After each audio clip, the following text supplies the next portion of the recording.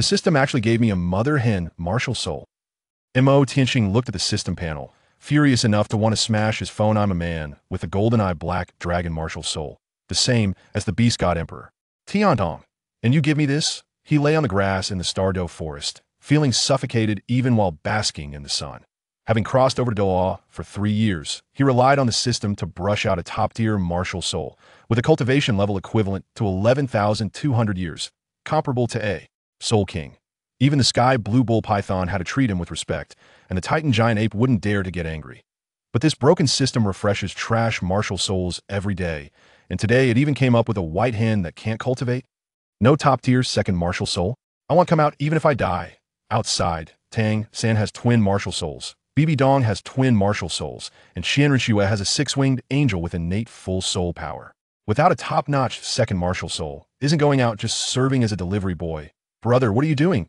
A little girl in a pink dress tugged at his sleeve. It was the 5 or 6-year-old Xue'er, her rabbit ears bobbing up and down. Tianxing rubbed her head. This is the Xue'er who is destined to be sacrificed in the future. Over the years, he had treated her like a little sister. Brother, I want to go out to the human world for a walk, Xue'er said. Looking up at him, Tianxing's heart sank. Is the plot about to start? Going out would mean encountering Tianxing, then the sacrifice, and Ming and Ming would have to become his soul rings? Can I bear this? Just as he was about to speak to stop her, the system suddenly chimed. New martial soul detected chaos, holy body. Do you confirm it as your second martial soul? Tianxing's eyes nearly popped out. Chaos, holy body? This is an existence that can directly confront deities. Seeing him dazed, Xue'er tugged at his sleeve again. Brother, will you go with me? Tianxing looked at the system panel, and then at Xue'er's expectant eyes. If he goes out, he can sweep through Douluo with the chaos holy body and the golden-eye black dragon.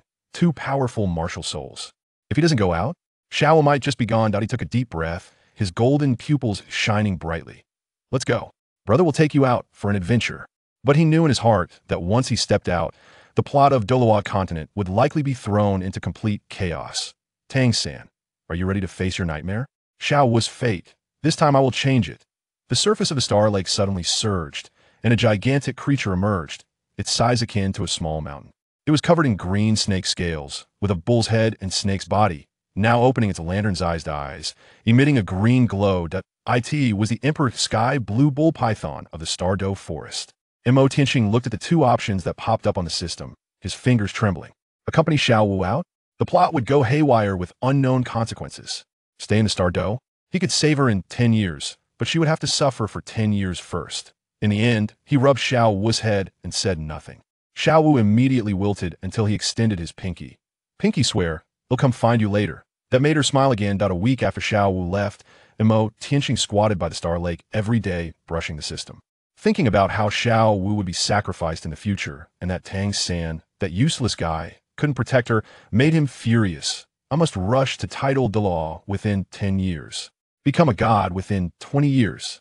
One day, he opened the system, and with a flash of golden light, the entire Star Dou forest exploded. A green tide of life surged into the sky, low-level soul beasts rapidly increasing in cultivation, and even the sky blue bull python and Titan giant ape were left dumbfounded. In front of Tianxing hovered a jade carved blade, glowing green. Blade of Life. The prototype of Huo's divine weapon. The Blade of Life. Holy crap. God-level weapon, martial soul. Without a second thought, he clicked confirm, and an immense life energy surged into his dantian, making his bones glow. When he opened his eyes again, a flash of green light passed through. With the golden-eye black dragon Blade of Life, who could fight him in Douluo Continent? The system suddenly jumped with a hint. Detected dual god-level martial souls, triggering hidden task exit. Star Dou within 3 months. Acquire the first soul ring. Reward life.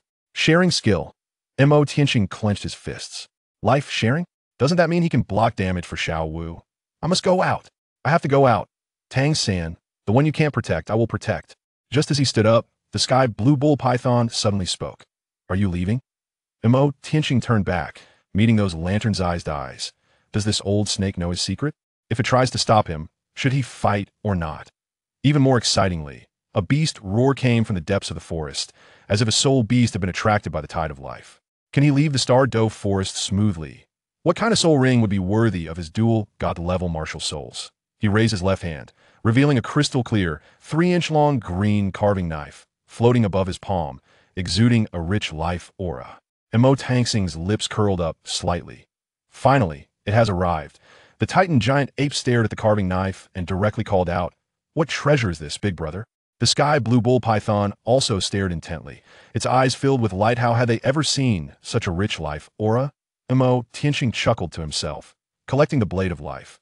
This is not just a treasure, it's my second martial soul. Just as he finished putting it away, the system chimed.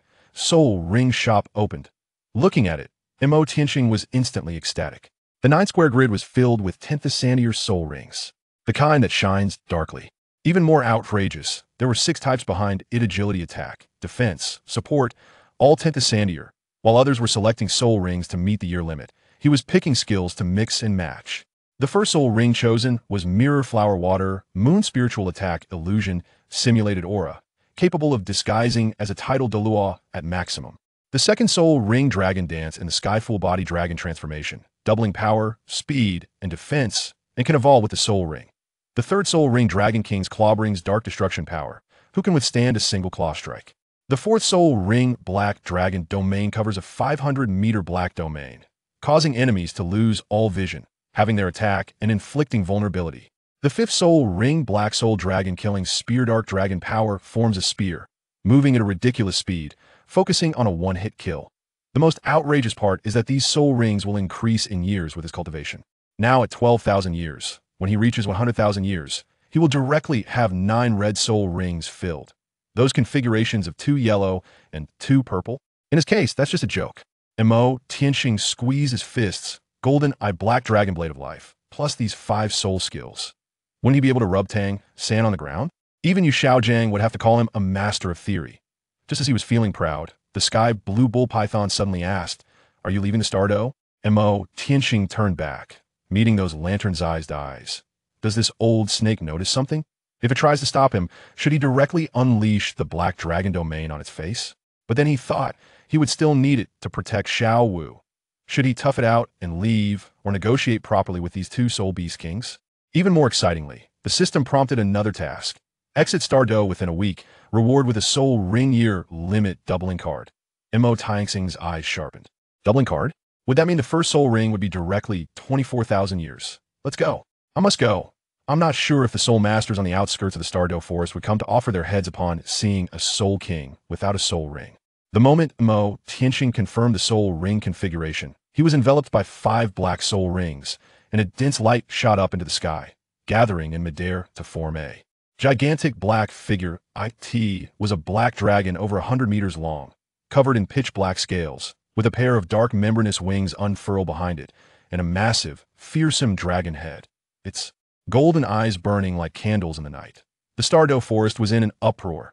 The shadow of the 100-meter black dragon loomed in the air, its golden eyes dazzling, and its dragon might made even 10th Sandier soul beasts too afraid to breathe.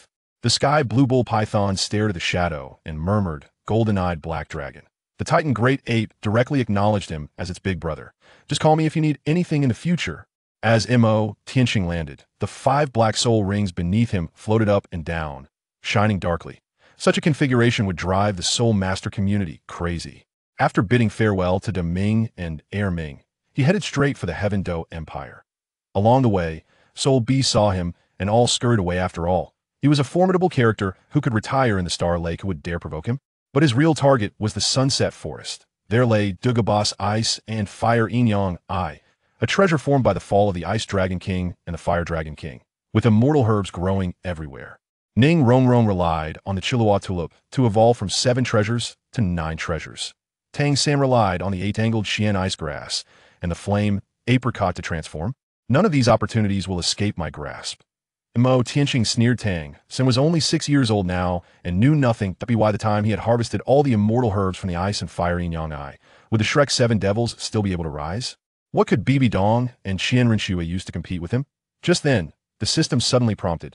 Detected location of the ice and fire Inyang I. Triggering task: obtain the Chilua Tulip within 3 days. Reward: immortal herb. Cultivation technique. Tianxing's eyes lit up. Cultivation technique? Is this going to allow him to monopolize the immortal herb market? But then he thought again. Although Dugabo was a poisonous old man, he was also a tidal Douluo. Forcefully snatching it? That would likely require a hard confrontation with the Black Dragon domain. Outsmarting him? Simulating aura to blend in like a mirage? More excitingly, he sensed a familiar aura ahead. It was Xiao Wu. How could she be here? Did Xiao Wu encounter danger? Or was she just passing through? If he revealed himself now, would it disrupt his plans? Tianxing clenched his fist. The path ahead suddenly became complicated. Should he find Xiao Wu first, or go after the immortal herbs? If Douluo Bo discovered someone was tampering with his treasures, would he chase him to blow up the him.Dou empire? Just as Tianxing was still plotting in his heart, it must be said that the Star Dou forest was indeed vast. He had been walking for a long time and still hadn't completely exited this moment. His mental power sharply sensed that 1,000 meters ahead, a group of humans was currently under attack by soul beasts, caught in a dilemma and in a rather dire situation. That a group of foraying soul masters was being chased and attacked by 3 Tianxing ghost cats, about to be wiped out. The leading black-haired girl had the him.Dou royal emblem embroidered on her clothes, clearly a big shot. Tianxing strolled over leisurely before he even made a move. The 3 ghost cats suddenly tucked their tails and fled. Of course, the might of the golden-eyed black dragon was no joke. Who exactly are you? The golden-haired youth clenched his fists and questioned, but upon seeing Tianxing's face, he was instantly stunned. The black-robed boy stood there, surrounded by blue-silver grass that glowed along with him, his aura so powerful that it was more frightening than any title Douluo they had encountered. The black-haired girl, Xue'er, was bold and directly invited him to join them. It's not safe here, let's retreat to the outer circle together. The team members dared to be angry but couldn't speak out. After all, it was this big shot who scared off the ghost cats. Yes, they walked. Tianxing thought to himself. People from the him.Dou royal family? Perfect, he could use them to blend into human society. This girl, Xue'er, was quite attractive and had a strong background. She might be useful in the future. Just as they reached the outer circle, the system suddenly chimed. Detected royal bloodline. Triggering task: recruit Xue'er as a disciple. Reward: fluency in dragon language. Tianxing raised an eyebrow. Recruiting a royal princess as a disciple? This was a win, but suddenly the golden-haired youth beside Xue'er jumped out. You, an unknown person. How can you walk with us? Because of this, Tianxing raised his hand, and instantly 5 pitch-black soul rings emerged behind him, the shadow of the golden-eyed black dragon soaring into the sky, its dragon might forcing everyone to kneel. Now, will you call me master or call me dad? Xue'er looked up at the 100-meter black dragon shadow, trembling all over. Should she agree? The golden-haired youth turned pale, wanting to make a move but dared not. More excitingly, the sound of hooves approached from afar, as if the royal rescue was coming. Tianxing smirked just in time. He could take the opportunity to blend into him.Dou city, but Xue'er suddenly gritted her teeth. I agree, but you must help us find that soul sage senior. Tianxing was taken aback. This girl was surprisingly loyal. Should he recruit a disciple first, or go find that soul sage? The royal rescue was getting closer. What would their reaction be upon seeing these 5 black soul rings? Their retreat this time was unusually smooth. They hardly encountered any Tianxing soul beasts, and even slightly stronger 1,000-year soul beasts were nowhere to be seen. Xue'er's gaze turned towards the depths of the forest, her expression somewhat worried. That I am Xue'er from the him.Dou royal family. The black-haired girl spoke first, her attitude humble. The golden-haired youth, Sharp, immediately followed up, puffing out his chest to introduce himself.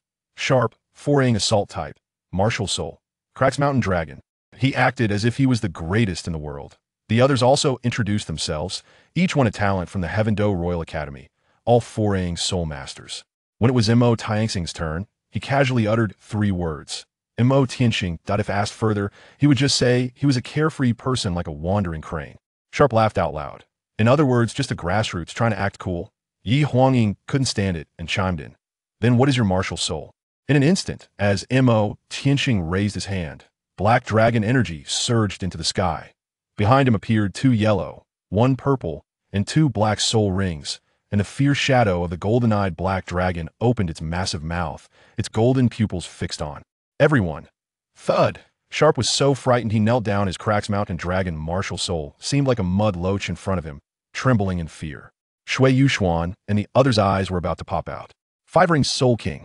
The 4th ring was even a Tianxing one. This was a taboo in the soul master world. Forcefully absorbing a soul ring 4,000 years apart. And he actually came out unscathed? This. Someone stuttered. How could a grassroots have such a top-tier dragon martial soul? And with a Tianxing soul ring, Tianxing glanced at the kneeling Sharp, a smirk of mockery appearing at the corner of his mouth. Is your martial soul a mudloach? Sharp's face turned the color of pig liver, wanting to retort, but dared not one claw from the other party could squash him. Xue'er took a deep breath and suddenly bowed. Brother Mo, your strength is outstanding. May I ask if you could return with us to Heaven-Do City? The royal family will definitely reward you greatly. The system suddenly prompted. Trigger hidden task, publicly reveal the golden eye black dragon martial soul in Tianxing City. Reward dragon, might passive skill. Tianxing raised an eyebrow publicly. Was this going to make a big news in Tianxing City? But Sharp suddenly said ominously, I think he just wants to sneak into Tianxing City and plot something. Tianxing's gaze turned cold, and the shadow of the black dragon let out a roar, scaring Sharp to faint directly. Should he agree to Xue'er and cause trouble in Tianxing City? Or should he deal with this clown Sharp first? What's more exciting is that a Soul Saint's aura is coming from afar, as if Xue'er and the others' reinforcements are arriving. What would this Soul Saint's reaction be upon seeing Tianxing's 5 soul rings? Moreover, the 5 black 10,000-year soul rings would look very unrealistic. Once noticed by the Spear Hall, Bibi Dong might even guess that he possesses a second martial soul. Although this is somewhat off from the correct answer, it would still bring him some trouble. The current soul ring configuration is even more convincing. He remembers clearly that Tang San's 4th soul ring was also a 10,000-year black one. Although everyone was shocked and thought he was a genius with potential, that was all there was to it. Now that he is ahead of the other party, refreshing the understanding of the soul master world in advance would hurt. And it would be interesting to see whose face he is slapping. When Tianxing retracted his martial soul, the terrifying pressure on Sharp finally dissipated. But his spirit felt somewhat numb, and he was not well overall. Tianxing walked up to him, raised his hand, and pulled him up from the ground without saying a word. It was only then that Sharp reacted, feeling somewhat angry but more ashamed. He had actually been frightened to the point of kneeling, completely suppressed by the aura emitted by the opponent's martial soul. The opponent's martial soul was a true dragon, which was a devastating blow and restraint for their dragon-type subspecies martial souls. How could he possibly compete with the other party? Moreover, the opponent was a 5-ring soul king, far beyond what he could confront. At that moment, Sharp's face was a mix of blue and red, his fists clenched tightly, but he ultimately backed down. He knew very well that seeking trouble with the other party now would give him no chance of winning and would only label Qian as barbaric and unruly. Just then, Tianxing suddenly sensed a relatively strong aura rapidly approaching from the jungle, and his gaze turned toward the depths of the forest. His action immediately attracted everyone's attention. What was he doing? In Tianxing's spiritual exploration, it showed a sturdy middle-aged man in his 40s. At this moment, his clothes were in tatters, and he was covered in injuries, indicating he had sustained significant wounds. However, his movements in the forest were still agile like a monkey, moving freely. This man should be the Soul Saint Senior that Xue'er mentioned who had been separated from them. A Soul Saint indeed. Tianxing felt the powerful aura emanating from the other party. A 7-ring soul sage could unleash their martial soul true form, which already placed them among the true strong in the soul master world, comparable to soul beasts with 50,000 to 60,000 years of cultivation. Perhaps because his cultivation was measured according to soul beasts and he had spent a long time in the Star Dou forest. He had gotten used to measuring things by soul beast standards, within a range of nearly 500 meters. That robust soul sage also noticed that among the group of young ones he was protecting, there was a black cub mixed in. This black cub seemed to have discovered his presence even before others, indicating that this kid had quite strong perception. Interesting. As the soul sage immediately accelerated, he directly passed through many huge ancient trees and landed in front of everyone. Xue'er and Yi Huangying were instantly overjoyed. Elder Gu. The other few talented individuals also respectfully called out to the middle-aged man as Elder Gu. The other party was a soul sage, and in this world, respect for the strong was only natural. The rugged man, dressed in tattered clothes, noticed that the princess and these young ones were fine, and he let out a sigh of relief. That's good. As for the young junior's address, he merely nodded, not placing too much importance on it. Only then did he set his gaze on Tianxing, sizing up this black cub in front of him with some surprise in his eyes. Elder Gu, this is a friend of mine, named Tianxing. Xue'er noticed the confusion in Elder Gu's eyes and took the initiative to introduce. Oh, Gu Mingji was somewhat surprised. This kid did indeed look good, but he didn't expect the princess to personally introduce him. Tianxing smiled gently at him and said, "Hello," without showing any deference like others did by calling him senior. There was no need for that. Gu Mingji felt a bit amused upon hearing this. He realized that this kid had a bit of a rebellious streak. Clearly not old, yet he pretended to act like a little adult. Was he planning to treat him as an equal? Quite bold. Gu Mingji suddenly became somewhat interested in this kid and immediately wanted to test him. He suddenly appeared in front of Tianxing and raised his hand to pat his shoulder. Although the other party intentionally controlled the soul power in his palm, it was evident that it was just a test and not meant to be malicious. However, Tianxing wasn't foolish. Why should he play along with your little act? Like a ghost, he easily dodged Gu Mingji's hand and disappeared. Gu Mingji looked at the empty space in front of his palm, realizing that the kid had already vanished. He couldn't help but turn around and found Tianxing already beside Xue'er, mingling with those young people. He noticed a hint of displeasure on Tianxing's face, clearly dissatisfied with his earlier test. Gu Mingji couldn't help but chuckle. Is her martial soul a loach? Hard to catch. Senior Gu actually means no harm. Xue'er quietly explained beside Tianxing, fearing he might misunderstand. They were very close, and Tianxing could even smell the fresh scent of her hair. Falling into deep thought, is there shampoo in this world? Chapter 7, Tian Dou Royal Academy. Regarding Tianxing's joining, the others had no objections. They had all witnessed the top-tier martial soul and the abnormal cultivation and soul ring configuration he exhibited. Compared to Tianxing, their talents with 4 rings seemed less impressive. Gu Mingji was shocked when he learned that this kid was already a 5-ring soul king at such a young age. Could he possibly be a spy sent by the Spirit Hall, trying to infiltrate the Tian Dou Empire? After all, such an exceptional talent with no background seemed a bit absurd. The martial soul is a black dragon? Could this kid have a mutated martial soul from the blue electric Tyrannosaurus family? But would they really let such a gifted individual be an undercover agent? Many thoughts flashed through Gu Mingji's mind. Being in a high position, he could see things more clearly. The Soul Master world was not as peaceful as it appeared on the surface, with major powers often inserting spies and eyes into each other as a means of mutual checks and balances. However, this kid did seem to have no ill intentions. Could it be that he was truly a grassroots individual? If so, the Tian Dou royal family would naturally try their best to recruit him. The imperial family's resources were substantial, and the key was how to convert those resources into strong individuals to support the Tian Dou Empire. As they walked, each of them had different thoughts and stances. Meanwhile, Tianxing was considering something else, which was Renxue.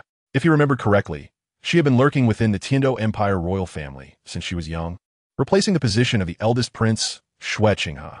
She was about 10 years older than Tianxing and should now be around 15 or 16, just the right age to match his. Tianxing smiled slightly, finding this rather interesting. He wondered how Renxue's cultivation was progressing now. Having been hidden in the Heaven Dou Empire since childhood, she truly was a tough character. After spending several days on the road, Tianxing and his group finally arrived at the imperial capital of the Heaven Dou Empire. Although he had anticipated it, the prosperity of the imperial capital still left him quite shocked. The buildings were mostly topped with tall glass roofs, arranged neatly and exquisitely, with the layout of the city being well-structured and the wide streets bustling with traffic. Occasionally, a group of royal knights wearing heavy armor from the Heaven Dou Empire would patrol the streets to maintain order. Within the imperial capital, one could gaze upon the central palace and its grand square. In the square stood a magnificent statue of the great emperor, clad in armor, with arms crossed over the hilt of a sword, the tip resting on the ground in front of him, exuding a heroic demeanor. Given the current technological level of the Douluo Continent, creating such a grand and colossal monument was indeed impressive. Xue'er brought everyone back to the Royal Soul Master Academy, where Sharp, Yi Huangying, and others were all senior students.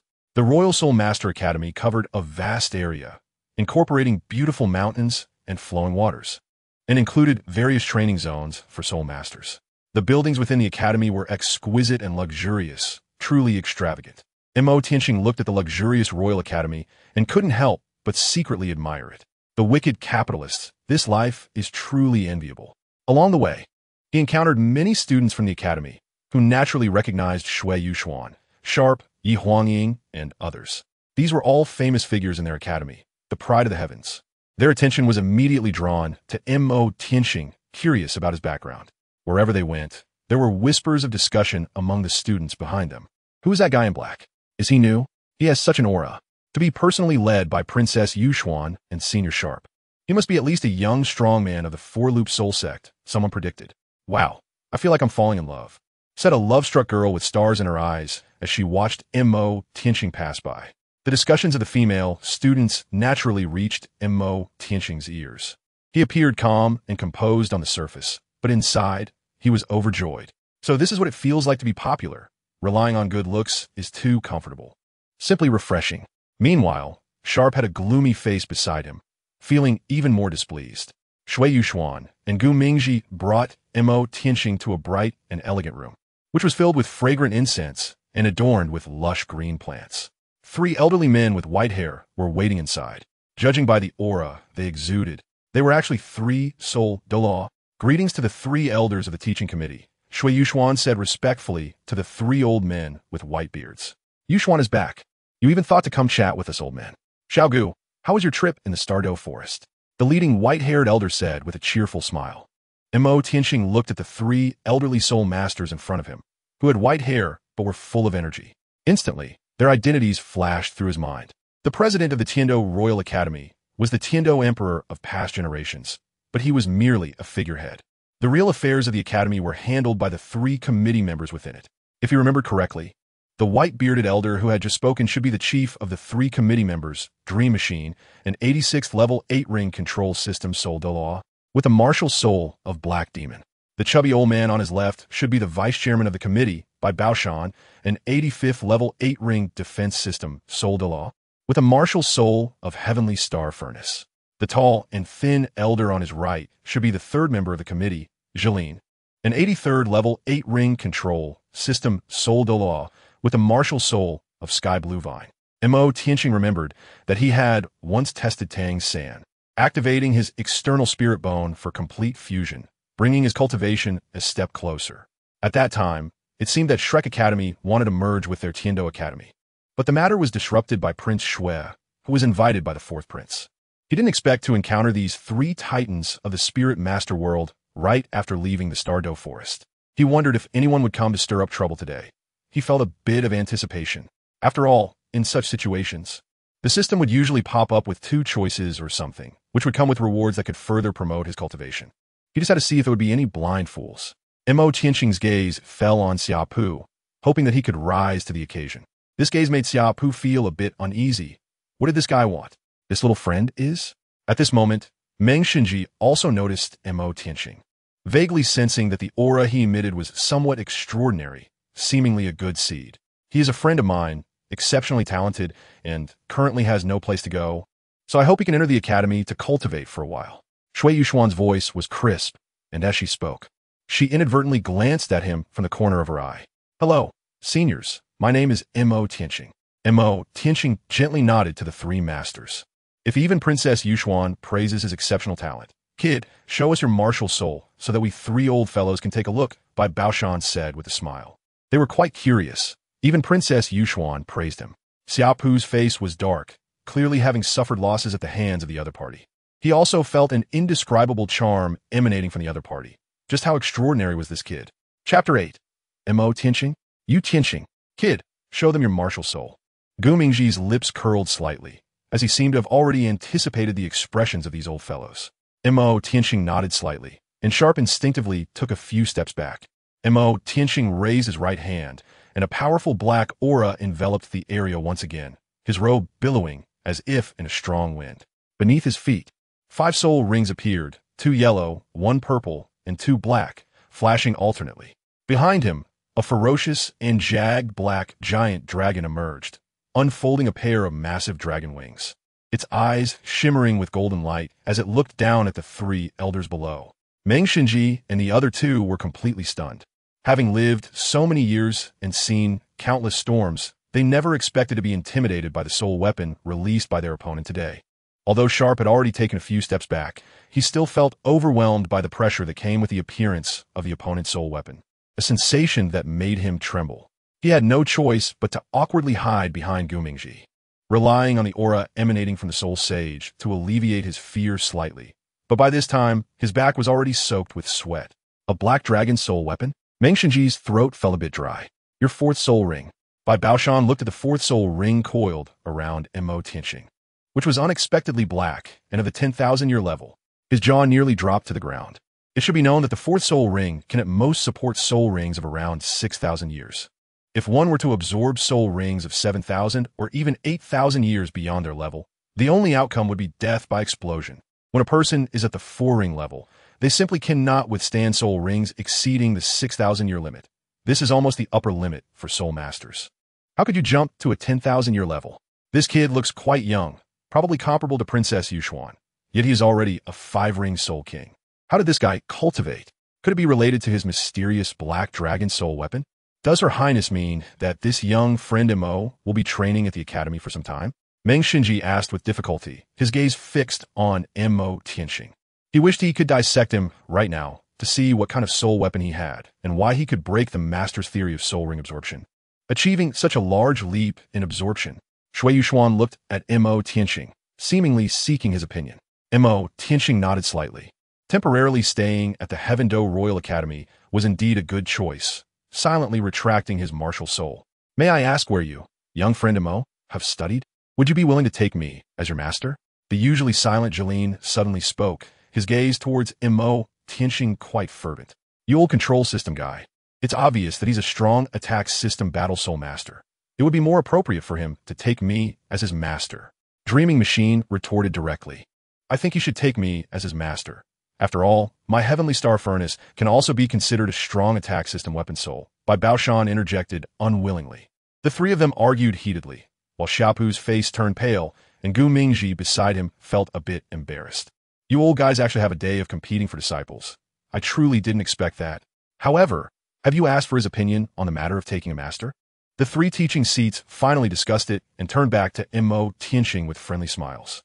Little Mo, would you be willing to take the three of us as your masters? Even being a nominal master is fine.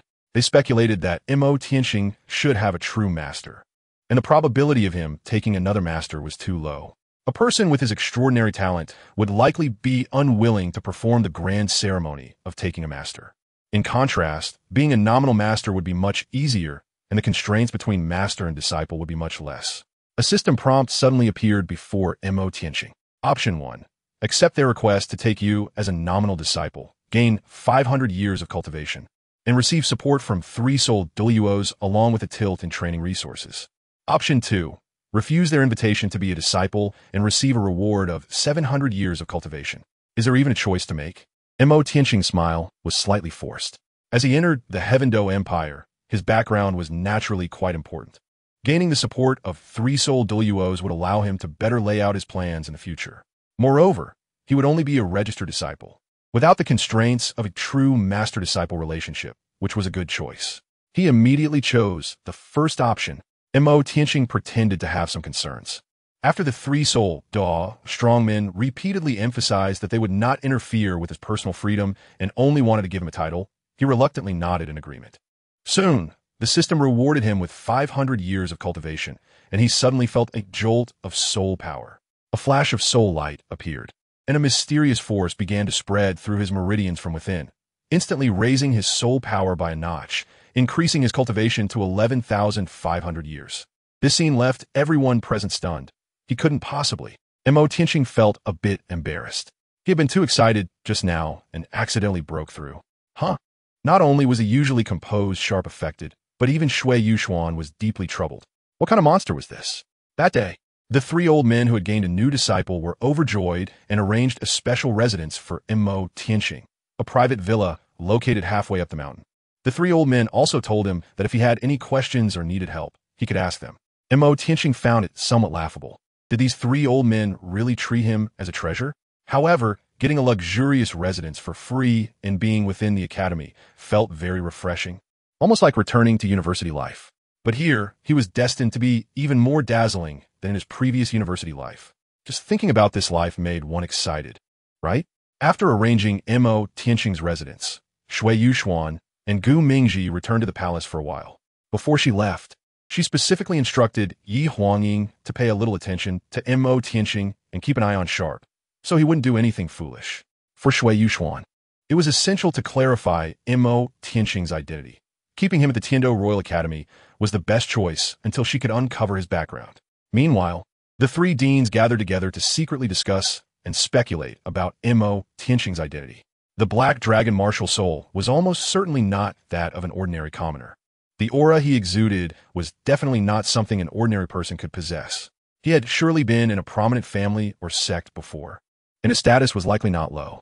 With a dragon-type martial soul and belonging to a prominent family, their eyes simultaneously fell on the blue lightning tyrant dragon clan of the three great sects. It was very likely that his black dragon martial soul was a result of a mutation from the blue lightning tyrant dragon, Tianxing. Even the middle character coincidentally matches the name of the heir of the blue electric Tyrannosaurus family, Xue'er. Is there really such a coincidence in the world? His surname, Mo, must be fake, or perhaps he took after his mother's surname. His real name should be Tianxing. They immediately began to investigate along this line, believing that results would come out soon. Chapter 9, My Identity? Eating oranges. First update, please collect. The investigation into Tianxing quickly yielded results, revealing that his origins were unknown, and there was no trace of his background. It was as if he had emerged out of thin air. However, the coincidence is that more than a decade ago, there was a stallion from the blue electric Tyrannosaurus family who flirted with a beautiful commoner woman, resulting in a boy. That mother and son later left the blue electric Tyrannosaurus family, and most coincidentally, according to the investigation, that commoner woman's surname was Mo. Oh no, it's hard not to misunderstand. The three professors of the Dou Royal Academy speculated that Tianxing indeed came from the blue electric Tyrannosaurus family, but, for some reason, had been wandering outside with his mother since childhood, possibly harboring resentment against the blue electric Tyrannosaurus family. This situation is a bit dramatic. The three professors exchanged glances. The identity was generally clarified, but now the question is, would the blue electric Tyrannosaurus family compete with them for a disciple? After all, they were a first-rate power among the top three sects, and their strength was significantly more formidable. Meanwhile, the Dou royal family also received similar investigation results. Xue'er was in her palace, looking at the investigation report on Tianxing that had been delivered to her, with the conclusion stating a high suspicion of his origin from the blue electric Tyrannosaurus family. She seemed to have anticipated this and breathed a sigh of relief, a smile appearing at the corner of her mouth. As long as he wasn't an infiltrator from the Spirit Hall, it would be fine. A descendant of the blue electric Tyrannosaurus family, though unclear why he had separated from them, was still someone familiar to the people of the Dou Empire. If he could be absorbed into the Dou royal system to serve the empire, it would definitely be a good thing. She quickly presented this investigation result to her father, Emperor Xue'er, attracting the emperor's high attention. He acknowledged Tianxing's identity in his capacity as the president of the Dou Royal Academy, granting him the greatest privileges, hoping to cultivate him into a pillar for the future of the Dou Empire. This news naturally fell into the hands of the current crown prince, Xue'er.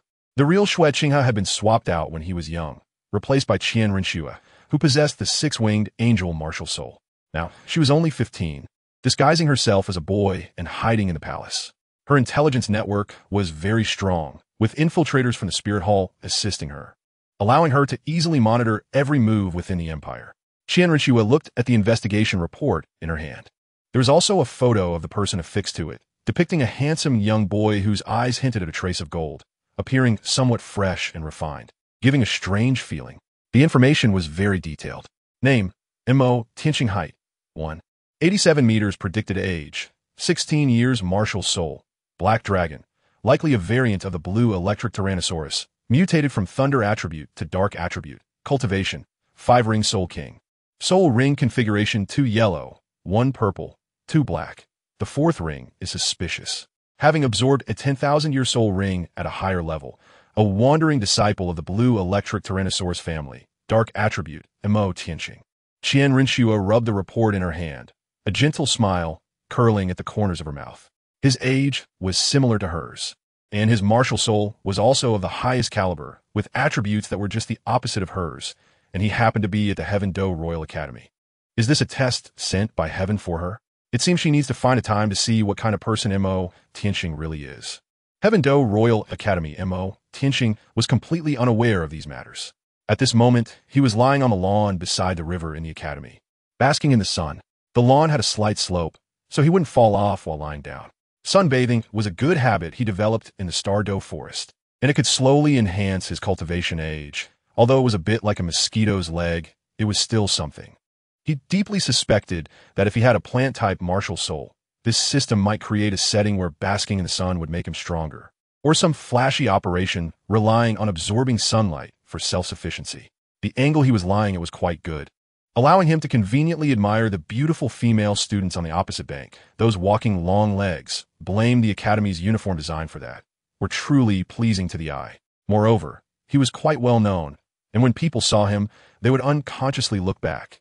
The rate of people turning their heads was indeed high.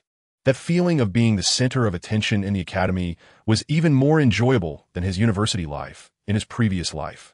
A graceful girl sat down beside him, gathering her skirt and hugging her knees. "Aren't you going to cultivate while lying here?" She exuded a faint fragrance typical of young girls. "I'm a genius. I can make progress even while lying down," Tianxing teased, not needing to look as he could guess who it was just by the scent. If you remember correctly, her name should be Huangying. His words made her laugh. "Who can cultivate while lying down? Do you think you're a plant-type soul beast?" Huangying chuckled it, and with a flicker of soul power in her hand, 2 plump orange-red oranges appeared out of thin air, one of which she handed to Tianxing. Tianxing got up from the lawn, took the orange she handed over, turned to look at her face, and her rosy little face instantly flushed. "Is there something on my face?" Huangying glared at him somewhat defiantly, not backing down. "It's nothing. By the way, you didn't add anything to this orange, did you?" Tianxing, in a good mood, peeled the orange and examined the flesh, wondering if it would burst when he bit into it. "You don't like sour things?" Huangying naturally couldn't understand Tianxing's train of thought and retorted, "I like sweet things." Tianxing smiled gently at her. "If you don't like it, then give it back to me." After saying that, Huangying moved forward to snatch it, but Tianxing would certainly not give back something he had just gotten. He decisively stuffed the orange flesh into his mouth, only to realize that the orange was not sour at all, but rather sweet. "This little girl is tricking me." He looked up and found her making a disdainful expression at him. "I find you to be inconsistent." Huangying bit into the orange flesh fiercely, as if she were eating Tianxing's flesh. "Is that so?" Tianxing was somewhat surprised by this comment and realized that this little girl was quite interesting. It felt like encountering a female classmate in college. They were not limited to being mere background characters in the Douluo Continent, but rather real individuals. "On the surface, you seem quite refined and gentle, but deep down, you're just a reserved eccentric who want to hit on my best friend." Huangying bit into the orange again, making a nasal sound. This made Tianxing chuckle, as she had hit the nail on the head. "I think you're much more interesting than Princess. How many people are pursuing you?" Tianxing teased it. "Go to hell." Huangying finished eating the orange, shot Tianxing a fierce glare, and immediately patted her backside as she was about to leave. At that moment, a few young men approached, clearly targeting Huangying. Tianxing narrowed his eyes slightly. "No way, my goodness. Is my eyesight that poor? This girl is actually looking for him to be a shield?" Chapter 10. The bloodshed caused by oranges. Tianxing looked at the few young men approaching in front of him, and Huangying's expression was somewhat unpleasant. "Miss Yi, isn't this a bit inappropriate?" The leading young man said coldly, his gaze sweeping over Tianxing with a hint of provocation. Tianxing also found it a bit strange. Huangying was able to cultivate at the Tiandou Royal Academy, which suggested that her family should have a strong background. With her close relationship with Princess Xue'er, it didn't make sense for some blind fools to come looking for trouble, unless these guys were members of the royal family or had some connection with Huangying's family. Huangying looked back at Tianxing with a somewhat helpless expression, her eyes containing a complex mix of emotions. "Still wanted to find a pretty boy behind my back. You really have some nerve," the young man at the forefront coldly remarked, "not knowing that your silver-headed wax figure is just for show and useless." "Ha ha." The young man's companions laughed loudly, and at the same time, their soul rings and respective martial souls rose beneath their feet, 2 yellow and 2 purple. The newcomers were all 4-ring soul zone, with the best soul ring configuration. "Kid, if you know what's good for you, just scram." Those young people sneered. At the Tiandou Royal Academy, besides the 3 professors, there really wasn't anyone they dared to mess with. Tianxing saw 2 system options in front of him. Option 1. Step in to help Huangying break free from the deadlock. Reward of 300 years of cultivation. Option 2. Remain silent and leave. Reward of 250 years of cultivation. Tianxing slowly got up, dusted off the dirt from his pants, and thought to himself that this system really doesn't treat people like humans. The guy who wrote this system program must be an idiot, as it contains insults hidden in the lines.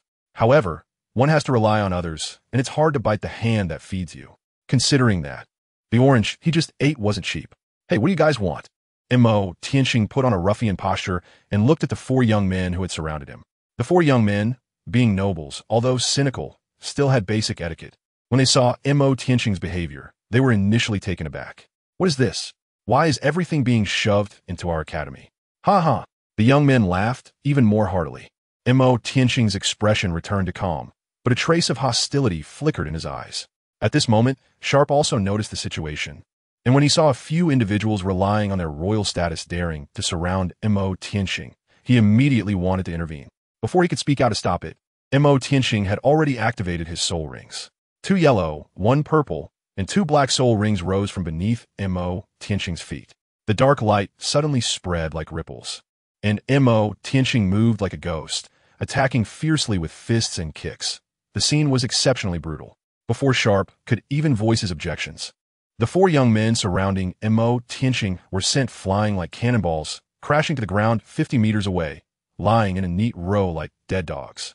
This scene left Sharp stunned, standing frozen in place, the words he intended to say stuck in his throat as he awkwardly turned to leave, lest he be mistaken for the one instigating it. This guy was becoming increasingly terrifying. Just now, he hadn't even activated his martial soul. Yet with the strength of his own physique and the added soul rings, he had taken down those 4 soul masters in an instant. The instigator of this incident, Yi Huangying, was equally shocked and speechless. She never expected Tianxing to act so decisively, not even giving her a chance to mediate. The earlier scene attracted the attention of the Academy's students, who were all dumbfounded upon witnessing it. What had they just seen? A 4-ring soul master was tossed aside like a chick. They quickly noticed the 5 flashing soul rings on Tianxing, among which were 2 large black soul rings. Soul Emperor? The thought immediately flashed through their minds. Where did such a young soul emperor come from? Observant individuals suddenly realized something was off. They discovered a more terrifying fact. That was not a 6-ring soul emperor. They repeatedly confirmed the configuration of Tianxing's soul rings. Yellow, yellow, purple, black, black. He was missing a 4,000-year purple soul ring, replaced instead by a black 10,000-year soul ring. This was a 5-ring soul king. What was going on? The students were stunned. Their instructor had repeatedly emphasized that soul masters could not absorb soul rings beyond their level. The maximum age for a 4th ring was around 6,000 years, and going beyond that would likely result in fatal consequences. This was no joke. The textbooks contain numerous bloody case studies of such truths. Yet today, this mysterious individual had broken that rule, having a 4th ring that was a black 10,000-year soul ring. Tianxing retracted the soul rings on his body and realized that these so-called 4-ring soul sects were really weak. He hadn't even started warming up before they went down. Looking at Yi Huangying, who was staring blankly in front of him, Tianxing raised his hand and patted her on the shoulder. Consider this as payment for the oranges you gave me. If you want to swap flies in the future, just come to me directly. There's no need to go around in circles. After saying this, Tianxing turned around and went back to his villa. To be honest, it felt quite unpleasant to be used by a young girl, even if it was just a small favor. Yi Huangying finally reacted and wanted to chase after him to explain that she hadn't really used him. But when she turned around, Tianxing's figure had already vanished. Her expression darkened, and she let out a deep sigh before leaving quietly. The incident of Tianxing hitting someone quickly spread throughout the Tiandou Royal Academy. Those who come here to cultivate are basically the nobility of the Tiandou Empire, especially the royal family. Among the 4 people that Tianxing dealt with, the leader was the eldest grandson of Prince Xue'er. As a result, things escalated. This matter was reported directly to Prince Xue'er, causing him to fly into a rage and demand an explanation. The 3 instructors, Meng Shenji by Baoshan and Jilin, were busy dealing with this matter and were at their wits' end. It was particularly troublesome when it involved members of the royal family. At this time, Shui Yuxuan had just returned to the Tiandou Royal Academy and was also taken aback when she heard the news. Didn't she ask Xiao Yezi, Yi Huangying, to keep an eye on things? When she learned the ins and outs of the situation, she was speechless, realizing it was all because of her foolish cousin. She immediately went to Prince Xue's residence to find her uncle, hoping to resolve the matter, as there must be some misunderstanding. Tianxing has also been receiving messages one after another, during which he received an apology letter from Yi Huangying. The letter stated that she did not intend to provoke this incident. The origin of the matter was that she was engaged to Prince Xue's grandson, Xue'er. Xue'er also personally came to Tianxing to explain for Yi Huangying. As for Prince Xue's strong demand for Tianxing to apologize, in his own words, he wanted that bastard to kneel and kowtow to his grandson to admit his mistake. Naturally, Xue'er would not agree and did not inform him of the progress of the matter. Tianxing has indeed resolved his feelings for Yi Huangying, but he can't help but sigh that those who stir up trouble will always be causing issues. There's always this Prince of Snow meddling everywhere. In the original story, it was because the fourth prince provoked the Prince of Snow that, despite the protection of the three major sects, the group from Shrek Academy still ended up getting kicked out. He never expected that the wheel of fortune would turn and bring this trouble to his own head. Tianxing's lips curled slightly. I want to see what abilities this Snow Prince has. Chapter 11. Meeting Renxue. First update, seeking collections at the Tiandou Royal Academy. In a mountain villa, the three honorary masters assured Tianxing to rest easy, as they would handle these matters and would do everything possible to protect him, allowing him to focus on his cultivation. The three old men had also made up their minds. If the Snow Prince persisted, they would collectively resign from their positions to safeguard Tianxing. They were willing to take the risk, as they couldn't afford to lose even a single disciple. At the same time, they wanted to maintain their grand image in front of their disciple, at least letting him know that these old men were reliable. Meanwhile, Xue'er, also known as Renxue, received the same information that Tianxing had offended the Snow Prince due to some conflicts. The Snow Prince was, after all, Xue'er's nominal uncle. It seemed that it was time for her to make her appearance. Renxue smiled slightly. She was quite interested in Tianxing. Subsequently, Xue'er directly visited the Snow Prince for an in-depth discussion. In the end, the Snow Prince decided not to pursue the matter further, and instead placed his favored grandson, Xue'er, under house arrest. When Xue'er received this news, she was somewhat surprised and was impressed by her brother's means. However, she also knew that her brother was the crown prince and the future heir of the empire, so his words carried much more weight than hers as a princess. Fortunately, the matter was resolved, which relieved her. If this situation hadn't been handled well, Tianxing might have left, and it could have also affected her good friend. Tianxing was considering whether to use breath simulation to take the initiative against Prince Xue's residence in the next few days and deal with that old man. However, before he could take action, he heard a gentle knock on the door. Tianxing opened the door and saw Xue'er standing gracefully at the entrance with Yi Huangying. "Can we come in?" Xue'er asked softly, while Yi Huangying stood behind her, carefully peeking at Tianxing's expression. What tricks are these two girls up to again? Tianxing nodded with suspicion and let the two of them in. Tianxing looked at the two beautiful women sitting on the sofa and brewed a pot of tea for them. Is something wrong? Tianxing poured himself a cup of fragrant tea and took a small sip. His words startled Xue'er. Actually, my second uncle has stopped pursuing the matter, so you can stay here to cultivate in peace, Xue'er said, holding the warm teacup. Oh, this surprised Tianxing. When did Prince Xue become so easy to talk to? It was not like his usual self. There's one more thing. Xue'er gathered her hair behind her head and looked up at him. My brother wants to meet you. The crown prince? Tianxing's first reaction was to think of Renxue, who was hiding in the Tiandou Empire and impersonating the crown prince, and the current crown prince, Xue'er. Xue'er nodded slightly. Tianxing then understood that it was Renxue who had smoothed things over for him, and her purpose was actually to see him. He suddenly wanted to laugh. Back then, Tianxing had connected with Xue'er through Ningfengji because of his outstanding talent. It turned out that he was too exceptional and had caught the attention of that girl disguised as a boy. When did this happen? Tianxing's expression was very calm as he gently sipped his tea, the surface of the tea reflecting his shining golden eyes. He didn't expect Renxue to come to him on her own. Are you free tomorrow afternoon? Xue'er asked. There was still time. Tianxing chatted with the two women for a moment, and Yi Huangying explained what happened that day, hoping he wouldn't misunderstand. She truly didn't intend to use him as a shield. Before Yi Huangying could finish her words, the villa's door was violently opened, and three figures blocked the entrance. Disciple. The matter has been resolved, Dream Divine Machine began, but upon seeing Tianxing chatting with the two women in the living room, his words came to a halt. The two old men behind him peeked in, sensing the atmosphere was somewhat subtle, and immediately displayed friendly smiles. You all continue to bond. The matter has been resolved. Disciple need not worry, Dream Divine Machine said with a smile, but before he could finish, he was pulled away by Baoshan and Jeline, who also closed the door behind them. Tianxing looked at the door that had just been closed again, feeling a mix of amusement and frustration. Before his journey across dimensions, He had no idea that these three old men were such jokers, and he never expected them to become his masters. However, at least they showed some thoughtfulness. They notified him as soon as they received the information. The two women, Xue'er and the others, were also hurriedly saying their goodbyes after being interrupted by the three instructors. Tianxing sat quietly in the living room, sipping tea and thinking about Renxue. The next day, in the afternoon, at a fine tea room in the imperial capital, Tianxing sat on the sofa in the private room, looking at the snow-clad Qinghe opposite him.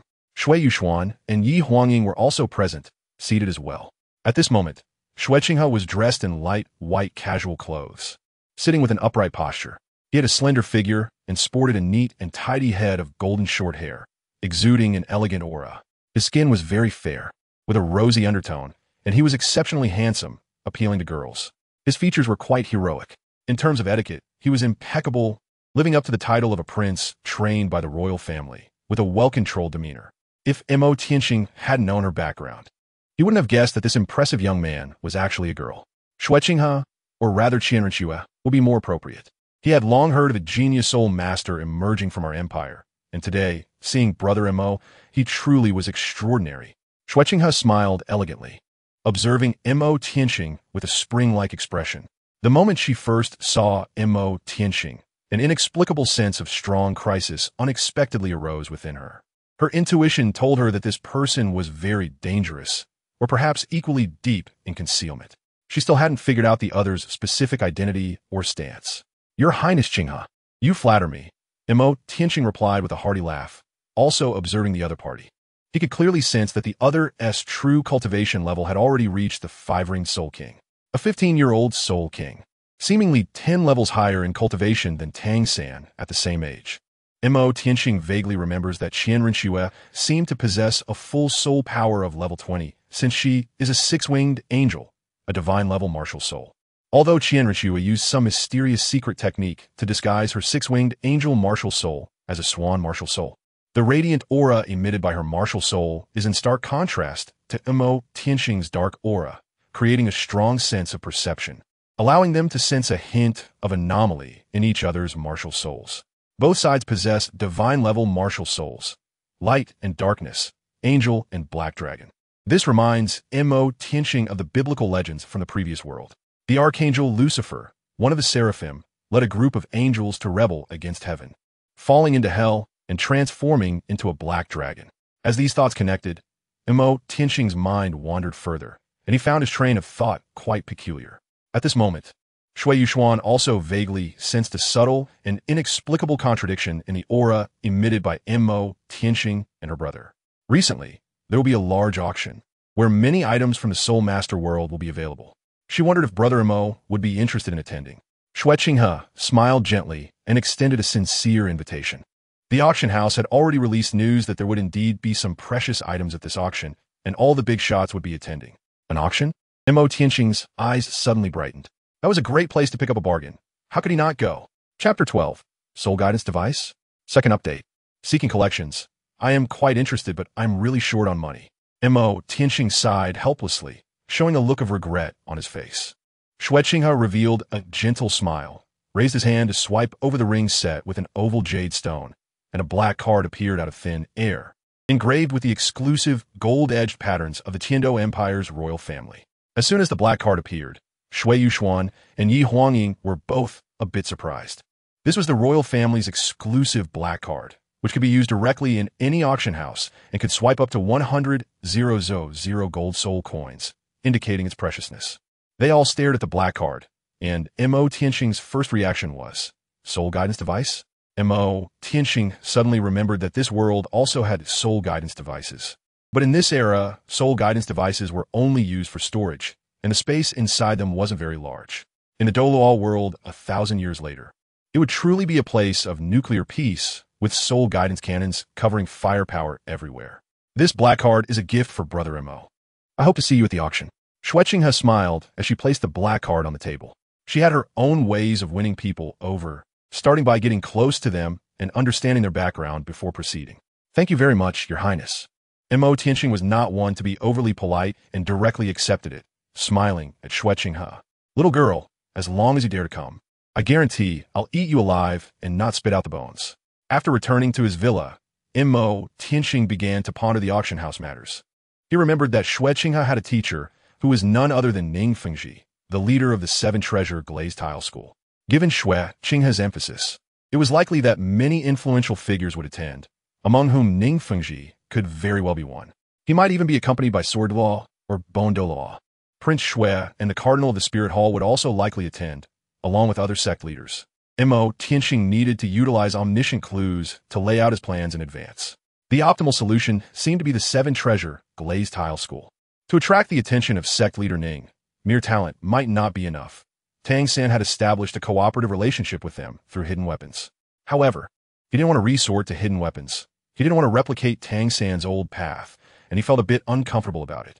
He already had a system, so why should he follow someone else's path? He wouldn't even look up to himself if he did that, let alone Tianxing. Dealing with hidden weapons was too cumbersome and limited, plus he wasn't knowledgeable in that area and didn't have any design blueprints. Him.Qian raised his left hand, and a jade carving knife over 3 inches long, glowing a vibrant green, appeared in his palm. This was his second martial soul, the Blade of Beings.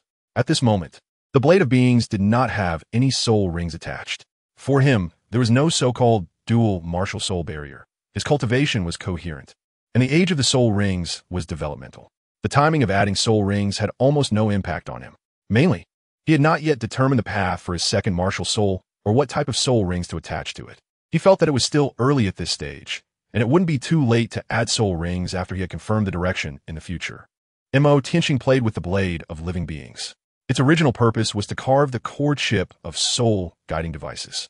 He thought of the spatial soul guiding device ring in Xue'er's hand, and suddenly became alert, immediately opening the system to search. The system seemed to sense something, and a complete guide to carving core patterns for soul guiding devices unexpectedly appeared in the system store. Him.Qian couldn't wait to open the book for reference, and a vast amount of information flooded into his mind, detailing the carving methods for various core soul guide devices.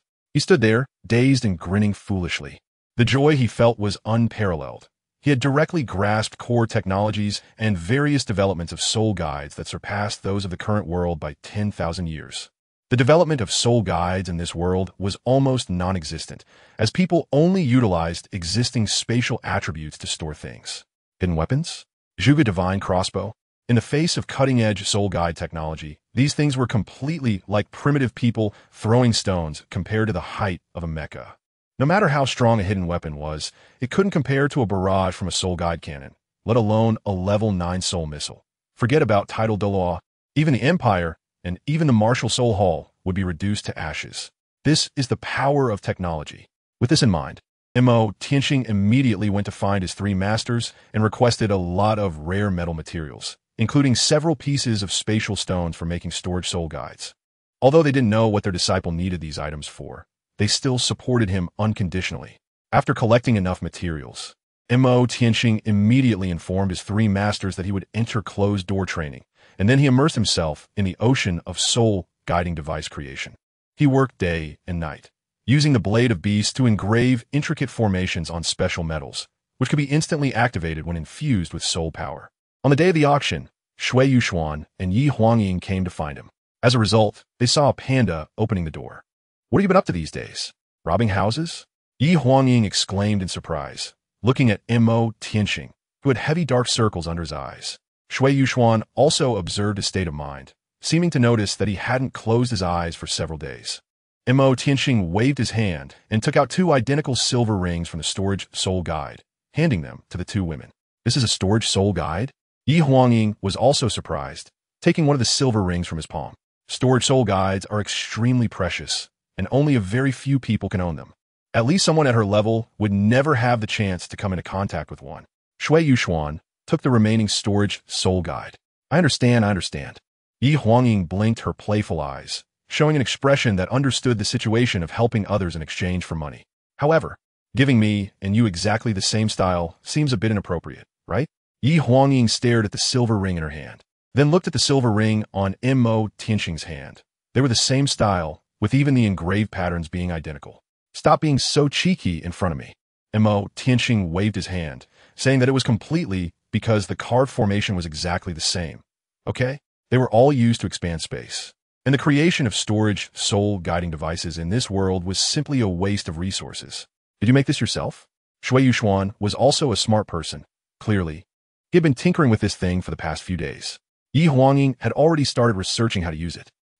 Xue'er and him.Qian looked at Yi Huangying, who was holding the storage ring with a shocked expression. What's wrong? him.Qian looked at her with a dark expression, thinking to himself that it was a good thing he didn't let these two girls in. Otherwise, it would be hard to explain. Xue'er also looked at little Yezi, wondering why she had been so jumpy lately. Yi Huangying pointed at the ring in her hand. The space inside is so large, at least 30 cubic meters. 30 cubic meters?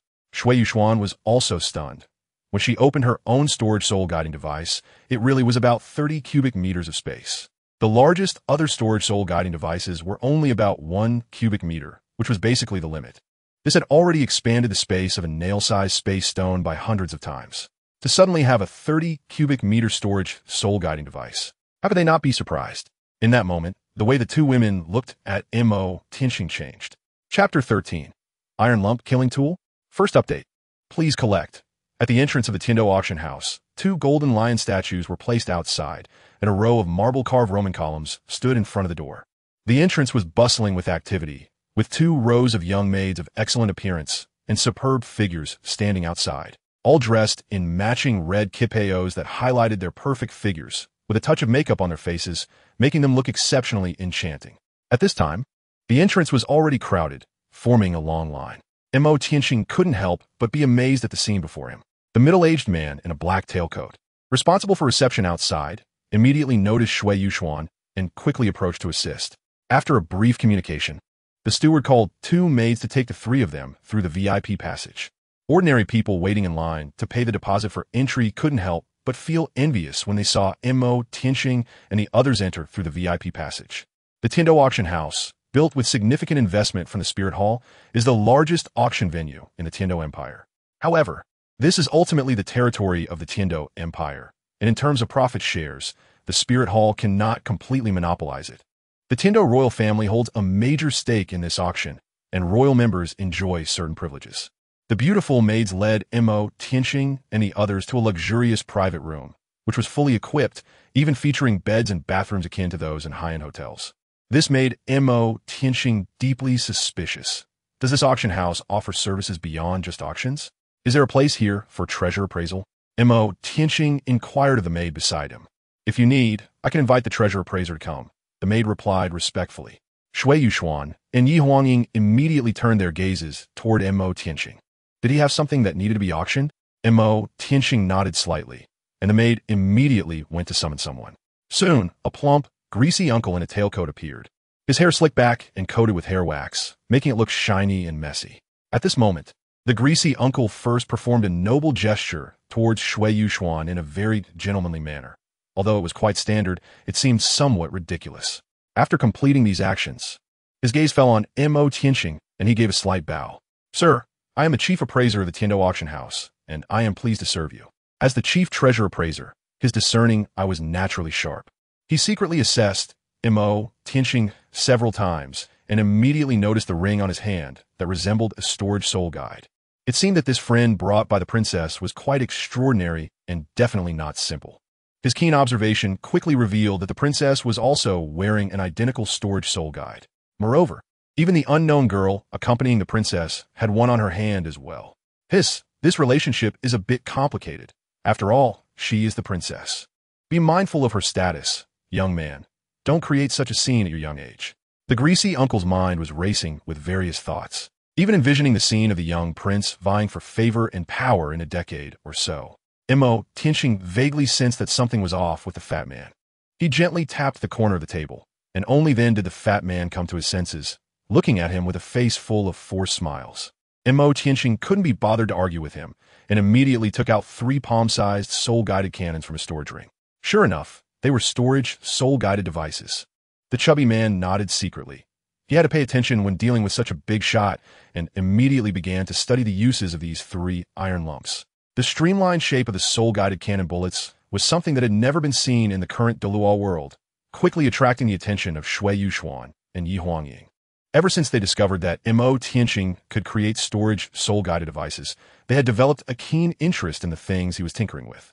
Besides the two being evaluated by the chubby man, Xue'er and Yi Huangying each picked up an iron lump to study.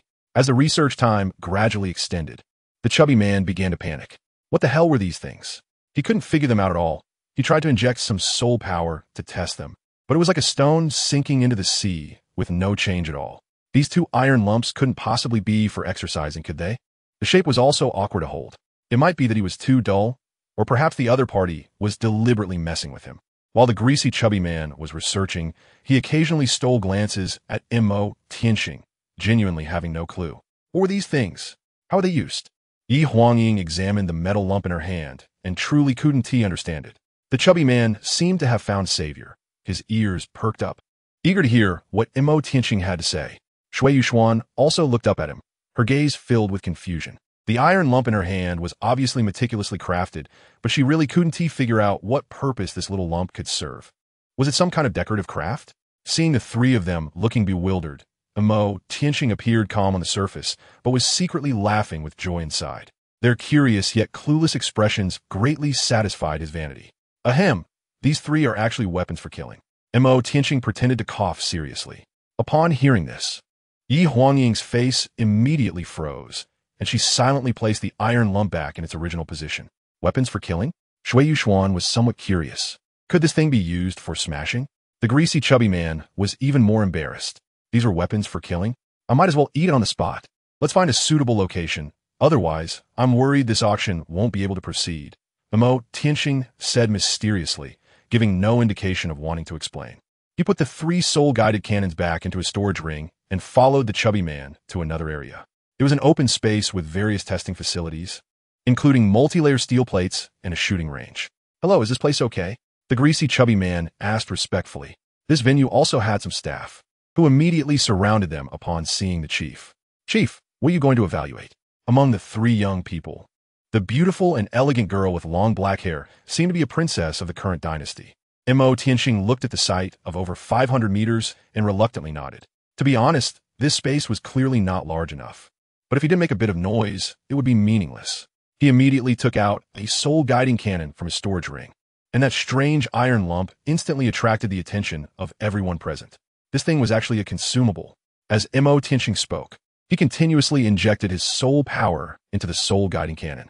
When the soul power reached a sufficient threshold, the iron lump suddenly moved, and a blue flame tail shot out from the back, causing the iron lump to fly out like an arrow released from a bow. So fast, even Xue'er, as a soul master, couldn't react in time.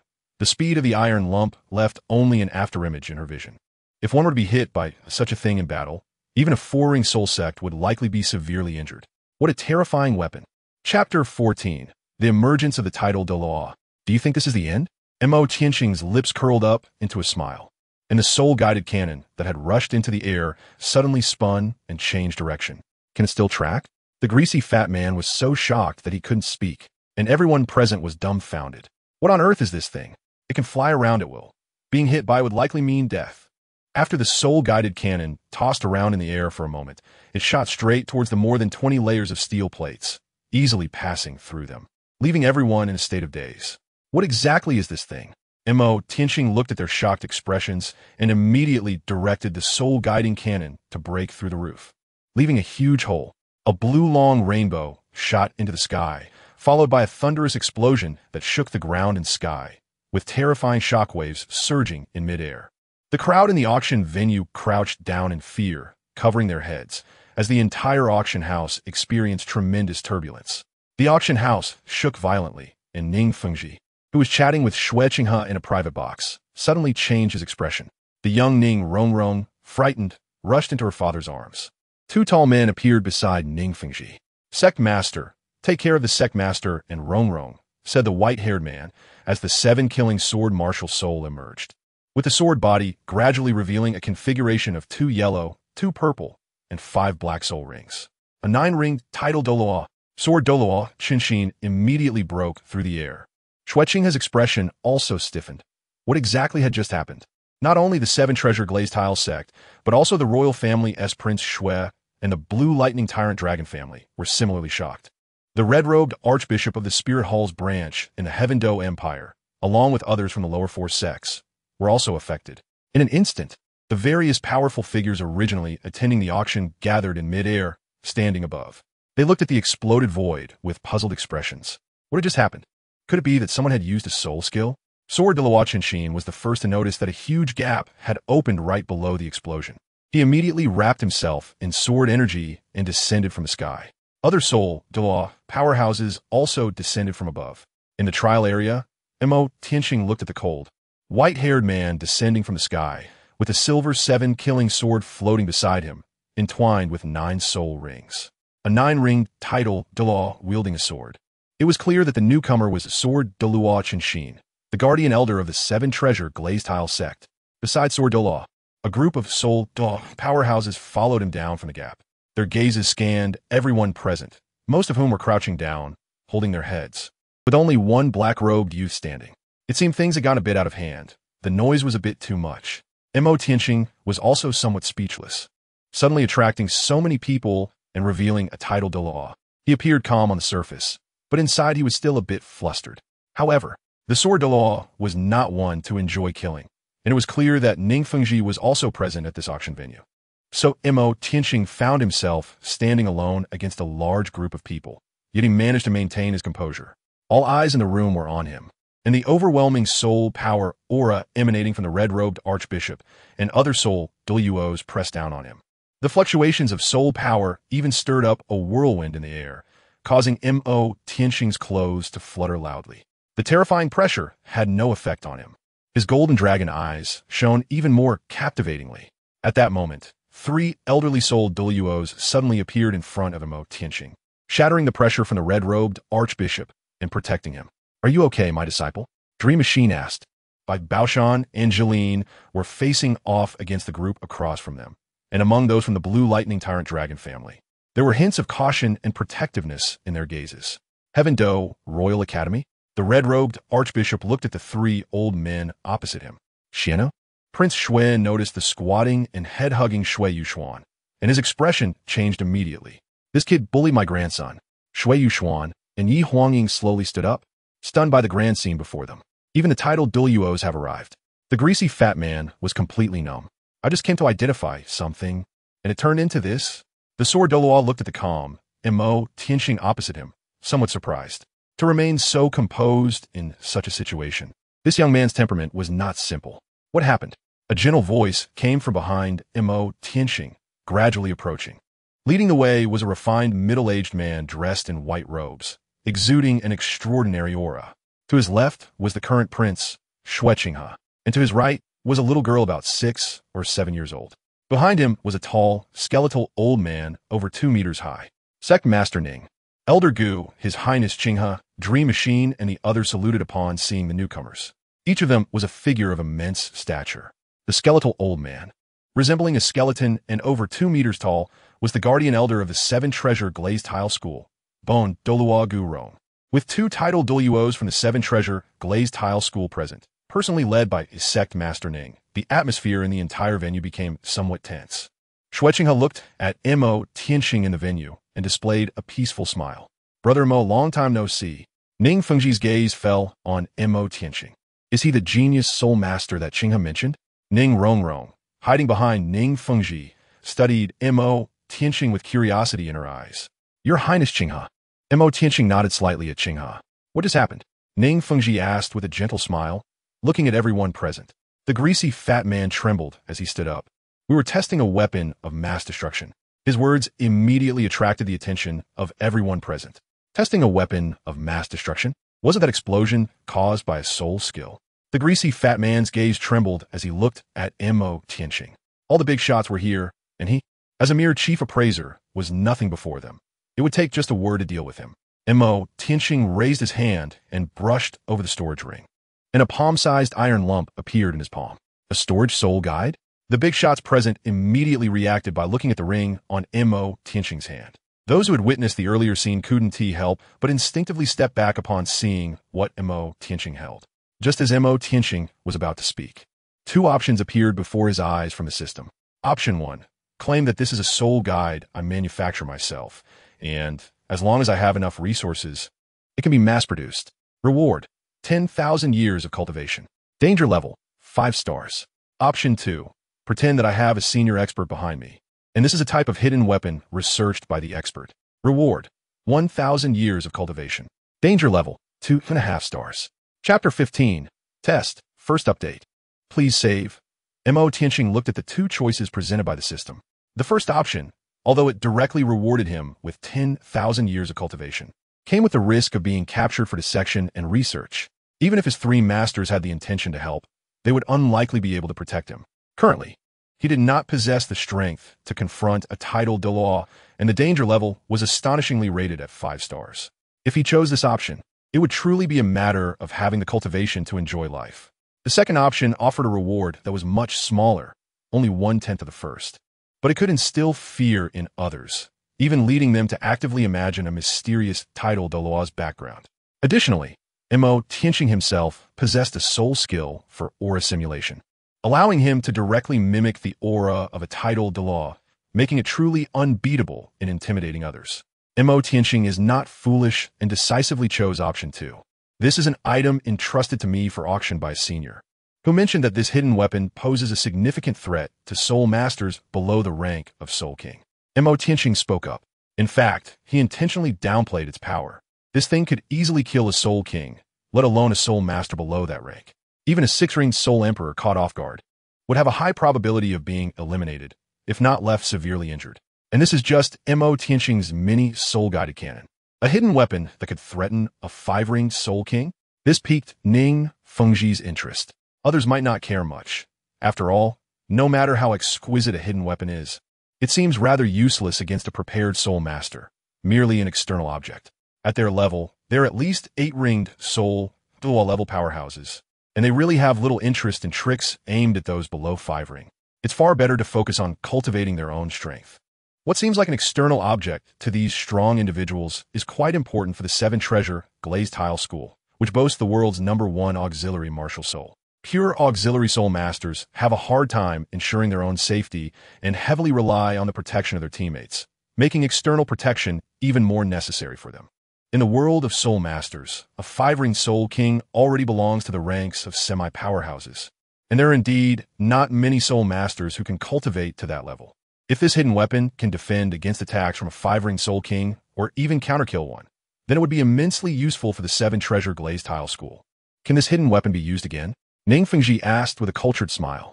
Tianxing pretended to look at the remaining 2 soul-guided cannons, seemingly considering the cost of the demonstration.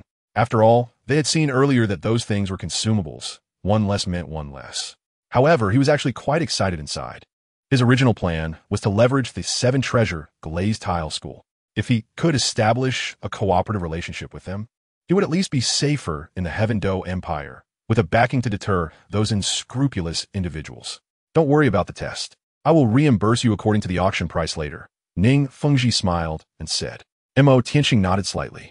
However, to test the lethality of a hidden weapon, there first needs to be a tester. After all, a steel plate target is ultimately an inanimate object and has little practical significance. Fengji understood this. Gushu. Feng he spoke. A shadowy figure over 2 meters tall stepped forward, looking at Tianxing with a friendly smile, though the smile had an eerie quality to it. Gu Rong walked towards the central area, stopping about 50 meters away from Tianxing. Kid, feel free to show your means, Gu Rong said with a kind smile. Bone Douluo Gu Rong is known as the #1 defensive title Douluo in the world. His martial soul, the Bone Dragon, grants him extremely strong defensive capabilities and some spatial power, making him known for absolute defense. At this moment, Gu Rong only wanted to see what this so-called hidden weapon that could injure a Soul King and shake the entire auction house was truly capable of. Since it was like this, Tianxing decided not to hold back any longer. To others, it seemed like a deception. Prince Xue'er and the red-robed Archbishop of the Spear Hall were both showing disdain. They couldn't believe that a piece of iron could cause a shocking explosion that would shake the entire venue. Only the old fool Fengji would believe that. Everyone was watching. Xue'er stood beside Fengji, observing the scene, while 6-year-old Renxue curiously watched Tianxing surrounded by the crowd. At this moment, Tianxing was extremely composed. Against the Bone Dou, known for his unparalleled defense, a mini soul-guided cannon was naturally not a threat to him. so he could freely test it out. Tianxing quietly injected soul power into that piece of iron. The staff who had previously experienced that scene were all preparing to flee from this hell. When that thing exploded in the sky, it could create a massive energy storm. If it exploded inside the venue, the consequences were simply unimaginable. There were quite a few strong individuals present, but for them, the small fry would likely be doomed.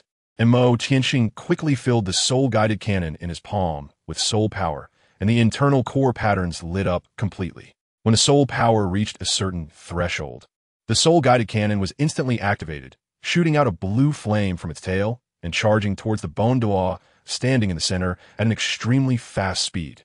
The speed truly astonished everyone present. As a hidden weapon, it was absolutely ahead in terms of speed. The soul-guided cannon quickly closed the distance to the Bone Douluo. Seeing this, the Bone Douluo manifested a layer of skeletal armor, enveloping his gaunt and thin body. The soul-guided cannon impacted his skeletal armor in an instant. What was initially a powerful momentum suddenly seemed to hit a wall of light upon the final contact, rendering it immovable. The penetrating power was indeed impressive. The Bone Douluo remarked that this kind of penetration, when facing a 5-ring Soul King, could indeed have the potential for a solo kill if such a thing were present. However, if this item only had physical penetration effects, Tianxing wouldn't bother with it. Suddenly, brilliant patterns appeared on the iron lump in front of the Bone Douluo, and the dazzling brilliance exploded with a thunderous sound. The emitted strong light was like the dazzling sunrise, making it impossible for those present to look directly at it, plunging them into a brief state of blindness. The powerful energy storm nearly shattered the entire venue, and the terrifying storm exploded almost instantaneously, sweeping through the entire space. Gu Rong was taken aback by this unexpected chain reaction, beyond his imagination, not expecting such a wide radiation range. He immediately used mysterious spatial powers to envelop and absorb the storm energy caused by the explosion of the iron lump into another void, restoring calm to the entire venue. Only the scattered remnants tossed about by the fierce wind remained, proving that the earlier scene had indeed occurred. Chapter 16. The auction begins. Everyone present was stunned. The explosive power generated in that instant could definitely wipe out Soul King-level Soul Masters, and more importantly, this item also had a certain blinding effect. In other words, even if it only hit but did not kill the opponent, one could escape or deliver a finishing blow during the opponent's moment of blindness. This was undoubtedly a terrifying weapon that would instill fear in lower-level Soul Masters. At this moment, the Cardinal in Red and Prince Xue'er looked as uncomfortable as if they had swallowed a fly, unable to express their feelings. However, they did notice that this item required a large amount of soul power to support it, equivalent to a portable explosive soul skill, which also needed soul power as support. Such an item should not be convenient for large-scale production, and in terms of utility, it was more useful for auxiliary and food-type Soul Masters, giving them a certain level of deterrence. But ultimately, this item was different for soul skills. Soul skills could be used countless times as long as there was enough soul power. This item, on the other hand, was merely a consumable, completely a money-burning business, destined not to thrive. Realizing this, the two big shots couldn't help but snort coldly. Just a clever trick, after all, it wouldn't amount to much. This item is interesting. Ningfengji, however, appeared quite intrigued. Wealth was merely a string of numbers to the 7-treasure glazed tile school, and survival methods were much more important. He immediately looked at Tianxing with a slightly changed gaze, perhaps considering discussing cooperation with the elder behind him, to buy a batch of such items to test the waters. The various big shots who had appeared at the experimental venue, because of the explosion, upon learning the source of the explosion, began to leave and return to their respective private rooms. For them, this was more like a circus performance that ultimately could not stir up any significant waves. Their purpose this time was simple, to come for the 3 main treasures released for this auction. Ningfengji approached Tianxing, handing him a business card with gold edges, his face displaying a gentle smile. "This is my business card. If you have time, you can come to the 7-treasure glazed tile school for a visit. I'm quite interested in your hidden weapon." Tianxing took the business card handed to him and nodded slightly. Xue'er smiled gently at Tianxing and nodded, while Ning Rongrong curiously observed the black-robed big brother in front of her, her bright eyes sparkling with curiosity. Ningfengji led them away first, followed closely by 2 titled Daoliuos for protection. Only the 3 old masters from the Tiando Royal Academy and the chief appraiser from the auction remained. Mengshenji and the others looked at Tianxing, Although they had many questions, this was not the place for conversation. After a brief exchange, they left first. After all, he wouldn't be able to escape for a while. He still had to return to the academy. Thus, only Tianxing, Xue'er, Yihuang, and the greasy fat man, the chief appraiser from the Tiandou auction house, were left at the scene. Come here. Tianxing pointed at the fat man who had just crawled out from under the table. The fat man hurried over, looking at Tianxing with a fawning expression. This was definitely a big client. Not only was he connected to the royal family, but he was also the treasured disciple of the 3 masters of the Royal Academy. And now he had ties with the 7 treasure glazed tile school. He was undoubtedly a hot commodity. Tianxing took out the last soul-guided cannon and handed it to him. The fat man trembled and hesitated to accept it, worried that it might explode suddenly. He had just clearly heard that if this thing exploded, even a soul king would have to be carried away, with his cultivation as a second-ring soul master. If it exploded, he would definitely be left with nothing. Don't worry, it generally won't explode, Tianxing said. The soul-guided cannon has an anti-misfire device, so it won't explode from a little bump. What if it's an unusual situation? The fat man showed a tearful expression, trembling as he accepted the cannon, his legs shaking, and hurriedly called for a servant to bring cart. This thing is going to be auctioned. You estimate a price. Tianxing said. 550,000 gold soul coins? The fat man said with difficulty. Is a soul king's life only worth this much? Tianxing looked at him with a half-smile. At this point, the fat man was still trying to take advantage of him. 100,000 gold soul coins. That's the maximum price I can offer for auction items, he said, almost crying. Setting the starting price too high would lead to trouble for them. If it didn't sell, the appraisers would have to take the blame. Just take care of the preparations. Tianxing hurriedly sent him off, then turned to see the strange expressions on the 2 women. What's wrong? Tianxing asked curiously. Let's go back to the private room. The auction is about to start, Xue'er said first. This was indeed not a good place to talk. Although they had many questions, it wasn't appropriate to voice them. When Tianxing and his companions returned to the VIP box, the auction venue was preparing to open. The box was located on the 2nd floor, with one-way glass walls that allowed a clear view of the auction situation outside, enabling them to hear the sounds, participate in the bidding, while the outside could not see what was happening inside or who was bidding on the items. Looking down at the crimson seats filled with people, Tianxing, seated in the VIP box, suddenly felt a sense of emotion. He truly did not expect that one day he would leap from among the countless ordinary people, looking down and becoming a member of the VIP room. His fate had already changed from the moment he crossed over. On the auction stage, a young male and female host were enthusiastically starting the opening. The first item presented was a purple Ganoderma. This was a 1,000-year-old purple Ganoderma that a certain exploration team painstakingly harvested from a cliff in the Soul Beast Forest, ground into powder for consumption, and was said to promote longevity and enhance soul master cultivation. The male host introduced it. There were even rumors that this spiritual medicine could have miraculous effects on children under 6 years old who had not yet awakened their martial souls, potentially influencing their innate soul power level. For children whose potential was uncertain, this was an opportunity to change their fate. The starting price for this purple Ganoderma was 10,000 gold soul coins, with each bid increment not less than 1,000 gold soul coins. The female host took over the conversation at the appropriate moment, skillfully stirring the emotions of the audience, which immediately sparked a wave of bidding among the crowd. The idea of altering the innate soul power of the next generation was indeed highly tempting. It was a great opportunity to change one's fate. However, for those in the VIP room, these items were looked down upon. The so-called ability to enhance innate soul power wasn't entirely false, perhaps just a gimmick. Although it had some effect, it was still limited to those who could cultivate, and talent would still be poor if it was poor. The crowd below was enthusiastic about the 1,000-year purple Ganoderma, for those with poor innate talent who had become big players in business. Spending money to influence innate soul power was a priority focused on nurturing the next generation. The price of the 1,000-year purple Ganoderma skyrocketed from the starting price of 10,000, more than tripling, and finally sold to a business tycoon for 36,000 gold soul coins. Subsequently, several other auction items were fiercely competed for by the crowd below, except for a beautiful pink diamond that was snapped up by a big shot from a VIP box. No other items were sold. Tianxing looked at the items being auctioned below, most of which were advertised as capable of enhancing a soul master's cultivation, selling like hotcakes. However, from the reactions of the major players, it was clear that they were not particularly valuable items. It seemed that the good stuff was saved for the grand finale. Just as him.Qian's thoughts were racing, he suddenly saw two attendants pushing a small cart covered with a red cloth onto the auction stage. Judging by their strained expressions, the item being auctioned must be quite heavy. Although the next item for auction might not be as eye-catching as the previous ones, it still held its own value. The deep voice of the male host resonated throughout the auction hall. Now, let us welcome the fifth auction item, Starfall Divine Iron. When the attendants lifted the red cloth, a black iron block over half a meter tall, with an irregular shape, was revealed, faintly emitting blue arcs of light, making it quite unique.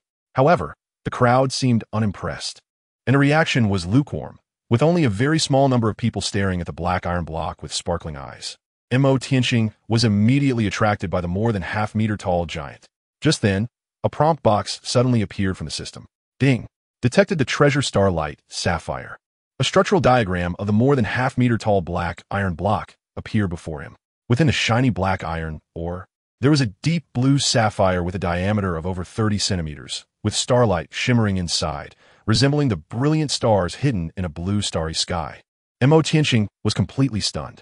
The starlight sapphire, isn't it the core from the metallic giant that was taken away by Huiyuhao 1,000 years later? So the source of everything is here. The starlight sapphire is a top-tier material for engraving soul guide cores, and its internal space can be significantly expanded. A starlight sapphire more than 30 centimeters wide, after engraving the core array patterns, can expand its internal space to at least 1,000 cubic meters. What does this mean? It's essentially a mobile warehouse, which will be extremely important for him to store various soul guides and items in the future. If it can be slightly modified to store living creatures like Dugu Bo's Rui Baobao bag, it will be equivalent to a small world, even allowing for raising soul beasts and farming. With the system in place, nothing is impossible. There are only things that can't be imagined, not things that can't be done. Thinking of this, Tianxing's eyes became increasingly bright, fierce as a wolf and a tiger. Yi Huangning looked at this scene with some surprise. Could this guy have some physiological issues? Is he more excited about a piece of iron than seeing a beautiful woman? This is a divine iron discovered in a meteorite crater that fell from the sky, half a meter high, weighing 537 pounds. The high temperatures produced by ordinary flames cannot soften it at all, let alone forge it. Its best fate is to fall into the hands of a divine craftsman, who might transform it into a divine artifact. Today, it is still waiting for a fated person, with a starting price of 500,000 gold soul coins. Each subsequent bid must not be less than 10,000 gold soul coins. Although the host's words were exciting, the scene was still somewhat deserted. This so-called Starfall Divine Iron is just a name given by the auction house, although it is indeed iron that fell from the sky and has some research value. That's about it. As for its forging value, first, you need the ability to soften this iron. This Starfall Divine Iron had actually gone unsold before, when it was initially priced at 700,000 gold soul coins, but no one showed interest. Now it has been lowered to 500,000 gold soul coins, which is already somewhat low. If they could split it up for auction, it might sell better and be easier to forge, but they seem to lack that capability. 500,000 gold soul coins? Tianxing frowned slightly. He truly wanted this item, but the price was an issue. He only had the 100,000 gold soul coins card given by Xue'er, which couldn't even touch the auction starting price. He realized that lacking external resources could also be a big problem. Even in the Douluo Continent, where strength was revered and cultivation was possible, the rules still applied. Just then, Xue'er took out 2 royal black cards and handed them to Tianxing. I have an estimated 200,000 gold soul coins here. You can take this first. Xue'er remained cold as ever. Yi Huangning also took out her long save card.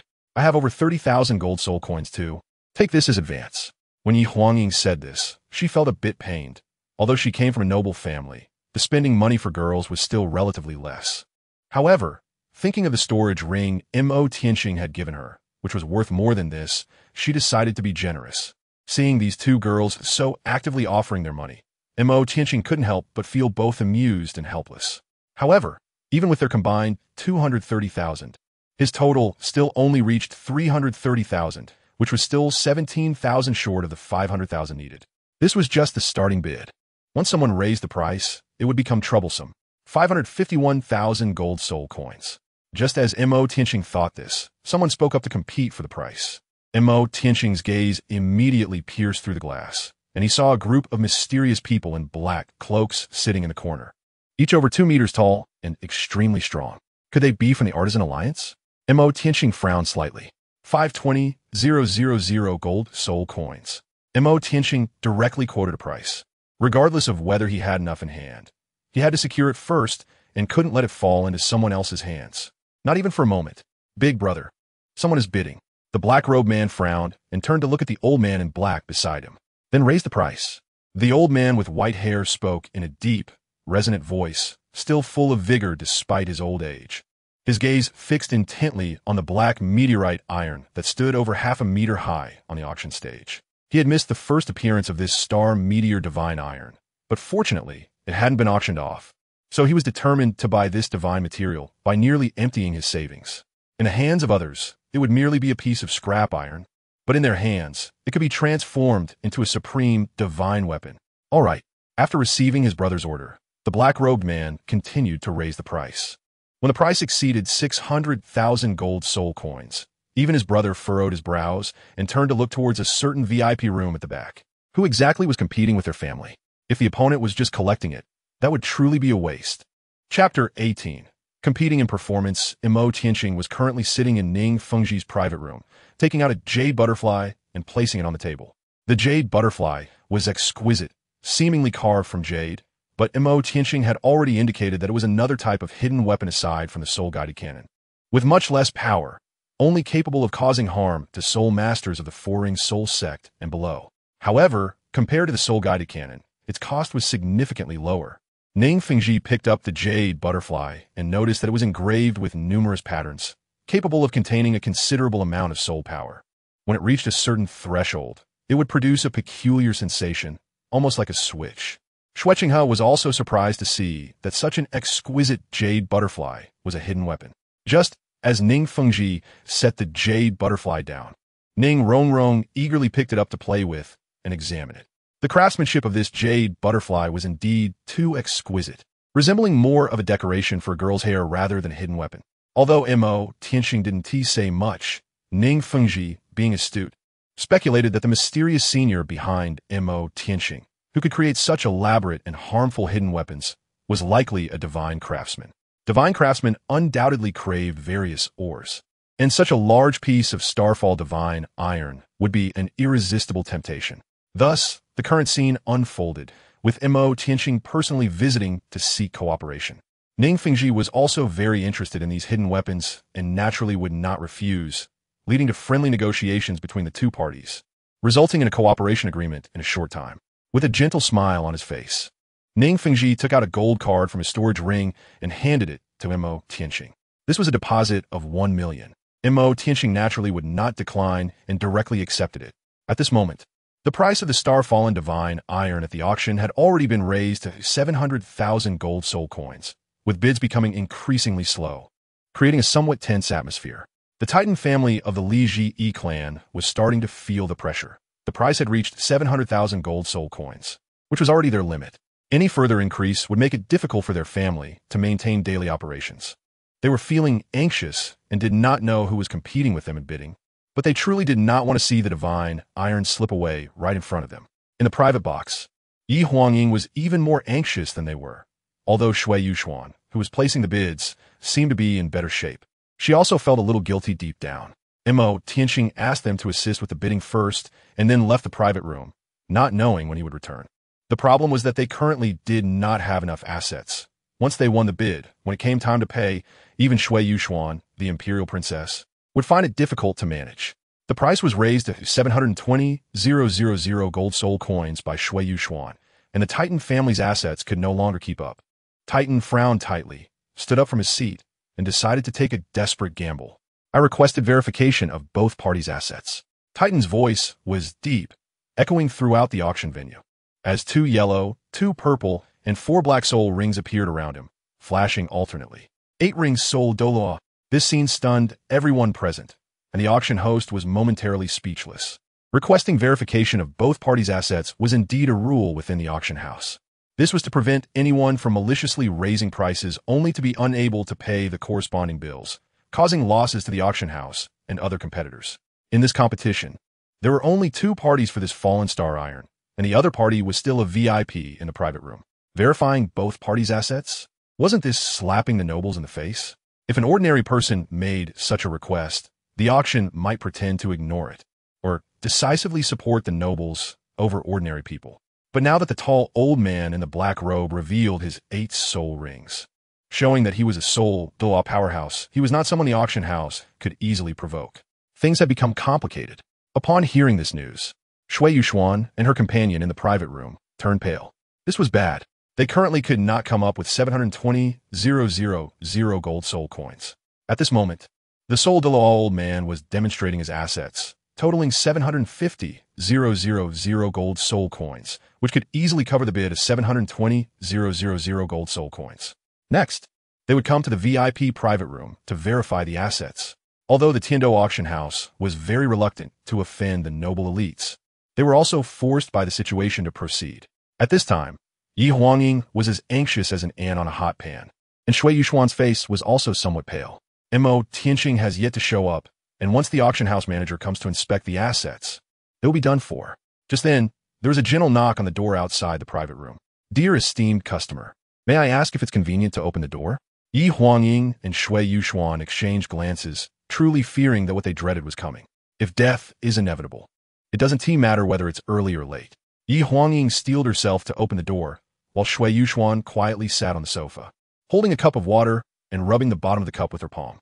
As soon as Yi Huangying opened the private room door, she saw Tianxing standing at the doorway with the auction manager in a suit, followed by several attendants.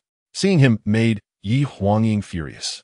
She directly pulled him inside from the door and slammed it shut, leaving the auction manager outside, looking confused. "Where the hell have you been? Do you know how badly you've put me and Qian in a mess?" Yi Huangying pushed Tianxing against the wall, glaring at him fiercely. Xue'er looked up at him, her gaze surprisingly calm. "What happened?" Tianxing asked, looking puzzled. "How can you even ask? Isn't this all you're doing?" Yi Huangying was nearly in tears, feeling wronged, while the culprit appeared completely oblivious. Knock, knock. A crisp knock came from outside the door. "Hello. I'm the manager of Tian Dou Auction House. Is it convenient for me to come in? What should we do now?" Yi Huangying felt as if the voice from outside was a death knell, making her scalp tingle. "What do you mean, what to do?" Tianxing wore a punchable grin on his face. Xue'er gently placed the cup on the table, stood up, and walked straight to the door. Seeing this, Yi Huangying directly gave up and crouched in a corner. "It's over. It's really over. This will be a huge embarrassment, and it might even get Qian into trouble. It's all that bastard Tianxing's fault. Woe is me. They might have to stay here and work off their debts." Xue'er calmly opened the door, and the manager of Tian Dou Auction House was surprised to see that it was Princess Yuxuan of the Empire who opened the door, with a black-robed youth who had just been pulled and standing behind her. "Please come in." Xue'er, well-versed in etiquette, politely invited him in. The manager's first glance fell on the girl in green, crouching in the corner, murmuring to herself, which surprised him a bit. "I believe both of you know the purpose of my visit." The manager felt a bit awkward, but continued with the process. Tianxing directly took out the gold card worth 1 million gold soul coins from his spatial ring and handed it to the manager. This caught the auction manager's attention immediately, as it was a gold card from the Seven Treasures Glazed Tile School. After a brief inspection, he confirmed that it held 1 million gold soul coins. He apologized, bowed deeply, and then obediently stepped back. Xue'er and Tianxing exchanged a glance and smiled at each other. She was indeed a clever girl, not at all intimidated. While the little girl, Yi Huangying, was crying like a rain-soaked pear blossom. Chapter 19, 50,000-Year Limit Soul Bone. First update, please collect. At this moment, Tianxing and Xue'er returned to their seats, and the auction continued. This undoubtedly indicated that the assets of the mysterious customer in the VIP room were beyond doubt. Titan sighed helplessly and sat down with his soul ring retracted. He knew he had lost his chance, although he still had 50,000 gold soul coins to add. Raising the stakes for something that the other party was bound to win would only increase costs and completely create enmity. The Li family had already suffered significant losses due to the events with Houtian sect, and they could not afford to make more enemies. The price of Starfall Divine Iron remained at 720,000 gold soul coins. With the host's third inquiry and no one in the audience responding, the host finally decisively knocked down the hammer, declaring the sale. Let us congratulate the VIP room's number 14 guest for successfully bidding on the Starfall Divine Iron. The auction item will be delivered shortly. The Titan family of the Li clan was left dejected. The Starfall Divine Iron slipped away right under their noses. Wealthy nobles really are something else. Tianxing finally breathed a sigh of relief. He was genuinely worried that some clueless guy would jump out and confront him. But it seemed that those big shots were only after the three main items and had no intention of wasting money on useless things. Originally, Yi Huangying, who was squatting in the corner feeling sad, vaguely heard that the Starfall Divine Iron had concluded and was taken by VIP room number 14. Wait, 14. Yi Huangying suddenly turned her head and found her good friend sitting across from Tianxing, drinking tea and chatting while watching the auction. The scene was indeed a bit of a dog food moment, and her expression darkened immediately. Are you two teaming up to mess with me? Yi Huangying pounced like a hungry tiger, directly tackling Xue'er onto the sofa and tickling her, making her giggle and blush, repeatedly begging for mercy, saying she wouldn't dare anymore. Tianxing enjoyed the enchanting scene before him, propping his chin up and seriously watching the two girls playfully tussle. Yi Huangying suddenly cast a cold glance at him, surprised that this guy was so oblivious. What are you looking at? Haven't you seen my Qianer before? Umph. Yi Huangying stood in front of Xue'er, protective like a mother hen. Xue'er quietly tidied her somewhat disheveled attire behind her, adjusting her hair slightly, as it wouldn't look good if outsiders saw her like this. At that moment, her snow-white face turned slightly red as she inadvertently met Tianxing's gaze through Yi Huangying and instinctively looked away. All right, Yezi, stop making a fuss, Xue'er advised, to which Yi Huangying let out a soft humph. Tianxing finally shifted his gaze. To be honest, both of these little girls are quite impressive. The auction items at the auction soon reached Tianxing's soul guide cannon, with a starting price of 100,000 gold soul coins. And each bid must increase by no less than 1,000 gold soul coins. When the host introduced it, claiming that this thing could annihilate a 5-ring soul king, the people present were somewhat skeptical. Can a palm-sized iron lump really kill a soul king? Do you really think soul kings are cabbages? Therefore, the audience did not believe it much. The Titan family members were also somewhat surprised when they saw this soul guide cannon. Since the auction house claimed it was a hidden weapon that could kill soul king-level powerhouses, it must have used extremely ingenious and complex forging techniques, perhaps allowing them to research something from it. As a result, when one of them bid 120,000, several VIPs began to compete for the bid, and the price skyrocketed. When the price of this item reached over 200,000, the Titan family members lost hope. Spending so much to buy a hidden weapon was not worth it. The ones competing for this item were all big shots from the VIP boxes, including the red-robed Archbishop of the Spirit Hall branch of the Tiando Empire, the sect master of the 7-treasure glazed tile school, and the 3 giants of the Snow Prince. The big shots present had all witnessed the explosive power of this item, capable of taking away one or even several soul kings without any problem. Perhaps they were being hypocritical. They wanted to buy it back to study how to crack it, and maybe they could replicate it later. As for the effectiveness, it would depend on the situation. The red-robed Archbishop wanted to buy this item as a gift for His Holiness the Pope. When the auction price reached 300,000, the Snow Prince felt it was unnecessary, while Ningfengji thought the price was inflated and that he didn't lack this item since he had collaborated with the craftsman who made it. In the end, this soul guide cannon was sold for 300,000 gold soul coins to the red-robed Archbishop. Tianxing in the box felt overjoyed. What a group of big spenders. After deducting a 10 service fee, he would still get 270,000 gold soul coins. This deal was simply a windfall. No wonder those black fire merchants selling weapons make the most money. However, he also understood the old guy's intentions. They wanted to crack his technology, which was why the price was so inflated. Hee, if you can crack it, then I lose. Yi Huangying looked at the iron lump she had been playing with earlier, and the final transaction price was actually 300,000, leaving her stunned. It must be that rarity increases value. If there were 3 of them, the price of each would likely be lower. Xue'er saw the intricacies of it. I don't care. From now on, I want to cling to the big shots. And you two can't run away, Yi Huangying said stubbornly. All right, Xue'er comforted from the side. Tianxing found the scene particularly amusing. The personalities of the two people matched so well, and it was such indulgence. The auction quickly reached the climax with 3 treasured items.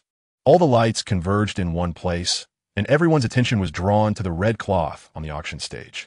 Next up was one of our 3 grand treasures, introduced with the host's passionate opening, capturing everyone's attention. He raised his hand and lifted the red cloth covering it, revealing a pitch-black object resembling an arm bone, exuding a hazy, ghostly light. Everyone present was stunned.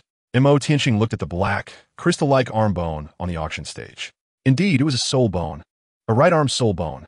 The preciousness of soul bones to soul masters is self-evident, as they grant the owner an additional soul skill. The conditions for the birth of a soul bone are extremely harsh, with a very low probability of occurrence. As the years increase, the probability fluctuates, and only a soul beast of at least 100,000 years old will definitely drop a soul bone. This particular one is a right-arm soul bone that dropped after the death of a 500,000-year-old Phantom Wolf King. It comes with a soul skill that combines both control and explosive power, Phantom Binding Break. The effect is to restrain the enemy for 1 second, then unleash 2 sharp phantom energies that tear the enemy apart. The power of this soul skill is incredibly astonishing and can definitely catch opponents off guard on the battlefield, turning the tide of battle. It would not be an exaggeration to call it a divine skill. The starting bid for this 10,000-year soul bone is 1 million gold soul coins. Each bid must increase by no less than 10,000 gold soul coins. The host passionately introduced it with an excited voice, causing an uproar in the crowd. A 500,000-year soul bone. Such an outrageous soul skill. This could easily serve as an 8-ring or even a 9-ring soul skill for a title Douluo. Unlike soul ring skills, the greatest advantage of a soul bone is that it can be passed down and inherited. The skill remains unchanged. Such a treasure is extremely valuable to major sects and powers, as it undoubtedly enhances their foundation. Chapter 20. Is the Snow Empress in the extreme north? The right-arm soul bone of 500,000 years was driven up to a sky-high price of 3 million, and it continued to rise. In the end, only Prince Xue'er, representing the royal family of the Tiandou Empire, Renxue, the master of the 7-treasure glazed tile school, and the blue electric Tyrannosaurus family were left bidding. As for why the red-clad archbishop of the Wuhuan Temple did not place a bid, that's because this item was released by the Wuhuan Temple. Among them, the bidding from the blue electric Tyrannosaurus family was the most aggressive. A soul bone with both control and attack capabilities, especially a right-arm soul bone that focuses on killing, is the most compatible with their martial spirit, making its preciousness unparalleled. The 500,000-year soul bones are scarce even among the top 3 sects on the continent. Ultimately, the price was driven up to 4 million, and they realized that the blue electric Tyrannosaurus family was determined to compete for this soul bone. Continuing to bid would affect the distribution of resources in the subsequent auctions. So the Tiandou royal family and the 7-treasure glazed tile school decided to withdraw. There were still 2 more treasures to be auctioned, and the blue electric Tyrannosaurus family, spending such a large amount here, would leave them at a disadvantage in the upcoming competition, equivalent to giving up the struggle for the next 2 treasures. In the end, the blue electric Tyrannosaurus family won the soul bone at a price of 4 million.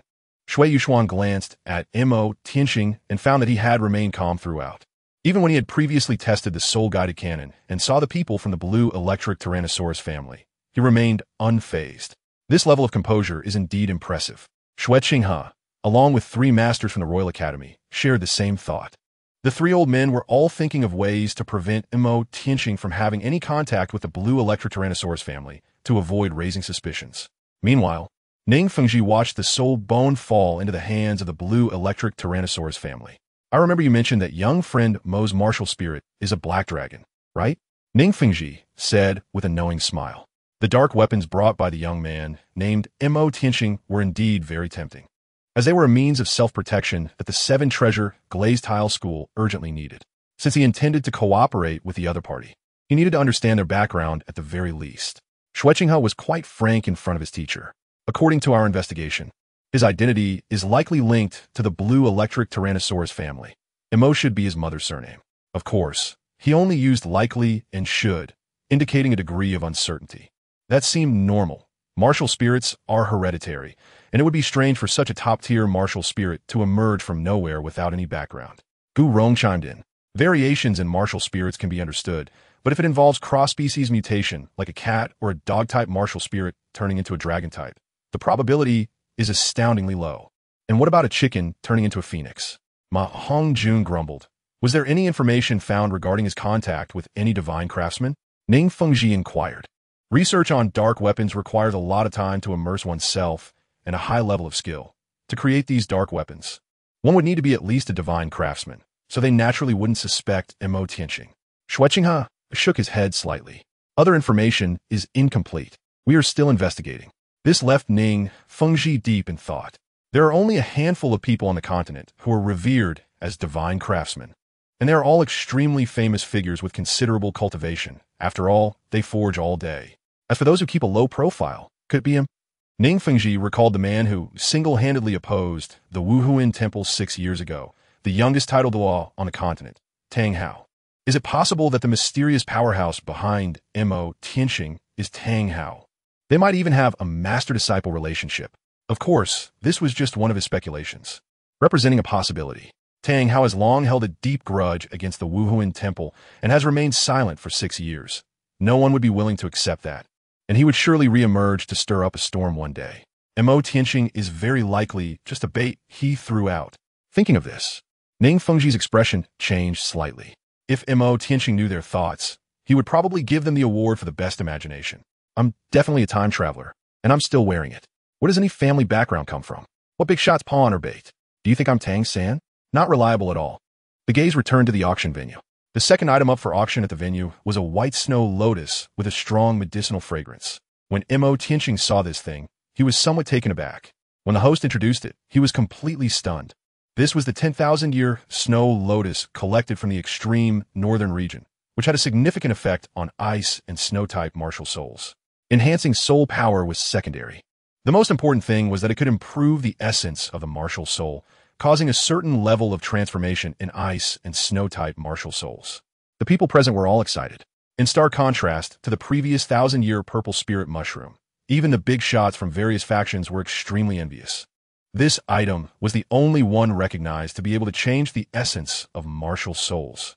Renxue's thoughts immediately shifted away from Tianxing and focused on the 10,000-year snow lotus on the stage. This was exactly the goal of his trip. Although the Seven Treasures glazed tile pagoda was hailed as the #1 auxiliary martial soul in the world, it had a serious flaw. The martial soul only had 7 layers and could only attach 7 soul rings. No matter how hard they struggled or practiced, they had no chance of cultivating to the level of an 8-ring soul Daoliu, let alone a title Daoliu. Perhaps this was the trade-off. While their auxiliary abilities were overwhelmingly powerful, their upper limit had been significantly cut.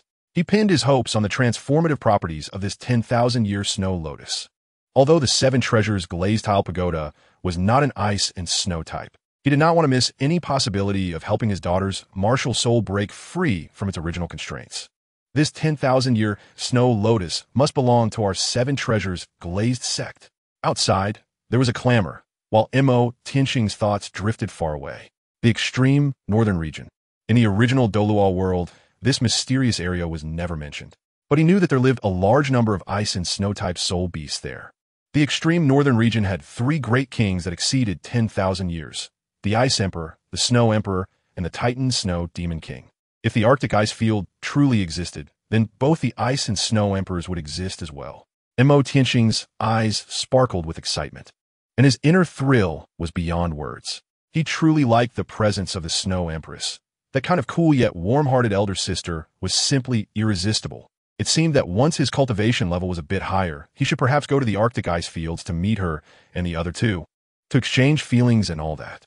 The cultivation level and aura of his soul beast gave him a lot of operational space. The core area of the ice field, which others could not approach, was as simple for him as the Star Dou forest, completely equivalent to his own backyard. Tianxing even started to look forward to the journey on the ice plains. Yi Huangying watched as Tianxing stared at a snow lotus flower, revealing a look of infatuation. Could it be that this guy really has a fetish? Chapter 21. The Vast Sea and Sky Shield. First update. Please support. The competition for the 10,000-year snow lotus was extremely fierce. The blue electric Tyrannosaurus Rex family, after the price exceeded 3 million and showed no signs of slowing down, voluntarily gave up on competing. The Seven Treasure, Glazed Tile School, and the Heavenly Royal Family were in fierce competition, with prices skyrocketing past 4 million, then breaking into 5 million, and continuing to rise steadily. In the end, the price reached a staggering 6,480,000 gold soul coins, landing in the hands of Renxue, the leader of the Seven Treasure, Glazed Tile School. Tianxing was also a bit amazed by this scene. They were indeed very wealthy. Not long ago, the Lord of Ning had given him a deposit of 1 million for hidden weapons, and now they were spending nearly 6,500,000 in an extravagant manner. adding up to almost 7,500,000. Even the Tian Dou royal family had given up competing with them. Tianxing couldn't believe that this was all of the assets of a Ning sect master. He finally understood what it meant to be as wealthy as a country. The first prize treasure was a soul bone that was 50,000 years old. The second was a 10,000-year-old snow lotus. Both of the first two were rare and precious items that were 10,000 years old. So what could the final item, as the last of the three treasures, possibly be? Even Tianxing was a bit curious. When the final auction item was brought up to the stage, all eyes in the room were focused on the red cloth, speculating what the third prized item could be. When the host lifted the red cloth, a palm-sized blue triangular prism crystal appeared, covered with ancient blue runes, flowing with a deep blue aura, shining with a crystalline luster. Everyone present was astonished by its stunning appearance and the mysterious, ethereal glow surrounding it. Today's final auction item was the ancient soul guide device known as the Vast Sea Universe cover, which could be considered a super artifact. In fact, when Tianxing saw this item, he was completely stunned. So that's how it is. The Vast Sea Universe cover, also known as the Heart of the Ocean, was a soul guide device comparable to a super artifact bestowed by the Snow Knight Emperor of the Tian Dou Empire to win over Tianxing. It was later confirmed that the true origin of this item was the legacy left by the sea god, the Heart of the Ocean. It was the key to inheriting the divine power. So that's where it all began. During this auction, three treasures appeared, which were acquired by the Blue Electric Tyrannosaurus Rex family, the Seven Treasures Glazed Tile School, and the Imperial family of the Tian Dou Empire. The first two major factions missed out, having exhausted their resources earlier, which left them unable to compete for the subsequent treasures, allowing this most extraordinary item to fall into the hands of the royal family, which was eventually granted to Tianxing 15 years later. It turns out that everything started from here. Tianxing looked eagerly at the exquisite triangular prism on the stage. He must seize this opportunity. It represented a divine inheritance. Even if he didn't want this divine position, there was no need to leave it for Tianxing. If the other party didn't need this item but could still become the inheritor of the sea god, it meant he was destined by heaven, the child of destiny. But if he couldn't, that would only indicate that the other party was merely taking advantage of an opportunity, like a pig flying up on the wind's edge. This ancient soul guide came from beyond the continent, belonging to a group of people called Sea Soul Masters. This treasure allowed one to gallop freely in the ocean without fear and even gain the ocean's power, enhancing their strength. The host on stage passionately explained, Sea Soul Masters? Roaming the ocean? This was particularly distant for inland soul masters, who found this function somewhat useless. The most important thing was that they were inland. They did not need the ability to roam the ocean. Was there a deity in the sea?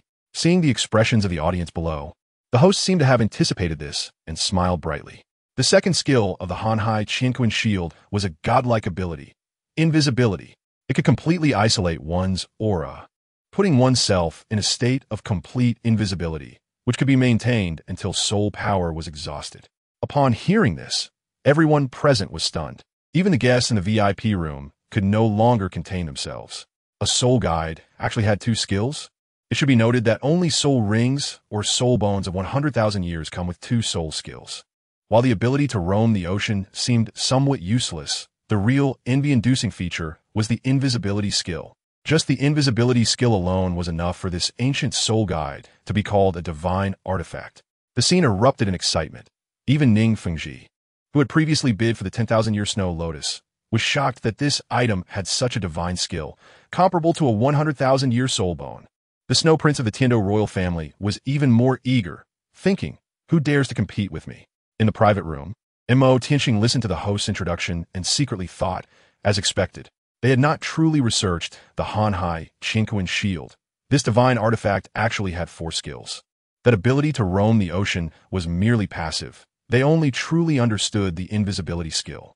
Its second skill was called Qian Fixed Spirit Shield, which could immobilize anyone with mental power less than 3 times that of the user, while it could also immobilize those within 3 times. The duration of the confinement depended on the difference in mental power between both parties. The third skill was Raging Waves, which could summon tsunamis and was a group attack skill. The fourth skill was Qian Breaking Magic, which could strike and disperse the enemy's soul power, thereby weakening their strength. These 4 skills combined represented the true power of the him.Qian shield, or rather, the Heart of the Ocean. He currently did not have the power to influence who would obtain the him.Qian shield. the Tiandou royal family would definitely not let go. With the other two major financial groups significantly depleted, who would still compete with the Tiandou royal family? It would simply be looking for trouble. After the Tiandou royal family obtained this item, they also could not figure it out. So, Tianxing was not anxious. Therefore, when the Hanhai Qingquan shield was auctioned, the Snow Prince made a bid of 3 million, and no one followed suit. With their own interests safeguarded, naturally, no one was willing to offend the imperial family. In the end, the third treasure was sold at nearly the minimum price of 3 million gold soul coins, falling into the hands of the Tiandou Empire's royal family. And the auction concluded successfully. The piece of Starfall Divine Iron, over half a meter tall, was sent to Tianxing, who directly stored it in his storage ring. Feeling relieved, this item was finally in his hands. The starry blue sapphire was now his most important item. The heart of the ocean still needed further planning. He needed to deceive this treasure into his possession before Tianxing made his mark. Renxue, playing the role of Prince Xue'er, would become his breakthrough point. It seemed it was time to have a heart-to-heart talk with Miss Qian. Tianxing revealed a brilliant smile on his face. Are you still grinning after leaving? Yi Huangying looked at Tianxing with a slight frown. On the VIP red carpet, Tianxing encountered Ning Fengji and his group again, who were now showing him a gentle smile. If you have time, young friend is always welcome to visit the Seven Treasures Glazed Tile School. Tianxing nodded slightly, greeted Xue'er and his sister Xue'er, and gestured for Ning Fengji and the others to go ahead. Goodbye, big brother. Ning Rongrong, holding the exquisite jade butterfly, turned back with a naive and romantic smile and waved to Tianxing to say goodbye. Tianxing waved in response, pretending to be obedient. Don't think I don't know your true nature is that of a little witch. Yi Huangying looked at Tianxing, who was so familiar with the Seven Treasure Glazed Tile School, feeling a bit unrecognizable to him. However, Xue'er guessed that most of his 1 million probably came from the Seven Treasure Glazed Tile School. He was trying to compete with her for people from the Dou imperial family. Xue'er remained unfazed. Let's go back to the academy first. Tianxing led the two women towards the exit of the passage. Chapter 22, Starry Mirror Realm, Dou Royal Academy. Tianxing had just returned to his residence when he tightly closed the door. He took out the half-meter-tall Starfall Divine Iron from his storage ring and swallowed hard. He saw a flicker of emerald green light in his left hand, and a blade of life, crafted from jade, reappeared in his hand. Tianxing took a deep breath, holding a knife against the Starfall Divine Iron. With a slight effort, the Divine Iron, which was difficult for outsiders to melt or shake, was easily split open under the green blade, truly as soft as mud. As the blade passed through, it revealed a dazzling blue gem light, with star-like specks that nearly illuminated the entire room. Inside the Divine Iron, a massive chunk of starry blue sapphire shone brilliantly, with the gem light flowing. Tianxing's movements were very light, and it took a long time to remove the edges of the Divine Iron, leaving behind the general outline of the Starlight Sapphire. He carefully eliminated the excess edges. The Starlight Sapphire was quite brittle to cut, as if cutting glass. Under his meticulous cutting, the irregular gemstone gradually transformed into a football-sized, fairly round blue crystal ball with a dazzling array of starlight inside, resembling deep space and radiating brilliant blue light. Tianxing held it in his palm and examined it carefully, discovering that there seemed to be a speck of light buried in the center of the starry blue sapphire ball. At that moment, a system prompt suddenly popped up in front of Tianxing. Ding! Detected a special starry blue sapphire ball. Would you like to inscribe a special space inscription? A special space inscription? Tianxing's eyes sparkled with a unique brilliance, and he immediately chose to confirm. A large amount of system flow patterns suddenly appeared in his palm, and the starlight sapphire orb that was originally cradled in his hand slowly floated into the air. Chains-like patterns suddenly extended from the void in all directions, connecting with the orb, which instantly radiated a rich blue divine light. Surrounding the starlight sapphire, ancient golden runes floated in the void. Tianxing was stunned. The change was too great, wasn't it? Could it be that the system heard his inner voice and was really going to give him a small world? After a long period of transformation by the power of the system, the starlight blue gemstone, which was imprinted with golden runes, slowly revealed the system's patterns. And a blue crystal ball, carved and enchanted, floated in the void. At that moment, the system's prompt box appeared before his eyes again. Ding! Triggered special opportunity. Opening small world. Reward: 20,000 years of cultivation. Tianxing suddenly felt a surge of soul power within him, skyrocketing and breaking through the bottleneck of the Soul King level, directly entering the Soul Emperor tier. The Soul Ring store flickered and pulsed. Cultivation level, 34, 700 years. The sudden increase in cultivation was so overwhelming that Tianxing was caught off guard. What truly shocked him was the system's prompt just now. Open a small world. Is this real? A flood of information rushed into Tianxing's mind, including the method to open this small world. As Tianxing followed the system's instructions and touched the starry crystal ball with his fingertip, a powerful blue light suddenly emanated from it, and a mysterious spatial force descended, pulling him into another world. When Tianxing opened his eyes again and saw the scene before him, he was completely stunned. Before him was a crystal world as blue as a mirror, with a sky of deep blue and a brilliant starry sky hanging above. In the center of the sky hung a sun, radiating daylight and warmth, illuminating this world. Tianxing stood on the crystal-like ground, surrounded by his own territory. He could clearly feel every detail of this world, which had a total area of 368,800 square meters. Ding! Please name the small world host. Tianxing looked at the system interface that popped up in front of him, feeling a bit dazed. Bestowing a true name upon the world was akin to creation itself. He raised his head to gaze at the brilliant starry sky, standing on the mirror-like world beneath his feet. Let us call it Starry Mirror Realm, he said. As soon as he spoke, the system immediately responded. Ding! The world has been named. Starry Mirror Realm, inscription successful. Tianxing looked at this small world, with a glowing and warm star hanging above, similar to the sun. The fact that he could breathe here indicated that living beings could survive in this place. Perhaps it could be used to grow spiritual herbs and rare treasures. Ding! The farming system has been unlocked for the host. Would you like to spread the spiritual soil? Tianxing was dumbfounded when he saw this system prompt. This system was simply incredible. He immediately chose to confirm.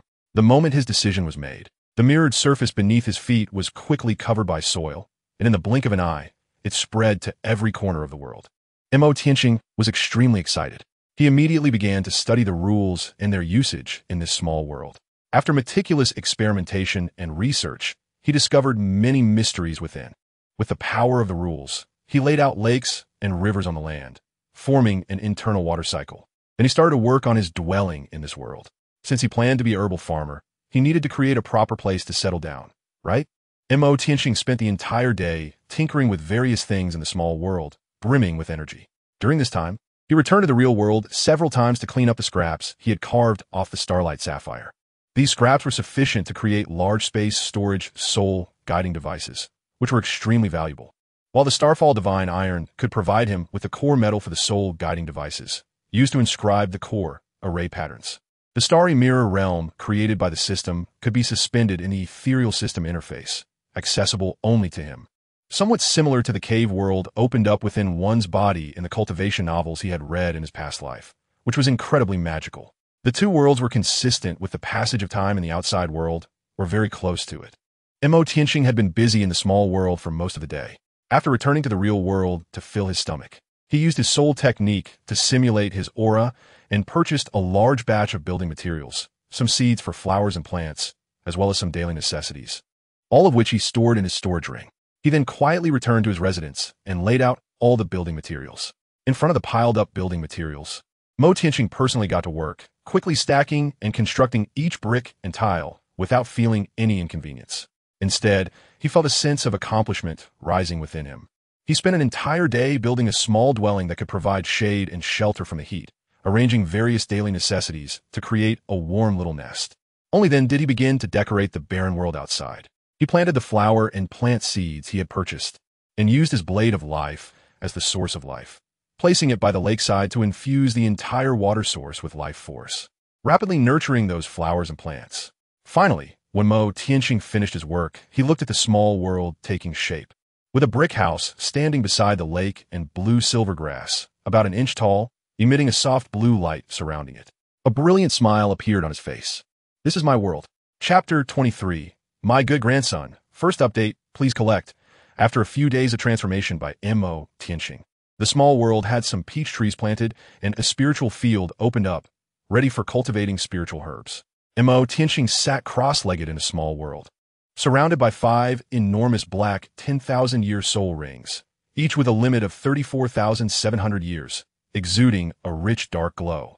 Behind him loomed a massive, ferocious black dragon, with strong black-scaled dragon claws growing from its chest, and a pair of dragon eyes radiating brilliant golden light, emanating terrifying dark energy that twisted the void. This was his martial soul, the golden-eyed black dragon. In his own small world, he naturally had no need to hide. At this moment, he was selecting his 6th soul ring in the system shop. There were a total of 36 different 10,000-year soul rings available for selection. After a period of research and contemplation, Tianxing finally determined his 6th soul ring. At the moment he confirmed the soul ring, a surge of dark energy erupted from within his body, enveloping him like a cloud of mist above his head, rapidly gathering and condensing. Soon after, the layer of black mist completely solidified into a soul ring, positioned as his 6th soul ring. At the instant the soul ring took shape, Tianxing suddenly opened his eyes, his golden pupils embodying the laws of heaven and earth, piercing through the void. He was surrounded by 6 black soul rings, resembling enormous jet-black jade rings, alternatingly flashing with dark light. Tianxing slowly raised his right hand, and both the 3rd and 6th spirit rings lit up simultaneously. Dark and hard dragon scales emerged on his arm, transforming into a massive black dragon claw. At that moment, dark energy was seeping through the void. This was his 3rd spirit ability, Dragon King Claw. He saw the dark energy rapidly gathering in the palm of his Dragon King Claw. After a period of charging, it gradually formed a dark sphere of energy, exuding a terrifying aura of destruction. The airflow created by its formation blew his clothes, and the dark light reflected his figure, resembling a deity descending to the mortal realm. This was his 6th spirit ability, Annihilation Black Radiance Sphere. This was an extremely fearsome spirit ability, formed by compressing dark energy through multiple spatial distortions, ultimately creating an energy sphere. Once this thing detonated, its power was extraordinarily terrifying, not to mention a 6-ring soul emperor. Even a 7-ring soul saint, even when activating their martial soul true body, would be severely injured or on the brink of death. The most frightening aspect was the spatial attribute of dark energy. The energy, once released, would quickly rebound after being folded and distorted. That force would disperse within the injured party, directly tearing apart their internal organs. The dark force was like maggots gnawing on bones, continuously destroying the enemy's body with astonishing lethality. A 15-year-old 6-ring soul emperor would definitely cause an uproar in the outside world. This was not a level of cultivation that ordinary people could reach. Even Tang Hao, who was hailed as the youngest title Douluo on the continent, only became a 6-ring soul emperor at the age of 25. His cultivation was far too advanced. If reaching 5-ring soul king at 15 indicated he was a rare super genius of a millennium, then being a soul emperor at 15 was simply terrifying. The fear of others towards him could lead to a notion of him being a monstrous and evil presence, resulting in persecution. For others, such a situation was not suitable to appear in public, as it could easily attract targeting. However, for Tianxing, this was not a concern at all. He had no intention of revealing his true cultivation level in front of others.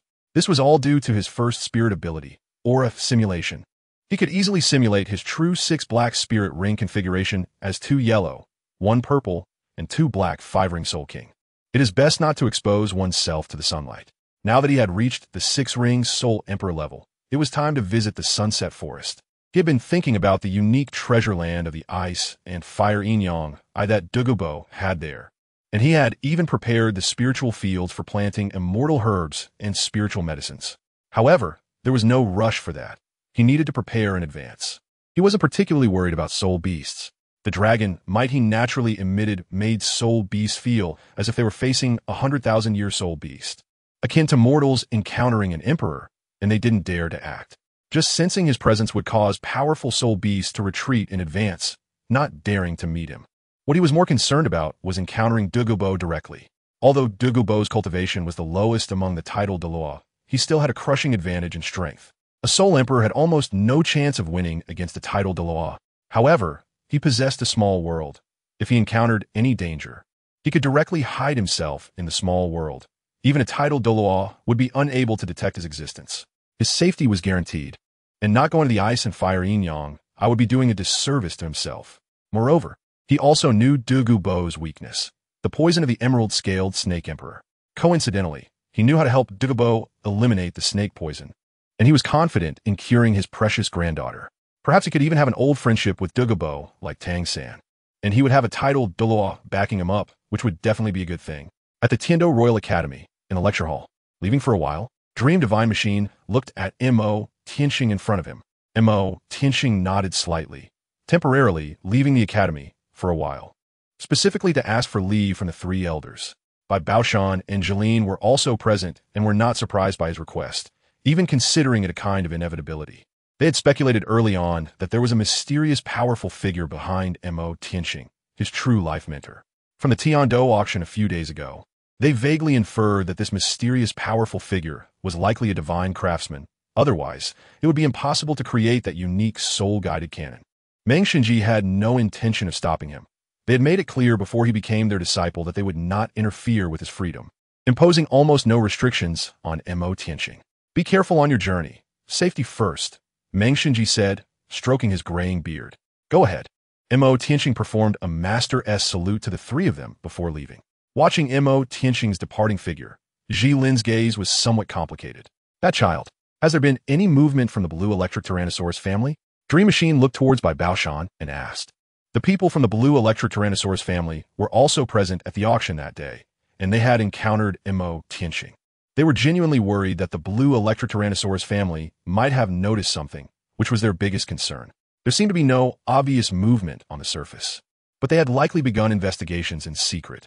Bai Baoshan sighed softly, feeling somewhat unwilling and worried that the blue electric Tyrannosaurus family would come to snatch people away.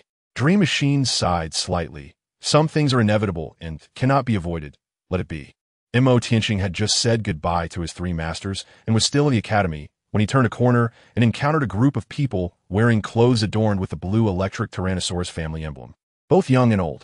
him.Qian felt a bit absurd at first, thinking they wouldn't. Before he could react, the spirited old man excitedly exclaimed, "My good grandson." Xue'er turned the corner and encountered this scene, momentarily pausing.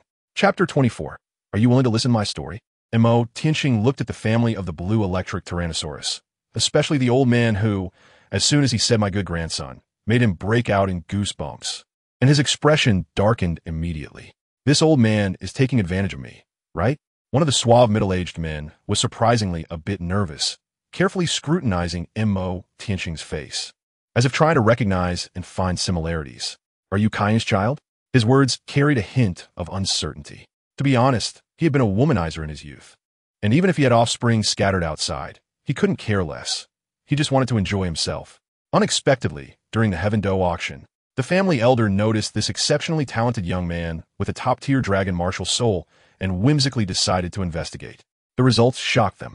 The young man named him.Qian coincidentally matched the age of the child taken away by the M.O. family woman over a decade ago. That child had not yet turned 6 when he left the family, so naturally, they had no idea about the specifics of his martial soul or whether he had inherited the blue electric Tyrannosaurus martial soul. At that time, they didn't care where that mother and child went. It was inconsequential. Little did they know that years later, that lost child seemed to reappear before their eyes, emerging as an unparalleled genius. Faced with this situation, they naturally wanted to confirm. If it was true, they had to bring the child back to recognize his roots. The bloodline of the blue electric Tyrannosaurus family must not be allowed to flow outside. Of course, exceptions were made for waste.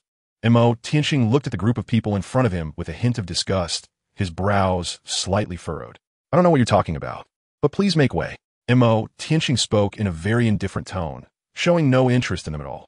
When a high-ranking member of the blue electric Tyrannosaurus family came to the academy, it naturally attracted the attention of a large number of students, who gathered around out of curiosity for the gossip. Fourth Grandpa, a youthful voice rang out from the crowd. him.Qian looked towards the source of the sound and discovered a young boy about 8 or 9 years old, whose delicate features overlapped with his memories of Tianxing. At that moment, the boy was looking at the white-haired elder from the blue lightning tyrant dragon family with a puzzled expression. Tianxing, come here. He is your cousin who has been lost for many years. The white-haired elder waved to the boy, who was indeed Tianxing.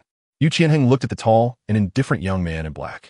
He was training at the Tiando Royal Academy and naturally knew of the famous him.Qian. who possessed the top-tier black dragon martial soul and was a disciple of the three instructors, a young soul king of the fifth ring. He was almost like a shining star within the academy, the object of envy and admiration for everyone. He never expected that this person turned out to be his cousin. This news left him momentarily at a loss, standing there in a daze. Tianxing was disgusted by how people directly tried to establish connections with him without any confirmation. Is the blue electric Tyrannosaurus family really like this? Brother Yu Qianheng weakly called out, but Tianxing didn't hear clearly and had already turned to leave. He really didn't want to deal with this group of neurotics. Just as he turned the corner, he ran into Xue'er, Renxue head-on. He hadn't sought out this girl, but she came looking for him instead. Brother, do you have some time now?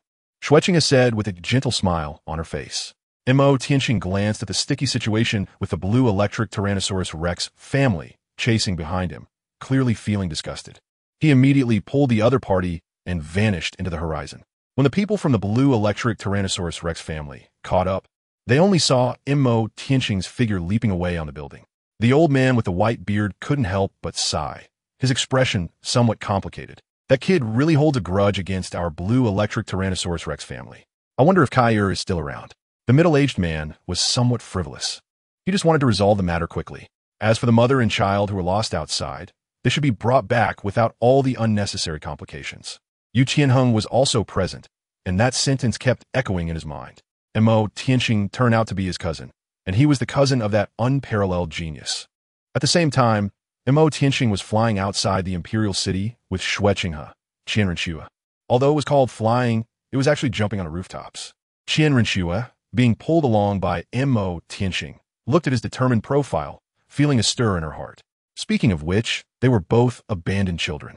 Renxue's gaze became somewhat dazed. Tianxing brought him to a mountain area near the imperial capital, where the entire view of the capital could be clearly seen. Your Highness, do you have something to discuss with me? Tianxing's brow was slightly furrowed, his expression serious and somewhat indifferent. Renxue sighed inwardly. If she were in this situation, she would probably feel immense struggle, anxiety, and pain. Were they when the family was most needed? They only showed up when he could stand on his own, which was truly infuriating. Are you okay? Renxue asked cautiously. She didn't know if her arrival was timely or not. Tianxing's experience is very similar to hers. Both are abandoned children. Both are exceptionally gifted prodigies, with comparable cultivation levels, and even their martial souls are opposing existences of light and darkness. Tianxing seems to be a mirror of hers, her other side. She sees her own shadow and inner struggles in the other person. This may be the push of fate. They are really too similar. They will either become close friends who share everything or deadly enemies. Tianxing nodded slightly. The two walk along the mountain path to unwind. Renxue occasionally turned back, paying attention to every subtle movement of Tianxing, understanding its meaning and seeing what he was thinking. They walked silently through the forest. Tianxing was not foolish and keenly sensed that the other seemed to have misunderstood something, perhaps feeling a sense of pity. Mainly, they were too similar, easily giving rise to a feeling of being kindred spirits. Before they knew it, they had already reached the top of the low mountain cliff. Tianxing found a relatively flat, large rock, tidied it up a bit, and sat down, gazing at the bustling imperial capital below. At that moment, Renxue also sat down beside him, and the two were very close together. Are you lost in thought? Renxue asked, looking at his profile. She felt a stir in her heart, and thought she should lend him a hand. Tianxing didn't speak and looked a bit lonely. Are you willing to listen to my story? Renxue also gazed into the distance, a faint serene smile appearing on her face. Tianxing turned to look at her, clearly sensing a special emotion emanating from her. He nodded slightly. Chapter 25. Renxue's heart-to-heart talk. First update, please support. There was no love between her parents, only hatred. From the moment she was born, her mother harbored an immense dislike for her, always wearing a cold expression, never smiling at her. Renxue pretended this was someone else's story. But when she touched upon the sealed memories, she found that her once unyielding heart still experienced waves of emotion. What is maternal love? The books say is the most selfless love in the world. For her, it was something she had never touched or possessed. Tianxing listened quietly by the side. He knew a rough outline about Renxue. The little girl she mentioned was actually telling the story of her past. The little girl did not understand why her mother hated her so much. She thought it was because she did not do well enough. That was why she did not receive her mother's care and affection. So, She tried hard in everything she did, speaking and acting cautiously.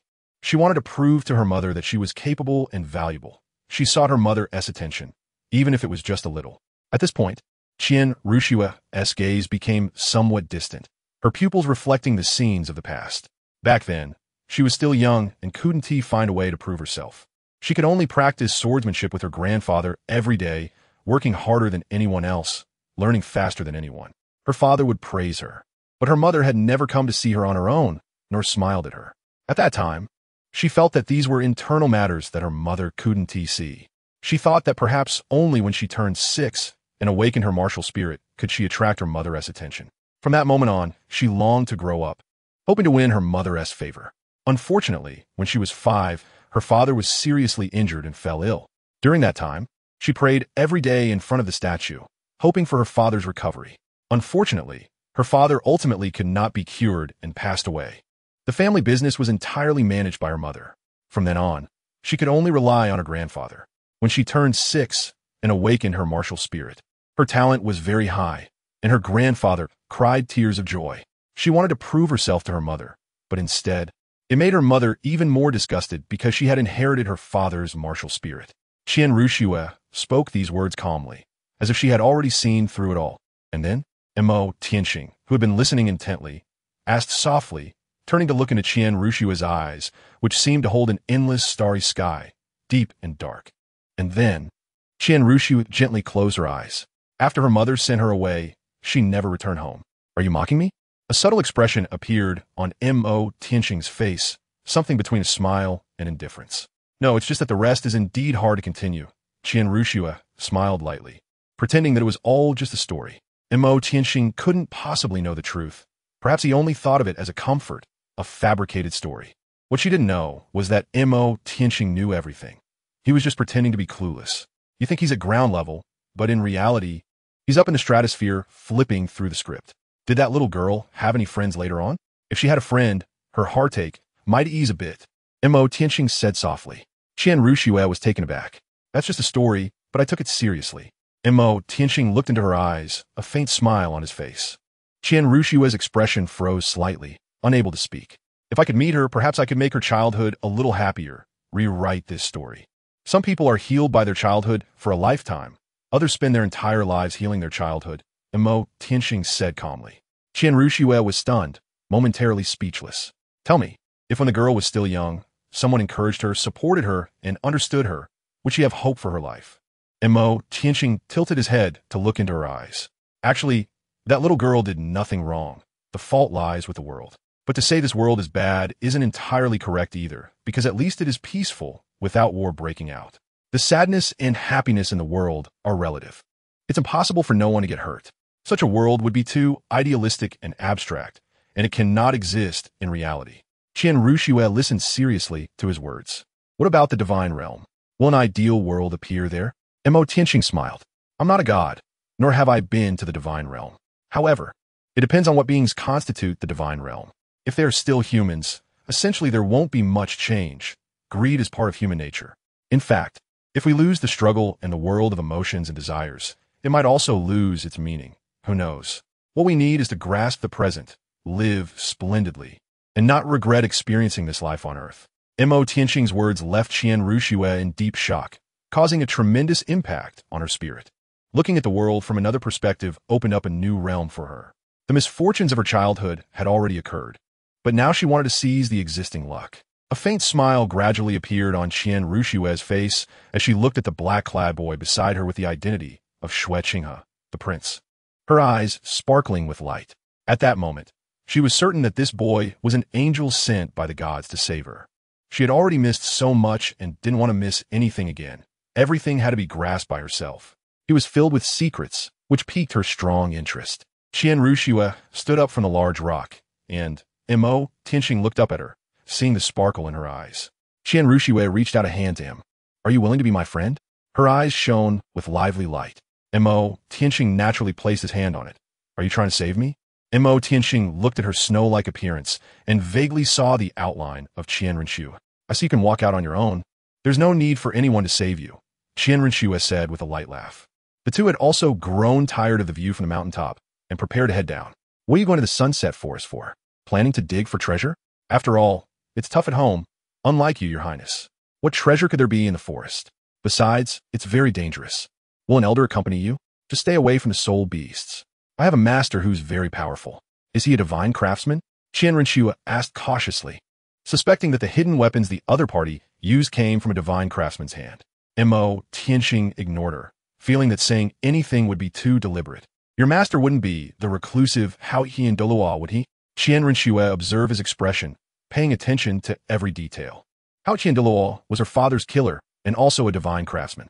If Tianxing's mentor were him, she would truly be afraid. Everything would be in vain, and the other party would stand on the opposite side of her. Tianxing naturally guessed his thoughts and gently shook his head, which made Renxue finally breathe a sigh of relief. My teacher is an extraordinary beauty. Upon hearing this, Renxue couldn't help but chuckle. Hey, what treasure are you talking about? I won't tell you, it's my secret. Chapter 26. The Eye of Ice and Fire, revised, in the imperial palace of the Tian Dou Empire. In the prince's bedroom, Renxue was sitting in front of the dressing table in a daze, recalling what Tianxing had said to her, taking a long time to react. Looking at her reflection in the mirror, she saw a handsome young boy. A golden halo emanated from her brow, and her entire figure underwent a tremendous transformation, revealing a delicate, rosy face, as warm and white as jade. Her originally neat short hair had now transformed into long golden hair, cascading down. In the mirror, her long golden hair framed an unparalleled beauty. This was her true appearance.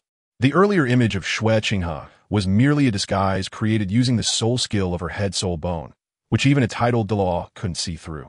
She carefully examined her face, with Tianxing's figure reflected in her pupils. The sunset forest?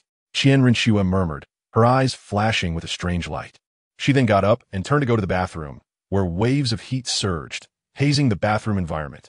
After a long while, she walked out of the bathroom, wearing a long-lost white dress, her figure graceful. She looked at her reflection in the mirror and smiled. The girl in the mirror smiled like a flower, though her lip color was a bit pale. She sat down at the dressing table, found a light-colored lipstick in the drawer, and gently applied it.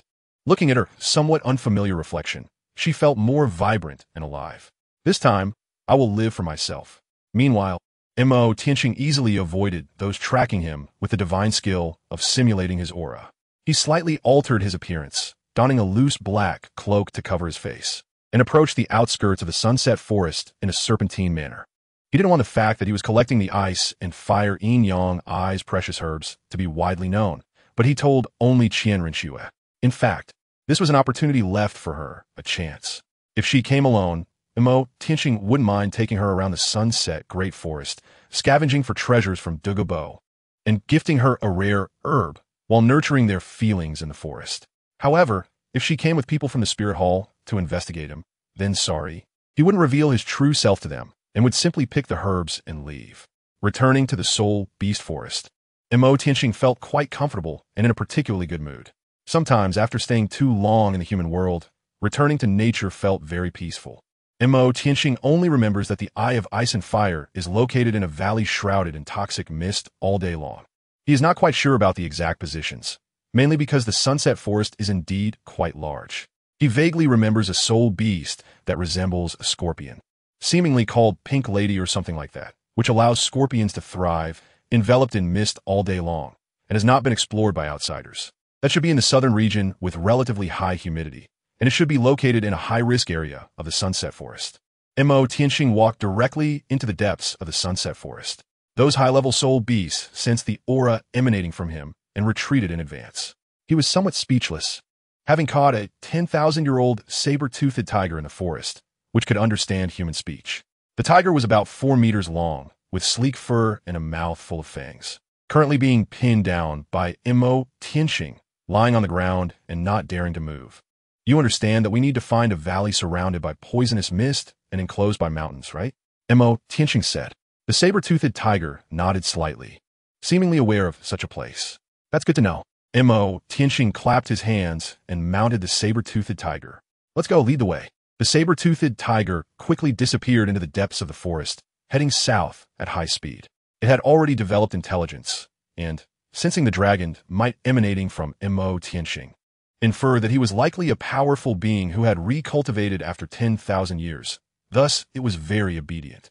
It must be said that the sunset forest was indeed vast, even with the saber-toothed tiger as a mount. Tianxing spent about a day to reach the mysterious valley shrouded in poisonous mist. Tianxing looked at the valley shrouded in green poisonous mist in front of him, jumped down from the saber-toothed tiger, which silently crouched in place. This should be the place. Tianxing turned around and found that the saber-toothed tiger had not left yet, truly displaying a strong desire to survive. Are you waiting for me to come back? Tianxing asked. The saber-toothed tiger looked at him and nodded slightly, extremely docile. It would be foolish for a tiger not to cling to the thigh of a big shot. Tianxing found it somewhat amusing and helpless. Understanding it so well, he immediately raised his hand to touch the character Wang on its forehead, activating the blade of life and leaving a trace of life essence within its body. Wait for me to come back, Tianxing said, turning and walking towards the valley shrouded in green poisonous mist. The green poisonous mist was produced by a flower called the 7 Deadly Flowers of Green Scales, which was a deadly poison barrier for lower-level soul masters. However, it had no effect on Tianxing, as it was easily dispelled by the blade of life within him. He walked straight through the poisonous mist, making his way up the mountain, eventually standing at the peak of the valley, gazing at the rolling clouds. The setting sun cast a golden-red hue over the clouds, resembling waves. The sunset forest truly lived up to its name. With poisonous mist outside and fog above, this treasure land was isolated from the world, making it hard to notice. He really didn't know how Douluo had found this place back then. Tianxing flew straight towards the valley shrouded in clouds and mist, simultaneously activating his second soul skill, Dragon Transformation. A pair of black dragon wings sprouted from his back, and he soared downwards at high speed. He pierced through the clouds and mist enveloping the valley, like a black dragon descending. In the sky above, one could see the ice and fire spring at the center of the valley, where life thrived and greenery flourished. Douluo was not present in this location, and the system's danger level was only 1 star. As for where that 1 star came from, eating random immortal herbs or poisons had a certain probability of sending him away. Tianxing smiled. The Eye of Ice and Fire, here I come. Before landing, he carefully flapped the wings behind him and gently descended to the edge of the Eye of Ice and Fire. It was an oval-shaped pool, with watercolors divided into milky white and bright red. Although they were in the same pool, the 2 colors were distinct, resembling the yin-yang symbol. This was indeed the Eye of Ice and Fire, with the milky white representing the cold extreme, yin spring, and the bright red representing the fiery yang spring. At the fisheye part of the Eye of Ice and Fire, there were 2 small circular patches of land. On the central patch of land in the cold extreme, yin spring, a white medicinal herb grew, its top resembling a large white flower with an octagonal shape, sparkling like ice crystals in the center. On the central circular land of the fiery yang spring, there was a plant resembling a cabbage but entirely bright red. These were the 8-angled ice grass and the fiery peach blossom vegetable, the 2 precious herbs that Tianxing had long been yearning for. Tianxing immediately spread his wings and soared to the front of the 8-pointed ice grass, plucking its ice heart flower and swallowing it right away. The breath of cold ice instantly spread throughout his body, causing even Tianxing, a 6th ring soul emperor, to feel a chill in his flesh. He then rushed towards the fiery apricot, using his claws like knives to directly break open the plant and take its core, swallowing the red heart. The polar attributes of ice and fire began to spread within him, and he quickly dove into the spring of ice and fire, starting to refine the medicinal properties of the 2 celestial herbs. Chapter 27. Collecting Celestial Herbs. First update. Please bookmark. Tianxing infiltrated the depths of the ice and fire Daoliu springs, using the external cold yin spring and the scorching yang spring to neutralize the violent ice and fire power within him.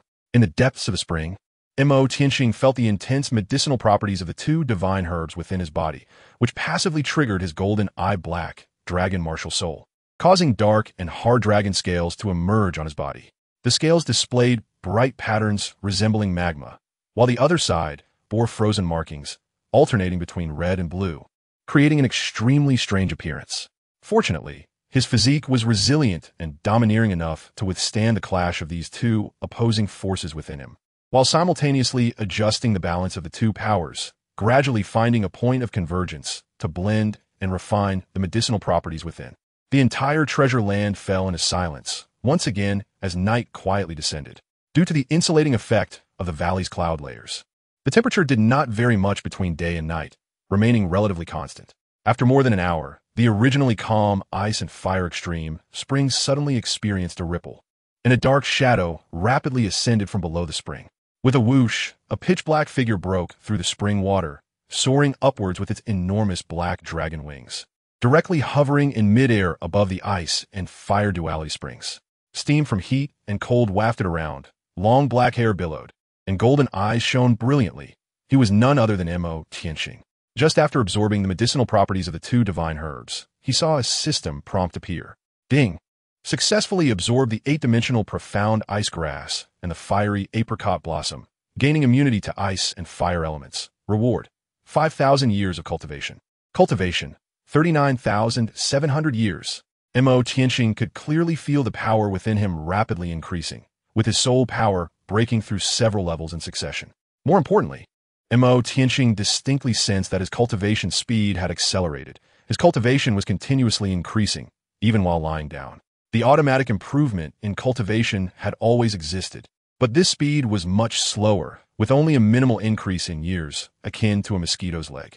However now, after the transformation from the 8-pointed ice grass and the fiery apricot blossom, the speed of self-improvement in cultivation had surged significantly, turning from a mosquito's leg into something truly valuable. Tianxing arrived at the edge of the ice and fire duality, feeling the changes in the power within him.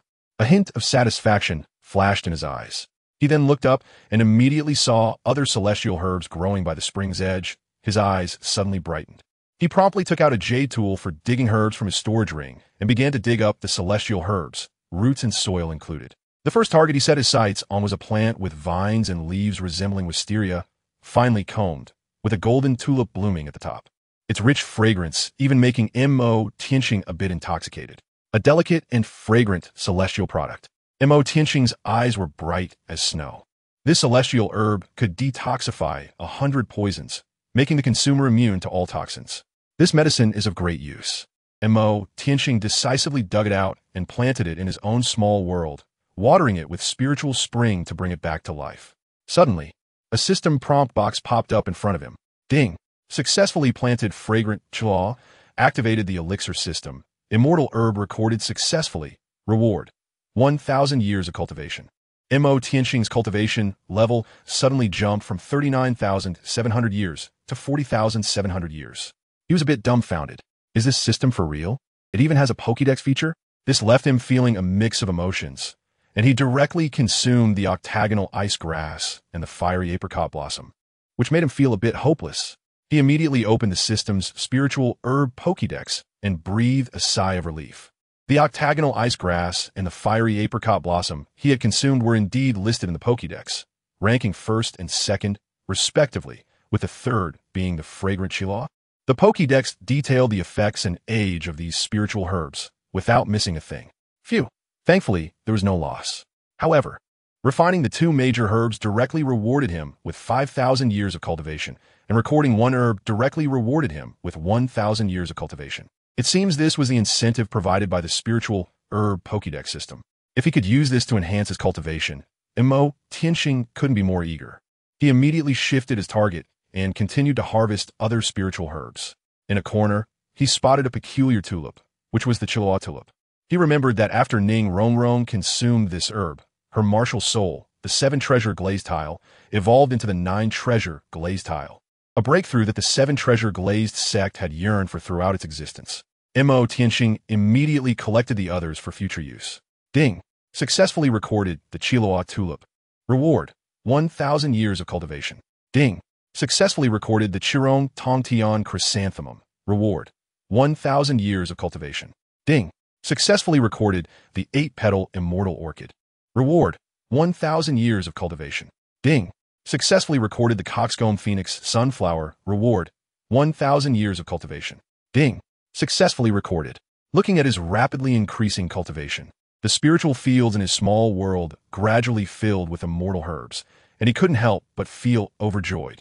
This ice and fire 2E indeed did not disappoint him, and the system also met his expectations. Just as he was happily about to collect the next immortal herb, he stopped in front of it. and the smile on his face faded somewhat. It was a seemingly ordinary white flower, palm-sized, resembling a peony, with a few blood-red petals. It had no leaves, and its stem connected to a piece of black stone below. It seemed to have grown out of that black stone. The acacia heartbreak red. Knowing what Xiao had gone through, he instinctively felt a bit repulsed by this immortal herb. It seemed that couples recognized by it all had unfortunate endings. Their fates too tragic. Perhaps it itself symbolized separation and sorrow. Tianxing hesitated for a moment, but ultimately decided to take the entire immortal herb. The love recognized by this flower did not have a good ending. He was worried that with this thing, history would repeat itself, and this immortal herb could not be left behind even more. Tianxing immediately began to pick other celestial herbs.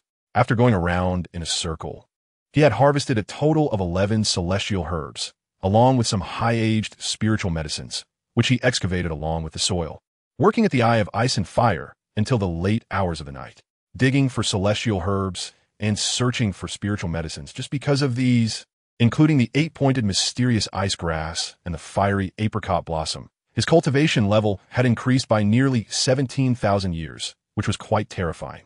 Now his cultivation had approached 52,000 years, equivalent to the strength of a 7-ringed soul sage in the Soul Master system. Once he added the 7th ring, he would possess the true form of his martial soul, the true form of the golden-eyed black dragon's martial soul, reaching the level of a 7-ringed soul sage. Marked a watershed moment, the time when his top-tier martial soul would truly unleash its power. Without delay, Tianxing immediately sought a hidden cave, selected the 7th soul ring in the system shop, and confirmed it. The dark soul ring mist descended once more, and in the darkness, Tianxing's martial soul was naturally released, with 6 massive, pitch-black 10,000-year soul rings coiling around him. As his cultivation age increased, all 6 soul rings had reached the terrifying level of 52,000 years, especially those soul skills affected by the age of the soul rings, whose effect had nearly doubled. Chapter 28. Duel with Poison Douluo. Inside the cave. At this moment, Tianxing was absorbing the 7th spirit ring. The dark light flickered around him, and the golden-eyed black dragon martial spirit behind him began to undergo a transformation, with its overall shape rising a few inches and becoming more solid. The golden-eyed black dragon emanated a heavy dark aura that compressed the entire space, giving rise to a purple-black vortex in the void. Its golden eyes resembled the sun, radiating golden light. The 7th spirit ring slowly took shape, and when it was fully formed, the golden-eyed black dragon also completed its transformation. Tianxing suddenly opened his eyes, his golden pupils shining with divine light. Combined with the martial soul's momentum behind him, the dragon's might he emitted was overwhelming and cohesive. The surging power of the black dragon was washing over his meridians, limbs, and bones. Ding! Your martial soul has successfully transformed from the golden-eyed black dragon to the golden-eyed black dragon king. You have transitioned from the golden-eyed black dragon to the golden-eyed black dragon king, completing the leap from a top-tier martial soul to a divine-level martial soul. Tianxing felt the ultimate domineering power within him, as if he were the golden-eyed black dragon king, looking down upon the world with an awe-inspiring presence. He was surrounded by 7 enormous black 10,000-year soul rings, which were significantly larger than other soul rings, dark as ink. The 7-ring soul sage represents the greatest watershed for soul masters, the true embodiment of martial souls.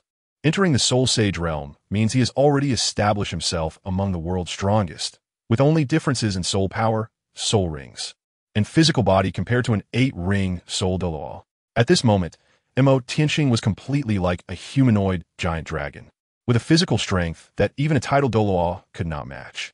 Just a slight stomp could crack the earth. His soul power far exceeded that of a soul sage, reaching the level of a soul Douluo, and his soul rings were incredibly domineering, all being 50,000 years old.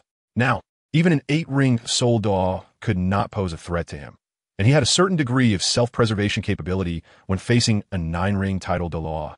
If it weren't for the ice and fire yin-yang eye, he really wouldn't have been able to elevate his cultivation to the threshold of a 50,000-year 7-ring soul sage so quickly. Tianxing happily put away his martial soul and soul rings. Since he had taken advantage of Douluo, he naturally had to give the other party some compensation, or else he would feel a bit guilty. Thus, Tianxing took out a small piece of paper and quickly wrote down the solution to the detoxification of the green-scaled snake's poison, and walked towards the cave entrance. With 10 years advanced time, Douluo's poison should not have penetrated deeply into his bones, making it easier to heal his precious granddaughter. However, as soon as he reached the cave entrance, Tianxing saw the precious land he had stripped bare and couldn't help but slap his forehead. Forget it. He might as well refine some antidotes to suppress the poison's outbreak, or it would drive him crazy. Tianxing immediately returned to the cave, set up a medicinal cauldron, and began to refine the antidote. He mixed in a trace of blood that contained the properties of the 8-pointed mysterious ice grass and the fierce fire apricot flower. After spending most of the day on this, he finally finished as dawn was breaking. Tianxing put the refined pills into the jade bottle and was about to stay in place. Suddenly, the system lit up, and the originally 1.5 danger level abruptly rose to an orange-red 4 stars. At the same time, a hoarse roar from an old man echoed through the entire valley, creating a terrifying atmosphere. Is Douluo back? Tianxing immediately retracted the 3 vials of antidote in his hand and directly activated his first soul skill, Mirage Water Moon, Breath Simulation. With breath simulation activated, Douluo couldn't see everything and missed the true form of the protagonist's martial soul. His figure quickly changed, donning a black robe that concealed his face and a pair of large black dragon wings unfurled from his back. Douluo looked at the devastated treasure ground, his anger boiling, and he roared, shaking the heavens. Who dares to destroy my herb garden? Douluo's emerald green eyes brimmed with killing intent. His palm tensed in anger, curling into a claw shape as his emerald scale serpent emperor martial soul emerged, with 2 yellow, 2 purple, and 5 black soul rings rising beneath him, the aura soaring into the sky and breaking through the clouds. He immediately sensed a fluctuation of soul power from the mountain cave. He transformed into a green rainbow and shot toward the cave at high speed. How dare someone linger near my things? Truly unaware of the danger, a pitch-black figure charged out from the cave, a black-robed man whose face was obscured, enveloped by 2 yellow, 2 purple, 4 black, and 1 red soul rings. 100,000-year soul ring? When Douluo saw the opponent's soul ring configuration, his heart suddenly skipped a beat. The other party was also a 9-ring title Douluo and possessed a 100,000-year soul ring. Douluo's 7th soul ring suddenly lit up, and his emerald scale serpent emperor martial soul directly revived, a flash of light passing beneath him as a coiling green, menacing poison snake rose up. The emerald scale serpent emperor was several dozen meters long, with prominent horns and a massive triangular snake head adorned with a fleshy crown. Its lantern-sized vertical pupils flickering with a cold glint, and the overwhelming green soul power surged through the air. Douluo stood atop the head of the emerald scale serpent emperor, his gaze fixed on the mysterious black-robed man ahead, as his dark 8th soul ring suddenly lit up. The emerald scale serpent emperor opened its bloody maw, gathering terrifying green energy to unleash a fierce attack. 8th soul skill, time freeze. Once enveloped by this green divine light, even a title Douluo would be imprisoned. Tianxing looked at the green rainbow rushing toward him and couldn't help but feel a bit speechless. Without any further ado, he directly unleashed 7 or 8 rings of skills, which really showed how much they regarded him. His 4th soul skill lit up, suddenly expanding a layer of thick black waves centered around him, forming a black domain that covered a kilometer. The light was swallowed up, and the world suddenly turned dark, with visibility disappearing. 4th soul skill, black domain. Douluo observed the surrounding area darkening, and the green divine light emitted by the emerald scale snake emperor was immediately reduced by about 60% as it traversed the black domain, enveloped in a layer of special negative effects, while black wind blades swept toward him from a void. A 4th soul ring with a limit of 52,000 years was completely on par with other 7 or 8 soul skills. Since it was within his domain, and the opponent had no visibility, it was time to begin. The 7th soul ring on Tianxing's body lit up, and beneath the black domain was like a pitch-black ocean. A huge being quickly emerged from the ocean, its golden eyes resembling the sun. The golden-eyed black dragon king appeared behind Tianxing, its golden eyes shining like the blazing sun, exuding an overwhelming dragon might. The emerald scale snake emperor was subjected to an instinctual fear, facing a terrifying existence that even the emperor of snakes had to bow down to. Douluo was greatly shocked. It was normal for the opponent to activate their martial soul true form, but what kind of martial soul could make his emerald scale snake emperor tremble in fear? The opponent's martial soul true form was shrouded in the black domain, and he could not see what kind of monster it was. Suddenly, a scarlet light lit up in the dark opposite. Douluo was horrified. The 10,000-year soul skill of the 9th soul ring? In the black domain, him.Qian had already activated his second soul skill, dragon transformation, his body covered in scales, with all attributes doubling. While the 5th soul ring also lit up, the dark dragon aura in the void gathered into a pitch-black dragon spear, exuding a terrifying aura of destruction. After simulating the aura, the flickering 5th soul ring displayed externally was indeed the 9th red 10,000-year soul ring. 5th soul skill, black soul dragon killing spear. With a 100% increase from the 2nd soul skill and a 60% damage reduction, an increase from the black domain. Under the stacking of these enhancements, the 5th soul skill of 7-ring soul sage clashed with the 8th soul skill of a 9-ring title Douluo. The black soul dragon killing spear, empowered by the simulated aura, collided fiercely with the emerald long rainbow spat out by the emerald scale snake emperor, the terrifying force forcibly tearing the green long rainbow apart. And the crack quickly expanded. Douluo's expression changed drastically. He knew that he was at the bottom of the title Douluo in close combat. And with the opponent possessing a red 10,000-year soul ring, he should not be able to match up. Douluo immediately commanded the emerald scale snake emperor to turn and leave. As the brilliance of the black soul dragon killing spear directly tore apart the remaining green long rainbow, charging out of the black domain without obstruction, creating a massive void in the sky. Douluo broke through the pitch-black domain, standing atop the emerald scale snake emperor, feeling suddenly lighter, looking coldly at that mysterious dark domain. The opponent's mysterious domain was too perverse. Within that black domain, his strength was reduced by about 60%, and he was burdened with a highly vulnerable negative effect. Even if he wanted to fight to the end, being weakened layer by layer like this would be incredibly frustrating. The previous collision had made him much more clear-headed and calm. Him.Qian observed the stillness of Douluo outside the black domain and retracted it, allowing the sky to regain its color. Douluo saw the man in the black robe standing 500 meters away in a void, with his hands clasped behind his back. Apart from the 9 soul rings that flickered alternately in 2 yellow, 2 purple for black, and 1 red. Even his martial soul's true form was nowhere to be seen. Truly arrogant to the extreme, a murderous glint flashed in Douluo's eyes. He had actually canceled his martial soul's true form while confronting him. In fact, him.Qian hadn't become that reckless.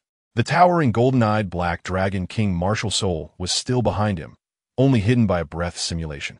However, since he wanted to pose as a peerless powerhouse, the more he instilled fear, the more convincing he would be.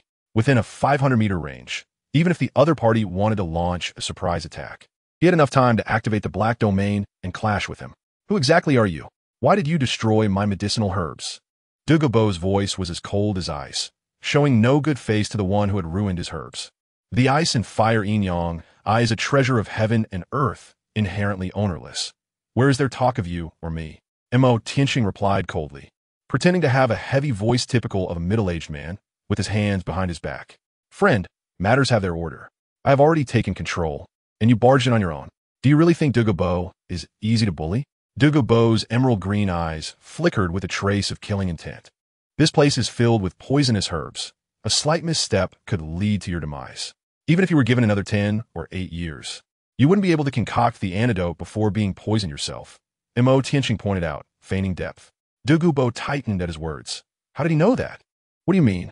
Your martial soul devours its master, not only harming you, but also your descendants. Your martial soul should never have been cultivated. Yet you chose the path of a soul master, poisoning future generations. Him.Qian's words were akin to killing with a sharp blade. You.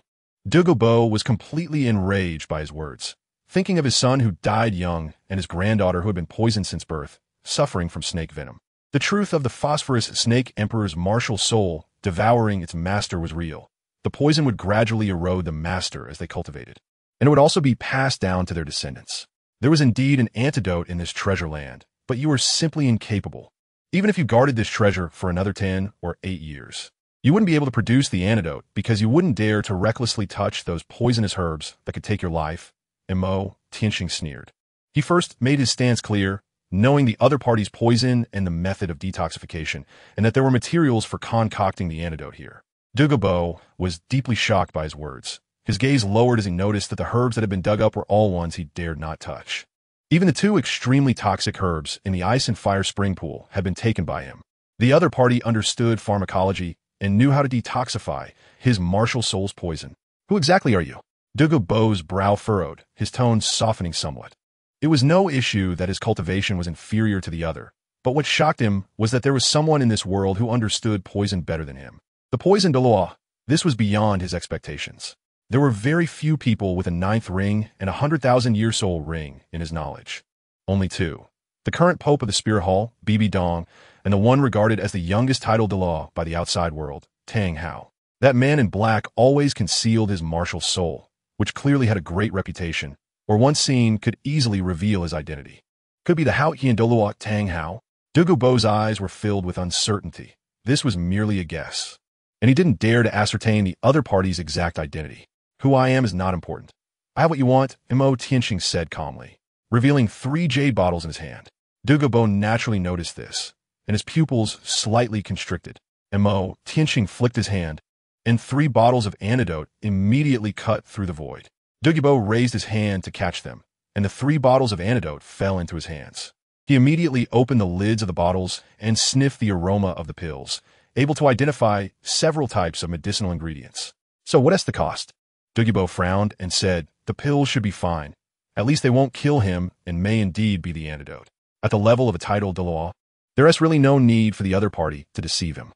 As for the destruction of this precious land, the collection of spirit herbs doesn't really count as a cost.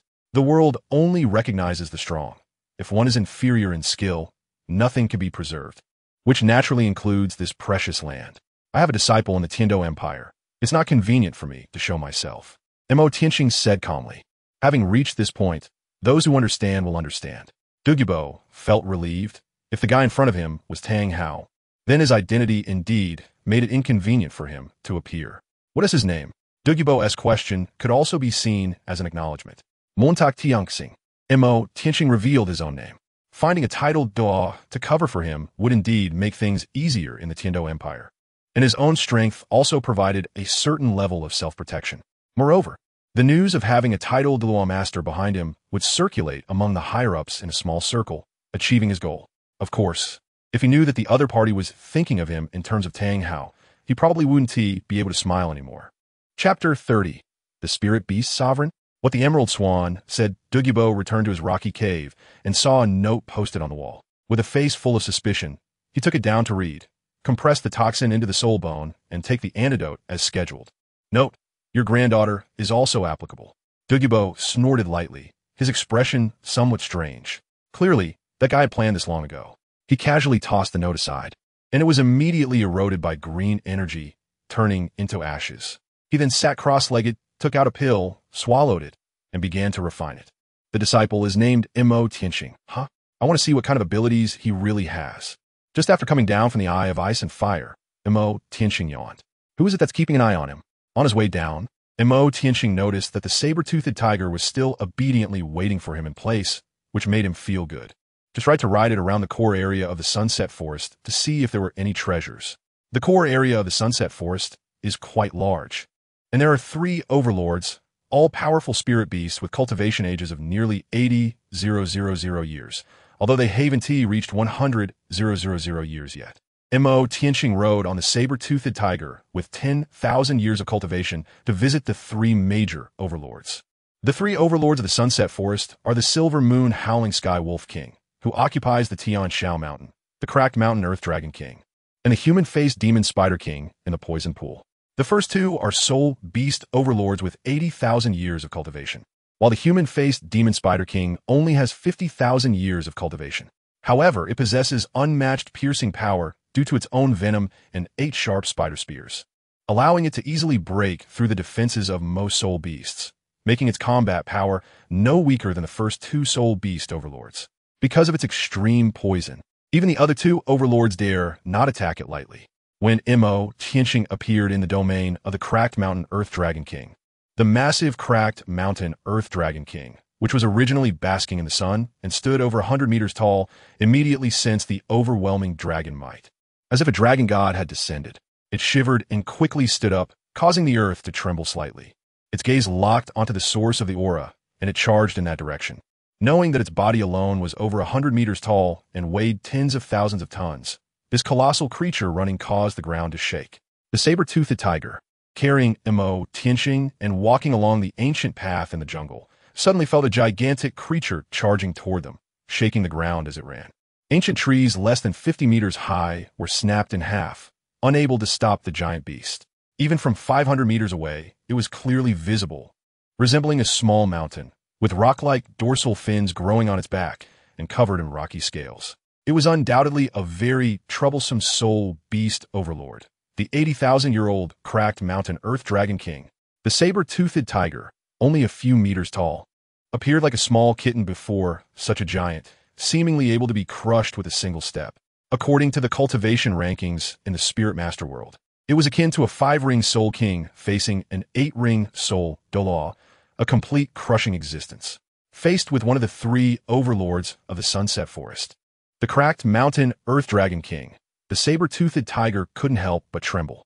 It was indeed a tiger, but at this moment, it felt more like a fox borrowing the might of the soul beast supreme. The saber-toothed tiger was terrified, genuinely fearing that the cracked mountain earth dragon king would crush it with a single step. Tianxing looked at the towering Lushan earth dragon king rushing towards him, while Taishan stood in front, unfazed and without the slightest hint of panic, all due to strength. Not to mention the 800,000-year soul beast in front of him. Even a 900,000-year one could be easily overturned. As the Lushan earth dragon king approached, the saber-toothed tiger's limbs trembled uncontrollably, just as it was about to collapse. The ground suddenly shook, as if a mountain was collapsing, with a loud rumble and dust filling the air. Master, the Lushan earth dragon king suddenly knelt before Tianxing, weeping bitterly. This scene left Tianxing somewhat speechless. His martial soul had evolved into the golden-eyed black dragon king, a being that could be considered a king even among pure-blood dragon clans, and was truly an emperor-like presence for the subdragon clans. Thus, for the subdragon clans, the golden-eyed black dragon king was indeed supreme. You can kneel if you want, but what else with calling me master? Get up. But why do you call me master? mountains.Qian. The Lushan earth dragon king, having cultivated for 80,000 years, naturally understood human language. Is a master's true form the golden-eyed black dragon king? It asked, looking up at Tianxing, still with tear-filled eyes. Tianxing nodded slightly. You are our lord, the overlord of all soul beasts. The earth dragon king of the cracked mountain said. Overlord of all soul beasts? Tianxing was a bit stunned to hear this familiar title. Wasn't it the title of the beast god, Emperor Tian? Why was it applied to him? Where did you hear that? Tianxing looked at the guy in front of him with a face full of doubt. The emerald swan, seemingly called by G, also seemed to have chosen the path of transformation, her cultivation far surpassing ours. She had once said that the golden-eyed black dragon king would become the overlord of all soul beasts, our master. The cracked mountain earth dragon king spoke eloquently. Tianxing's listeners were stunned. Biki? Is she the emerald swan, ranked 4th among the top 10 fierce beasts, with a cultivation of 570,000 years? The emerald swan is known as the strongest healing spirit beast. She actually exists in this world, and even passed through the Sunset Forest a few years ago, informing these spirit beast overlords that the golden-eyed black dragon king is the master of spirit beasts, and that his appearance will lead to the rise of spirit beasts.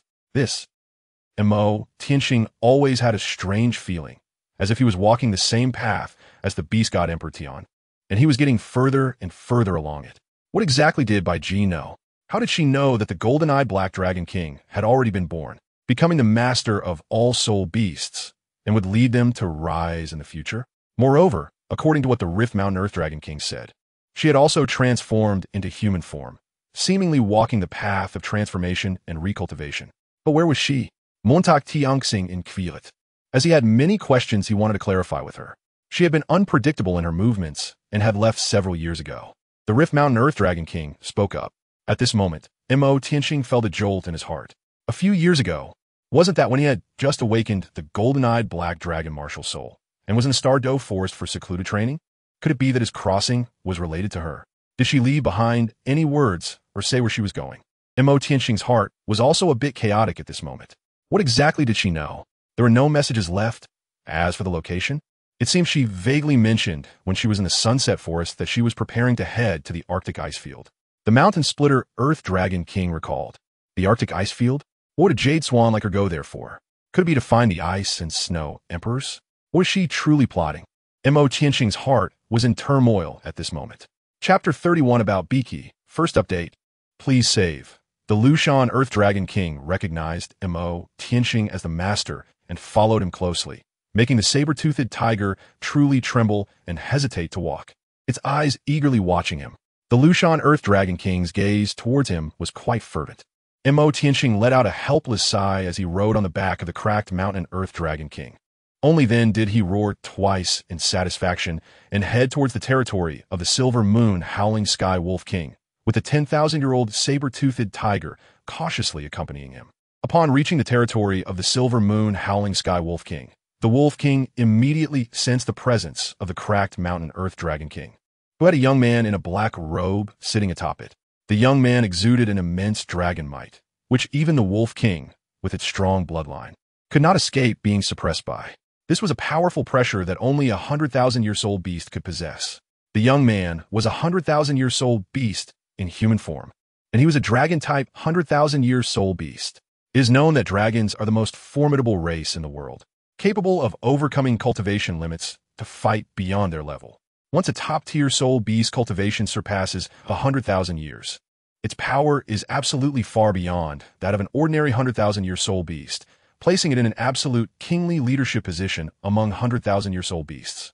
With such a terrifying soul beast king arriving, the Silver Moon Howling Sky Wolf King was also astonished.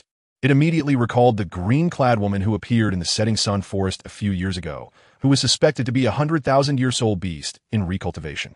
She spoke of the golden-eyed Black Dragon King, the future overlord of soul beasts. Could it be that the Silver Moon Howling Sky Wolf King asked the cracked mountain Earth Dragon King?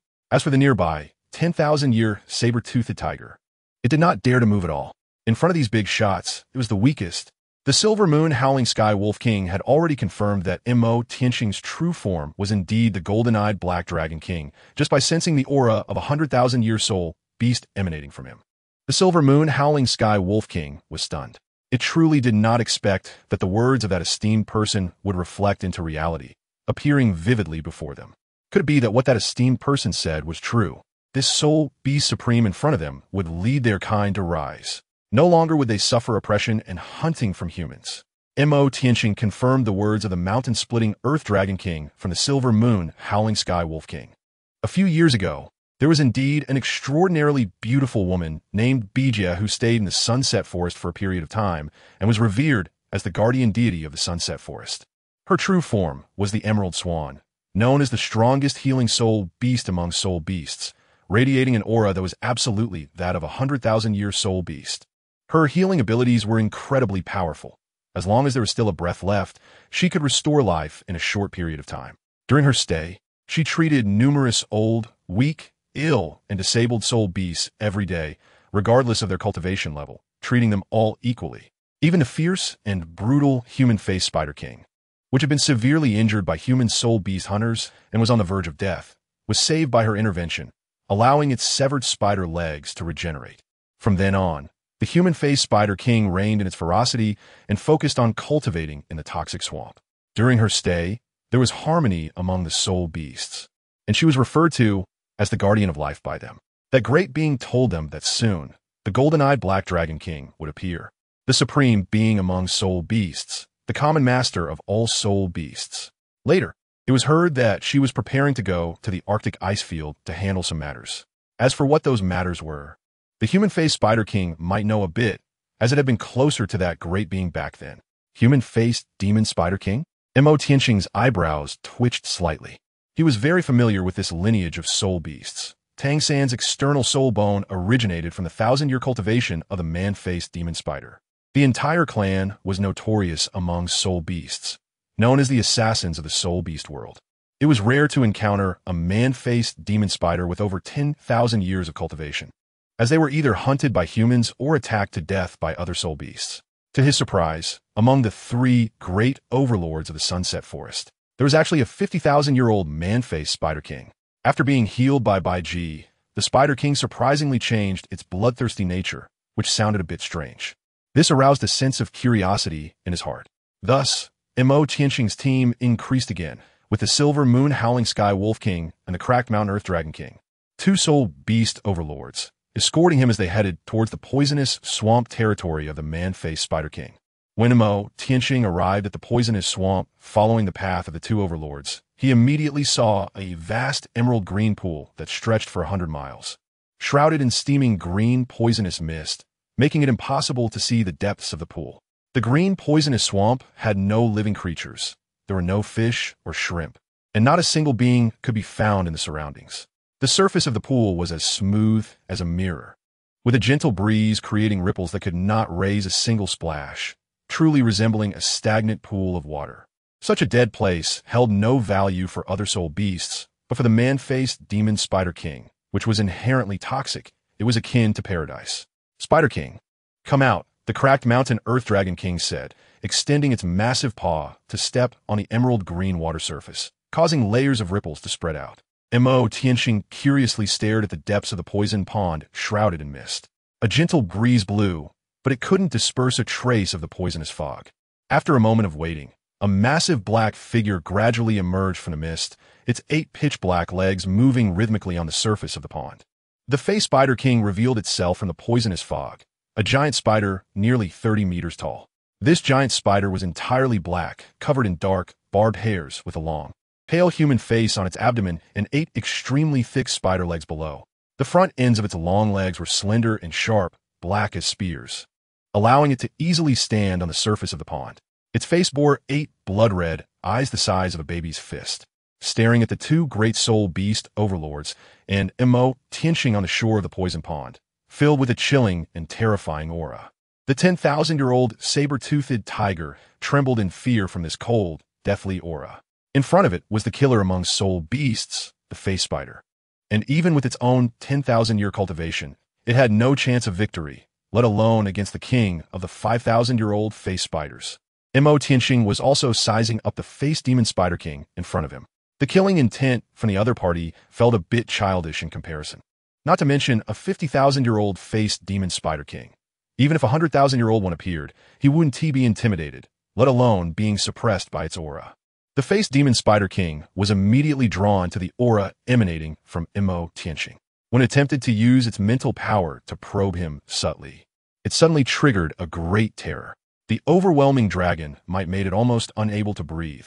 The other party stood like a deity between heaven and earth, while it was just a humble ant.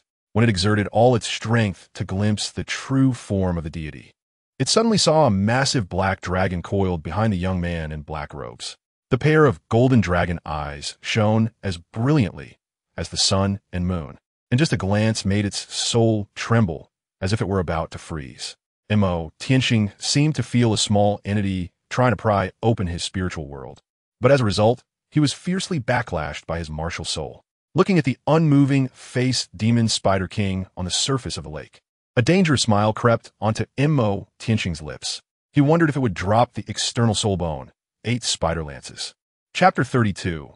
Renxue. I'll just watch you fabricate, modify. The Silver Moon Wolf King and the Earth Dragon King noticed that the face demon spider was standing still, seemingly having some sort of mental issue, while Tianxing's smile was somewhat sinister, vaguely sensing that something was off. The Spider King gradually awakened from its stupor, and, upon seeing Tianxing, immediately lay down in panic on the poisonous pond. Greetings, my lord. Please forgive the face demon Spider King's offense. Its voice trembled, filled with fear. Inside, it was like a storm was brewing. The golden-eyed Black Dragon King. It was actually the legendary golden-eyed Black Dragon King, the overlord of all soul beasts that Sister Bibi mentioned. Get up, Tianxing said in a somewhat indifferent tone. The face Spider King slowly stood up, its gaze towards Tianxing filled with fear. How much do you know about Bibi? Tianxing's tone was somewhat cold. The face Spider King then began to recount. Its relationship with Bibi was closer than that of other soul beasts, but it only knew that Bibi went to the far north to look for someone, though it did not know who or what for. Tianxing fell into deep thought. There was pitifully little useful information in the Spider King's words. Was he really going to the extreme north to find someone, perhaps the Snow Empress? The Snow Empress was the foremost among the 3 great kings of the Arctic tundra. A terrifying existence ranked 3rd among the top 10 fierce beasts, and her cultivation period was about 100,000 years longer than Bibi's. But what would Bibi want with the Snow Empress? He couldn't think of any connection between the two. Just then, two silver moon wolves, over 10 meters tall, came running, their bodies marked with wounds, and they were currently reporting to the Wolf King. What had happened? Tianxing was also somewhat surprised. The injuries on these silver moon wolves carried a familiar aura of light, and a figure instinctively surfaced in his mind. There is a human woman outside, apparently here to see the master, the silver moon wolf king explained. Could it really be her? Tianxing's heart tightened. Which direction? After the silver moon wolf king pointed, Tianxing immediately spread his black dragon wings behind him, stirring up a whirlwind as he rushed towards that direction at high speed, leaving the three overlords of the poison swamp looking at each other in confusion. What's wrong with the master? The mountain splitter Earth Dragon King asked, his face full of doubt. Fool, the master clearly cares about that human girl, the silver moon wolf king retorted. The human-faced demon spider king fell in a deep thought. At the same time, in the southern part of the setting sun forest, on the outskirts of the core area, a stunning golden-haired girl wielded the angelic holy sword. 6 wings sprouting from her back, her body shimmering with 5 soul rings of 2 yellow, 2 purple, and 1 black. As she fought fiercely against 3 silver moon wolves with 10,000 years of cultivation. The 3 10,000-year silver moon wolves were injured and looked at the golden-haired girl with 6 wings in midair as if faced with a formidable enemy. At this moment, Xue'er, dressed in a white dress, appeared immaculate, but her expression was somewhat serious. It wasn't because of the 3 10,000-year soul beasts in front of her, but rather her concern for Tianxing. She had originally heard Tianxing mention that he had a master and said he was going to the setting sun forest, which clearly indicated that his master was hidden in the forest. Thus, she wanted to come and investigate personally, hoping to meet his master and confirm whether the other party was a hostile title de law. Everything else was fine, but she was particularly worried that the other party was the him.Qian de law. She didn't want to make a wrong judgment, so she came. The 6-winged angel martial soul itself had an extremely keen perception of aura and was very familiar with Tianxing's dark aura. Following the clues of the aura, she advanced along the path, continuously delving deeper into the setting sun forest, and she discovered that throughout this journey, there was only his aura from beginning to end. Renxue was completely bewildered. Could it be that his master was hidden in the core area of the setting sun forest? Or was his master just a facade, and he was the only one all along? As she followed the trail, she found that even after Tianxing entered the core circle, he was still alone. There's also the aura of powerful soul beasts nearby. This left her at a loss, and an unbidden guess emerged in her mind. He actually had no master at all. His identity was fabricated, or perhaps he himself had come out from the setting sun forest. The lover of the him.Qian was a 100,000-year soul beast that transformed into human form and recultivated, entering the human world. Tianxing was a bit anxious. Renxue was truly flustered and panicking. She didn't want this to happen. Absolutely not. Even though her interactions with Tianxing were limited. He was the only friend who could make her open her heart. She had very few friends, and Tianxing was one of them. With this assumption in mind, when facing the silver moon wolves attacking her, she had already declared early on that she wanted to see the young man in the black robe. And she didn't stop the 2 soul beasts that went to spread the word, showing mercy to these 10,000-year soul beasts. Otherwise, with her 6-winged angel divine soul, it would be easy for her to kill a few 10,000-year soul beasts at the level of a 5-ringed soul king, invincible at the same level and undefeated against higher levels. At that moment, Tianxing was feeling a bit anxious, his spiritual sense spreading out 1,000 meters away, rushing towards her direction. Why did that silly girl run into the core circle of the sunset forest alone? What would she do if she encountered those soul beasts that lacked vision? He even regretted telling her this news. When Tianxing's spiritual power detected Renxue's figure fighting against 3 silver moon wolves, and saw that she was unblemished and appeared unharmed, he finally breathed a sigh of relief and immediately accelerated towards her direction. A distance of 1,000 meters was only a matter of a few breaths for Tianxing. The 3 10,000-year silver moon wolves that were originally battling Renxue were suddenly kicked away by a black figure that rushed out of the jungle, sending them, which were over 10 meters tall, deep into the forest. The figure then grabbed Renxue in midair and landed on the ground, looking towards the direction where he had sent the wolves and shouted, "Get lost!"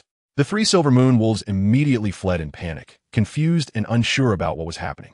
Tianxing then released Renxue from his embrace and gently asked, "Are you okay?"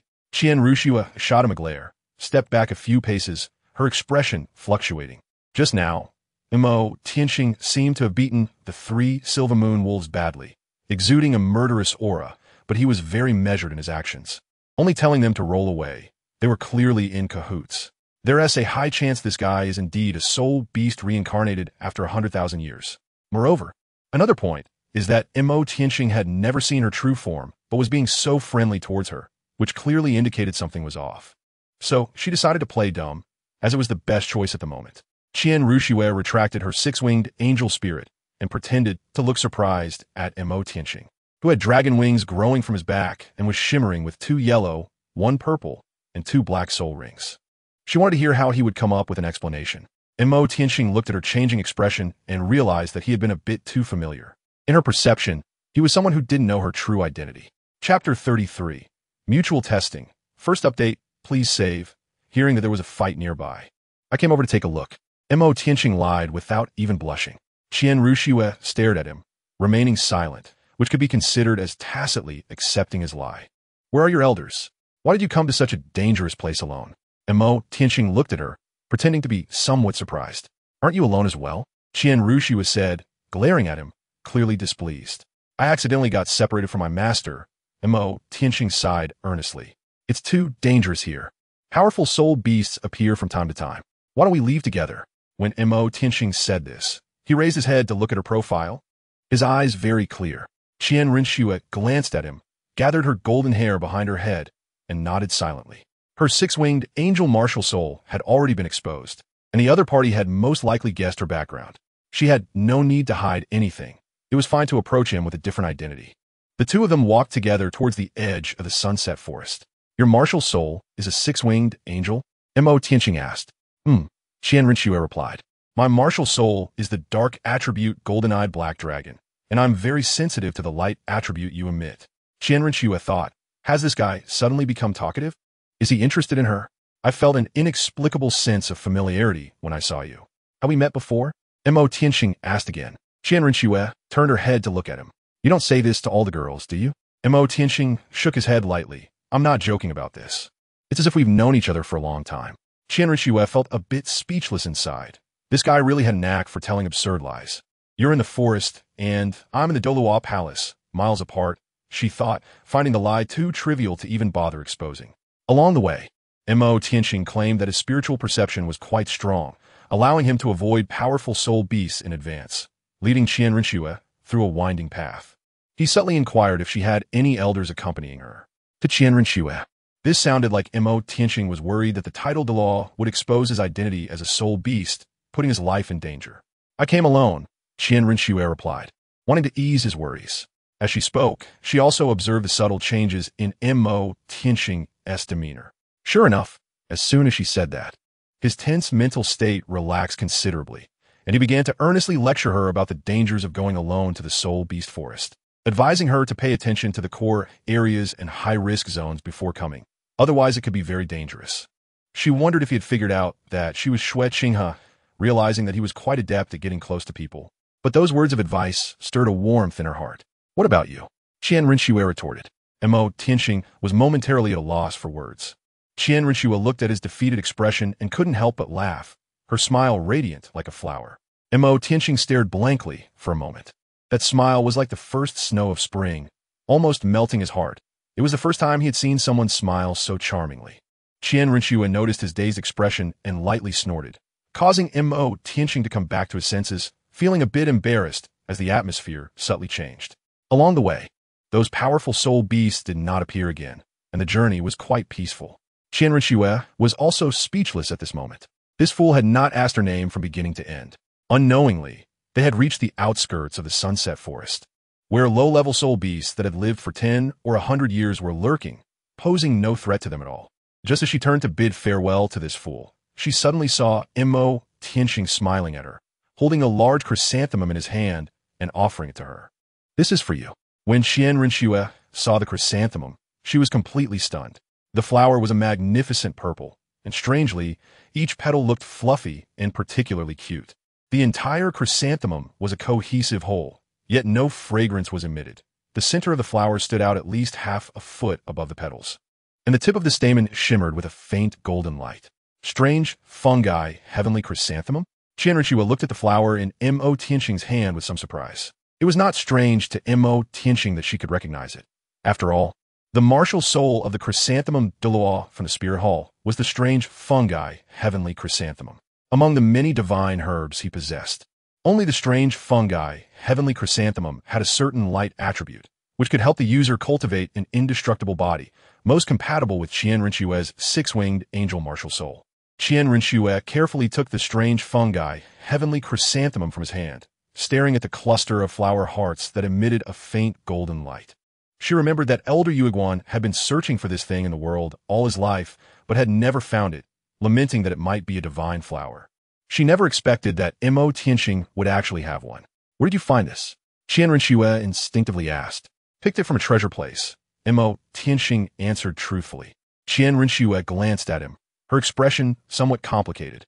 This thing, which even the titled Elder Yuan had searched for half his life without finding a single one. How could someone of his cultivation easily obtain it? But if the other party was 100,000-year soul, beast reincarnated, then everything would make sense. "Are you really going to give it to me?" Renxue looked up and asked Tianxing. Tianxing nodded slightly. "It possesses certain light attributes, and legend has it that consuming it can cultivate an indestructible body, which should be helpful to you. Why eat it?" Renxue gently caressed the petals as she looked at him, her eyes showing some dissatisfaction. Clearly, she still had a fondness for this rare Qian chrysanthemum. The Qian chrysanthemum has the characteristic of being indestructible, and even if it is plucked, it can still maintain its blooming period for decades. Renxue looked at the Qian chrysanthemum in her hand, gently stroking the petals. Tianxing was truly taken aback by her words. She was well aware of the characteristics of the Qian chrysanthemum, and it seemed that Douluo had imparted a lot of knowledge about it to her. It was indeed immortal, but its medicinal properties would gradually diminish. Tianxing still wanted to persuade her. "I don't need to rely on immortal herbs to achieve the strongest." A hint of a smile appeared in Renxue's eyes. Tianxing was truly defeated by her, and he sighed helplessly, thinking it was best to let her be. "By the way, you never asked for my name from beginning to end, yet you gave me such a precious gift. Is it worth it?" Renxue smiled brightly. "My name is Tianxing. May I ask this young lady for her true name?" Tianxing performed a standard noble gesture. Renxue, satisfied, replied, "I am Renxue. I must take my leave now. Perhaps we will meet again by chance in the future." Renxue looked at him while holding the rare Tianjua. Tianxing waved goodbye to her. "Be careful in the forest, and if your master is unreliable, I suggest you find another one," Renxue added, disregarding Tianxing's reaction. Behind her, golden six wings spread open, cutting through the sky as her figure gradually faded away. Tianxing stood in place, watching the figure gradually disappear into the horizon, a faint smile on his lips. Chapter 34. Return to the him.Dou Academy, Revised Edition. After seeing Renxue leave, Tianxing went straight back to the core area of the Sunset Forest to meet with the three great spirit beast overlords, explaining a few matters. Finally, he added one last thing. If they encounter that girl again next time, they should try to avoid her. The three overlords nodded slightly, indicating their understanding. Tianxing bid farewell to them, and the saber-toothed tiger was reluctant to part with him. Because of Tianxing, it chose to stay in the core area of the Sunset Forest to cultivate, waiting for its reunion with its master. In the martial soul city, inside the Pope's hall, a graceful and cold beauty sat on the Pope's throne, holding a crystal staff. Below, on the red carpet, stood a white-haired old man in a loose red robe, the cardinal of the martial soul branch of the him.Dou Empire. No matter what requests the other party made, he would do his utmost to retain them, and he must bring the creator of that soul-guided canon into our martial soul hall. The voice of Pope Bibi Dong echoed in the empty hall. Here's what happened. The cardinal of the martial soul branch of the him.Dou Empire had won a special hidden weapon at the him.Dou auction. He spent several days personally delivering this hidden weapon, called the soul-guided cannon, to the martial soul hall. This item could be controlled and detonated with a certain amount of soul power and was said to have the power to kill even a five-ring soul king. Pope Bibi Dong personally tested the so-called soul-guided cannon and immediately sensed that this item could likely cause a change in the world's rules and might even threaten the existing soul master power system. Such a world-changing item must be kept in her own hands. If it cannot be controlled, it must be destroyed. But this core technology must be in her own grasp. If the other party could create a soul-guided cannon that threatens a five-ring soul king, They might later research one that threatens a 6-ring soul emperor or a 7-ring soul saint. The top-tier black dragon martial soul, with a 4th ring already possessing a 10,000-year soul ring. What kind of divine craftsman was behind him? A hint of suspicion flashed in Bibi Dong's eyes. The cardinal respectfully accepted the order. He was also extremely delighted. He didn't expect that presenting this item would attract the Pope's high attention. It seemed he needed to have a good talk with that little guy named Tianxing and ideally uncover the divine craftsman behind him for the use of the martial soul hall. At this moment, the cardinal suddenly remembered something, reporting to the Pope that Tianxing has a close relationship with the princess. If the princess assists, the recruitment will be much easier. Before the cardinal could finish his sentence, he felt the temperature in the hall drop suddenly by more than 10 degrees, causing his voice to diminish gradually. When he looked up, he found the Pope's face like frost, her gaze flickering with a hint of coldness. The cardinal was immediately frightened by that aura and broke out in a cold sweat. This was bad. He had spoken out of turn. Withdraw, Bibi Dong said coldly. The cardinal felt as if he had received a great reprieve, quickly retreating, and the Grand Pope's hall instantly became desolate. Bibi Dong raised her hand to rub her temples, her expression somewhat complex. After a struggle of thoughts, she sighed helplessly. Send a message to summon the princess back to the martial soul hall. As you command. The knights on both sides immediately stepped forward to carry out the order. In the Dou imperial palace, in the crown prince's palace, Renxue sat at her vanity, her golden hair cascading down to her waist, holding a rare flower called the heavenly mushroom chrysanthemum, bringing her nose close to its petals to sniff. Feeling the fragrance of the heavenly mushroom chrysanthemum, she recalled Tianxing's face, and a faint smile unconsciously appeared on her face. However, thinking that Tianxing might be a 100,000-year soul beast reincarnated, her brows furrowed slightly. The other party had no so-called master behind him, so he naturally couldn't be Tang Hao, but his true identity was very likely a 100,000-year soul beast reincarnated, which was equally troublesome. In this situation, she should try to keep him away from title Douluo, especially her grandfather. Hopefully, he could rise quickly.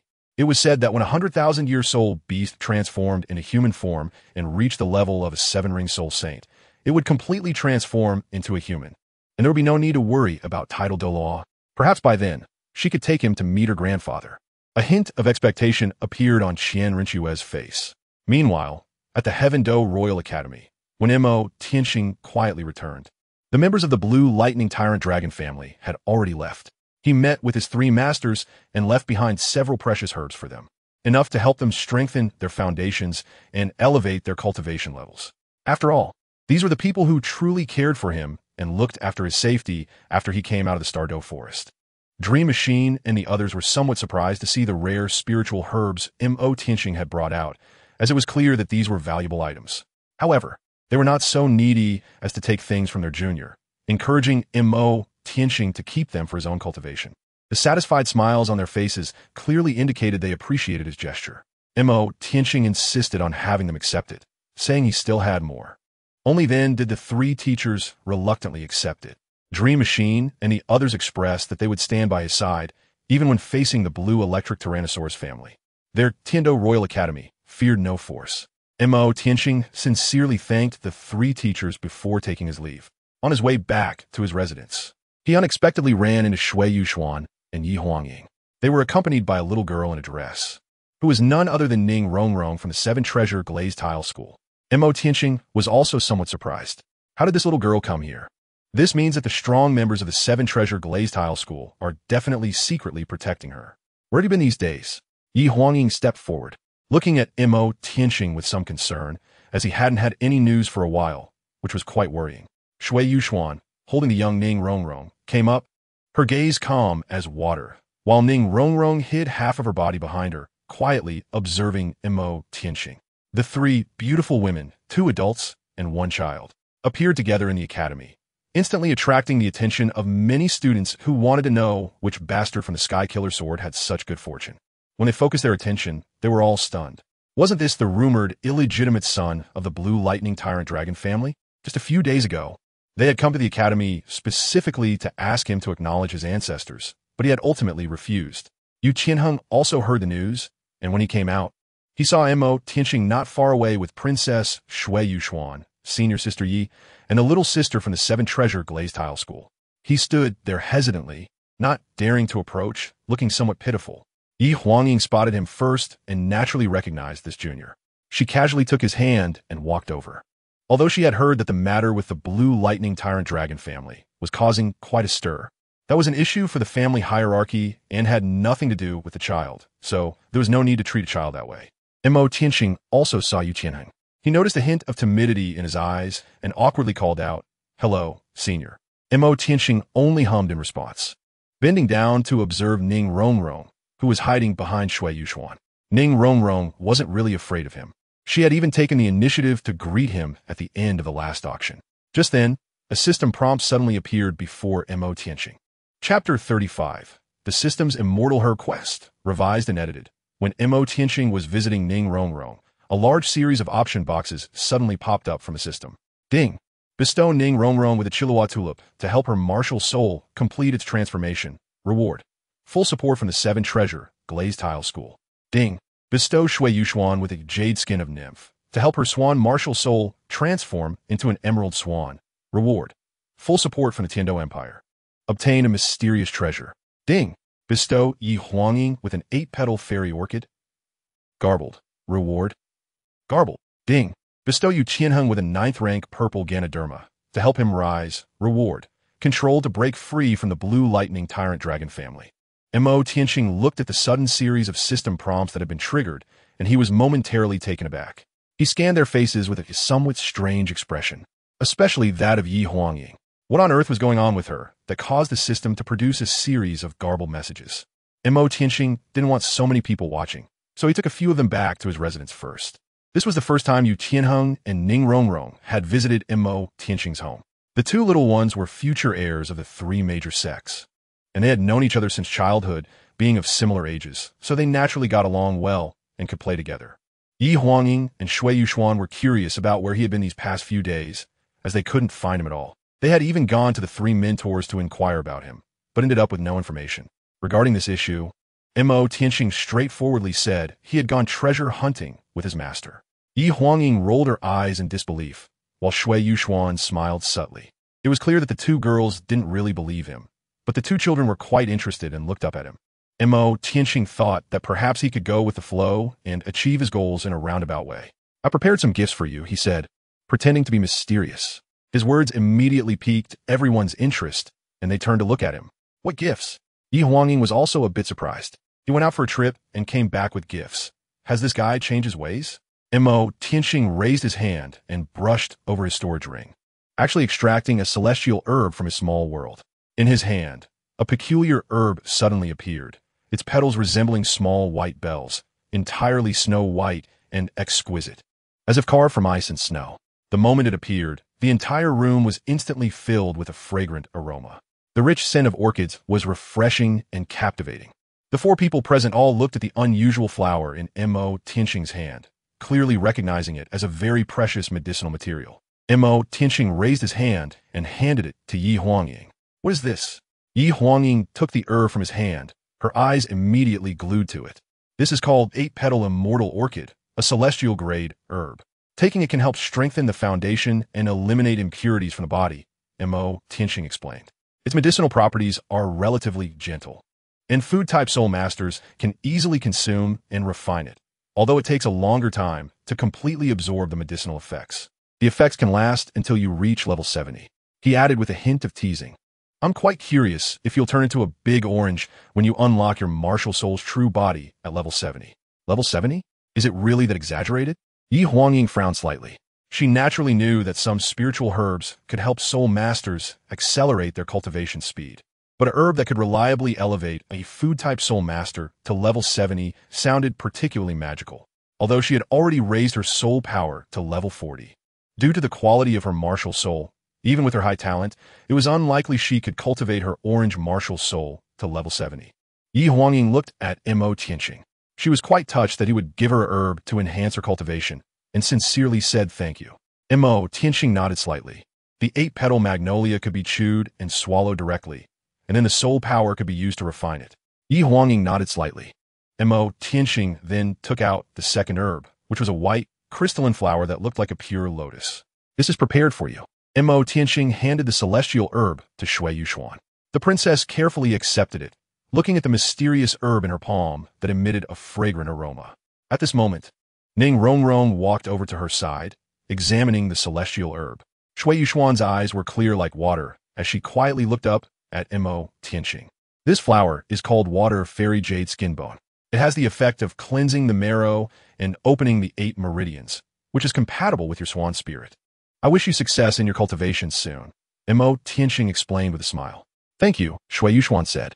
This item was clearly of great value, but it would be inappropriate to refuse it out of politeness. She could only find an opportunity to reciprocate later. Just then, Ning Rongrong tugged at his sleeve, looking up at him with big, watery eyes, blinking as if she could speak. Big brother. Tianxing showed a thoughtful expression and took out a very strange herb from his storage ring. The roots and leaves of this herb resembled wisteria curtains, intricately woven. But at the top was a golden tulip, exuding a rich floral scent and giving a sense of grandeur.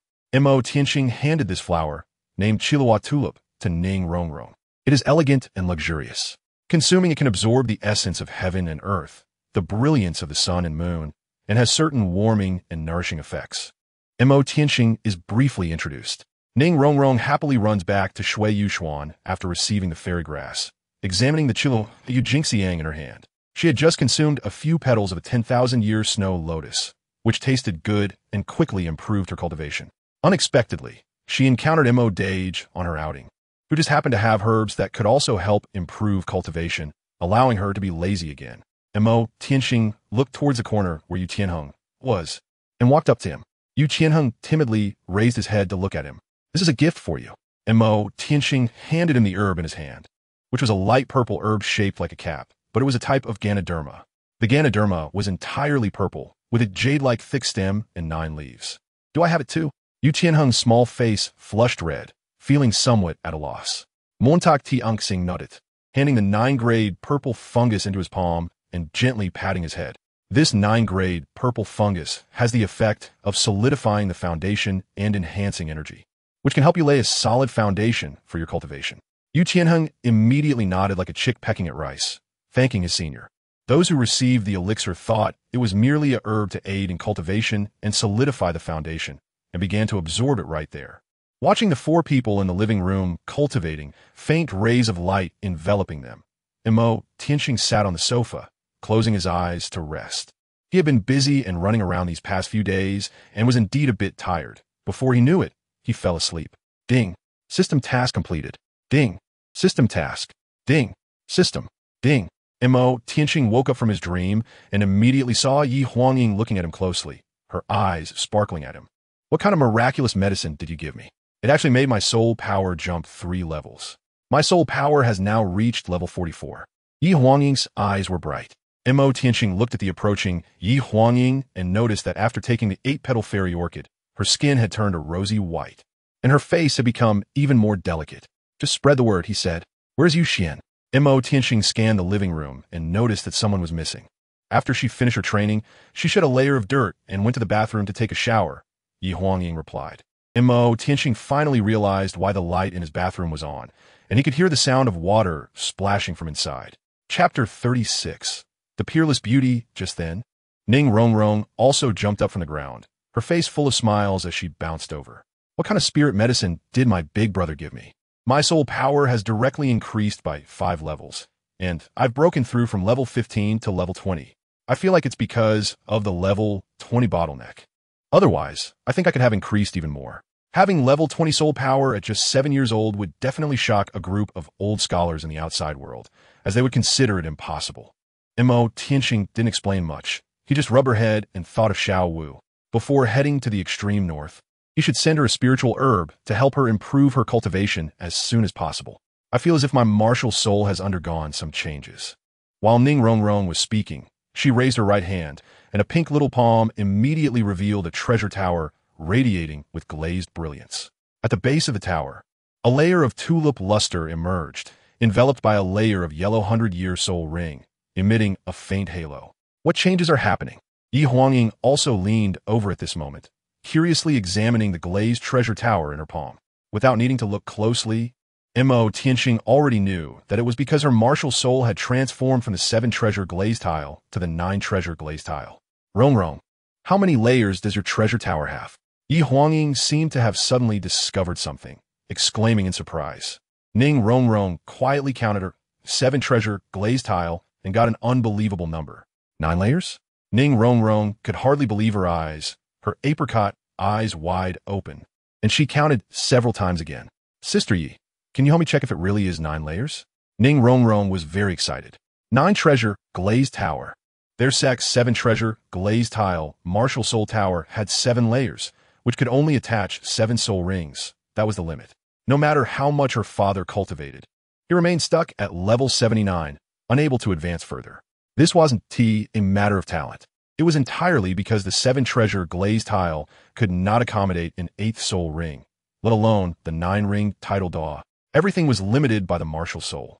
Her father spent a large sum of money to buy a 10,000-year snow lotus, hoping to use such a rare item to help her break through the shackles of her martial soul. But after consuming it, there was still no effect.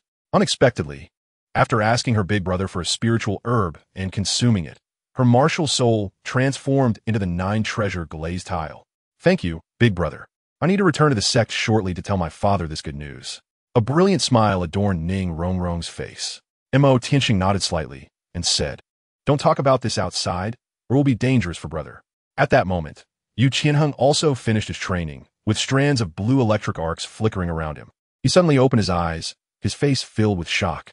His soul power, originally at level 15, had directly risen to level 20 after absorbing the purple spiritual mushroom. An increase of 5 levels. There were still remnants of the medicinal properties of the purple spiritual mushroom in his body, and he had not fully refined it yet. If he completely refined it, it could at least increase his soul power by 10 levels. Thank you, senior. Qian was still very polite, and Tianxing just smiled and nodded. How many levels did you increase? Ning Rong bounced over to Qian and inquired about his training status. I increased 5 levels. Now at level 20, Qian replied. What about you? I also increased 5 levels. Now, at level 20, my soul power is now equal to yours. Ning Rong said with a cheerful smile at Qian. The main reason was that she had just eaten a few petals of a 10,000-year snow lotus not long ago. Otherwise, as a support-type soul master, she could not possibly match the training speed of Qian, who possessed the top-tier blue lightning tyrant dragon martial soul. At this moment, the bathroom door unlocked, and Xue'er walked out in a white dress, her steps graceful and captivating, her slender waist delicate enough to be grasped. Her long black hair was still damp, cascading down to her waist, her skin as smooth as ice and her face a perfect blend of white and red, making her look like an ethereal orchid in a secluded valley, pure and untainted, as if she were a celestial being. Tianxing couldn't help but swallow hard. Her appearance and demeanor combined made her an absolute beauty, a charm that no one could resist. Ning Rong and Qian were completely stunned. Sister Qian had become so beautiful. Yi Huangying dashed forward for a bear hug, enveloping her in her arms as Xue'er let out a soft whimper. Babe, you become so beautiful, boo-hoo. Yi Huangying pinched her delicate face, playfully touching her smooth, snowy white skin, making her feel a bit self-conscious about her own looks. Little Yezi, stop it.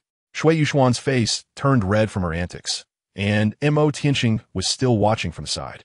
Tianxing instinctively touched his nose, relieved that he didn't have a nosebleed. Otherwise, it would have been awkward. Xue'er gracefully walked towards Tianxing, still adorned with leaves of Huangying. Thank you for your spiritual medicine. Xue'er's voice was like an orchid in a secluded valley, crisp and lively. Tianxing merely nodded slightly, unaware of the incredible effects of the immortal-grade water fairy jade skin and bones that could wash through the marrow. The already stunning Xue'er transformed into an unparalleled beauty that could topple nations, accompanied by an ethereal, fairy-like aura that even he found hard to grasp. At the same time, in the imperial capital of Tiandou, Douluo had just returned from the sunset forest, his complexion rosy and spirit-high, as if he had regained 10 years of youth. The antidote given to him by the mysterious person who had stolen his medicinal herbs was remarkably effective, successfully suppressing his snake venom and greatly alleviating the excruciating pain of the venom gnawing at his bones, making him feel reborn. As soon as he confirmed the antidote was effective, he rushed back to the Tiandou imperial capital to find his precious granddaughter, administering the antidote to her, which immediately suppressed the toxin effectively. Douluo Bo's heart, which had been hanging in suspense, finally relaxed, giving him hope. Since the antidote was indeed effective, he felt obliged to check on the mysterious person's disciple to see what kind of person they were. It seemed they were called him.Qian at the Tiandou Royal Academy. A glimmer of curiosity flashed in Douluo Bo's eyes. Meanwhile, in the imperial palace, Renxue received a secret letter from the headquarters of the Spirit Hall. After reading it, she fell into silence. The Pope, her biological mother Bibi Dong, was summoning her back to Spirit City. She had been left in the Tiandou imperial palace to lurk since childhood, never inquired about, and today she was suddenly summoned, and it wasn't even a handwritten letter, almost ruling out the possibility of her mother suddenly reminiscing about old feelings. It seemed that this recall letter indeed revealed some oddities. Had her trip to the Sunset Forest been discovered? Would it involve Qian? She casually discarded the letter, and just before it hit the ground, it was quickly ignited by an unknown flame, burning to ashes. Renxue frowned slightly, looking out the white doves outside. The world was always so complex, making it hard to see and grasp. Without absolute strength, one could not control their own fate. Chapter 37. Renxue returns to the hall. First update. Seeking collections in Spirit City, the Pope's hall. On the red carpet of the hall, Renxue quietly watched Bibi Dong on the high throne, as regal and noble as ever, holding a crystal scepter, her gaze somewhat indifferent. Your Holiness, Renxue greeted her, maintaining a formal and distant demeanor toward her mother. A flicker of displeasure flashed in Bibi Dong's eyes, but she did not show it, her face still as cold as frost. I've heard your identity, as the Crown Prince has come into contact with Tianxing. Try to bring him into our Spirit Hall, while also organizing people to investigate the person behind the manufacturing of the soul-guiding cannon. Bibi Dong said indifferently, with no intention of engaging in small talk or asking her any further questions. Upon hearing this, Renxue's heart tightened. They were indeed targeting Tianxing and preparing to investigate. Fortunately, they were only investigating the soul-guiding cannon and not him personally. However, Tianxing's identity could not withstand detailed investigation. He most likely had no so-called master behind him, and that soul-guiding cannon was probably developed by him alone. Thankfully, she was in charge of the investigation and could suppress some matters. Renxue immediately accepted the order, turning to leave, her mind racing on how to keep Tianxing hidden from the Spirit Hall as scrutiny. He was only a 5-ring Soul King now, and once the title Dou was dispatched, they would likely see through his soul beast's reincarnation, which she did not want to happen. Just then, as Renxue had not walked far, she was called back by Bibi Dong. She stopped and turned to look at Bibi Dong on the high platform, only to find her gaze complex, seemingly beyond her expectations. Her thoughts immediately shifted away from Tianxing, almost completely forgetting the mother before her. She slightly bowed to Bibi Dong on the throne, her voice still indifferent. Does your Holiness have any further instructions? Contrary to her expectations, her heart seemed to find a resting place, no longer entangled or seeking maternal affection. Seeing this scene, Bibi Dong felt an inexplicable stir in her heart, a sense of irritation. They had not seen each other for 5 years, and upon their reunion, her daughter's attention had never been on her. The daughter she despised and refused to acknowledge seemed to have finally given up any hope regarding her mother, no longer caring. Dismissed. Bibi Dong waved her hand, somewhat irritated. Renxue glanced deeply at her, decisively turning to leave without any lingering attachment. Watching Renxue's departing figure, Bibi Dong tightened her grip on the scepter, her expression somewhat lonely. Even though she was reluctant to admit it, her heart still felt empty. Just as Renxue stepped out of the Pope's hall, she saw a man in white leaning against a stone pillar outside, his skin tight and flawless, his features more beautiful than a woman's. Xue'er. The enchanting man looked at Renxue, a slight smile forming at the corners of his mouth. Renxue was surprised to see him, showing a faint smile. Senior Yueguan. The visitor was indeed the elder of the Spirit Hall, titled Daoliu, a 95th level 9-ring title Daoliu. When Renxue was young, Yueguan had taught her a lot about medicinal herbs. More importantly, Yueguan's martial spirit was the immortal grade flower, the miraculous Tianjua, which was why Renxue could instantly recognize that what Tianxing had given her was indeed Tianjua. I smell a familiar scent on you. It must be its aroma. Title Daoliu said, his voice trembling slightly, his eyes shining. Renxue naturally knew he was referring to the Tianjua she carried, and she immediately took it out from her storage soul guide, holding it in her hands. When Guan saw the Tianjua in reality, he trembled all over, gently touching the petals of the flower. It really is it, the immortal grade Tianjua. I've finally found it. Guan was so excited he started to cry. Shui girl, where did you find this? I've been searching for it. Can you lend me this immortal grade flower? Guan spoke with a trembling voice. No, Renxue decisively refused. Her attitude firm. It's a joke. How could I possibly pass on something Tianxing gave me? Even for an exchange? Renxue then walked toward the stone path beside the Pope's Hall, which led to the Douluo Hall above the Pope's Hall. After finally returning, she naturally wanted to see her grandfather. Shui girl, don't go. I'm not asking for it. Can you lend me this immortal grade flower for a few days? Guan hurriedly chased after her, pleading beside Renxue.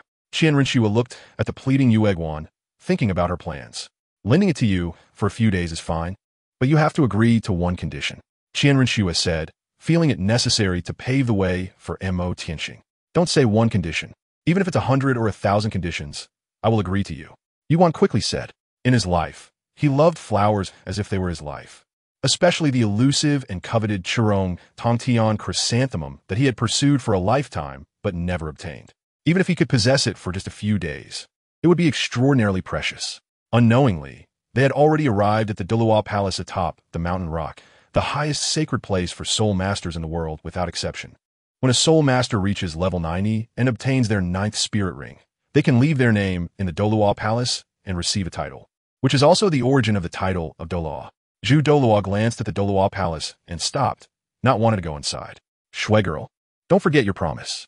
Renxue nodded slightly and turned to step directly into the Douluo Palace.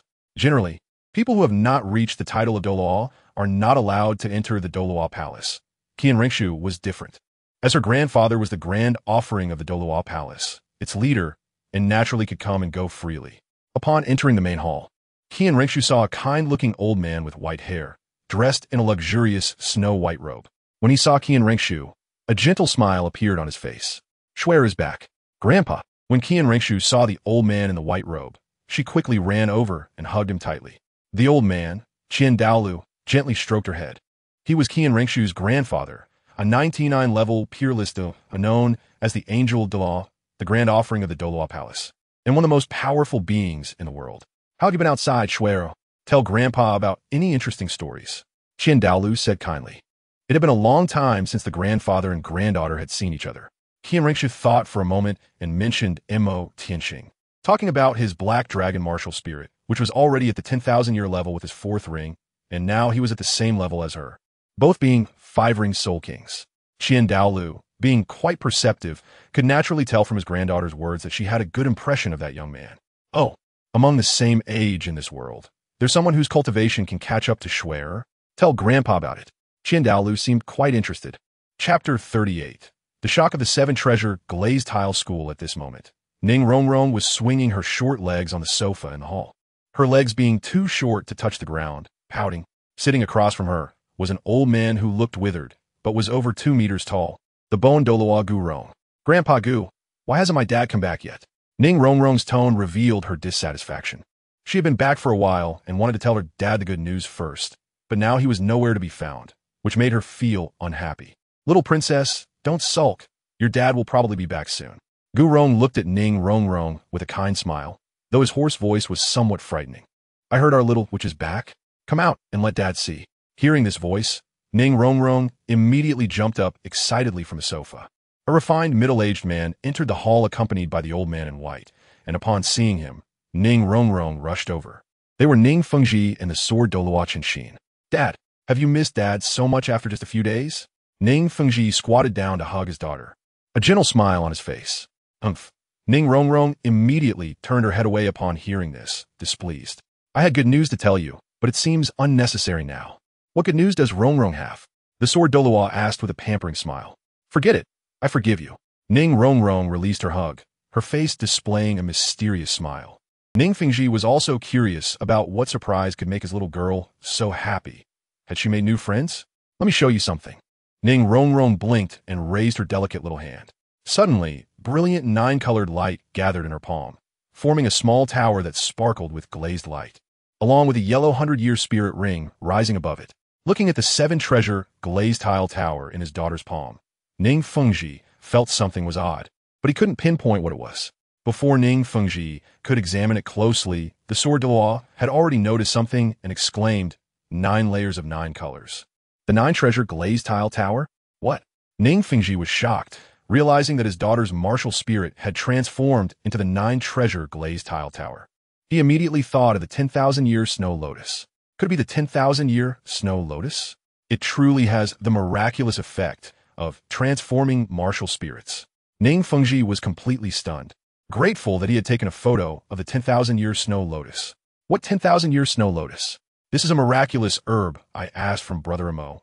After taking it, my martial spirit changed, and my soul power increased by 5 levels. I am now a level 20 Great Soul Master. Ningrong site unhappy. It's clearly the credit of Brother Mo's herbs. I don't want that 10,000-year snow lotus to steal the spotlight.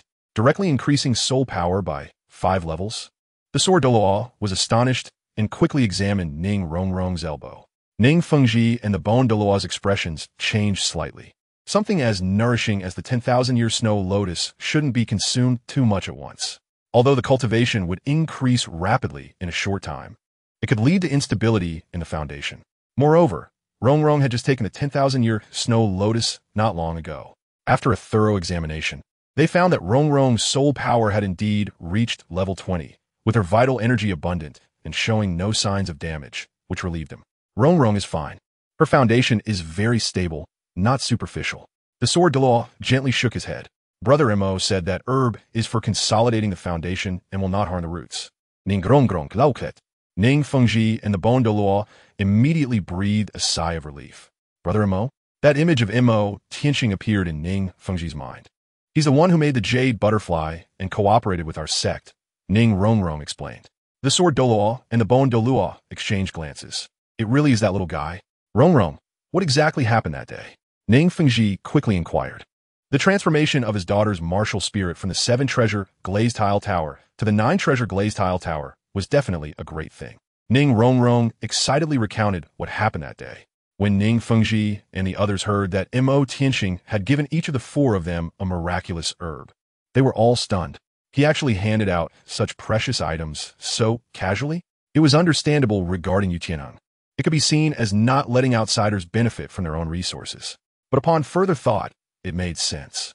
Qian represented the blue lightning tyrant dragon family, possessing immense power, and Tianxing was suspected to be an unparalleled genius emerging from their family, benefiting his fellow clansmen, which was naturally justifiable.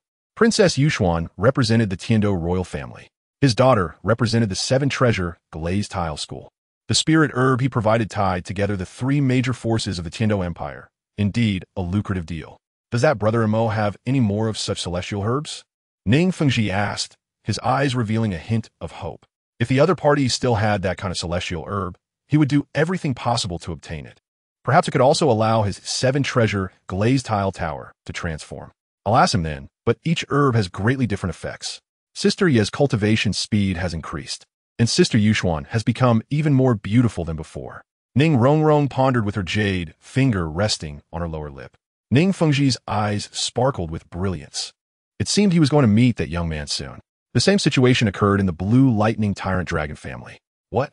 The soul power increased by a full 5 levels?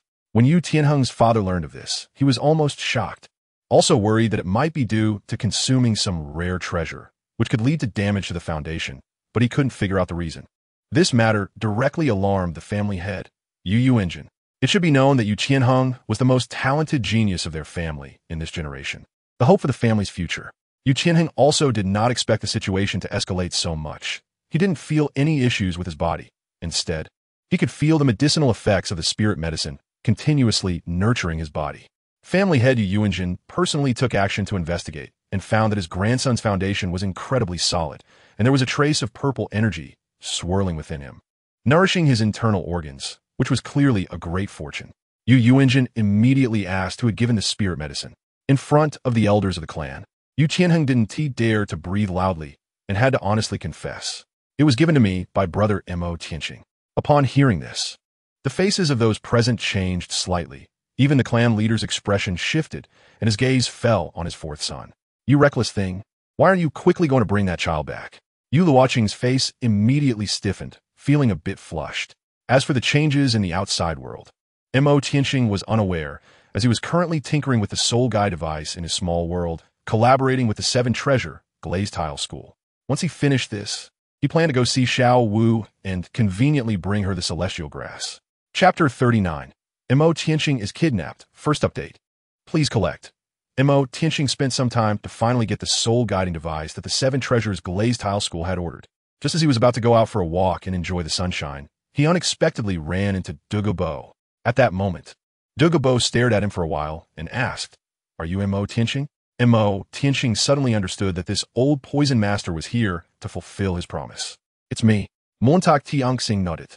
Before he could argue or explain, Douluo had already opened his cloak and wrapped him up, directly taking off. The students in the academy stared in disbelief at this scene. Wasn't someone just kidnapped? The person who was taken away looked somewhat familiar, as if it was the recently popular Tianxing. Shouldn't we quickly report to the teachers? When Tianxing was put down, he found himself in an ancient forest, seemingly having run straight out of the Tiando Royal Academy.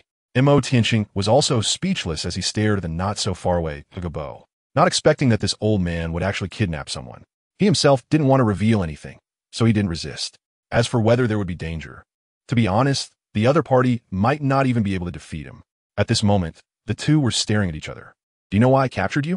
Douluo sneered, planning to intimidate that brat's disciple first. "I don't know." Tianxing pretended to be clueless, but in his heart, he began to calculate. "To seek revenge." Douluo sneered, "Most of the 10 people who fall into my hands end up dead, and they die horribly." Tianxing smiled at this moment. "Aren't you afraid of my master coming to seek revenge? Now you understand why I said revenge, right?" Douluo said coldly. "He took my celestial herbs and destroyed my medicinal garden. Do you think I am afraid of him coming to seek revenge?"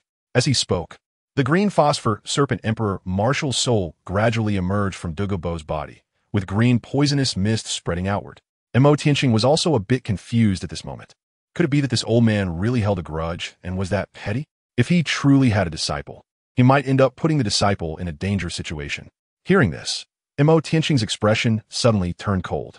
Douluo felt that the intimidation was about enough, and what remained was to make him obedient, using a big stick followed by a carrot, which would keep him in line and prevent him from causing trouble everywhere.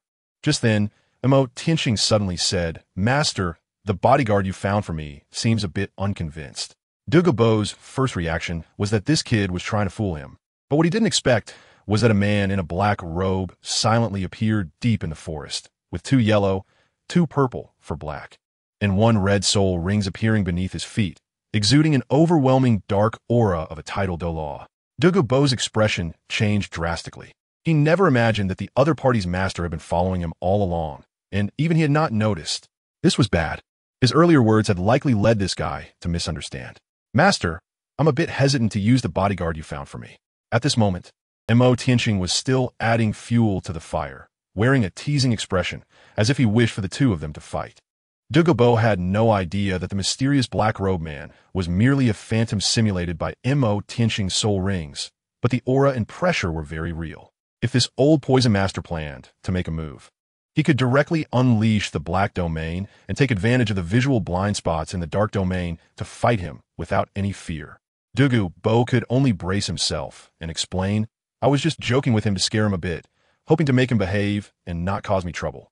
With the martial soul out, this intimidation was indeed a bit too realistic. If it weren't for my master being here, who knows how far your intimidation would have gone. Tianxing snorted coldly, putting on an attitude as if he had a backing and would not be easily trifled with. This is a misunderstanding.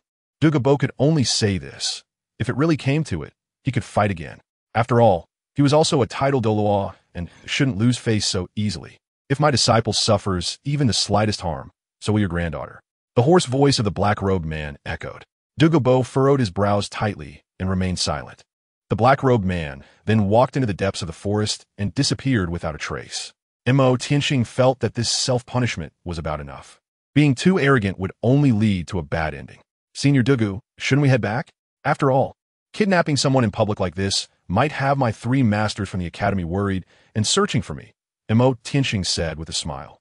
Douluo looked at this kid, who could flip his attitude faster than turning a page, and truly wanted to teach him a lesson.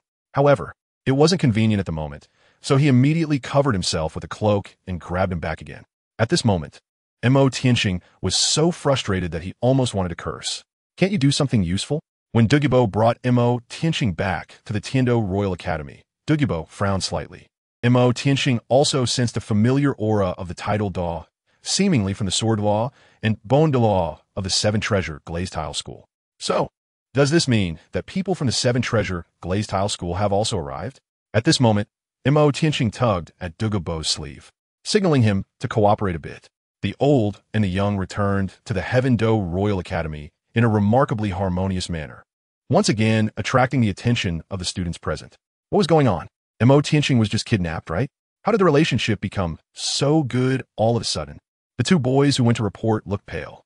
Bro, can you cooperate a bit since you were kidnapped? Otherwise, it's easy for others to think I'm lying. Meanwhile, the three titles were anxiously arranging personnel to search for Tianxing. According to the description from the student who came to report, the old man in green armor with white hair and green eyes was very likely the fearsome poison Douluo. Their precious disciple had fallen into the enemy's hands, and it was likely that he would face grave danger. Coincidentally, the leader of the Seven Treasure Glazed Tile School arrived with two title Dou, naturally bringing Renxue along. Wanted to see Tianxing. They ended up hearing the news that Tianxing had been kidnapped, and these events collided together. Renxue was stunned upon hearing that her older brother had been kidnapped. Was he possibly taken by Douluo? When Fengji heard this news, his brow furrowed slightly. The Star Dou beside him suddenly seemed to sense something. I can feel the aura of that old poisoner. He should be back, right inside the academy. The expressions of the three titles relaxed immediately, and they all went to investigate. Just as they were halfway there, they encountered students rushing to report, claiming Tianxing had returned, along with the kidnapper. This was quite surreal. At this moment, a gentle smile appeared on Fengji's lips, making him even more curious about what kind of magic the young man possessed to attract so many people around him. Meanwhile, Xue'er also received the news of Tianxing's kidnapping and was rushing to the academy with the royal family. Her father, the Snow Knight Emperor, was shocked to learn that the herbs Tianxing had given her had caused her swan martial soul to mutate, and immediately told Xue'er that regardless of the cost, they must bring Tianxing into the Tiandou Empire's camp. Douluo Chapter 40, Meetings from All Sides. Tianxing and Douluo returned together and saw three teachers coming towards them, accompanied by Fengji, the Star Dou, and Daoliu, with one hand still holding Renxue. Brother When Renxue saw Tianxing return safely, she immediately released her father's hand and ran towards Tianxing. Tianxing saw Renxue jogging over and displayed a gentle smile, bending down to welcome the little girl and patting her head. Renxue, what brings you here? Daoliu and Daoliu exchanged glances, wondering if this kid had enchanted Renxue somehow. How did he suddenly become so close to her? At this moment, Douluo also noticed the two titled Daoliuos beside Fengji. His expression remained unchanged.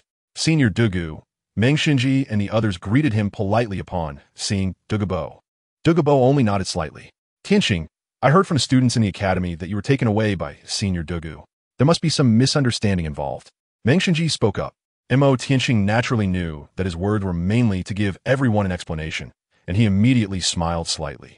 Senior Douluo and my master are from old times. Coincidentally, the senior returned to the Dou Empire and specially came to see me, taking me to the forest to test my recent cultivation results. Upon hearing this, Douluo followed up on the conversation, raising his hand to pat Tianxing's shoulder. I don't know what you kid ate to grow up, but your growth speed is so fast. In the blink of an eye, you've already become a soul king at the 5th ring. The two of them played off each other, and as soon as these words came out, it instantly made the several old folks present lost in thought. Behind Tianxing, there is a powerful predecessor who had anticipated this situation, but they did not expect that the other party was also connected to the poison Douluo, and it seems the relationship is quite deep. This is not a place for conversation. Let's go back first, Dream God Machine said, immediately leading everyone to the residence of the titles. Along the way, Tianxing was making eye contact with Douluo, signaling him to cooperate later. The group quickly arrived at the luxurious hall where the titles were located, and everyone took their seats. Fengji, elegant and gentle, with a faint smile on his face, straightforwardly asked, I heard from Renxue that little brother, Mo, sent her a spirit herb called Chiluatulup, allowing that little girl's martial soul to evolve into the 9-treasure glazed tile. I wonder if little brother still has any Chilua tulips? I am willing to pay a high price to buy them. The 3 titles were immensely shocked upon hearing this. The 9-treasure glazed tile? The 7-treasure glazed sect actually produced the legendary 9-treasure glazed tile. From their words, it seems that Renxue's martial soul evolved because of the herbs sent by him.Qian. This news was indeed a different world for Douluo, whose expression became somewhat strange. Spirit herbs? Could it be that they were the rare spirit herbs picked from his medicinal field? At this moment, him.Qian showed an apologetic expression. Those spirit herbs were all brought out by my master from Senior Douluo. He gave me 5, and I can't use that many by myself, so I distributed them. For matters like spirit herbs, Senior Douluo should know better. Him.Qian turned his head to look at Douluo beside him, and couldn't help but think that he had come at just the right time. Otherwise, he would have to take the blame himself to his non-existent master. Him.Qian kicked the ball to Douluo, making his face turn green with anger. Damn it, he robbed his medicinal garden just to toss it to his disciple for flirting? This is truly wasteful. I wonder if Senior Douluo has it. My 7-treasure glazed tile sect is willing to pay any price to purchase a Chilua tulip. Renxue's gaze turned to Douluo, his eyes filled with some hope. The temptation of the 9-treasure glazed tile pagoda, even he couldn't resist. Douluo's heart stirred. Being able to make the sect leader of the 7-treasure glazed tile sect make such a promise was indeed somewhat enticing. Chilua tulip? He did have a golden tulip in his medicinal garden before, but it was dug up by that bastard Qian's master. Even though the promise from the 7-treasure glazed tile sect's leader was substantial, he indeed didn't have that item and could only shake his head slightly in the end. Those were unique items and were long gone. Even though Renxue knew the hope was slim, he couldn't help but feel a bit disappointed upon hearing the news, sighing helplessly. It seemed he was destined to be without the 9-treasure glazed tile pagoda. Fortunately, his daughter had already fulfilled his long-cherished wish. Renxue took out a golden card from his storage soul guide and handed it to Qian. This is to express my gratitude for the spiritual medicine you sent for Renxue. I hope young brother Mo will accept it. He didn't specify how much was inside, but clearly, the 7-treasure glazed tile sect was making a significant contribution. Qian was not polite and immediately accepted it, while taking out a storage soul guide ring and handing it to Renxue. This is something my master asked me to give to the leader of the Ning sect.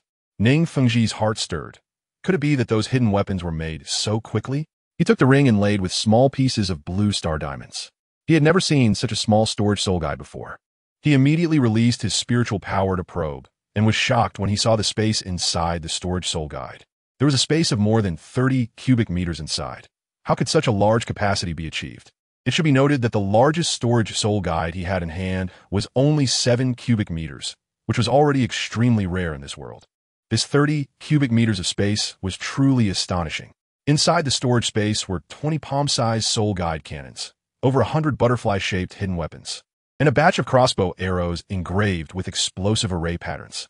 These soul guides were core technologies that completely represented a violent and advanced era of weaponry. Renxue couldn't help but be moved and immediately took out a golden card, which was the full payment for the hidden weapons. The previous 1 million gold soul coins was just a deposit.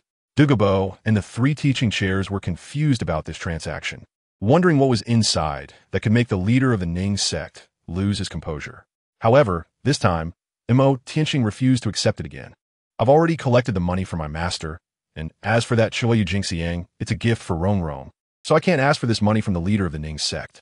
With things said to this extent, Renxue couldn't say much more. If Renxue's martial soul transformed into the 9-treasure glazed tile tower could be measured in money, it would actually be him who gained a tremendous advantage. He could only helplessly take back the card, but he made a note of this favor. If you encounter any difficulties in the future, him.Qian, our 7-treasure glazed tile school will never refuse. The doors of the 7-treasure glazed tile school will always be open for you. If you have time in the future, feel free to come and play with Renxue, Renxue said with a gentle smile. Upon hearing this, Renxue's eyes immediately lit up. Big brother Mo, come and play with me in the future. Okay, Qian replied with a smile. At that moment, there was a gentle knock on the door. Is Elder Ming there? As soon as Qian heard the voice, he knew it was Xue'er who had arrived. Did everyone want to catch up? How do they all end up together? Tianxing's expression became somewhat strange. Chapter 41. Intent on the heart of the sea god. Third update, please collect. Is the dream teaching seat here? When the big door opened, sunlight streamed in with the opening, and a stunningly beautiful young girl walked towards the hall, illuminated by the light. Behind her stood 2 rows of armored lance knights. She was a breathtaking young girl in a white, fitted long dress, walking gracefully, with long black hair cascading down to her waist. A complexion that was fair with a hint of red, radiant, and eyes as bright as stars. Her beauty was breathtaking and left one gasping. Everyone in the hall was stunned by her astonishing appearance. Even the 3 old men with the title of Douluo were no exception. The 3 teaching seats of the dream god machine were also amazed. Is this really Princess Yuxuan? How could she have changed so much in just a few days? Tianxing looked at Xue'er, who was walking towards him with a smile under the light, and felt a sense of amazement in his heart. Even he was somewhat moved. How could she appear even more stunning than a few days ago? It seemed that the effects of the medicinal herb with the properties of a water lily had not yet been fully absorbed. Was this celestial herb's effect really that extraordinary? When Xue'er entered, a hint of surprise flashed in her eyes, clearly not expecting so many people to be present, and all of them were significant figures. With 3 titled Daoliuos alone, her gaze quickly fell on Tianxing, her eyes flickering with a hint of confusion. Wasn't he supposed to have been kidnapped? She had specifically come to find the dream sect leader because of his situation. Tianxing naturally noticed her puzzled gaze and felt a bit helpless. It wasn't his doing, but rather that of Douluo Qian had met everyone. Xue'er performed a court etiquette for those present, flawless in execution. Sister Yuxuan, over here, over here. Ning Rongrong stepped forward earlier and pulled Xue'er to sit next to her, conveniently beside Tianxing. As soon as she approached, Tianxing caught a faint floral scent.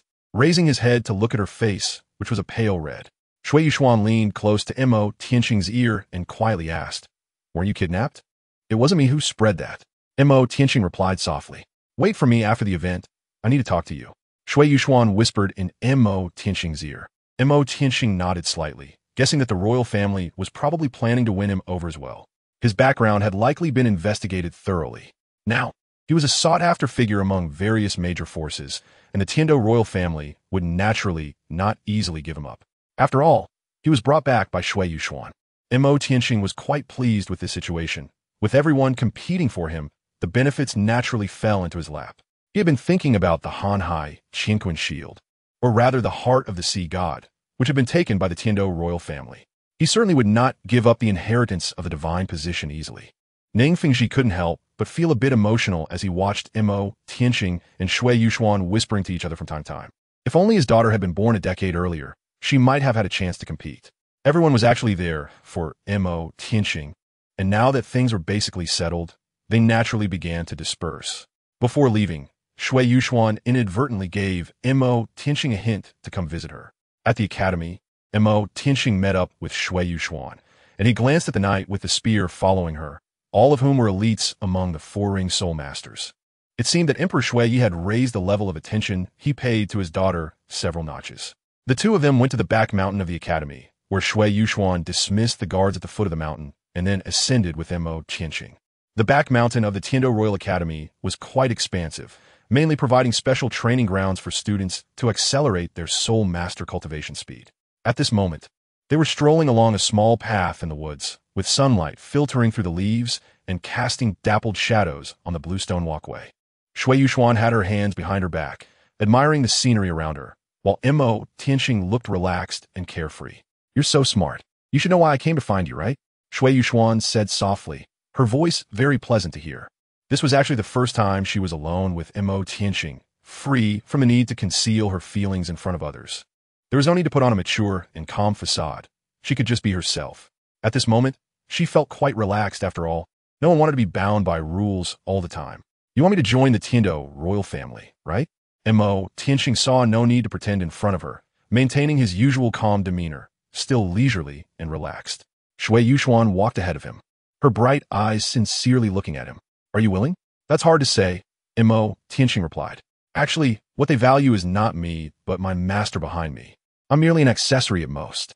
There are plenty of geniuses in this world, so there is no need for various powers to compete for me." Montag Tianxing spoke frankly. To be honest, he could rise with the help of various forces, but he did not plan to fully join any one faction. Setting aside all the factors behind you, would you be willing to join our Tian Dou royal family? Xue'er was not so easily fooled. Her gaze was fixed on him, specifically targeting him.Qian. If you want me to choose a side, it's not impossible, as long as my needs are met. Him.Qian stopped, his gaze shamelessly scanning Xue'er's figure from head to toe. Xue'er's face instantly turned red, looking charming and delicate, and she didn't dare to respond. However, to be honest, if he were the candidate in the future, she wouldn't reject the idea in her heart. What do you need? Xue'er pressed on. That depends on what you offer me. Can you make my heart move? Him.Qian smiled and took a step ahead. Xue'er's face turned even redder as she silently followed. All right, I won't scare you. I'm quite interested in the ancient soul guide device that was talked about so mysteriously at that auction. Him.Qian turned back and said with a smile, Are you talking about the him.Qian shield? Xue'er immediately remembered that this guy could also create some soul guides, and it was possible that him.Qian's master behind him wanted to study that thing.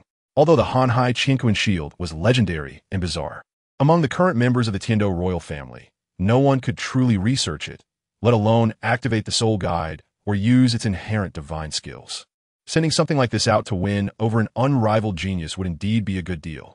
Him.Qian nodded slightly, thinking that it would be quite difficult to get them to offer it voluntarily. After all, the other party was not a worm in his stomach and did not know what he truly wanted. Is that all? Xue'er asked, unsure if he needed any other treasures. Him.Qian scrutinized her carefully and asked, Aren't you afraid I might make some strange requests? Xue'er's pretty face flushed instantly, and she stammered, not daring to speak. After all, girls are generally more shy. By the way, there's one more thing. Ever since I took the spirit herb you gave me, I've discovered that my martial soul has mutated, Xue'er said. Just then, Xue'er summoned her martial soul. Accompanied by a surge of emerald green soul power, a swan appeared behind her, glowing with a rich life force. An emerald swan, indeed. Him.Qian just smiled lightly in response. Chapter 42. Young man, do you want to join the spirit hall? First update, please save. At the same time, Renxue returned to the Heaven Dou Empire with Douluo, only to hear the news that the 7 treasure glazed tile sect and poison Douluo had both come to find Him.Qian, seemingly related to the master behind him. She was a bit curious at this moment as well. Him.Qian is not afraid of problems when he comes into contact with the title Douluo, or does he have the ability to conceal his aura? Xue'er, is that Him.Qian the one who gave you the rare mushroom of heaven? Douluo asked. Renxue had nothing to hide about this matter, so she admitted it generously. That kid's rare mushroom of heaven might have been given by the poison Douluo. That old poison master seems to have a pretty good medicinal garden, but unfortunately, it has never been found. Douluo said this with a hint of regret. I'm really curious about what kind of charm that guy has, that even our Xue'er is so concerned about him. Douluo. Upon hearing this, Renxue couldn't help but blush, saying it's not certain yet. As long as we bring that kid to our spirit hall, won't things be settled? Douluo laughed, asking when he could meet that kid. I know. Renxue nodded, inviting him to meet under her identity as Renxue. Him.Qian received a letter in which Renxue expressed that she wanted to cooperate with him in the field of hidden weapons on behalf of the Wuhuan Hall, specifically mentioning that there was a highly esteemed senior accompanying her. Is it a title Douluo from the Wuhuan Hall? Most likely it's Douluo or Douluo. Him.Qian tucked the note away, a slight smile appearing at the corners of his mouth, and went directly to find Douluo in the capital. Speaking of which, are you scared too? Douluo was somewhat surprised when he heard this news. Upon hearing this, Him.Qian's expression suddenly darkened. Douluo did not expect Him.Qian to make contact with the spirit hall so quickly. From his words, it seemed he was dealing with high-ranking members of the spirit hall, likely a title Douluo. He didn't appear nervous when interacting with the title Douluo of the 7 treasure glazed tile school, but he felt the need to bring someone along when meeting with the spirit hall, indicating concerns for his personal safety. This was likely related to his master, which further convinced Douluo that Him.Qian's master was Tang Hao. Only Tang Hao had been fighting a life-and-death battle with the spirit hall over the years. As for why he suspected it was Tang Hao, in his understanding, only the Pope Bibi Dong and Tang Hao had a red 100,000 year soul ring at the 9th ring level. Him.Qian's master is obviously a man and seems to be very wary of the spirit hall, which makes it more likely that it is Tang Hao. They made such a big deal out of the hidden weapon incident. If they don't come, it would be strange. In short, you just need to accompany me through this and keep me safe him.Qian said with a dark face. Fine, Douluo replied, noticing him.Qian's expression. If he said a few more words, he might just explode. With that, him.Qian took Douluo to the agreed location. Inside the private room, him.Qian saw Renxue, who still exuded her charm. Upon seeing him.Qian arrive with Douluo, a hint of surprise flashed in her eyes. Is this guy really that capable? It hasn't been long, and he has already brought a title Douluo as a bodyguard. Douluo, Yuguan, sitting on the sofa, was also a bit surprised. He didn't expect this kid to have such capability to invite a title Douluo. As for Douluo, he wasn't particularly fond of the chrysanthemum Douluo. There had been some friction in the past. Their relationship couldn't be considered hostile, but it wasn't very harmonious either. Long time no see. him.Qian greeted Renxue warmly and sat down, with Douluo sitting beside him. Renxue slightly nodded as she looked at him. Douluo was also sizing up Renxue. At his level, he obviously knew that Renxue was the granddaughter of Daoliu. He didn't expect him.Qian to be so capable as to make her. With the chrysanthemum Douluo and Douluo present, they continued to chat enthusiastically. What Douluo didn't expect was that him.Qian readily agreed to the cooperation on hidden weapons proposed by Renxue. Kid, are you interested in joining our spear hall? The chrysanthemum Douluo smiled slightly as he looked at him.Qian. Suddenly, a system prompt box appeared before him.Qian. Option 1. Agree to join the spear hall, and you will receive a high-level spear hall token. Gain the support of Renxue and her faction within the spear hall. Receive the protection of Daoliu, and be directly rewarded with 2,000 years of cultivation. Option 2. Refuse to join the Spirit Hall and choose to ally with Tianxing to break the political ambitions of the Spirit Hall. Reward. Title of Tianxing's best subordinate. him.Qian looked at the options provided by the system. Did he really need to choose? Did they expect him to pledge allegiance to Tianxing? Wasn't that just a dream? He had developed his abilities to be even more monstrous than Tianxing's. They were all reborn with cheats, but unfortunately, his system cheat was much more abnormal than Tianxing's. Moreover, he was 10 years ahead of Tianxing. Being one step ahead was like crossing a mountain, let alone being 10 years ahead. Now he had strength, influence, and numerous powerful backgrounds to choose from. How could he possibly settle for being beneath others? him.Qian decisively chose option 1 and joined the Wuhuan Hall. Joining the Wuhuan Hall is not out of the question, but it's necessary to see what the benefits are so that I can consider it further, him.Qian replied with a smile. Oh, what benefits do you want, kid? Douluo showed some interest. Renxue felt a bit surprised. At least he was willing to join the Wuhuan Hall. On the side, Douluo felt increasingly uneasy. He even started to suspect whether this guy, as title Dou, who behind him was Tang Hao. Why does this disciple seem a bit off? He doesn't seem to have any rejection towards the Wuhuan Hall. I'm a person who is easily satisfied. Just send me a princess to be my wife. Of course, a saintess would also be fine. him.Qian smiled at Renxue across from him. Hearing this, Douluo burst into laughter. Good kid, you have ambition. I have high hopes for you. But right now, our Wuhuan Hall has not yet determined a saintess, but we do have a princess. Make good use of it.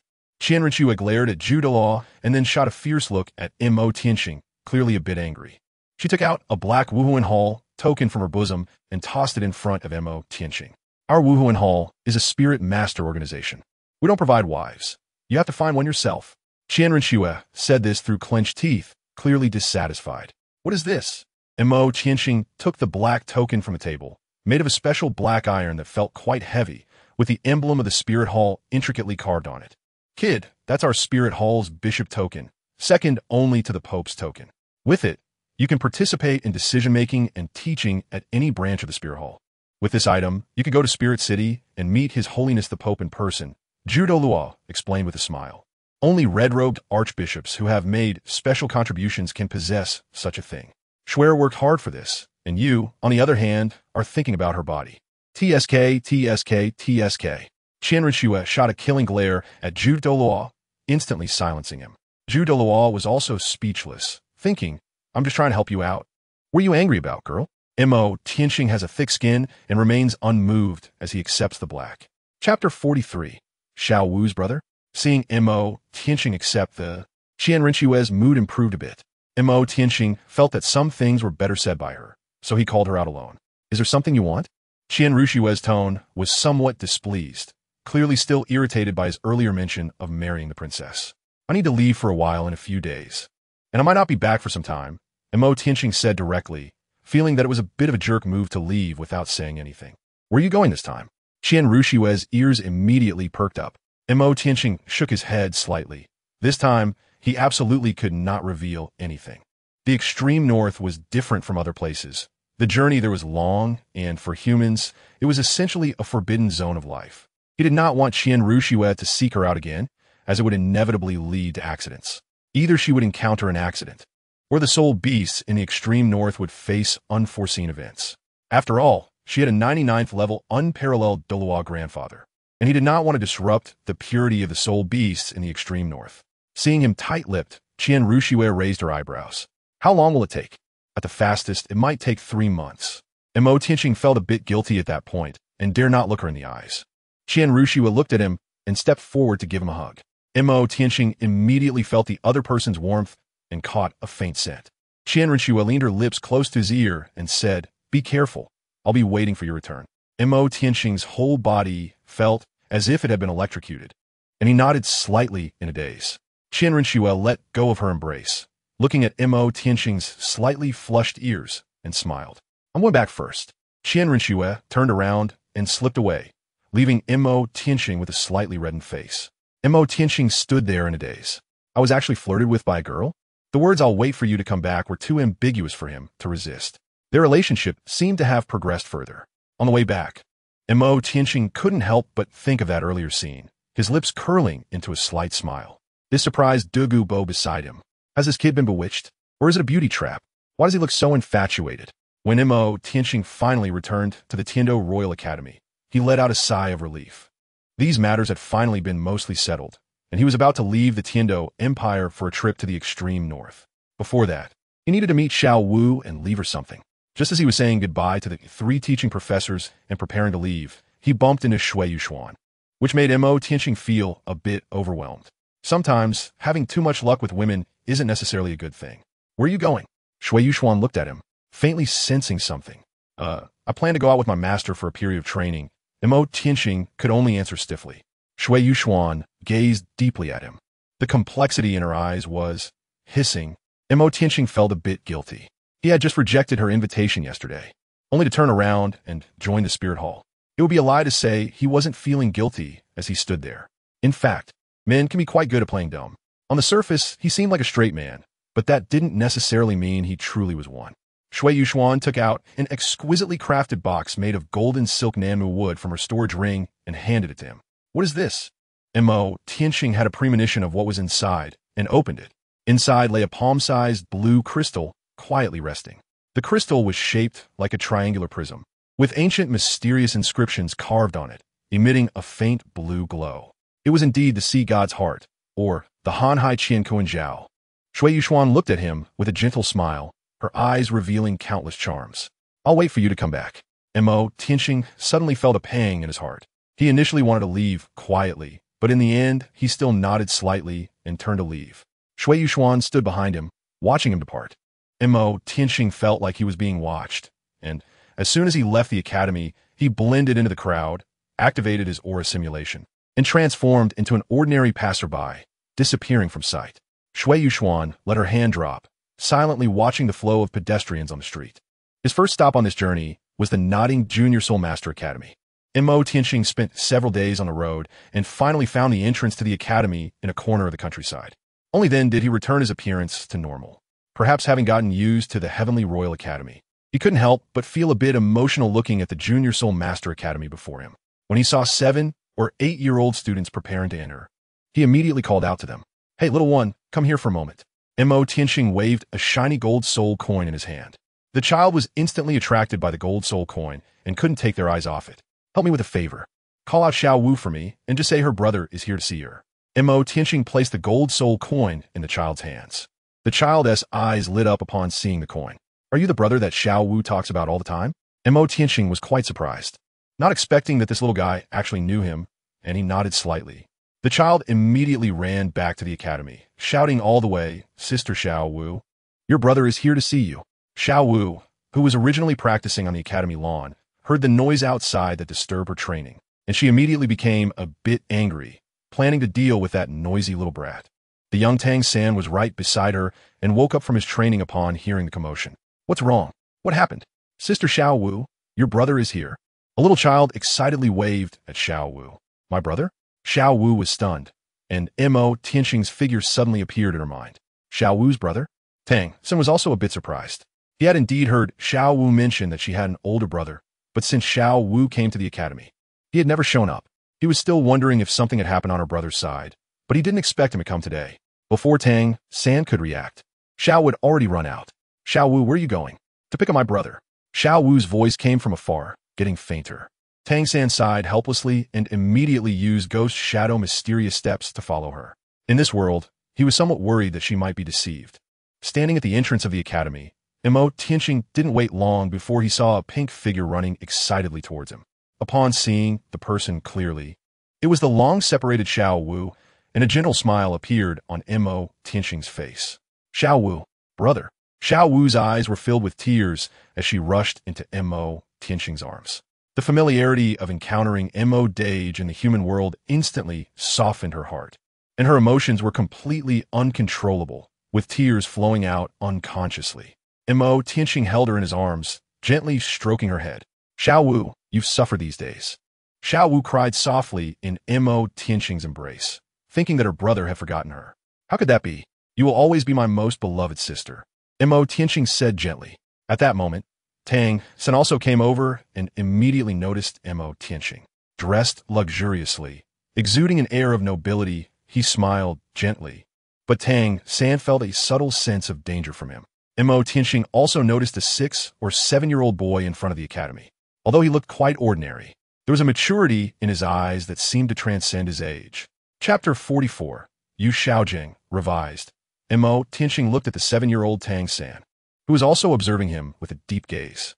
But thinking about it, when Tianxing crossed over, he was already in his 30s mentally, so it was easy for him to blend in among 6- or 7-year-old children without attracting much attention. Although Xue'er, having undergone 100,000-year soul beast rebirth, knew very little about the human world, she was aware that he was quite mature for his age. Once Xue'er had vented enough, she jumped down from Tianxing's body and took his hand. Brother, this is my friend, Xiaosan. Xiaosan, this is my brother. Xue'er introduced him to her brother in a familiar manner. Tianxing looked at him with a professional smile on his face. Thank you for taking care of my sister during this time. If there are any issues in the future, you can come to the Tiando Royal Academy to find me. My name is Tianxing. Tianxing nodded slightly. My name is Tianxing. I'm just helping Xue'er. It's not really taking care of her. At this moment, Tianxing also felt puzzled. The Tiando Royal Academy was obviously a prestigious soul master academy for nobles. Judging from the other person's attire and demeanor, he clearly came from a prominent family. Why would he send his sister to a rural academy like Notting Junior Academy for training? He recalled what Xue'er had said, that there might be many people wanting to kill her. Xue'er's identity might be quite noble, and in order to evade enemies, her family resorted to such measures. Brother, this is our academy. Let me show you around inside. Xue'er excitedly pulled Tianxing into the academy, and Tianxing quietly followed behind. Xue'er held considerable authority in the academy, fully embodying the role of the big sister, even more impressive than those 6th-year students in their teens. After all, although she was only 7 years old, she was already a first-ring soul master, and her combat ability could easily overpower a group of first-ring soul masters. When everyone heard that Xue'er's brother had arrived, they curiously gathered around. They found Tianxing tall, handsome, and dressed splendidly, appearing to them as a noble lord. The little boy who had previously spread the news was flaunting a gold soul coin in his hand. This is what Xue'er's brother gave me. Everyone immediately exclaimed in awe. Xue'er frowned slightly, not wanting to pay attention to this group of people. Tianxing took out a small cloth bag and said, Thank you for being tolerant of my little sister's temper. This is a gift for everyone. Tianxing unfolded the small cloth bag, and inside was a small pile of golden soul coins. The children present were all stunned and immediately surrounded him, encircling him tightly. No need to squeeze. Everyone would get some. Tianxing smiled gently and distributed gold soul coins to the children, instantly raising their favorability towards him to the maximum. Throughout the process, only Tianxing felt out of place on the sidelines, while Xue'er pouted, looking at her surrounded brother with great dissatisfaction. Naturally, Tianxing couldn't play candy games with the kids like they did, as he wouldn't accept food thrown at him. Moreover, He indeed viewed money with indifference and didn't care too much about it. From the aura emanating from her brother, it seemed he was a very powerful soul master, though it was unclear whether he was a 3-ring soul venerable or a 4-ring soul sect. After him.Qian distributed the gold soul coins to each child, they finally dispersed. He walked towards Xue'er with a smile. Xue'er, pouting, turned away, not wanting to pay attention to him. Him.Qian handed Tianxing a gold soul coin. Smiling sincerely, Tianxing felt it was not good to refuse, so he reluctantly accepted it. Xue'er's brother must have thought he was shy and specially brought it over, showing great consideration. Such a person who connects with others is always popular. Even he himself felt his fondness for him.Qian increasing a notch. He thought to save this gold soul coin to buy food for Xue'er later. Suddenly, he wanted to. After all, the other party was Xue'er's brother, and now that her brother had returned, these matters seemed to no longer concern him. Thinking of this, he couldn't help but feel a bit bitter. Is Xue'er angry? I prepared a gift for you, you know? Him.Qian bent down and looked at Xue'er. What gift? Xue'er pouted and glared at Him.Qian. I'll give it to you later. Him.Qian reached out and rubbed her little head. Teacher. Him.Qian heard Tianxing's words beside him and immediately looked in the direction of the voice. Not far away stood a thin man. He held a thick book in his hand, had a face full of stubble, and his eyes looked somewhat depressed. The haggard man with prematurely gray hair resembled a middle-aged office worker whose life was unsatisfactory, spending his days drinking and smoking. A master? When Him.Qian saw him, the corners of his mouth curled up slightly, and his eyes sparkled with a faint light, looking at him with a scrutinizing gaze. Brother, do you know our teacher? Xue'er was also a bit surprised. Tianxing's eyes changed unpredictably, and he too was somewhat astonished. The master knew the theory of twin martial souls, and Xue'er's brother was aware of his identity, clearly indicating that the master's identity was not simple, lurking in this nodding junior academy for some unknown reason. Yu Xiaojiang did not expect the other party to know him, looking at this young man from the outside world. From his attire and manner of speaking, he seemed to be a noble from the Heaven Dou Empire. When you all go out into the world, you will naturally know what kind of person your teacher really is. Him.Qian simply lowered his head, smiling as he rubbed Xue'er's head. What kind of person he is, you will have to decide for yourselves. What others say is ultimately somewhat one-sided. What is spread outside is merely a false name. Yu Xiaojiang said with a slight shake of his head. No matter how rich the theoretical knowledge is, it cannot compare to the satisfaction of having absolute strength. A carefree life. His martial soul has destined him for a tragic life. Him.Qian just smiled and remained silent, looking as if he had misunderstood something. Come with me. Yu Xiaojiang took a deep look at Him.Qian. For some reason, he faintly sensed a familiar aura from the other person, which seemed to be that of a dragon-type martial soul. Him.Qian and the other two followed Yu Xiaojiang to a quiet room, which was quite simple. Although the outside world expressed great dissatisfaction with Yu Xiaojiang's past, claiming he was not likable at all, in reality, he seemed to lack the protagonist's halo. He started with a useless martial soul, had no special abilities, and no great opportunities to change his fate. Everything he encountered stemmed from his insufficient strength. All the good things slipped away right before his eyes, and that kind of pain was something ordinary people could hardly bear. There was indeed nothing more to say about this. However, in terms of soul master theoretical research, his title as a master might be questionable. His theories largely aligned with the secret studies of the Martial Soul Palace, making it difficult to determine whether they were developed solely by him. As for the training plans he provided to the Shrek Academy students, they were indeed hard to agree with. It was true that he betrayed Bibi Dong by nurturing the son of an enemy of the Martial Soul Palace. For his precious disciple, he specifically went to the Martial Soul Palace to ask Bibi Dong how to cultivate a twin martial soul. In the end, he took his precious disciple and killed Bibi Dong, completely destroying the Martial Soul Palace. In Him.Qian's view, there was nothing wrong with the Martial Soul Palace. It provided support to weak soul masters, registered personal information, awakened martial souls, and helped commoners open a relatively fair path for upward mobility. Integrating the Douluo Continent could only be said to be a trend of the times. This was not only the political ambition of the Martial Soul Palace, but also the ambition of the two major empires.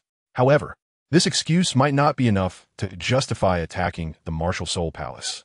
How to fight? The people are not involved. It was merely a personal grudge. But this personal grudge led to the destruction of the Martial Soul Palace.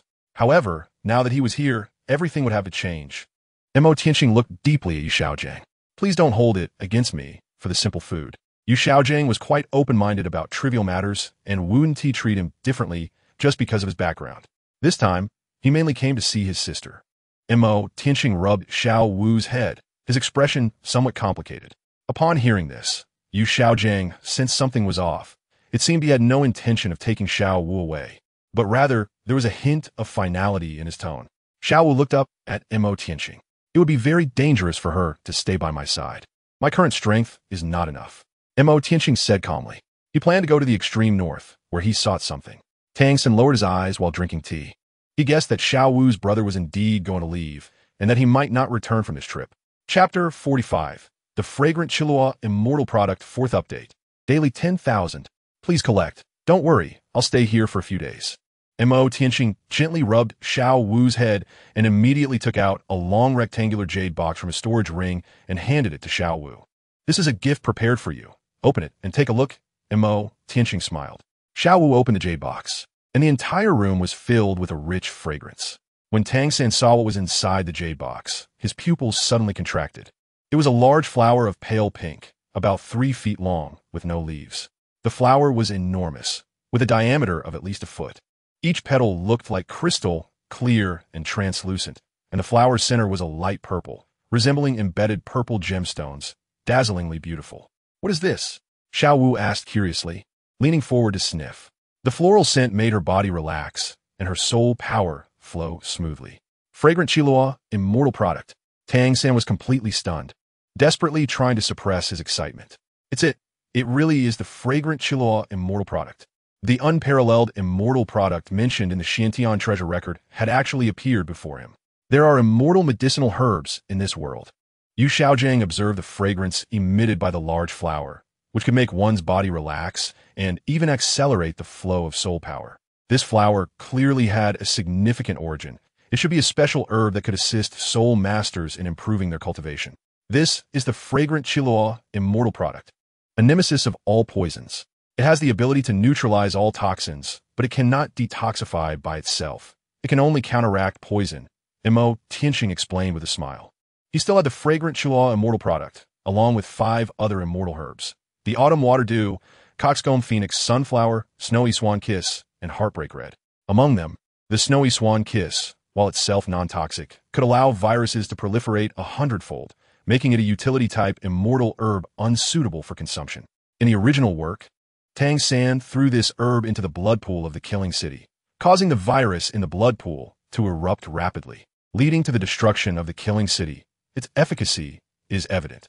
Although the Heartbreak Red has protective functions, it requires a deep emotional bond to be picked from the black stone. Even if Xiao Wu were to bite the root under the black stone now, the Heartbreak Red would not fall off. Moreover, Tianxing himself was rather reluctant to use this immortal product. He had other alternatives to conceal her soul beast aura. So this immortal herb was naturally not considered. The Coxcomb Phoenix Sunflower was too masculine and overly nourishing, unsuitable for Xiao Wu. The Autumn Water Dew was suitable for soul masters with eye-related martial souls or those training eye techniques. Was he supposed to make Xiao Wu cultivate the Sharingan to defeat enemies? That was clearly unrealistic. Considering all factors, the Fragrant Chilua Immortal Product was the most appropriate.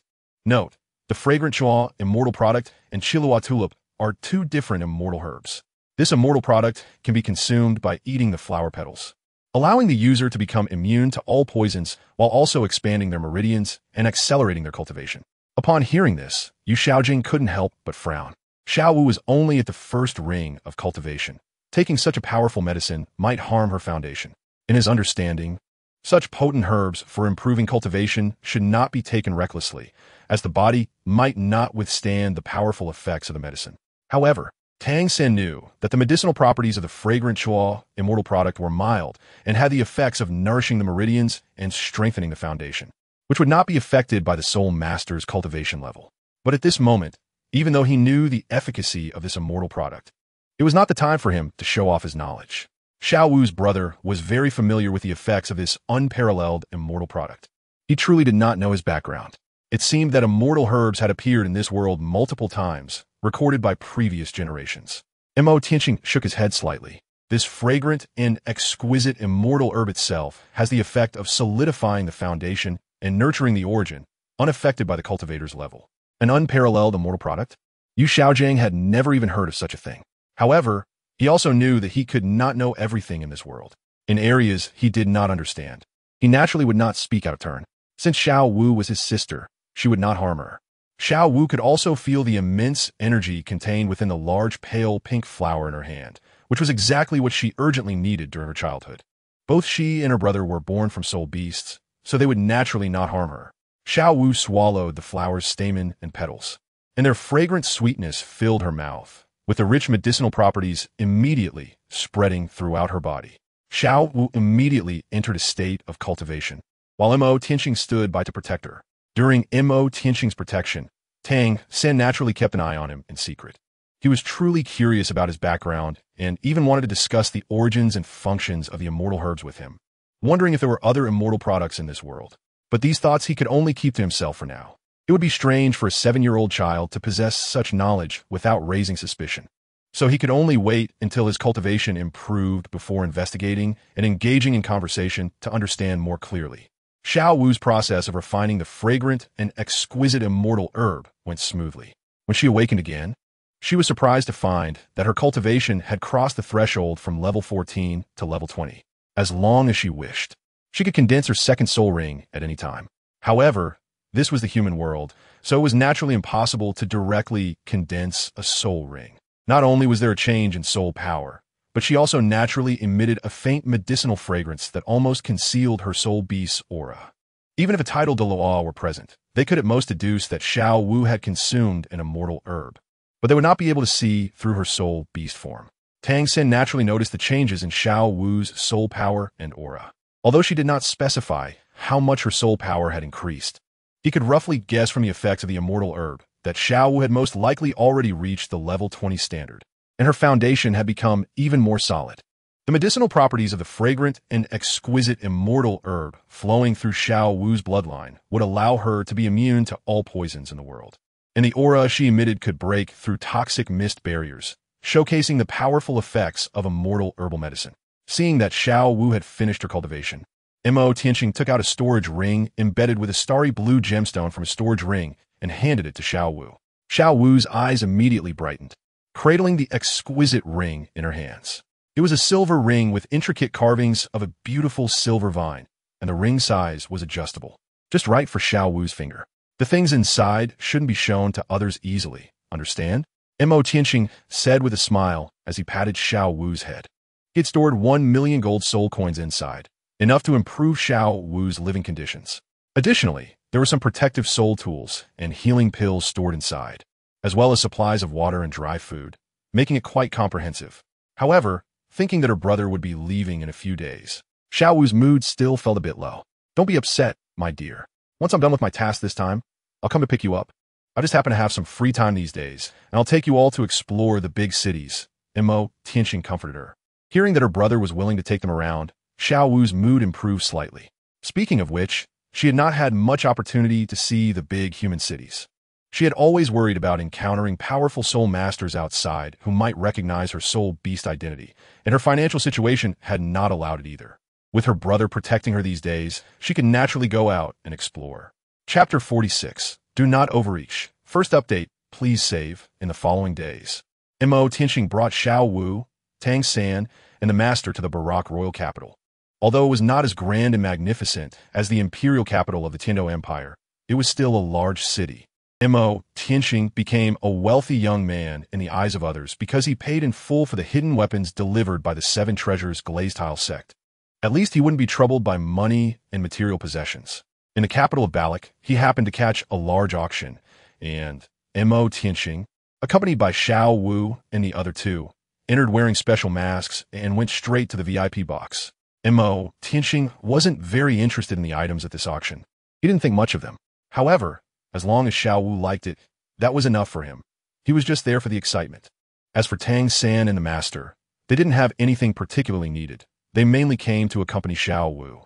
After the auction ended, Tianxing planned to go to the blacksmith's shop to pick some fine iron, and him.Qian guessed that he was going to work on some hidden weapons. Since he had a need, everyone naturally went along. him.Qian and Xiao Wu were delayed for a while at a hair accessory store on the way, while Tianxing and the master went ahead. Brother, what do you think of this? Xiao Wu took out a few exquisite gold and silver hairpins from the counter, finely engraved with superb craftsmanship. Tianxing's mental strength, which was originally focused on considering the hair accessories, suddenly noticed that Tang San and a master at the blacksmith shop were encountering some trouble. He immediately left behind gold soul coins worth more than the accessories and packed all those hairpins together, pulling Xiao Wu towards Tang San's side. The fine refined secret iron is not something you country bumpkins can buy, so hurry up and get lost. For tall young men outside the blacksmith shop were shouting arrogantly, all of them releasing their soul rings, clearly identifying themselves as four-ringed soul sect members. Don't bully us too much. Tang San's gaze turned cold as he protected the master behind him, the hidden arrows in his sleeve ready to strike. Although the hidden arrows had great power and strength, they felt a bit powerless in front of the four-ringed soul sect members, unless the hidden weapons could directly hit a weak point like the eyes. Otherwise, he might not even be able to break through their protective shields, making it hard to inflict any damage. Moreover, this was the royal capital of Balak, and they wouldn't dare to act recklessly. He never expected that coming here to buy some fine refined secret iron, which was almost concluded, would be interrupted by these four people. Please leave for now. The shop owner also tried to advise. Knowing the background and origins of these four young men, he couldn't say much against their strong-arm tactics, only lamenting that these two outsiders were out of luck. What happened? At this moment, Tianxing appeared, holding Xiao Wu's hand. Tianxing's gaze coldly fixed on the four tall young men. Four-ringed soul sect? Oh, is a main character here? The four young men, seeing Tianxing's distinctive attire and the noble aura he exuded, immediately guessed that he was the master of the old man and the young boy. However, they were not afraid. This was a world where strength was respected, and the opponent was only around 15 or 16 years old. Young and naturally not as accomplished in cultivation as they were. They could easily suppress him. At this moment, Tang San frowned slightly, mainly worried that the trouble he had stirred up was beyond what his brother Xiao Wu could handle, which would be disastrous. Xiao San, what happened? Are these people bullying you?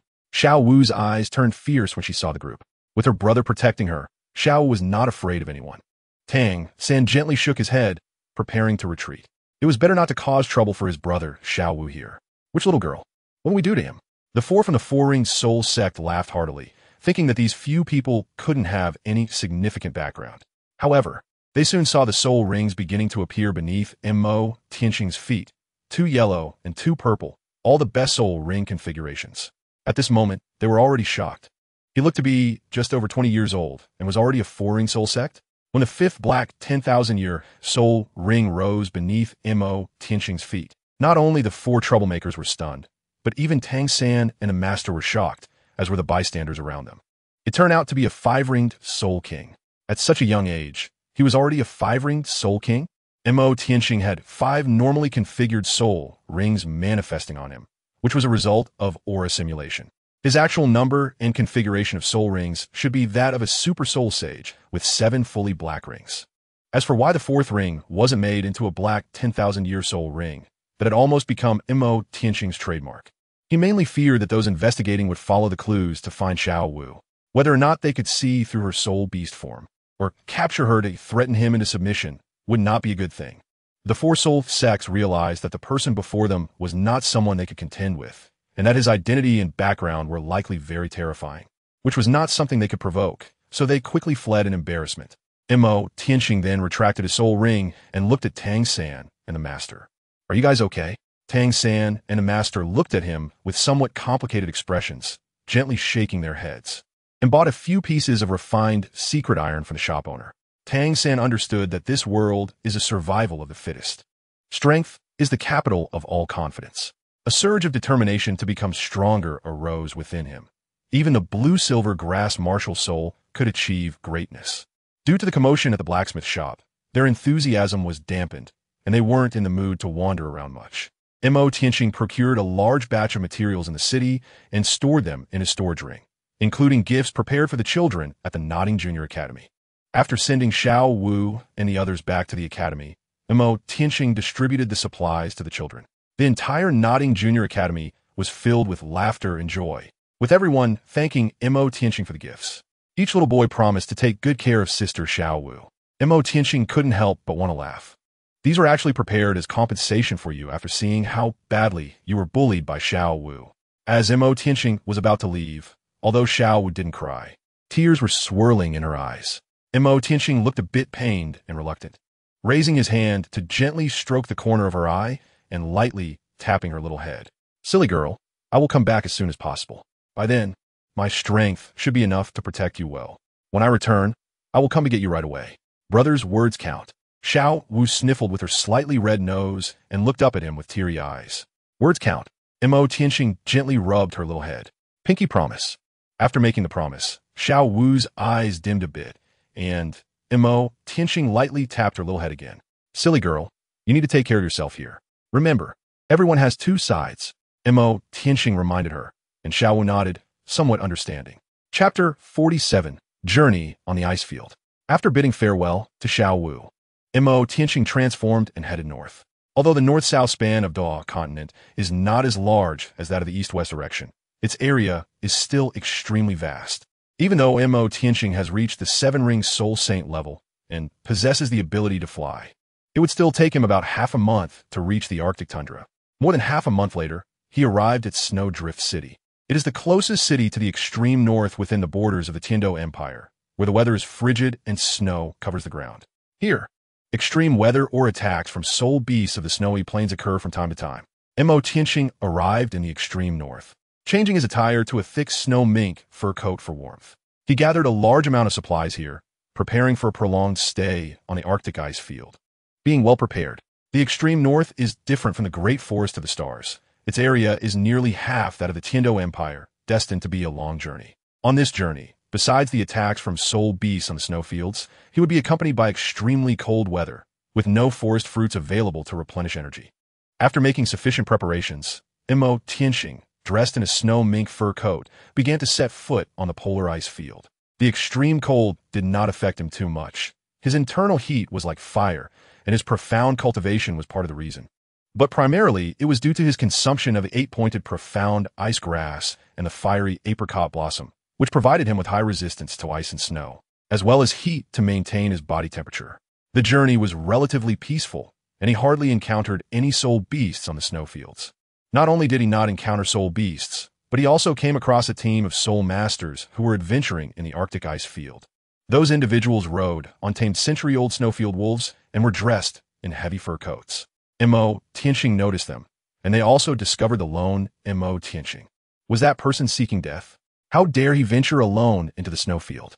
The members of the Soul Master team were somewhat surprised by Tianxing's presence. A young silver-haired woman in their group turned her gaze upon hearing this and immediately saw Tianxing walking alone in the snow. The ice field is quite dangerous. Should we ask him if he is willing to join us? A man in his 40s asked the young silver-haired woman within the encirclement. The woman nodded slightly and turned back.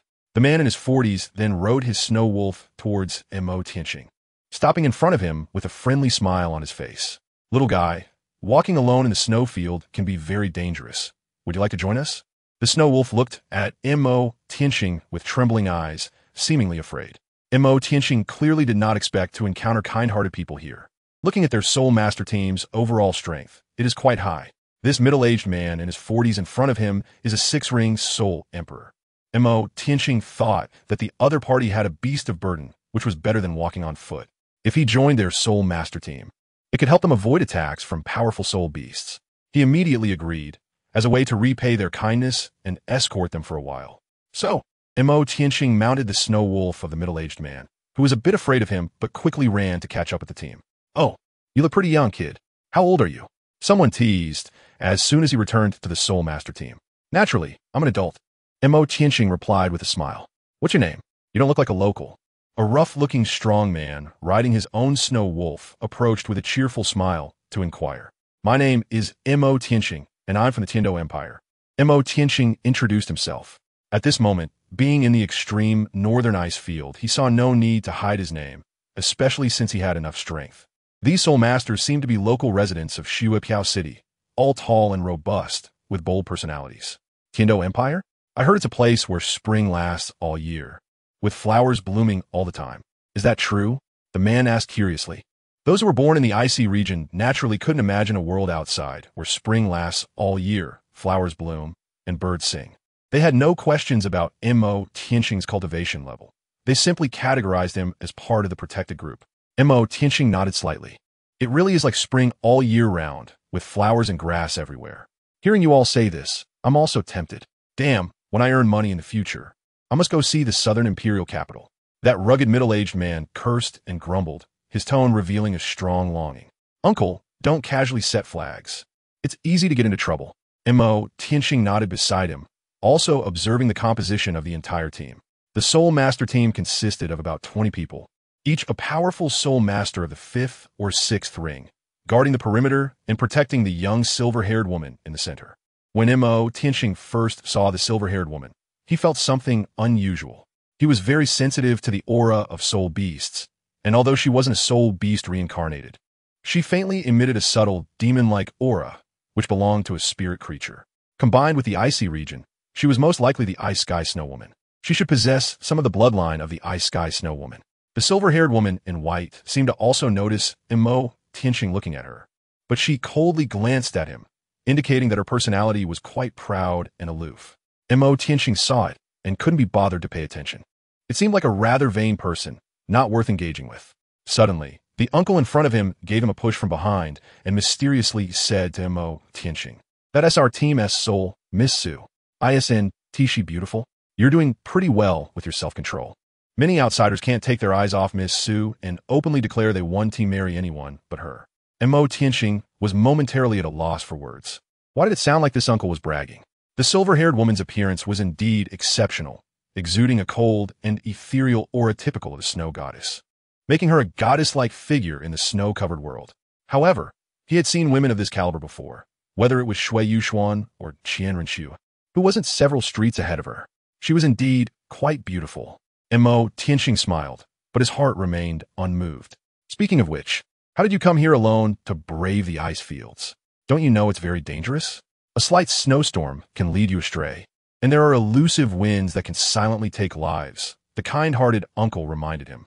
I'm here to find someone, Tianxing said, as he was looking for Bibi to ask her some questions. Looking for someone? The uncle was a bit taken aback upon hearing this, thinking that the person he was looking for had probably already met with misfortune, but such words were not suitable to voice. At that moment, the silver-haired woman in the center suddenly shouted, "Be careful," with a furrowed brow. Everyone present immediately entered a state of heightened alert, and Tianxing was somewhat surprised. Could she sense the crisis in the ice fields in advance? Chapter 48, Dragon Might. Golden-eyed Black Dragon King. Third update, please support. There is something happening. The Soul Master team on the scene immediately entered a state of high alert, waiting for the silver-haired woman in the center to give orders. Tianxing was also somewhat surprised, not knowing what was coming. If it was a group of soul beasts, that would be one thing. If it was extreme blizzard weather, then it would really be a problem. Although extreme weather wouldn't freeze him to death and wouldn't pose too much of a threat to him, it was still unbearably cold and could easily lead to losing direction and disrupting their journey. He hoped that the soul beast that came had some identity and status, and could directly lead him to the core area of the ice field to find the ice and snow emperors, so he wouldn't have to wander aimlessly in the snowy plains. It was a group of soul beasts. The silver-haired woman's expression turned serious. There were at least a dozen soul beasts with 10,000 years of cultivation. The faces of the Soul Master team present immediately froze, and they quickly huddled together. Encountering a group of soul beasts in the snow was very dangerous because there were no places to provide visual cover, nor were there any advantageous terrains or escape routes. As they looked around, they saw nothing but open ground, with no hiding spots at all. In this situation, they could only brace themselves and confront the danger head-on. You should go to Miss Su's side. It's very dangerous on the outside. The uncle in front of Tianxing said with a serious expression as he turned his head to speak to him. At this moment, the silver-haired woman glanced at him but had no intention of refuting. I have the strength to fight, Tianxing said, looking towards the distant horizon, where he could also feel the stirring of the soul beasts. As he spoke, 2 yellow, 2 purple, and 2 black soul rings rose under his feet, still the result of aura simulation. When he had the ability to protect everyone, he wouldn't hide away or take advantage of the situation by staying with a woman, pretending to be impressive later on. He was not that kind of person. With him in the team, the likelihood of bloodshed and conflict was greatly reduced. The uncle in front of him was also stunned when he saw the 6 soul rings on Tianxing, not expecting him to reach the level of a 6-ring soul emperor at such a young age. Su Xiaobai, who had originally been looking this way, was also shocked. She hadn't expected Tianxing to be so young and already a six-ring soul emperor. Even she, hailed as the #1 beauty of Snowdrift City, had only recently surpassed 4 rings at her current age, making the gap between them vastly different. Good brother. The uncle was overjoyed at this sight. Having another soul emperor's combat power was naturally a good thing, providing more confidence to deal with those ice-field soul beasts. In the distance, the snow and ice layers were trembling, and it was evident that a massive creature was appearing ahead. The expressions of everyone present were serious, and around Su Xiaobai were 3 to 5 5-ring soul kings, all looking equally grave. Tianxing's spiritual power was released, allowing him to see the snowfield over 1,000 meters away. At that moment, a large group of spirit beasts was marching towards this direction, led by a mammoth over 10 meters tall, with snow-white fur and a pair of huge, elongated white tusks at its mouth. Its blood-red eyes emitted a chilling glare. Snowfield mammoth? Tianxing recognized at first glance what kind of soul beast it was. Judging by its size, it should be a soul beast with an age of 30 to 40,000 years. In terms of the soul master system, it was at the peak level of a 6-ring soul emperor, but it could absolutely easily overpower any soul emperor, with actual combat power comparable to that of a soul sage. This was just the leading beast, and behind it were a dozen or so soul beasts from the snowfield with an age of about 10 to 20,000 years, as well as a large group of 1,000-year soul beasts. A large group of snowfield soul beasts appeared majestically on the snowfield, stirring up winds and snow. In the blink of an eye, the soul beast herd had already come into the sight of everyone. They naturally saw the snowfield mammoth with an age of about 30 to 40,000 years, accompanied by 11 10,000-year soul beasts and a multitude of 1,000-year soul beasts charging fiercely. The soul masters present almost simultaneously activated their own martial souls and soul rings, with brilliant soul ring lights flashing alternately, illuminating the snowfield. Most of their martial souls were ice and snow types, with beast martial souls like white bear and snow leopard, or weapon martial souls like long swords and snow knives. Among them was also a food system soul master with an apple tree martial soul, including Tianxing. There were a total of 21 people present, among which the 6-ring soul emperors were a minority, with only 6, while the majority were 5-ring soul kings. This made it incredibly difficult for them to fight against 10,000-year soul beasts on the ice field. Among them, Su Xiaobai, who was protected by the soul kings, only had the cultivation of a 4-ring soul master, with a 6-pointed ice crystal flower floating behind her, seemingly an ice element martial soul. The power gap between the two sides was quite extreme. This was the ice field, the home ground of ice and snow soul beasts, and these people had almost no retreat. The man with the apple tree martial soul suddenly activated his 4th soul ring, and instantly, 21 purple glowing apples appeared on the apple tree, which were then distributed to everyone present.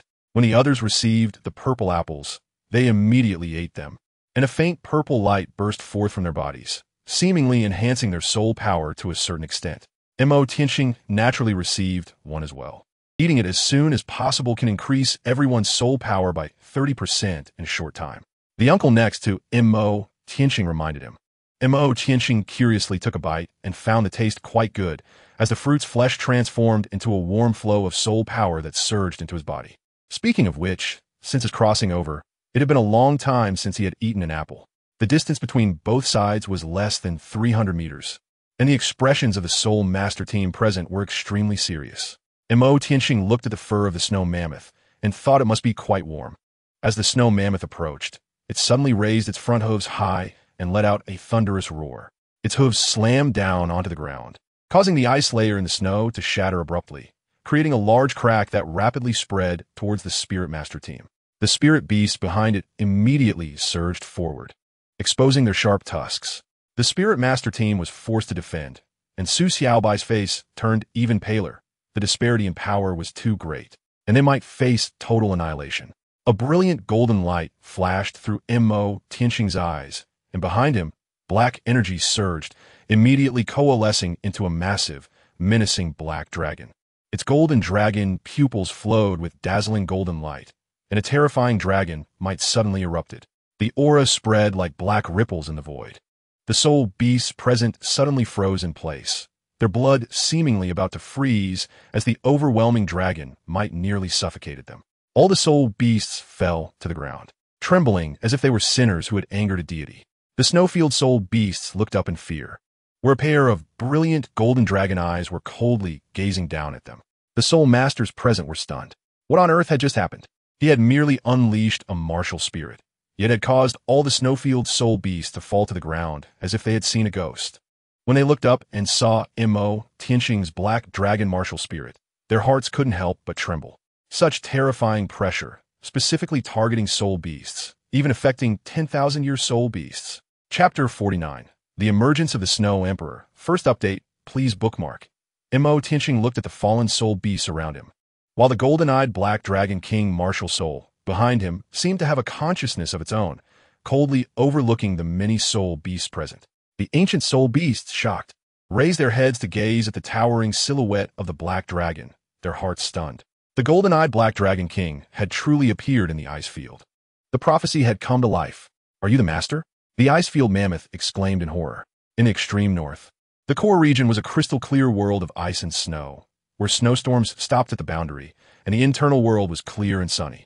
Inside this icy world, there was a vast, natural dark ice cave that resembled a paradise, with blooming flowers. From the dark ice, there was a flat avenue leading to a high platform, where a dark iced jade bed was placed. At this moment, a stunning woman in a white long dress was meditating there. She was none other than the Snow Empress, the leader of the three great kings of the ice field. She seemed to sense something, suddenly opening her eyes. They were a pair of sky-blue eyes, ethereal and transparent, as if they could see through everything in the world. At this moment, she was somewhat incredulous. This was the aura of the golden-eyed black dragon king. Could it be him? The Snow Empress was also shocked, not expecting that what the Emerald Swan had said was true. The golden-eyed black dragon king had reappeared in the world and had indeed come to the ice field. The Snow Empress immediately rose, transforming into a white rainbow. Rushing swiftly in that direction, the Ice Blue Emperor Scorpion and the Titan Snow Demon King also sensed the aura. They were equally astonished, not expecting the prophecy to come true, and immediately headed in that direction. Tianxing, who was standing still, suddenly felt a sense of heart palpitations, as if a peerless, ferocious beast was rapidly approaching him. That imposing aura seemed to encompass the entire ice field continent, with an extremely heavy presence. This powerful sense of oppression could not be matched even in front of the 200,000-year-old beasts, the sky blue bull python and the titan great ape, the three great kings of the ice field. It must be the Snow Empress and her companions coming. You all retreat. There are even more terrifying soul beasts coming behind. Tianxing said with a slight frown. The soul masters present were stunned, naturally believing his words, and immediately began to organize their personnel for a swift retreat. The ice field was far too dangerous. If they hadn't encountered Tianxing midway, they would have likely suffered heavy losses from the previous soul beast onslaught. And what about you? Asked a middle-aged man who had a good relationship with Tianxing, his expression extremely grave. At this moment, his companions had retreated several hundred meters away. Su Xiaobai looked back at him, her eyes flickering with complex emotions. They are targeting me. You should leave quickly, Tianxing said. The middle-aged man hesitated for a moment, while the Soul Master team behind him was also looking back at him. Take care of yourself, he said heavily, immediately urging his snowfield wolf to head toward the main force. Before leaving, he looked back at the black-haired boy in the mink coat, his clothes and hair flowing. He had no fear of the so-called Great Terror. The fact that the other party dared to venture alone into the ice field to search for someone was itself quite strange and somewhat sinister. Tianxing watched them disappear into the distance, gradually fading from view, and then his gaze fell upon the ice field mammoth. Just now you referred to me as master. What do you know? Tianxing questioned coldly. He found it strange that the ice field mammoth had spoken in the language of soul beasts rather than human speech, yet he was able to understand its meaning. Like the soul beasts of the sunset forest, they all called him master upon seeing his martial soul. The golden-eyed black dragon king. If the Emerald Swan and the Ice and Snow Emperors existed, then the beast god emperor of the golden-eyed black dragon king should also exist. A storm surged ahead, raising a blizzard across the sky. Tianxing's hair and clothes danced in the wind, his eyes quietly fixed on the white figure at the center of the storm. His heart racing. The biting cold wind could not compare to a single glance at her. Her appearance was indistinguishable from that of a human, with long, pure white hair cascading down her back to the ground, and sky-blue eyes that were ethereal and transparent, as if they could see through everything in the world. Her slender figure was flawless, and although her white gown had no adornments, it made her appear so noble, stunning, and meticulous, like a winter plum blossom in the snow. Transcending the mundane, the person was none other than the Snow Empress, ranked third among the 10 fierce beasts and the leader of the extreme north. him.Qian gazed up at her in a daze, somewhat infatuated. It wasn't just because of her unparalleled beauty. There were other feelings mixed in. He had always liked the Snow Empress, a seed that had been deeply buried in his heart since his previous life. He was completely defenseless against the strong and cold beauty of the Snow Empress. The moment he saw her in reality, that seed in his heart had already begun to sprout uncontrollably and grow robustly. It became difficult for him to let go of her. him.Qian himself didn't even realize that his voice had become a bit hoarse. The Snow Empress, amidst the storm, naturally heard his call and quietly looked down at him.Qian, her delicate brows slightly furrowed. She could sense a strange, emotional wave emanating from his soul, a complex feeling that seemed like a reunion with a long-lost friend. It was a peculiar sensation that she had never experienced before and found hard to articulate. The Snow Empress descended from the storm not far from him.Qian. "Qian," she spoke, revealing a hint of confusion. him.Qian was suddenly pulled back to reality by her words, his emotions slightly restrained as he gently shook his head. However, from the moment the other party uttered those two words, him.Qian could already make some judgments. The 800,000 years of cultivation of the golden-eyed Black Dragon King, Emperor Tian, indeed once existed in this world. The Snow Empress noticed a shake of the head, and there was a hint of confusion in her sky-blue eyes. The other party's appearance and aura were somewhat similar to that of human soul masters, but she could sense Emperor Tian's aura from him, coupled with the golden-eyed Black Dragon King gathering behind him. "I don't even know who I am. In the Sunset Forest, a soul beast called me master, and it is said they also heard it from the Emerald Swan. I followed in her footsteps to the ice plains, where the soul beasts also called me master. My heart is filled with questions, and finding her may provide answers," him.Qian said calmly. He had already realized some things. The 10 great beasts should all exist, except for the beast god, Emperor Tian. The aura he emanated made all the soul beasts feel like he was one of their own, and his martial soul had advanced to that of the golden-eyed Black Dragon King, which just happened to fill that gap. If he weren't a transmigrator with a system cheat, he would almost doubt whether he was the reincarnation of Emperor Tian. The Emerald Swan seemed like a system bug. She appeared to know about Emperor Tian and sensed his impending arrival. The whole situation was indeed somewhat bizarre. When the Snow Empress heard the name Emerald Swan, her gaze toward him.Qian changed slightly. "What do you want to know?" Chapter 50. The 3 Great Kings of the Ice Plains. "What do you want to know?" The Snow Empress looked at him.Qian, her heart already having some answers. "What did Bai Ji say when she came to the Ice Plains to find you? And where is she now?" him.Qian's voice returned to calm as he raised his head to look at the Snow Empress across from him. In the distance, a greenish divine light appeared in the sky, vaguely revealing a beautiful figure, and the Snow Empress looked up. him.Qian's gaze was also attracted by that surge of energy. A greenish divine light descended beside the Snow Emperor, and as the divine light dissipated, her true form was revealed.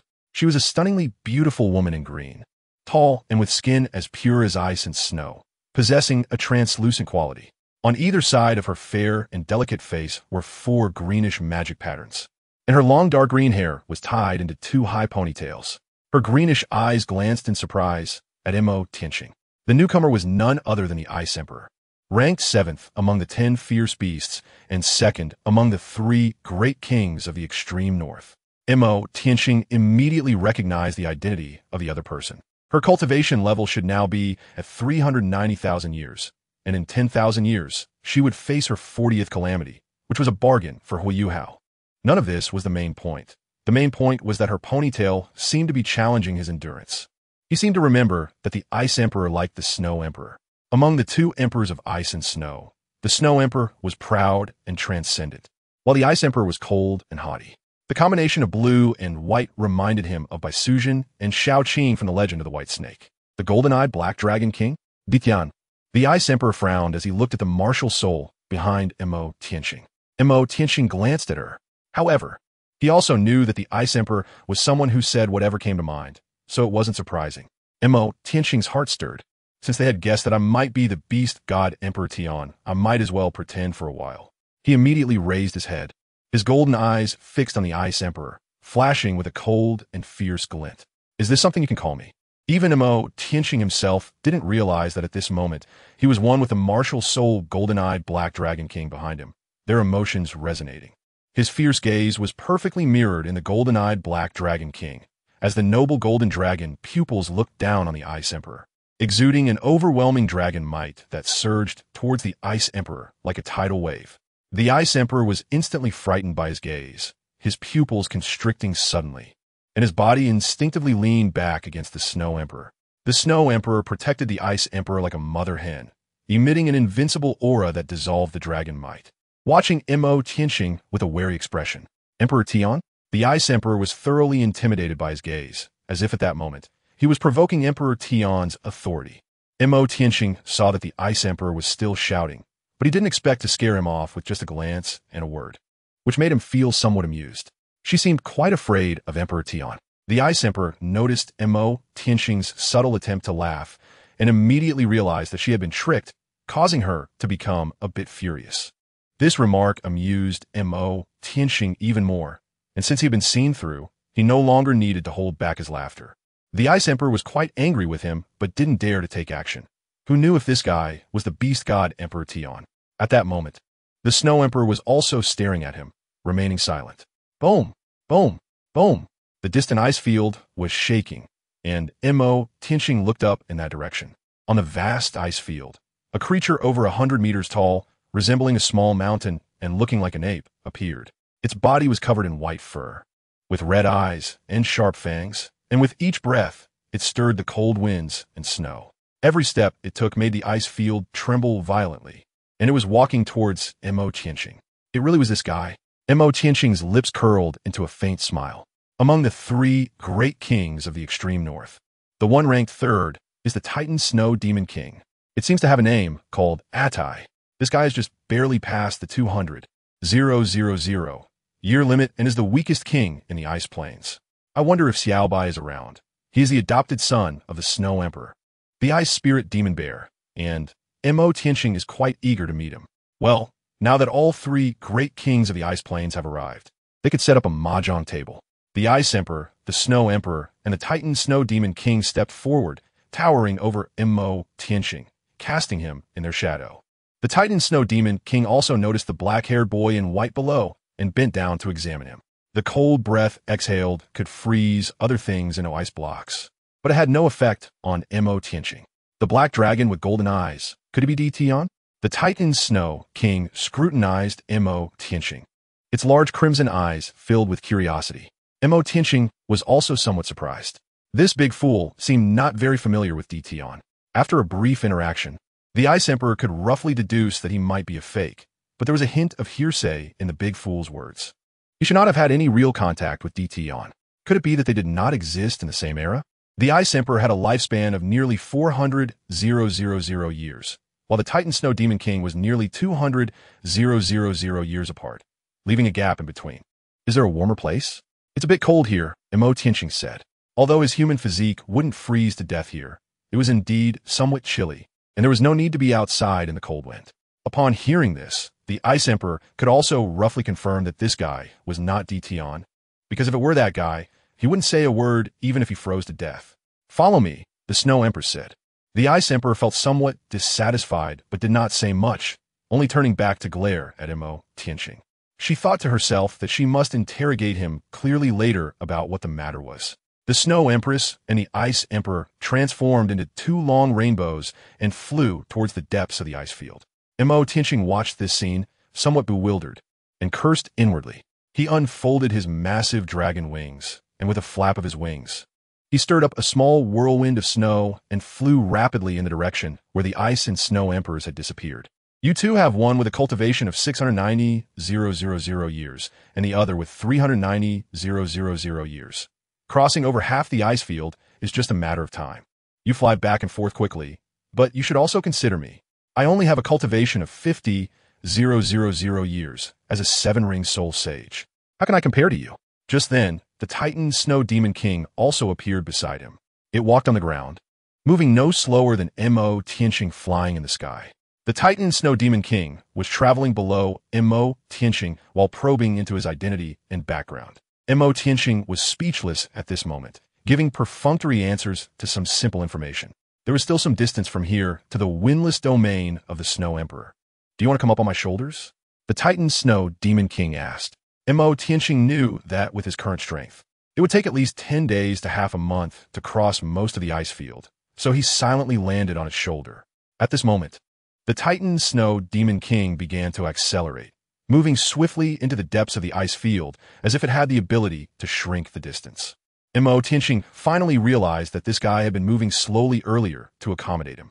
Its speed is also unparalleled in the icy plains. Otherwise, how could it have appeared shortly after the arrival of the Ice and Snow Emperors?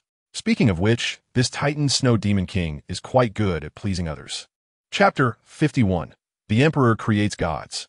First update, Seeking Collections. In the Arctic ice plains, a windless domain stretches for thousands of miles. The Snow Emperor and Ice Emperor arrived successively in the windless domain and turned back to look. Sure enough, that guy couldn't keep up at all. The Ice Emperor snorted lightly and pulled the Snow Emperor back to the Ice Palace.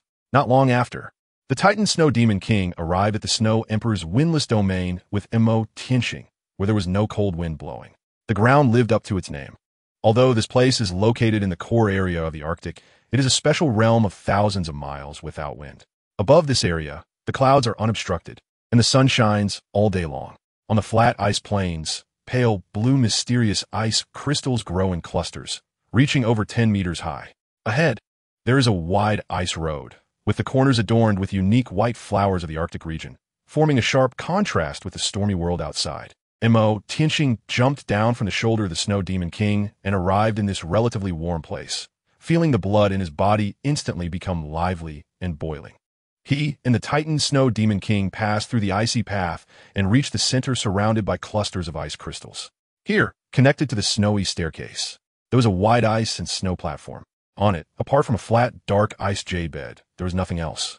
At this moment, the Ice and Snow Emperors had already been waiting on the high platform for quite some time. So simple, Tianxing looked at this scene with some surprise. The Snow Empress's residence was vastly different from his imagination of living in an ice and snow palace. It could be described as completely bare. If it weren't for the fact that this was a windless zone, it would be almost desolate. The Snow Empress seemed to notice the complex emotions mixed with a hint of pity in Tianxing's gaze. The eyes of the Ice and Snow Empress were fixed on him. Did Biki come to find you? Where's she? Tianxing looked towards the Snow Empress, filled with many questions, uncertain about his assumptions. She did come, but she is not in the icy plains now, the Snow Empress said softly. Upon hearing this, Tianxing couldn't help but frown slightly. It turned out he was still a step behind. You don't need to deliberately look for her. She has said that when the right time comes, she will come to find you, the Snow Emperor said again. Tianxing's gaze suddenly changed. His expression became somewhat complex as he looked up at the Snow Empress.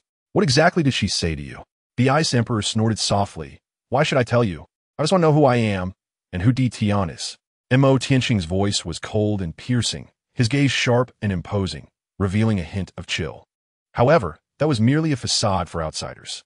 What he truly cared about was why he was here. Why had Emperor Qian disappeared? Would he also suddenly vanish? These were his concerns. Bai Ji seemed to have anticipated his arrival and spread the news before he got there, seemingly to draw him to find her. Emperor Qian? The mention of this name stirred the Ice Emperor's eyes, and he turned to look at the Snow Emperor, who was also somewhat curious. As early as his childhood, he had heard that among their soul beasts, there was an unparalleled powerhouse who swept across major soul beast gathering places, becoming the sovereign of all soul beasts. The golden-eyed black dragon king, Emperor Qian, that was the name of that unparalleled powerhouse. Later, that powerhouse mysteriously disappeared until the Emerald Swan appeared on the ice field, informing them that the golden-eyed black dragon king was about to return. And then they awaited Tianxing's arrival. When the Snow Emperor mentioned Emperor Qian, his gaze also became a bit distant, as if recalling a long-lost memory. About 200,000 years ago, the ruler of the Star Dou forest was the golden-eyed black dragon king. He wanted to unite the power of soul beasts in this world and traveled a great distance to the Arctic ice field to find me and Xue'er, challenging us to a duel. The Snow Emperor slowly spoke.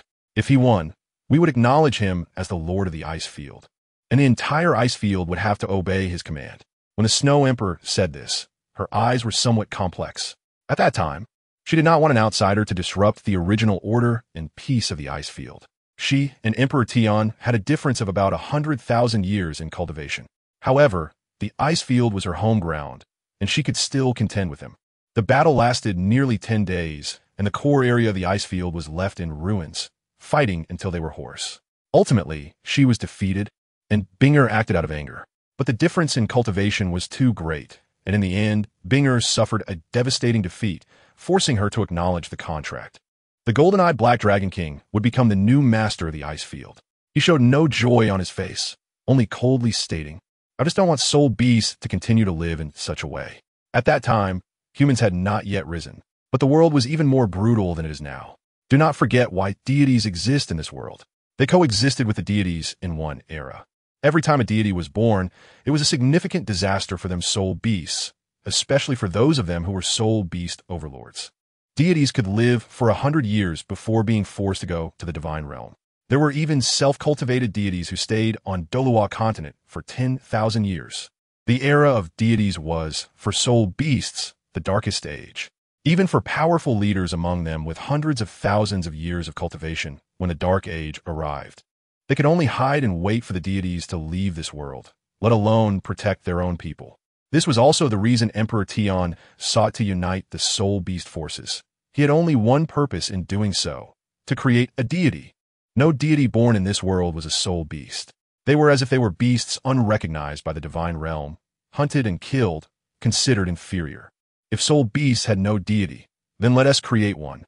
What they cannot do, I will do. The paths they cannot walk, I will walk. Even if there is no road ahead, even if it means death, I will pave a path to godhood for future generations. He followed the methods of the previous deities, uniting soul beasts, establishing a common faith, and gaining the power of belief from all soul beasts. He wanted to rely on the power of belief to create a deity. This is also why Emperor Tian would later be referred to as the beast god by future generations of soul beasts. Tianxing was stunned after hearing this. Although he had known that Emperor Tian always wanted to break the shackles and achieve the position of beast god, he had never expected that 20,000 years ago, he would have such grand ambitions to unify the soul beast realm and become the representative of all soul beasts. Even when facing deities, he wanted to carve out a path to godhood for his own race. 200,000 years had passed, and the soul beasts had not awaited their beast god, nor had they found a clear path to godhood. As for the legendary million becoming gods, it was merely a fantasy held by the ancestors of the soul beasts, and they could not be sure if it was truly the case. Another issue was that the time cost was too high. When humans attained the position of deities, they could leap to godhood in just over 100 years, while soul beasts, even when facing a calamity of 1,000,000 years, were uncertain if they could overcome it. And even if they did, it was not guaranteed they could achieve godhood. What about later?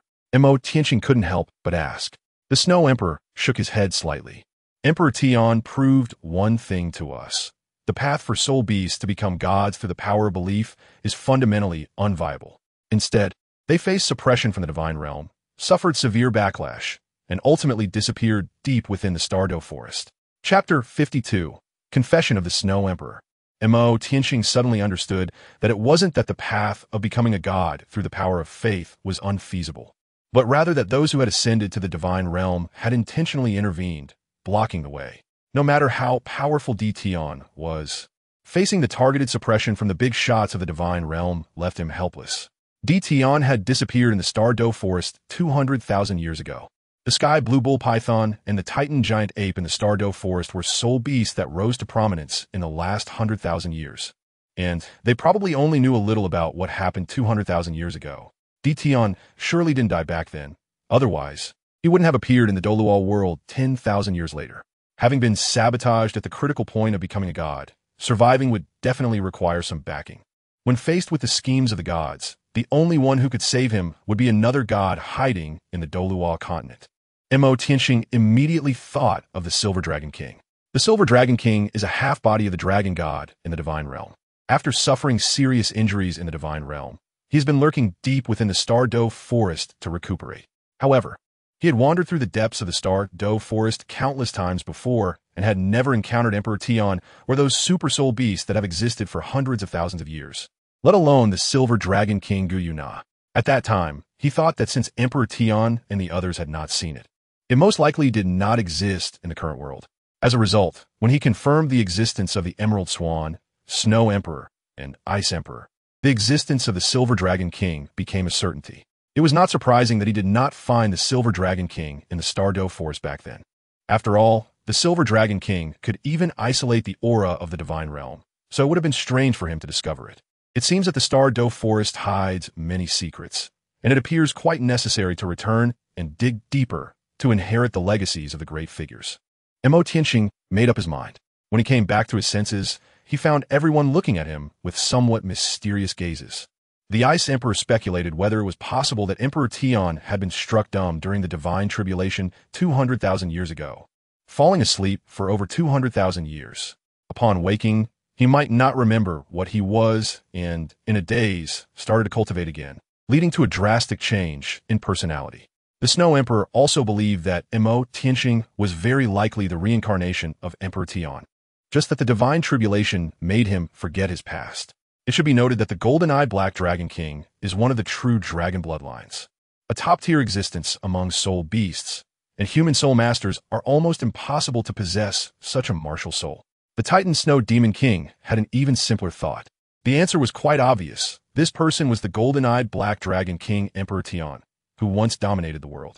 The Emerald Swan had already said that the golden-eyed Black Dragon King, the master of soul beasts, would reappear in the world, and it was clearly him. Tianxing had a general understanding of what he wanted to know, but his gaze was fixed on the Ice and Snow Empress on the high platform. Ahem. After traveling a long distance to the polar ice fields, although he had met the Snow Empress, he had hardly spoken a few words, spending the entire time listening to her tell stories.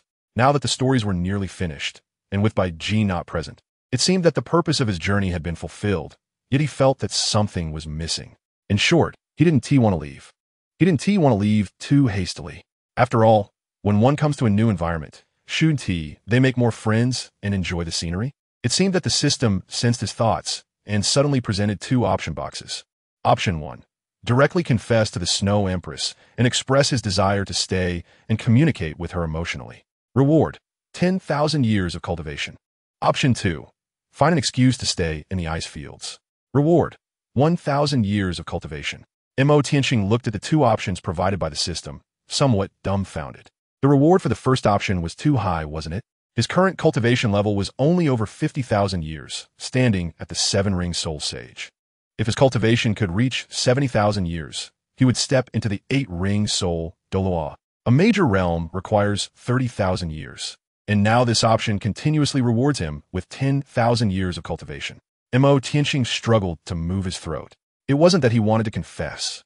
The temptation of the reward was simply too great, allowing him to work hard for several years less and quickly reach the level of 100,000 years of cultivation. The Ice Emperor felt that this guy seemed a bit off, looking as if he wanted to say something but hesitated. What exactly did he want to say?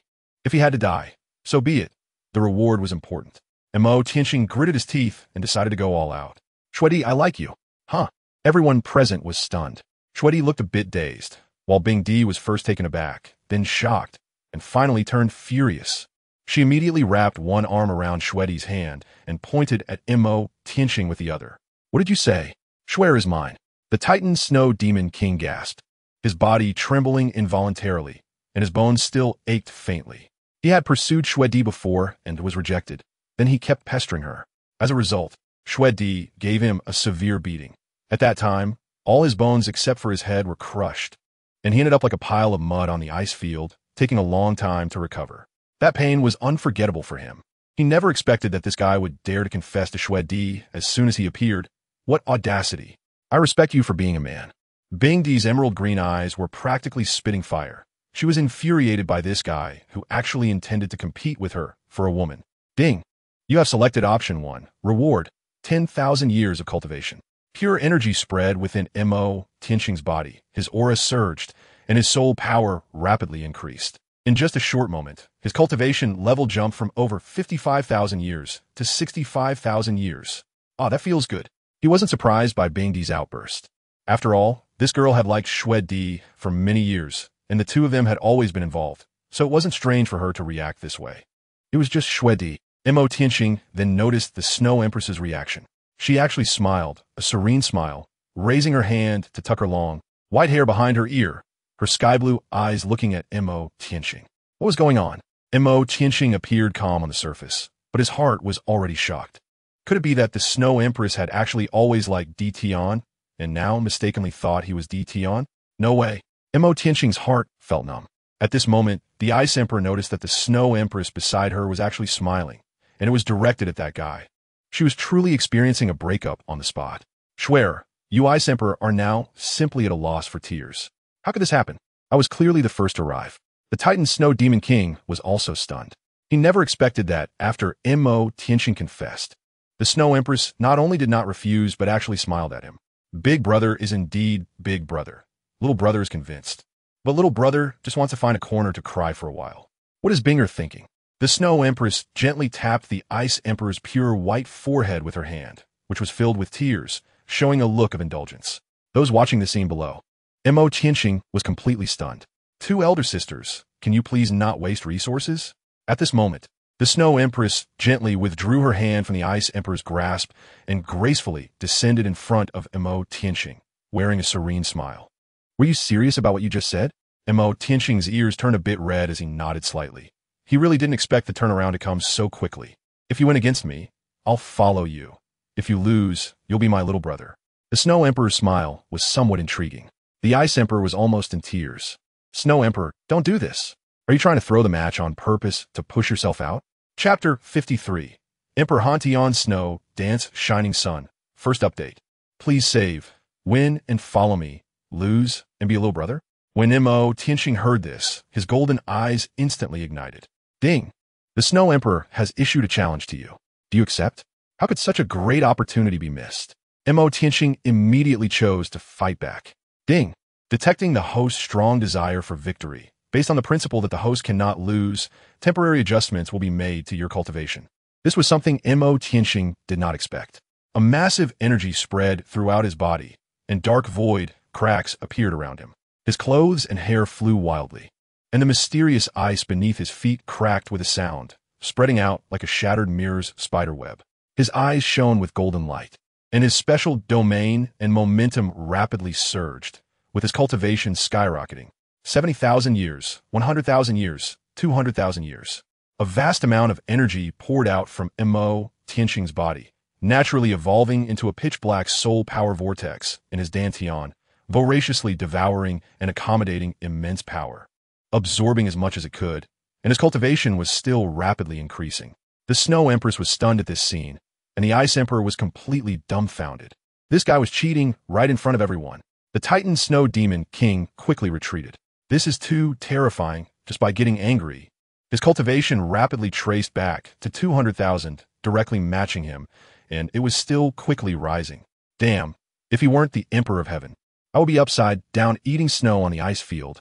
Tianxing's cultivation was rapidly increasing, gradually surpassing 390,000 years, exceeding the Ice Emperor present. He looked at the Snow Emperor with calm eyes, his heart clear and empty. After a moment of surprise, the Snow Emperor simply smiled peacefully, waiting quietly for Tianxing. Tianxing's body gathered and formed a second round of black vortex, causing even the void of the outside world to begin to twist, generating a series of black soul power black holes. This scene was all too familiar to the Ice Emperor, who immediately gritted his teeth, his emerald eyes practically spitting fire. It was really this guy. Even after 200,000 years, he would recognize him even if he turned to ashes. In the blink of an eye, Tianxing's cultivation had reached the height of 690,000 years, equal to that of the Snow Emperor. At this moment, a thick wave of black energy flowed upwards around Tianxing, and he was unconsciously covered in pitch-black dragon scales, with a pair of shiny black horns growing from his head, radiating a destructive power that reached the heavens and the earth. Tianxing could feel the supreme power within him, tearing through the void and cracking the ice fields, and at that moment his fighting spirit was soaring. His mind was filled with a desire for destruction. Are you serious? Tianxing looked at the Snow Emperor, his eyes shining like gold, his voice slightly trembling. It was not fear, but rather he could hardly contain the immense energy surging within him. He craved a battle, a fierce and exhilarating fight to release himself. This was the destructive desire from his martial soul filling his mind. The windless domain was filled with the howling snow. The cold wind whistled as the Snow Emperor swept her hair behind her, meeting him.Qian's golden gaze, and softly hummed in response. "Let us go to the sky," him.Qian said, not wanting to destroy the Snow Emperor's residence. The Snow Emperor nodded slightly. him.Qian exerted a slight force with his toes, transforming himself into a thick beam of black light that shot up into the sky, instantly shattering the 100-meter ice surface he had been standing on. The Snow Emperor, carrying the overwhelming power of ice and snow, soared up like a white rainbow, following closely behind.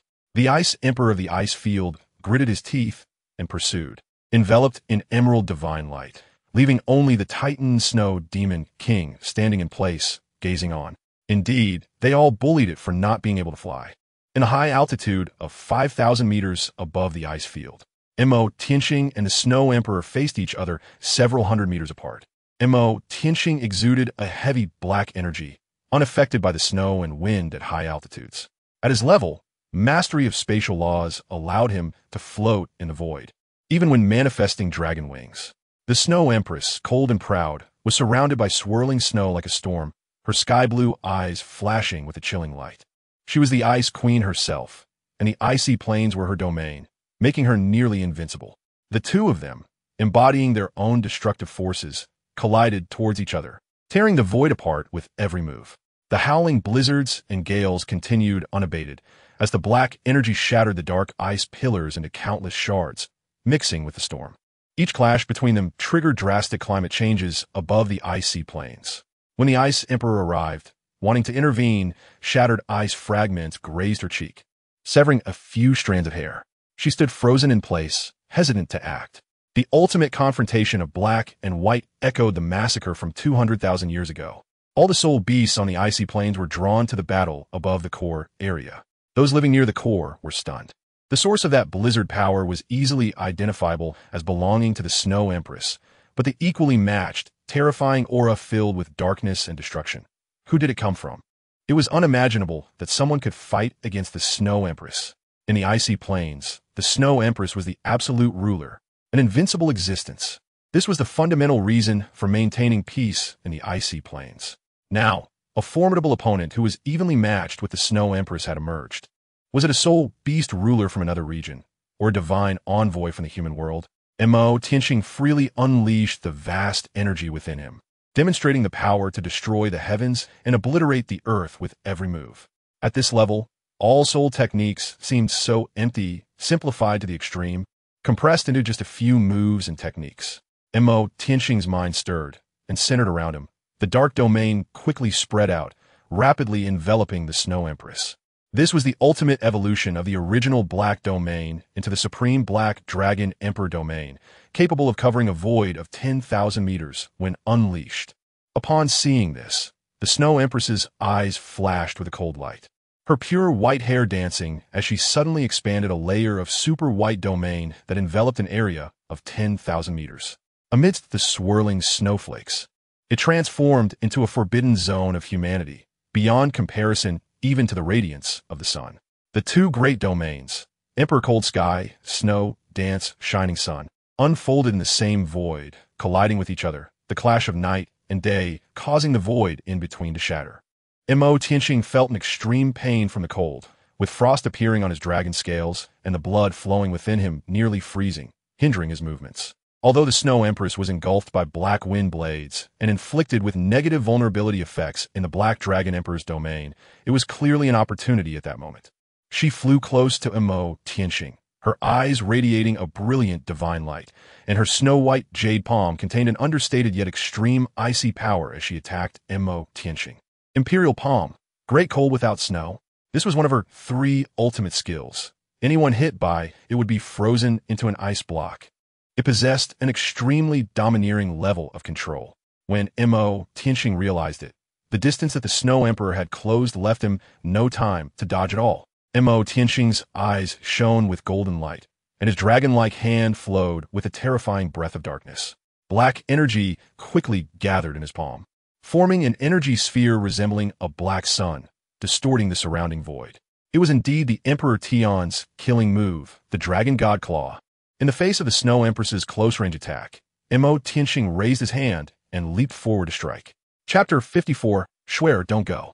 him.Qian's dragon god claw collided with the Snow Emperor's great cold no snow, black and white energy clashing in the void.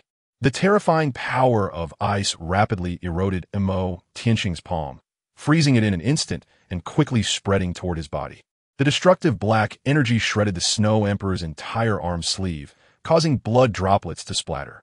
Seeing the Snow Emperor injured, Xue'er, who had been watching from the side, felt a sudden tightening in her heart. him.Qian's body was frozen in the blink of an eye. The Snow Empress immediately distanced herself, raising her arms high. Above the sky, ice and snow gathered in the void to form a deep blue sword, seemingly crafted from ice crystals, exuding an extreme aura of slaughter. The Imperial Sword, Ice Extreme Peerless. This was the Snow Empress's most powerful killing move, incredibly potent, designed specifically as a lethal strike for opponents of equal strength. It was nearly impossible for the ice-encased him.Qian to evade it. Slash! The Snow Empress wielded the unparalleled Imperial Sword to strike down. The unparalleled Imperial Sword left a blue arc in the void, ruthlessly descending toward the ice-encased him.Qian. Inside the ice block, him.Qian watched the scene unfold, a surge of dark and destructive power enveloping him. Crack! The ice block sealing him began to crack with numerous fissures, exploding apart with a loud bang.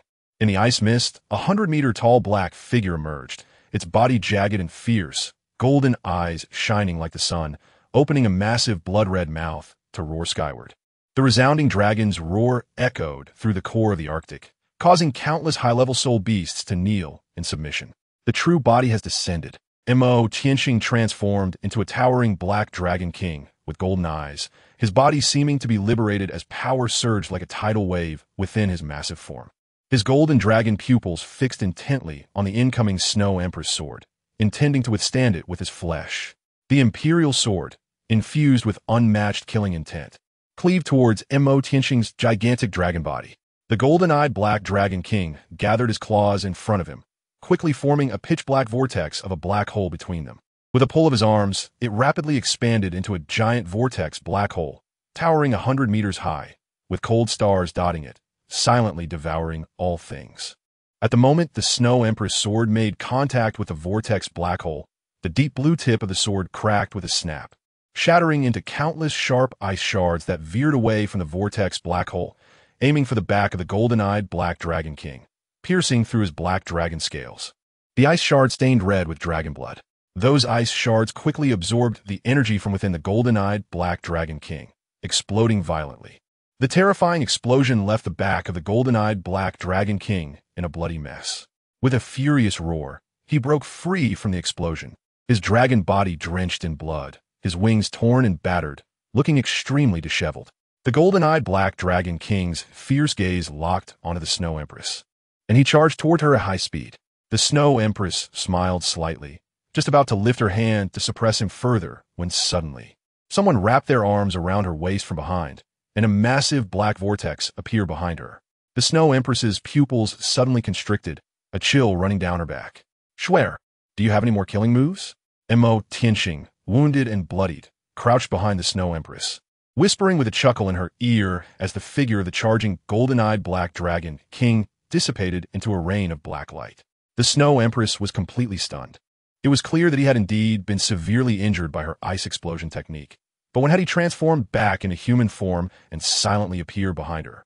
him.Qian's face was somewhat pale, his clothes stained red with blood, yet he wore a gentle smile. All of his skills had been elevated to an extremely terrifying level, including breath simulation, which after 69,000 years could easily deceive powerful opponents in the same realm, delivering a fatal blow to enemies.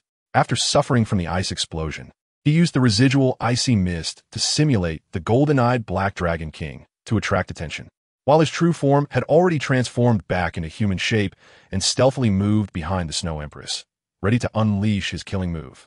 If the Snow Empress was unwilling to admit defeat, he wouldn't mind dragging her to the vortex black hole behind him for a visit, being tightly embraced by him.Qian. Even someone as calm as the Snow Empress felt her neck turn red, her stunning face flushed with embarrassment, and her ears burning. She wanted to break free, but it was futile. him.Qian held her tightly, seemingly afraid that the Snow Empress would play tricks and escape. Could it be that Xue'er intended to play tricks? Tianxing gently blew warm air into the Snow Empress's ear, determined not to let her slip away so easily. The Snow Empress immediately felt her body soften, as if she were about to melt, feeling somewhat powerless. "Let go of me." The Snow Empress's delicate face was flushed, her body lacking strength. Her gaze drifting towards the Ice Emperor not far away. Binger, the Ice Emperor, who had been shocked nearby, suddenly came to her senses. "You bastard! Let go of my Xue'er." The Ice Emperor charged at Tianxing. "Are you really thinking of coming?" Tianxing looked at the charging Ice Emperor with a light laugh. Completely unfazed, merely stepping back a pace, getting incredibly close to the black vortex behind him. "I advise you not to move." Tianxing coldly sneered at the Ice Emperor as she approached. The Ice Emperor looked at the black hole vortex behind him and immediately halted her advance. She was genuinely worried that Tianxing would drag Xue'er into it. "Stop. Don't do anything reckless." The Ice Emperor was now completely flustered. Tianxing leaned close to the Snow Empress's ear. "Although this black hole wouldn't kill the two of us, our clothes would probably not survive. Since Xue'er wants to share the suffering." Tianxing hadn't finished speaking when the Snow Empress's face turned pale. "I give up." She sighed helplessly, giving up her struggle.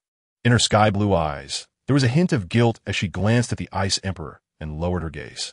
Xue'er, the Ice Emperor, trembled slightly, and 2 lines of tears streaked down her cheeks, looking utterly heartbroken.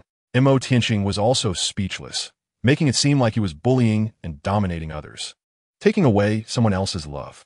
"Let go of me first." Xue'er broke free from Tianxing's embrace and flew directly to Bingdi, embracing her. Bingdi cried bitterly in Xue'er's arms, as if they were facing a life-and-death separation. Xue'er, feeling guilty, held her tightly, gently patting her back and sighing softly, as if she hadn't expected such a result. Bingdi peeked out from Xue'er's arms, looking pitifully at Tianxing. "Can you please not take Xue'er away?" Tianxing's face darkened instantly, and he decisively rejected the call. "No way.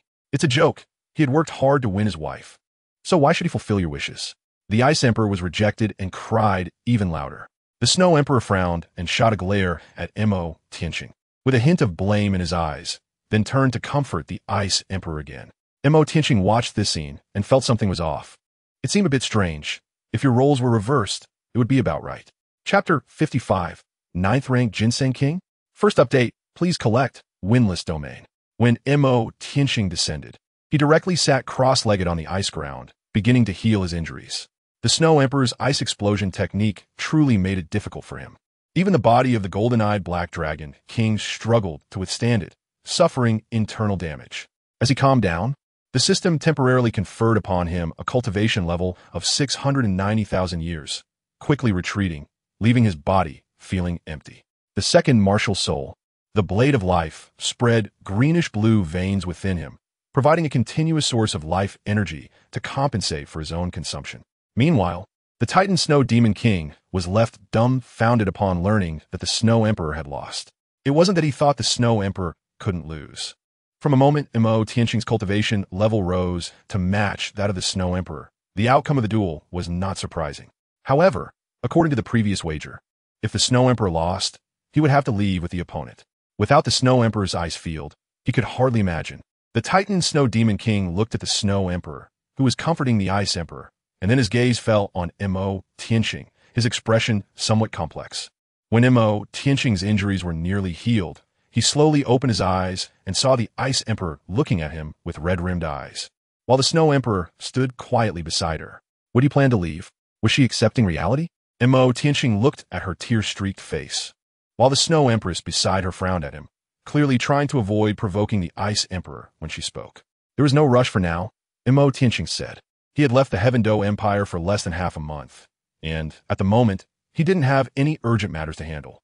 Staying a few more days in the Ice Plains was not a problem, but he certainly couldn't stay for long. Upon hearing his words, the Snow Empress couldn't help but breathe a sigh of relief. She was genuinely worried that Tianxing would suggest leaving within a few days. That would not only make it difficult to persuade Binger, but she herself was also somewhat reluctant to part with the Ice Plains. She had existed in the Ice Plains for 690,000 years, and it was indeed hard for her to let go all of a sudden. She initially just wanted to take advantage of the fact that Tian had not yet grown up and was still at a low cultivation level to recruit him as her little brother, which was a once-in-a-lifetime opportunity. However, she didn't expect Tianxing's cultivation to suddenly rise to her level, challenging her once again and even involving her in it. Fortunately, she had only agreed to go with him and hadn't promised anything else. Has anyone ever seen a 10,000-year-old 9th-grade ginseng king in the extreme north? Tianxing asked the Snow Empress. He remembered that in the original story, after Xiao Wu's sacrifice, Deming proposed 3 conditions to revive her, one of which mentioned a 10,000-year-old ginseng king that could transform a person completely. It was said that this ginseng king was equivalent to a 100,000-year-old soul beast and, at this level, had already gained spiritual awareness, wandering around unpredictably. Deming said it should be hidden in the northern regions, fearing humans, making the extreme north ice plains a good choice for it. So he wanted to ask if that creature was hiding in the ice plains. A 10,000-year cultivation level being equivalent to a 100,000-year-old soul beast, possessing the miraculous effect of transformation, could easily be called a divine medicine. Moreover, the 10,000-year snow lotus also originated from the ice plains, and there were even places similar to the ice and fire duality eye. Were there any divine herbs? 9th-grade ginseng king? The Snow Empress's expression was somewhat strange upon hearing this. You must be referring to that little old man with ginseng leaves on his head, right? The Ice Emperor also had a somewhat peculiar expression upon hearing this. This immediately caught Tianxing's attention. It seemed they had indeed encountered it before. Little old man? You've seen it? Tianxing's expression was also somewhat strange at this moment. That 10,000-year ginseng king turned into a little old man. At the time, a little old man filled with medicinal fragrance came to the core circle of our ice plains, causing high-level soul beasts in the core circle to compete fiercely for it, leading to a big fight. Later, he ran to Xue'er for protection, and Xue'er promptly sent him to me, saying it was to prepare for the great calamity of 400,000 years. The Ice Emperor raised an eyebrow. Huh? Tianxing was somewhat stunned. So, that 1,000-year-old 9th-grade ginseng king is in your hands? How about I trade it for Xue'er? The Ice Emperor spoke, his eyes filled with hope and pleading. Tianxing decisively shook his head in refusal. How is that possible? I can trade you something else. Well, actually that old man later got away from him. But with his lewd appearance, I couldn't bring myself to do it, Ice Emperor confessed. Wow, you're willing to negotiate for something that's not even in your possession. Tianxing felt a bit embarrassed. It seemed that the 3 great kings of the ice plains were not to be underestimated. When faced with a highly valuable divine medicine, they were decisive in taking action. The Snow Empress really took care of the Ice Emperor, paving the way and providing protection in various ways. However, it was truly absurd that the 1,000-year-old 9th-grade ginseng king could escape from the Ice Emperor, who had a cultivation level of 390,000 years. No wonder it had lived until now. Do you have a way to help Binger get through the tribulation of 400,000 years? The Snow Empress asked Tianxing, her sky-blue eyes calm and unwavering. She was genuinely concerned about the impending tribulation facing the Ice Emperor. The Ice Emperor also looked at Tianxing in surprise. She had lost the 1,000-year ginseng king that Xue'er had prepared for her and felt quite guilty. For her, relying solely on her own strength to face the 400,000-year tribulation was quite uncertain. Could this guy have a solution? Meeting their gazes, Tianxing nodded slightly. The snow-colored swan kiss in his hand was perfectly suited for the ice-blue Emperor Scorpion Soul Beast, as it could combine with her own toxins. Note, the protagonist is being forgetful and forgot that the Ice Emperor had mastered the ultimate ice poison. With this celestial herb, it would certainly help the Ice Emperor overcome the 400,000-year tribulation. Seeing Tianxing's firm assurance, the Snow Empress naturally had no doubts. I'll help you catch that 1,000-year 9th-grade ginseng king, and you help Binger get through the 400,000-year tribulation. The Snow Empress's eyes sparkled with brilliant light. Binger, the Ice Emperor, tightened her expression, wanting to say something, but was directly pressed down by the Snow Empress, who quietly looked at her with her sky-blue eyes. The Ice Emperor's eyes turned red, and she suddenly hugged the Snow Empress, sobbing a little. The Titan Snow Demon King watched the whole scene from the side, completely lacking a sense of presence.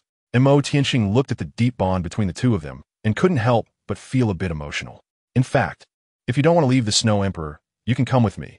I welcome you with open arms and will take good care of you. Of course, he wouldn't dare to say such words unless the Ice Emperor spoke first. If both the Ice and Snow Emperors left the ice plains at the same time, with the Titan Snow Demon King still around, He could very well protect the peace of the ice plains as a super soul beast that had existed for 200,000 years. Meanwhile, an old man hiding in a corner of the ice plains, roasting by a fire, suddenly sneezed 3 times in a row, and the ginseng leaves above his head drooped a bit. "Who is thinking of me, Grandpa?" The old man calculated with his fingers, and his expression suddenly changed. Chapter 56. Don't eat me. Second update. Happy New Year to everyone.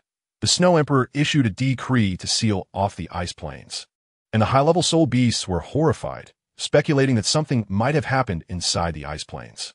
They still remembered the collision of black and white energy that erupted in the sky not long ago. At the same time, in the core area of the ice plains, the Ice Emperor and Snow Emperor stood in the void, their hands intertwined, simultaneously releasing their domains. The Ice Emperor's Eternal Freezing Domain and the Snow Emperor's Snow Dance Radiant Sun Domain merged into the Snow Dance Extreme Ice Domain, significantly expanding its coverage to an astonishing 20,000 meters, with small snowflakes drifting down. The opening of this domain did not disturb any soul beasts. Snowflakes were common in the Ice Plains world, forming a perfect cover. These falling snowflakes contained the subtle spiritual power of the Ice and Snow Emperors, weaving a large net in the void, allowing them to sense anything that came into contact with the snowflakes immediately, while maintaining the domain. The Ice and Snow Emperors moved horizontally through the void, exploring every corner of the ice plains. As long as the 9th-grade Ginseng King had not left the ice plains, they would surely be able to find him. Meanwhile, the 10,000-year 9th-grade Ginseng King hiding in the cave felt a hint of suspicion due to the blockade of the ice plains, making him hesitant to act. Fearing he would be noticed, now, going out would easily expose him, so he decided to stay hidden for a while longer, thinking it was not wise to remain in the ice plains and that he needed to leave soon before returning. Just as he was about to suppress his aura and take another nap, he felt a bit anxious, sensing that something was off. He used his spiritual power to probe outside the cave, and aside from the drifting snowflakes, there were no suspicious soul beast approaching. Could it be an illusion? The old man felt a bit doubtful, but was reluctant to go out and investigate. Perhaps he was just being overly cautious. Among the 3 great kings, only the Snow Emperor could trap him, and as for the Ice Emperor Scorpion, he had managed to escape once, so he could do it again. As for the Titan Snow Demon King, his movements were too large to approach quietly. Even if he were accidentally discovered, he could easily run away. He should be overthinking it. Just when he was about to return to sleep, the narrow cave was suddenly frozen by ice, sealing the old man inside a block of ice. The entire ice mountain exploded, revealing the old man frozen in ice, with a cluster of ginseng leaves on his head. In midair stood the Ice Emperor, the Snow Emperor, and Tianxing. The Ice Emperor silently descended from the air, appearing before the old man, smiling as he patted the ice block. "I've been looking for you for 2 or 3 days, old man. We meet again." The old man inside the ice block was so frightened by the Ice Emperor before him that his eyes were filled with horror. It was over. He had been captured alive by this guy again. Tianxing and the Snow Emperor quietly descended beside the Ice Emperor. When the old man saw the Snow Emperor, his eyes were filled with shock, and he frantically shouted in his heart, "It's over. There's no way to escape this time."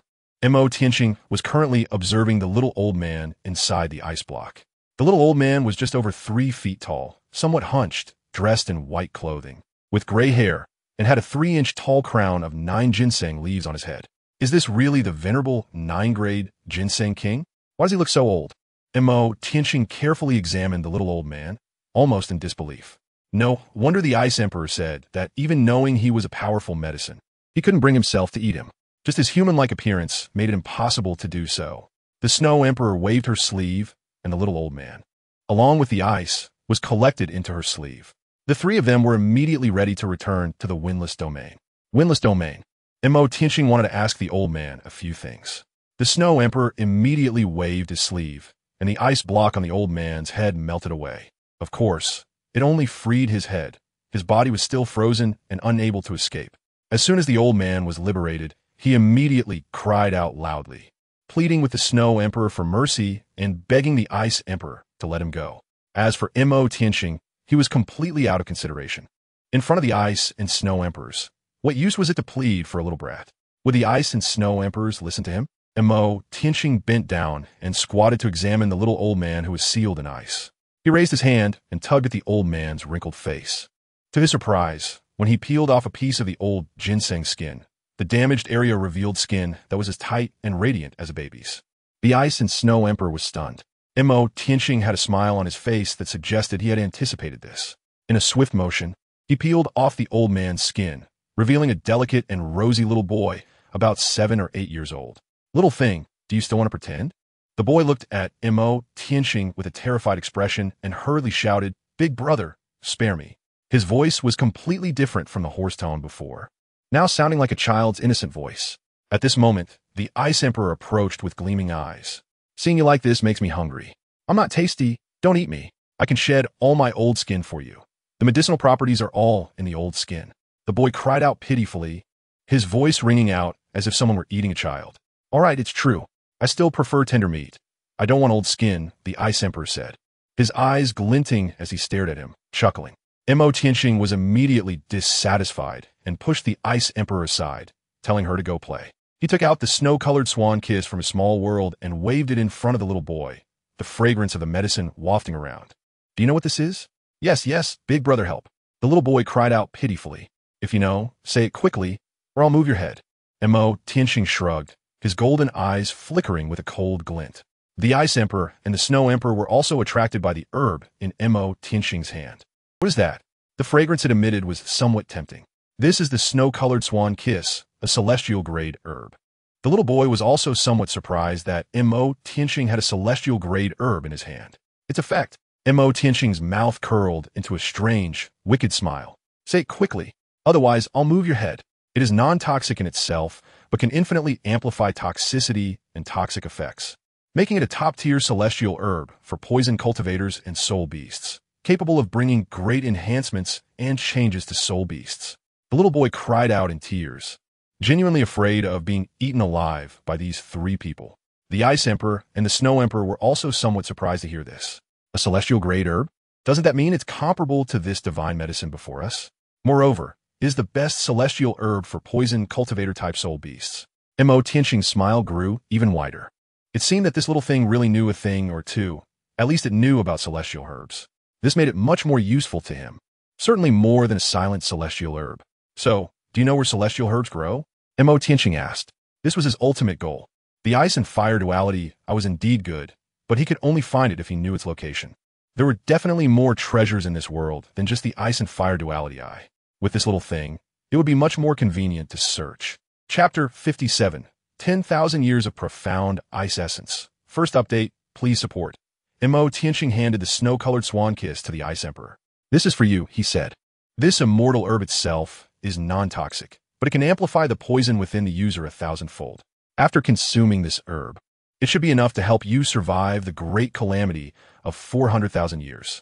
The Ice Emperor looked at the pure, white, immortal herb in her hand, which was crystal clear and snow-white, with each leaf seemingly dripping with water, long and curved, resembling the neck of a swan. At that moment, the Ice Emperor had a look of surprise on her face.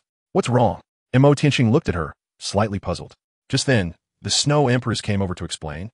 Ice, in order to cultivate the ultimate ice, has expelled all the poison from her body.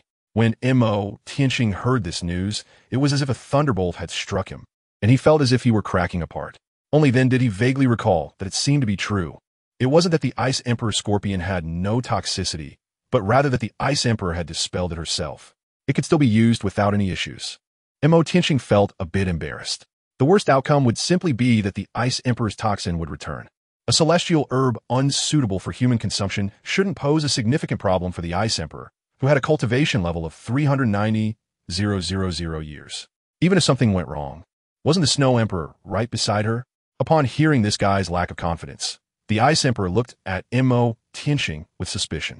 She genuinely doubted that this guy had given her a poisonous herb, intending to poison her to elope with Xue'er. However, she had once been a poison-cultivating soul beast. Although she had shed all her toxins, her resistance to poison remained, and her recovery ability after 390,000 years was beyond what outsiders could imagine. Even if something did happen, she still had Xue'er by her side. Thinking of this, the Ice Emperor no longer hesitated and directly swallowed the entire snow-colored swan kiss, beginning to refine the herb's medicinal properties nearby, while the Snow Emperor quietly guarded her. She wasn't worried that Tianxing would harm ice. If anything happened to ice due to this herb, she would definitely fight him.Qian to the bitter end. At this time, him.Qian also began chatting about life and ideals with the nine, using both coercion and inducement to extract useful information from this little creature, such as places where celestial herbs gathered, similar to the ice and fire dual eyes. The Star Dou forest, deep within the Star Lake, is buried with a large piece of living gold, said the Ginseng king. Currently, only 200,000 year-soul beasts guard that area, making it quite easy to contest. When he had gone to the core circle of the Star Dou forest, he had almost been caught by the sky-blue bull python lurking in the Star Lake. Now, he naturally wanted to leverage the power of the ice and snow emperors behind him.Qian to eliminate those two creatures in the Star Dou forest. At this moment, he had also come to understand that although him.Qian's cultivation was low, his relationship with the ice and snow emperors was extraordinary, and his identity was clearly not simple. When him.Qian heard this, his face immediately darkened. He promptly gave himself a knock on the head, causing him to scream in pain. Do I still need you to teach me how to go to the Starry Forest? Does the Star Lake, hiding the gold of living beings, need your mention? There's no need to say anything about the Sunset Forest. Just say something practical. him.Qian spoke up to preemptively shut this guy's mouth. If you can't demonstrate your value, you won't escape the fate of being eaten. A cold glint flashed in him.Qian's eyes, and the threat was evident. The Ice Plains. There's a place in the Ice Plains filled with 10,000-year-old ice marrow. The king of Ginseng shouted in panic, clearly afraid of him.Qian. 10,000-year-old ice marrow? him.Qian suddenly woke up. The 10,000-year profound ice marrow, which contained a large amount of spiritual energy and was devoured by the dream ice silkworm. The Snow Emperor was also a bit surprised upon hearing this, and looked up. She naturally knew the preciousness of the 10,000-year profound ice marrow, as it contained a large amount of spiritual energy that could rapidly enhance one's cultivation. Where is it? him.Qian felt that he might have stumbled upon a great fortune. If he could obtain a large amount of the 10,000-year profound ice marrow, his cultivation could be rapidly improved, easily surpassing 10,000 years of cultivation. The voice of the Song Wang trembled slightly from within an ice crevice. him.Qian and Xue'er exchanged a glance, waiting for the Ice Emperor to refine the effect of the snow-colored swan kiss potion before having the king of participation lead the way to search. After a long wait, the Ice Emperor's body radiated a green light, with emerald green energy surging around him like rolling waves. A layer of rich emerald green energy fluctuations spread out from within the Ice Emperor, and divine light shot straight into the sky. him.Qian and Xue'er's gaze immediately fell on the Ice Emperor. At this moment, the Ice Emperor's aura reached another height, achieving sublimation, and then gradually entered a stable period, slowly retracting the greenish-blue soul power from the external world back into his body, shimmering with rosy light. Did it succeed? Xue'er, who had experienced this process herself, could naturally sense that the Ice Emperor had successfully crossed the 400,000-year threshold, officially becoming a 400,000-year soul beast. She was also taken aback. She did not expect that the immortal grass given by him.Qian would directly help the Ice Emperor overcome the Great Tribulation. Xue'er glanced sideways at him.Qian, her eyes flickering with curiosity. The two quietly waited nearby. After a period of waiting, the Ice Emperor stabilized his cultivation, suddenly opened his beautiful green eyes, filled with surprise, and immediately, excitedly jumped up from the ice surface. I did it. I finally broke through the 400,000-year barrier. The Ice Emperor excitedly hugged Xue'er, thrilled like a child, while Xue'er lightly responded with a serene smile on her face. After the Ice Emperor calmed down, seeing him.Qian next to her, she immediately frowned and snorted lightly. Binger, hearing Xue'er call her, the Ice Emperor reluctantly said thank you to him.Qian, then turned back to chat with Xue'er. Can this kid be eaten? The Ice Emperor looked at the frozen king of Ginseng, her beautiful green eyes sparkling, nearly scaring the king of Ginseng to death. The Ice Emperor was still thinking about eating him. He still has his uses. Xue'er was also a bit speechless. Why was Binger craving again? ISNT medicine meant to be consumed? The Ice Emperor also found it strange. It seems he knows a place with 10,000-year-old Xianbing marrow. Xue'er explained. 10,000-year-old Xianbing marrow? The Ice Emperor was completely shocked, her face full of disbelief. And then she grabbed the root of the 9 ginseng leaves on top of the king of Ginseng's head. You know where there is 10,000-year-old old Xianbing marrow? Ouch, ouch, ouch. Ice Emperor, please let go. The king of Ginseng was almost in tears, surrounded by wolves and tigers. He was having a hard time. All right, now you can lead the way. Tianxing stepped forward, looked at the 9th-grade king of Ginseng, patted his little head, and revealed a gentle smile. Of course, if you're playing tricks on us, I'll just eat you on the spot. I wouldn't dare. Xue'er decided that carrying a large block of ice was not practical, so she melted the ice on the king of Ginseng, leaving behind ice shackles that had condensed on his hands. At this moment, after shedding its old skin, the king of Ginseng revealed a childlike appearance. Around 7 or 8 years old, exquisitely carved. If you think you can escape from Xue'er's hands, then you have some skill. If you run away but don't completely escape, Tianxing and his group gradually walked deeper into the ice field. I understand. The king of Ginseng nodded vigorously, truly not daring to be reckless. Chapter 58, Dream Ice Silkworm. Tianxing and the Snow Emperor arrived at a certain chasm on the ice plain, which seemed bottomless. Are you sure it's here? Tianxing looked down at the 9th-grade Ginseng king, who nodded vigorously. The 2 ice and snow emperors used their mental power to probe the chasm, but found nothing unusual. It was no different from other chasms. They looked at the 9th-grade Ginseng king with some suspicion. Tianxing's mental probe naturally yielded this result. But he had no doubt that the so-called first million-year soul beast in history, the heavenly dream ice silkworm, should be lying in the abyss below.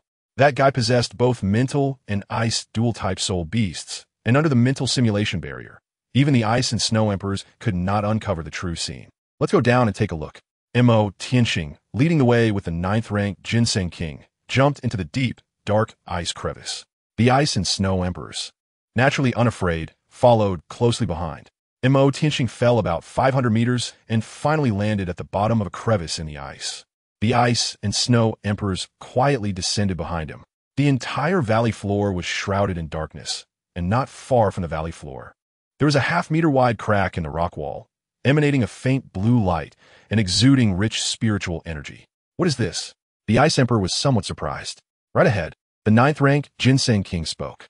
Tianxing led the ice and snow emperors into the crack shimmering with blue light, and they were stunned by the sight before them. The walls of the cave were embedded with numerous blue ice marrow pieces, radiating a soft blue glow that illuminated the entire cave. The Ice Emperor stared at the 10,000-year-old mysterious ice marrow embedded in the walls, completely dumbfounded, while the Snow Emperor was also filled with shock. Tianxing moved like a ghost, instantly disappearing from his original spot and reappearing in a corner of the cave. There lay a massive piece of ancient ice, on top of which rested a supersized ice silkworm. The ice silkworm had a diameter of over 1 meter and a body length exceeding 7 meters. Its entire form displaying a white jade color, crystal clear and translucent. A halo of light flowed beneath its outer skin, and its head featured a pair of glittering golden eyes. Along its body, there were 10 golden rings, each spaced apart evenly from head to tail. Tianxing recognized this guy at first glance. The 10 golden patterns on his body represented his million years of cultivation. This was the super soul beast Tianmeng ice silkworm, who claimed to be the first being on the continent to reach 1 million years of cultivation. Despite having consumed so much ancient ice marrow to cultivate for 1 million years, his battle power was not as strong as that of a 10,000-year soul beast. Tianxing looked at the nearly empty cave with great distress, wishing he could replicate what Emperor Tian and the others had done before, gathering crowds to absorb the silkworms. At this moment, the Ice Snow Emperors appeared behind Tianxing and naturally saw the huge worm lying on the supersized bed of 10,000 years of profound ice and jade, peacefully sleeping. It was actually him. The Ice Emperor was somewhat surprised to see the dream ice silkworm. She noticed that this creature exuded an extremely rich spiritual aura. Binger, do you know it? The Snow Emperor asked, somewhat puzzled. The creature in front of them was clearly an ice silkworm, although its size seemed a bit beyond the norm. It was still fundamentally a food-type soul beast from the bottom of the ice plains, which happened to be the favorite food of Binger's clan. Indeed, it wasn't even considered prey, as capturing them required no effort at all. It's the ice silkworm I mentioned to you, the one that was foolish enough to pursue me. Although I can't see its specific cultivation level or combat power, its spiritual strength is quite impressive, the Ice Emperor said. She didn't understand why this creature appeared in such a treasure trove, and combined with the bite marks on the 10,000 years of ice marrow, It was evident that this creature had consumed quite a bit of it, which made her heart ache. The Snow Emperor recalled a bit when the Ice Emperor mentioned it. This creature was simply a waste of resources, still sleeping so soundly. The Ice Emperor gritted her teeth, feeling quite indignant. She immediately extended her translucent tail, as jade-like as crystal, and poked the Dream Ice Silkworm lying on the jade bed. The Dream Ice Silkworm let out a piercing scream and was jolted awake from slumber. Tianxing looked speechless as well. The Ice Emperor was indeed ruthless this time. Although she had dispelled all her poison, it was still unbearable to be pricked like that. It was painful just to watch. As for the 9th-ranked Ginseng King next to him, he was trembling all over. The one he feared the most now was the Ice Emperor, who always wanted to eat him. The Dream Ice Silkworm was awakened from its beautiful dream, and when it opened its eyes, it saw a crowd of people surrounding its jade bed, staring at it. Upon closer inspection, it found that the Ice Emperor, whom it had been thinking about, was actually present. It blinked its eyes and realized it wasn't an illusion. The Ice Emperor was really in front of it, with the Snow Emperor standing beside her. The Dream Ice Silkworm's eyes lit up. Ice, you finally want to accept me. The Dream Ice Silkworm propped up its half-body, which was about 3 to 4 meters tall, and moved towards the Ice Emperor to hug her. At that moment, the Ice Emperor, who already had a cold expression, looked at this guy daring to be so bold as to want to hug her and immediately extended her tail stinger from behind. It seemed this guy hadn't fully woken up. He needed a good lesson. The Dream Ice Silkworm looked at the tail stinger hanging in front of it and immediately dared not approach. Tianxing curiously glanced behind the Ice Emperor, wondering where that tail was coming from. Of course, he wouldn't dare to ask such a provoking and reckless question. The Snow Emperor also arrived. The expression on Tianxing's face was somewhat stiff, its 7-meter-long insect body radiating a dazzling white jade luster. It was seen rapidly shrinking in size, and as time passed, it ultimately transformed into a handsome young man dressed in a white robe, with golden hair cascading down. 10 golden halos swirled around him. The sight of those 10 golden halos astonished the Snow Emperor. Had he crossed the 1,000,000 cultivation threshold? Binger, I didn't expect that after a nap. I'd open my eyes and see you. Shut up. Stop saying things that disgust me. The Ice Emperor shot him a cold glare, instantly making him too intimidated to respond. Completely different from the way he was weeping in front of Tianxing. Who are these two little friends? Qian looked curiously at Tianxing and the 9th-ranked Ginseng King, surprised that they were accompanying Binger and the Snow Emperor. Tianxing looked at him, smiling as he patted his shoulder. The meaning of his words about the eternal ice essence was already clear, even though he didn't say it all. Take whatever you like. Feel free. Tianxing Ice Silkworm understood this principle. I'm not a bandit. I'm just an ordinary person, Tianxing said with a smile. This left Tianxing Ice Silkworm confused, just waking up and unable to comprehend it fully. Tianxing hooked his arm around Tianxing's shoulder and whispered something in his ear. Huh? Tianxing was a bit confused, but thinking that he should have a good relationship with Binger and Xue'er, he nodded slightly. Bingdi and Xue'er watched Tianxing, who was chummy with Tianxing, calling him brother. This guy has a lot of schemes. What kind of mischief is he up to now? Chapter 59, Deep Feelings Cannot Be Held. First update, please save. The Ice and Snow Emperors watched Tianxing actually acknowledge Tianxing as his elder brother.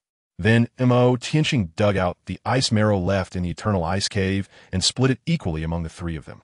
When Tianxing stored the largest piece of Eternal Ice marrow in his small world, having completed his resource collection, his attention immediately turned to Tianxing. At this moment, Tianxing was like a moving spiritual energy treasure trove, plump and full of cultivation energy, similar to unrefined Dao fruits. Calling him Tianxing's meat would not be an exaggeration. No wonder this guy was captured by Emperor Tian and the others to gather crowds to absorb Binger. Of course, Tianxing generally wouldn't take such measures to increase his cultivation unless he was desperate for strength. Just because he wouldn't treat Tianxing that way didn't mean he would let Tianxing, this moving spiritual energy reservoir, wander around freely and benefit others. Therefore, he planned to keep him by his side.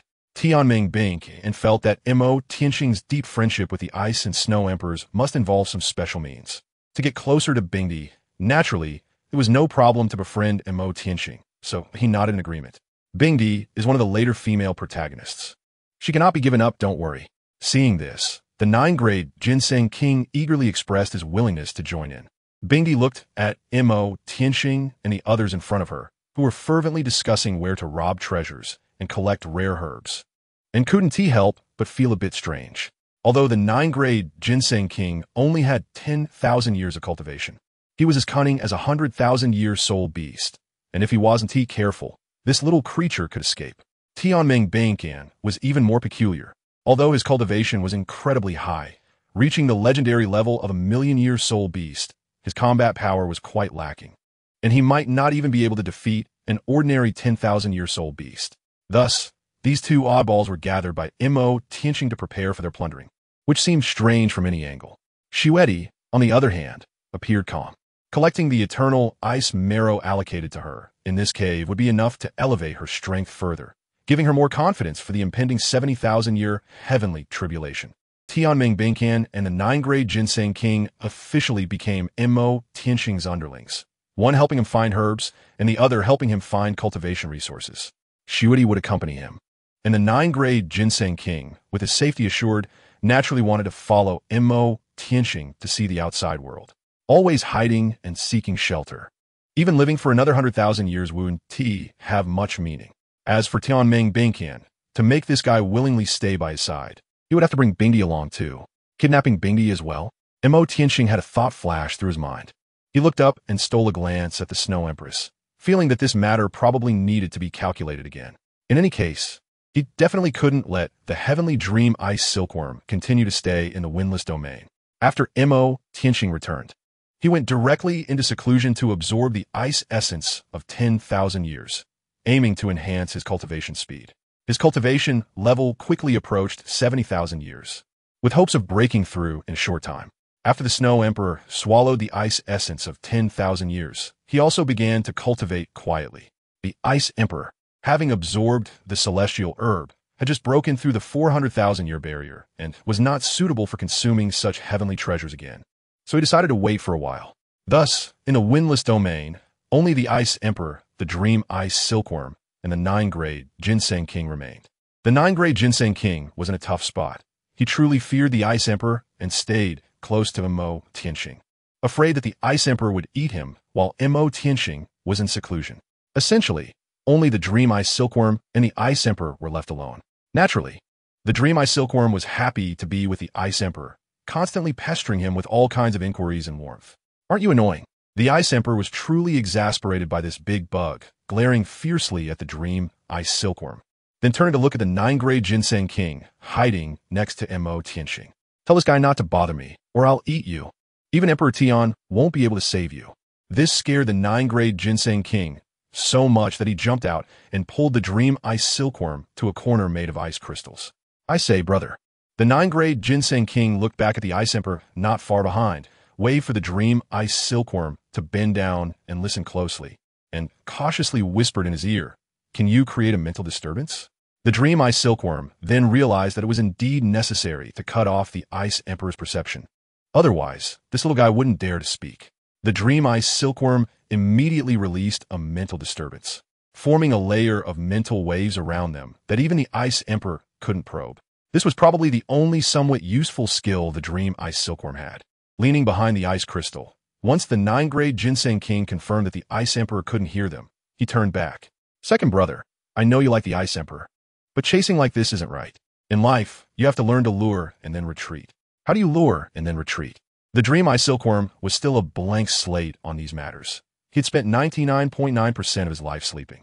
In contrast, although the 9th-grade GeneratesChicken had only lived for 10,000 years, during that time he had traveled through the South, leaving his mark everywhere, encountering the dangers of the world and the blockades of powerful beings, naturally gaining many insights into life. After all, he had some understanding. When pursuing a woman, it should be done like this, the 9th-grade GeneratesChicken quietly instructed. The Dream Ice Silkworm occasionally nodded, showing a look of realization, further solidifying his intention to win over the Ice Emperor. You must understand, deep feelings have never been able to hold someone. Only schemes can win hearts. The 9th-grade GeneratesChicken quietly revealed the truth of life. The Dream Ice Silkworm displayed an expression of enlightenment, as if he had gained insight. In short, they began to discuss how to proceed according to the plan, with the Dream Ice Silkworm occasionally glancing at the Ice Emperor, who was quietly cultivating beside the Snow Emperor, his eyes shining. Truly good brothers. At this moment, him.Qian's cultivation had just broken through 70,000 years, and dark energy surged out from his body, overwhelming and magnificent. That energy gathered in the void to form a gigantic black dragon with golden eyes, its scales jagged and menacing, reflecting a dark luster. Thick dark energy emanated from its body, and 7 massive black soul rings circled around it, flashing with a flickering dark light. The changes in him.Qian immediately attracted the attention of everyone present. The Ice and Snow Emperors awoke from their cultivation, and as they looked at the black dragon phantom, their souls trembled. The golden-eyed black dragon king. Is this my brother's true form? Both the heavenly dream ice silkworm and the 9th-ranked ginseng king were stunned. Above the 7th soul ring of him.Qian, a layer of black ring-shaped mist appeared, rapidly gathering for the 8th soul ring. The moment the 8th soul ring successfully condensed, the golden-eyed black dragon king let out a majestic dragon roar, its golden eyes looking down below. At this moment, him.Qian, who was sitting cross-legged below, suddenly opened his eyes, and his golden eyes flickered with a golden light. 70,000 years of cultivation. 8 rings soul Douluo. Chapter 60. Ice Emperor, I will follow you. him.Qian had just broken through to the level of the 8th ring, feeling the soul power within him as vast as a river or sea. His physical strength was comparable to that of a human-shaped dragon, capable of shaking the earth with a stomp. As he raised his hand, the void slightly twisted, emanating a rich dark energy. The system displayed the interface of the 8th soul ring before his eyes. 8th soul ring, great void devouring technique soul ring color, black soul ring age, 70,000 years effect, conjures a deep black energy vortex in front of him, capable of devouring energy skills and converting them into his own soul power. him.Qian knew better than anyone how formidable the great void devouring technique was. Earlier, when his power was enhanced by the system to the level of 690,000 years, he had already used this innate soul skill. Even when facing the strongest attack among the Snow Emperor's 3 ultimate skills, the Emperor's Sword, Ice Extreme unmatched, he was able to withstand it. The strength of this skill was evident, especially since this skill could devour external soul power for his own use. It was simply an invincible god skill for sustaining oneself. him.Qian was very satisfied. This trip to the ice plane was a complete gain.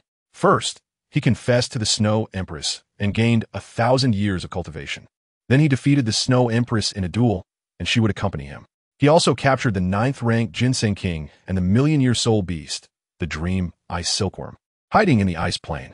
However, there was still one problem: how to make the Dream Ice Silkworm wholeheartedly follow him. This required finding a breakthrough point from the Ice Emperor to see if he could take her away as well. him.Qian made up his mind to try to take the Ice Emperor away as well, so that the Snow Emperor wouldn't be too lonely on her own. him.Qian looked up at the Ice Emperor and Snow Emperor standing not far away and walked towards them. The Ice Emperor, him.Qian, seemed somewhat hesitant to speak. When the Heavenly Dream Ice Silkworm saw him.Qian's expression, her heart tightened with worry that he might harm Binger. After all, he was still unclear about his relationship with the Ice and Snow Emperors, and the 9th-grade Ginseng King was merely a newcomer. Before this, him.Qian had already been mingling with the Ice and Snow Emperors, and it seemed their relationship was quite close. The 9th-grade Ginseng King cautiously observed the situation next to the Heavenly Dream Ice Silkworm.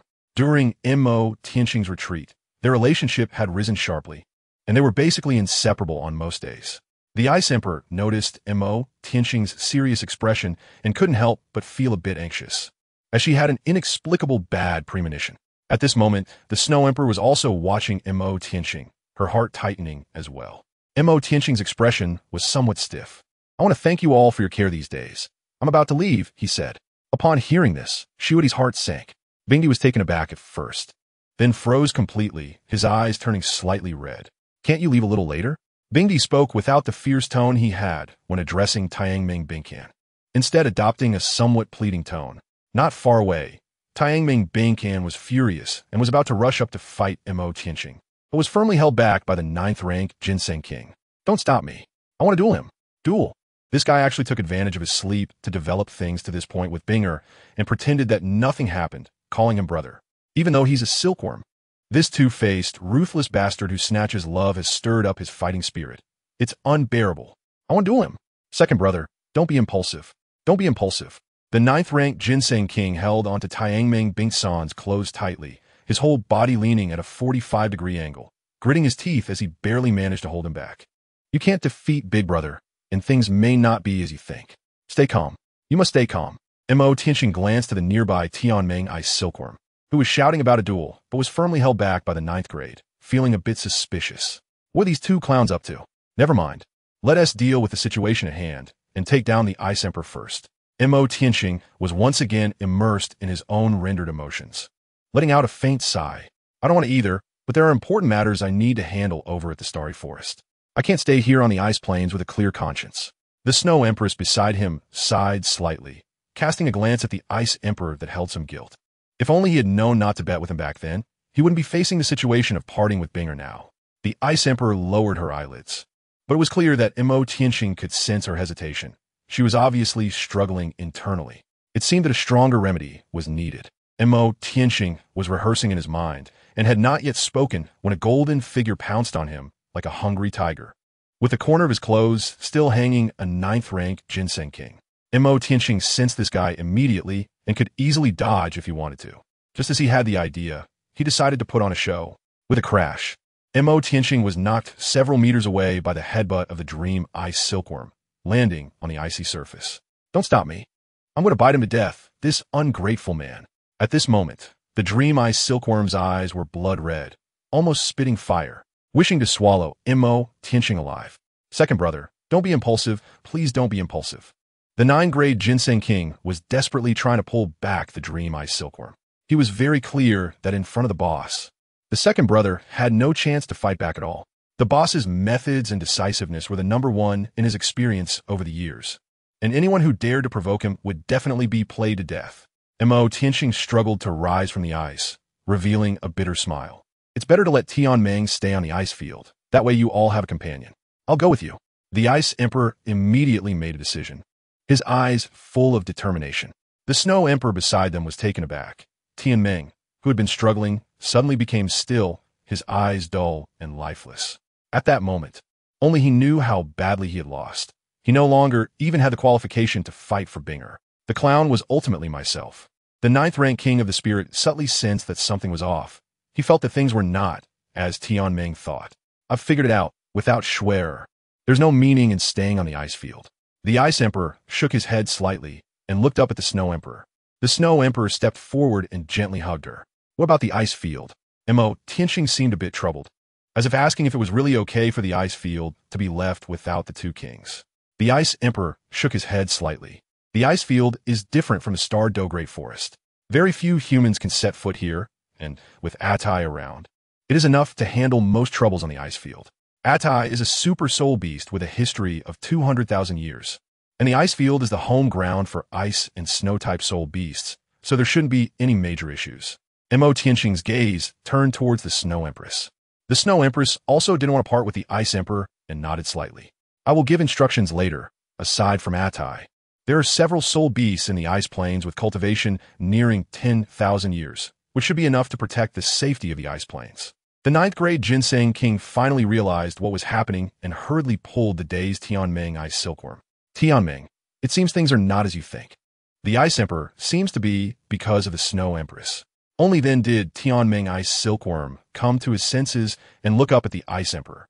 Chapter 61, My World. First update, please bookmark. When Tianming Ice Silkworm understood the whole story, he learned that Binger and the boss were not that kind of relationship, and he was immediately overjoyed. He wanted to hug the Ice Emperor, but was instead slapped away by the Ice Emperor. Get lost. Stay far away.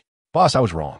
From now on, I will follow you without any second thoughts. Tianming Ice Silkworm said sincerely in front of Tianxing, making the 9th-grade Ginseng King feel embarrassed for him. Tianxing did not blame him. He knew that the Heavenly Dream Ice Silkworm had shown affection for the Ice Emperor, and it was understandable that his earlier words led to a misunderstanding. As a result, he not only managed to keep the Heavenly Dream Ice Silkworm by his side, but also acquired a top-tier combat power with a cultivation of 400,000 years, which could completely rival the title Douluo of the outside world at level 98.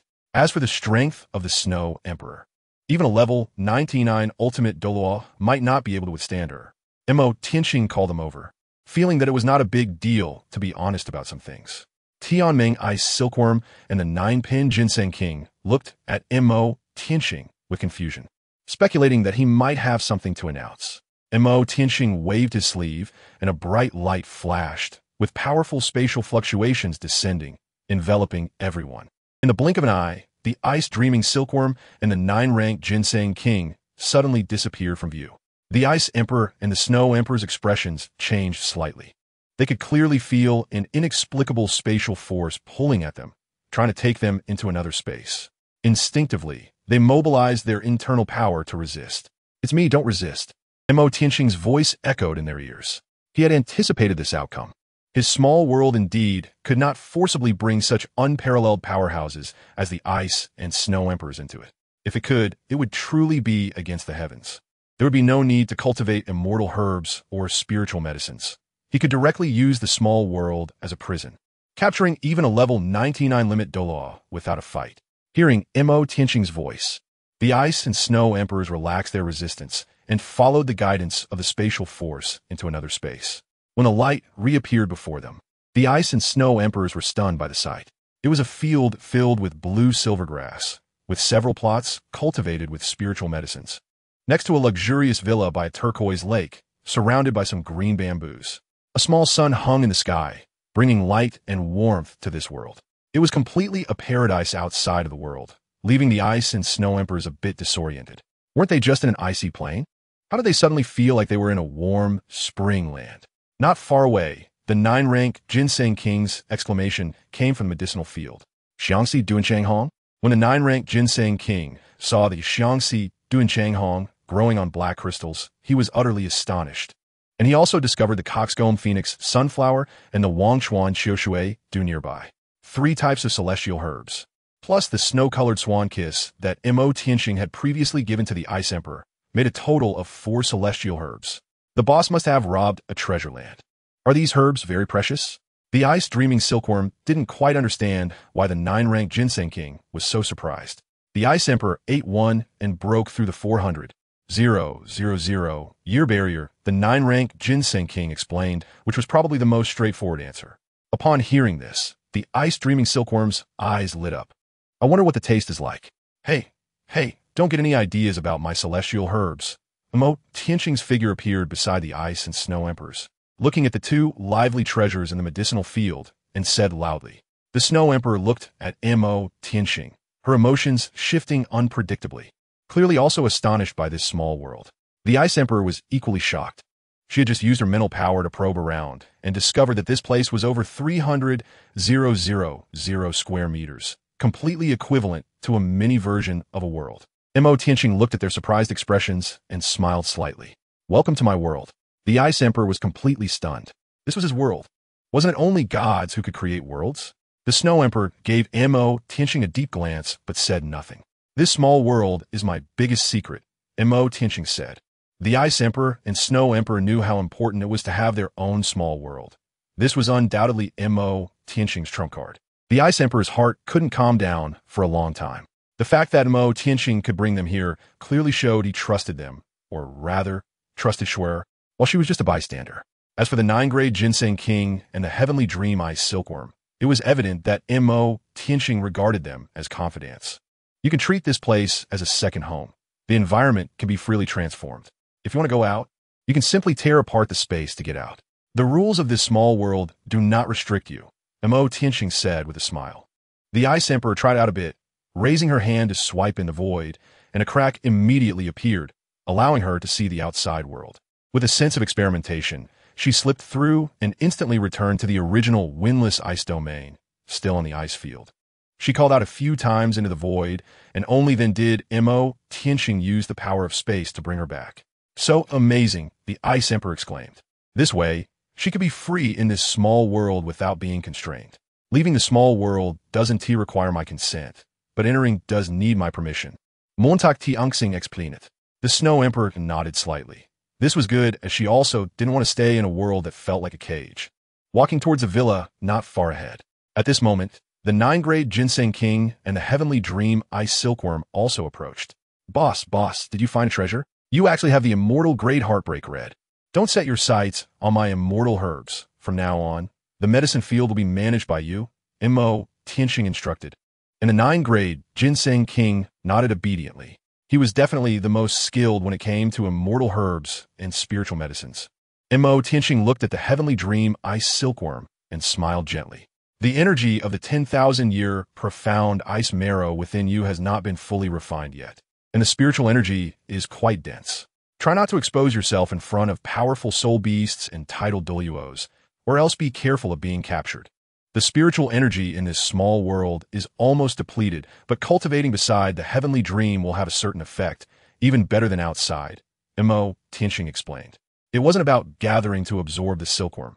Rather, the spiritual energy emitted by the heavenly dream ice silkworm was indeed very rich, enough to support everyone's cultivation. The heavenly dream ice silkworm had no objections to this, as they were all from the same side, and he actually hoped to spend more time with the Ice Emperor. The Ice and Snow Emperors followed him.Qian back to the real world, as there were matters to address in the ice field. him.Qian and the Ice Emperor arrived at the residence of the Titan Snow Demon King to meet him, while also summoning the high-level soul beasts of the core circle of the ice field, claiming there was an announcement to make. The Titan Snow Demon King probably guessed that the Snow Emperor intended to leave with him.Qian and was preparing to hand over the leadership of the ice field to the Ice Emperor. Since the Ice Emperor's cultivation was about 200,000 years higher than his, he naturally had no objections and immediately ordered the summoning of soul beasts over 10,000 years old from the core circle to come quickly. Chapter 62. Jealousy upon receiving the news. The soul beasts of the core circle of the ice field rushed to the territory of the Titan Snow Demon King. him.Qian gazed at the icy plains and saw a large number of soul beasts flocking towards them, including 5 or 6 that were over 90,000 years old. If nothing unexpected happens, most of them will likely enter the 100,000-year realm in another 10,000 years. All the ice plains soul beasts formed circles around the 3 great kings, creating a blockade that wouldn't let a drop of water through. With countless eyes fixed on the Snow Emperor at the center. She was their leader of the icy plains, the absolute ruler of the Arctic land. They were very curious about who him.Qian was, as he could stand alongside the 3 great kings. Considering the recent fierce battle that erupted above the icy plains, it was very likely that he was an unparalleled powerhouse on the same level as the Snow Emperor. Soul beasts living for over 10,000 years in the core circle had gathered, taking quite some time to assemble in large numbers on the icy plains. The Snow Emperor looked at the soul beasts kneeling before her. They were all her subjects. Atai looked at the back of the Snow Emperor, feeling a bit reluctant, unsure of when she would return after this departure. I have some matters to attend to and need to leave the icy plains with Binger for a while. From today onwards, Atai will become the new leader of the icy plains. The Snow Emperor's dignified voice resonated among the soul beasts. The soul beasts present were stunned. They never expected the Snow Emperor and the Ice Emperor to leave the icy plains. Atai was even more dumbfounded. The Ice Emperor was also going to leave with the Snow Emperor? How did he, who had been sitting idly, suddenly become the leader of the icy plains? The Snow Emperor and Atai were both bewildered and uncertain. It was clear that the Ice Emperor couldn't bear to let the Snow Emperor leave, which was why he planned to accompany her. The Snow Emperor looked at Atai. I believe you can handle the affairs of the icy plains well. Binger and I will occasionally return to visit everyone. The Ice Emperor remained silent. Leaving their homeland for a new world beyond the icy plains was indeed a bit hard to bear. As one of the 3 great kings of the icy plains, she hadn't fulfilled her own obligations. Atai nodded slightly, knowing that their decision had long been made, so there was no need to persuade them to stay. The countless soul beasts present naturally had no objections, only feeling reluctant to see the 2 emperors of ice and snow leave. When Atai took over as the new leader of the icy plains, the soul beasts quickly cleared a wide path as the Ice Emperor and Snow Emperor departed, with many soul beasts' eyes brimming with tears, feeling quite reluctant. The path opened by the soul beasts was long, and the Ice Emperor and Snow Emperor wore solemn expressions, with him.Qian following closely beside them. As the Ice Emperor and Snow Emperor stepped out of the encirclement of soul beasts, a sharp cry of a monkey echoed behind them, mixed with the cold wind and winter snow. The Ice Emperor and Snow Emperor looked back, and the soul beasts present emitted low chants and long howls, bidding farewell to the Ice Emperor and Snow Emperor. The Ice Emperor found it hard to contain her emotions at this scene, her eyes reddening, while the Snow Emperor felt a heavy weight in her steps. The figures of the two of them, alongside him.Qian, disappeared into the white horizon of the icy plains. A few days later, in Snowflake City, him.Qian was accompanied by the Ice Emperor and the Snow Emperor. The Ice Emperor walked down the street, followed by the Heavenly Dream Ice Silkworm and the 9-grade Ginseng King, attracting countless gazes. This was still under the condition that the Ice Emperor and Snow Emperor were wearing veils.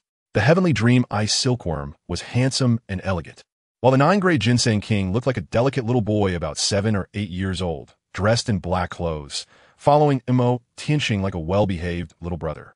They were quite curious about the human world.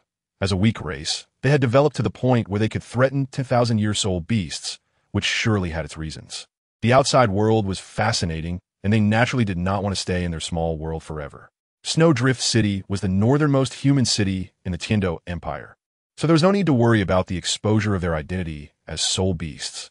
If they happened to encounter a tidal Douluo here, it would be the one looking for death. The Heavenly Dream Ice Silkworm and the others were very interested in human items, and him.Qian generously provided them with plenty of gold soul coins to spend freely. The Snow Emperor was also attracted by the dazzling array of goods and stopped at a jewelry stall on the street, picking up a hair ornament shaped like an ice flower. She called the Ice Emperor over to compare, and upon finding it quite suitable, she smiled sweetly. The Ice Emperor glanced at the stall and chose a sparkling blue snowflake for the Snow Emperor. Although separated by half a veil, the stall owner was still stunned by the unparalleled beauty of the Ice Emperor and Snow Emperor. him.Qian watched the deep bond between the sisters, which made him feel less significant. He quietly took out his wallet to pay the bill. As he saw the two girls move ahead, him.Qian, Tianxing Ice Silkworm, and King followed behind. This couldn't go on. Sooner or later, Xue'er would be assimilated by the Ice Emperor. He had to take the initiative. him.Qian followed the footsteps of the two of them and directly grabbed Xue'er's hand beside her. Let's go over there and take a look. him.Qian held Xue'er's hand and walked toward another street, his movements smooth and fluid. Before Xue'er could react, her hand was already held by him. Xue'er struggled slightly, realizing that him.Qian's grip was very tight and she couldn't break free. Her ears unconsciously turned a bit red as she turned to look back at Bingdi. him.Qian wore a proud smile as he glanced back at the Ice Emperor, clearly picking a fight. However, Xue'er's hand was truly soft, her palm slightly cool, evidently related to her physique. Naturally, the Ice Emperor was provoked by him.Qian's actions, glaring angrily and immediately stepping forward to wrap his arm around the Ice Empress's other arm, unwilling to back down. Sir, how about I hold your hand?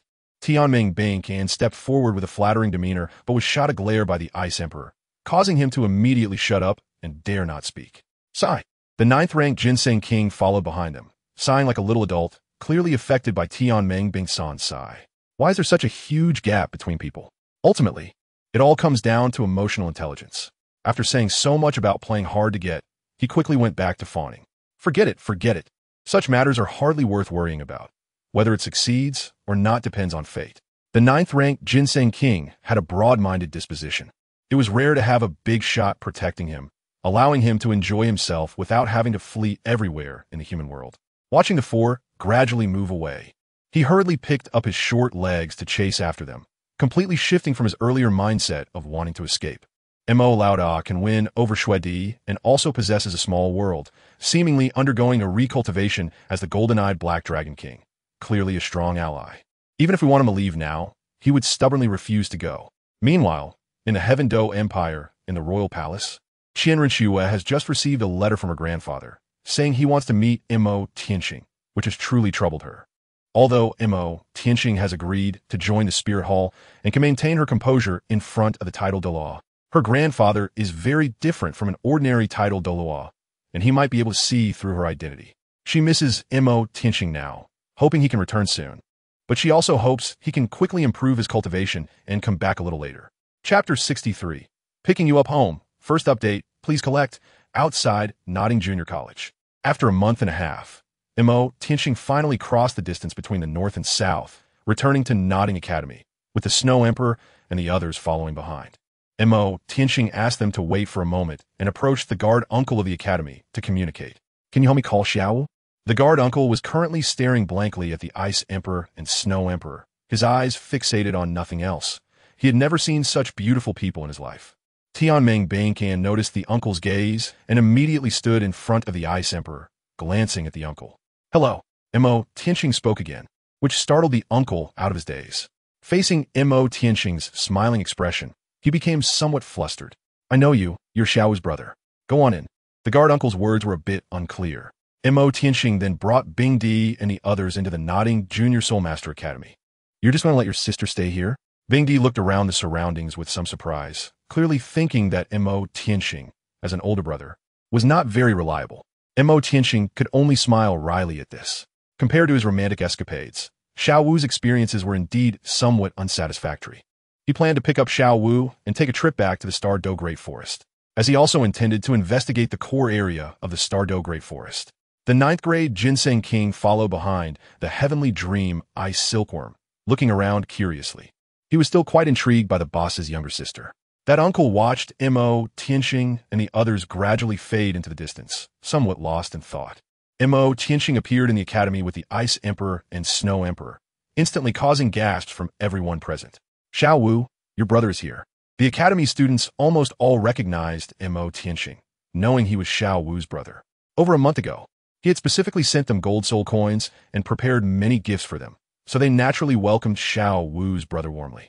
They didn't expect that after more than a month, Xiao Wu's brother would return, and he was accompanied by 2 super beautiful older sisters. When Xiao Wu heard the news, she joyfully ran out to greet him, asking the messenger, he brought 2 super beautiful older sisters? What's going on? Tang San, who was nearby, was also taken aback when he heard the news. He didn't expect that just a month and a half later, Xiao Wu's brother would be back. Seeing that Xiao Wu had already run out, he hesitated for a moment but ultimately decided to go take a look. As soon as Xiao Wu stepped out, she saw her brother surrounded by everyone, indeed accompanied by 2 aloof and beautiful older sisters, as well as a dashing young man in a golden robe and a delicate young boy around 7 or 8 years old. The moment Xiao Wu appeared, the Ice Emperor and Snow Emperor's gazes were immediately drawn to her. 100,000-year soul beast? Although she exuded a strange floral fragrance that masked her aura, the essence of a soul beast couldn't escape the keen eyes of the Ice and Snow Emperors. The Heavenly Dream Ice Silkworm could easily discern Xiao Wu's true nature with its powerful mental strength. As for the 9-tiered Ginseng King, it felt a sense of familiarity when it sensed Xiao Wu's aura. The aura emanating from Lao Da's sister is so reminiscent of that 100,000-year-old soft-bone charm rabbit that intercepted him in the Star Dou Great Forest back then. When Xiao Wu saw Tianxing, she immediately rushed over to give him a big hug, her heart filled with joy. Tianxing held her waist and smiled as he ruffled her little head. Xiao Wu gently sniffed the air, and her gaze quickly fell on the 9th-grade Ginseng King, scaring him into stepping back half a step. Xiao Wu's expression was a bit strange. She felt the medicinal fragrance coming from the little boy was so familiar, as if she had encountered it somewhere before. The 9th-grade Ginseng King quickly retreated, hiding behind the Heavenly Dream Ice Silkworm. At this moment, he was also dumbfounded, as his earlier curiosity was completely shattered by reality. The other party was definitely the soft-bone charm rabbit that wanted to catch and eat him in the Star Dou Great Forest. He didn't expect that she had transformed and recultivated, and turned out to be Lao Da's sister. Xiao Wu got down from Tianxing and walked towards the 9th-grade Ginseng King, who was somewhat scared and tried to avoid her. Do you 2 know each other? Tianxing couldn't help but ask, seeing their strange behavior. No, not at all. The 9th-grade Ginseng King shook his head vigorously, refusing to admit it. Xiao Wu immediately showed a harmless smile, as she already knew who this guy was. Brother, who are these 2 sisters? Xiao Wu looked at the 2 ice-cold beauties beside her brother, their faces partially covered by light veils, her eyes sparkling with curiosity.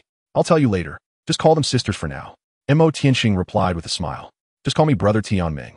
The Heavenly Dream Ice Silkworm bent down with a smile, intending to get closer to Xiao Wu. As for that little guy, I'm called Shun. The 9th-grade Ginseng King ran to Tianxing's side, clearly stating his position, and said seriously, from now on, he was determined to be Lao Da's most loyal little brother. At this moment, Tianxing walked out of the academy and, upon seeing Tianxing's group, was immediately captivated by the beauty of Xue'er, momentarily dazed. In this world, there actually exists such an extraordinary beauty, as if a celestial being had descended to the mortal realm.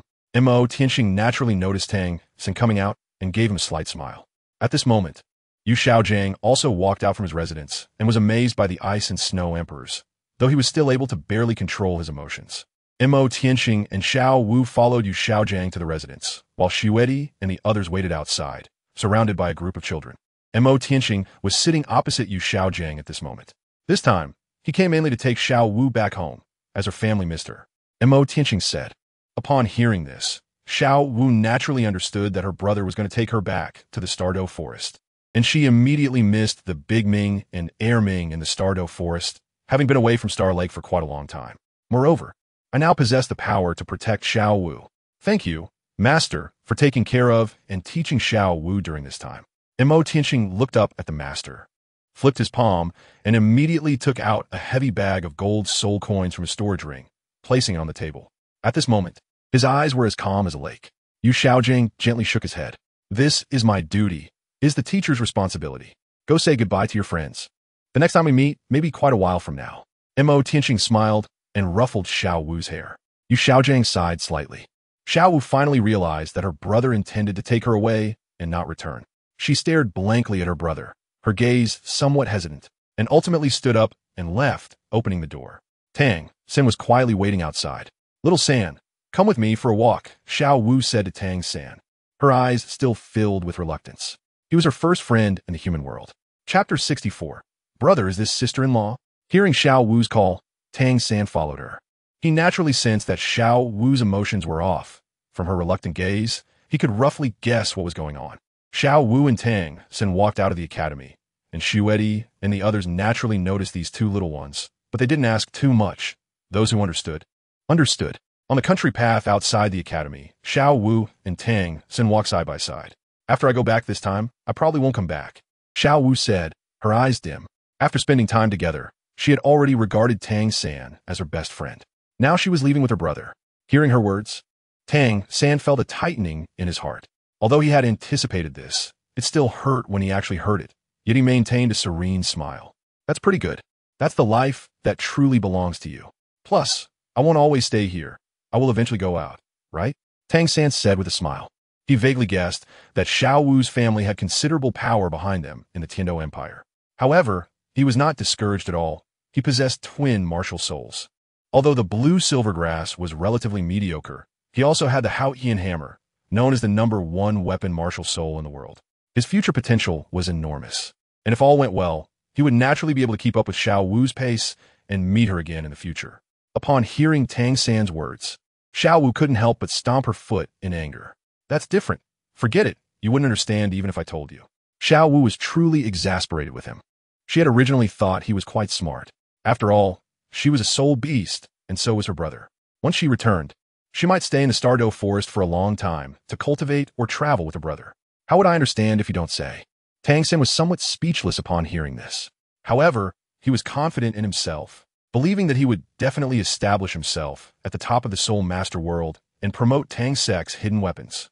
In any case, take care of yourself in the future, and don't lose my person, Xiao Wu said domineeringly.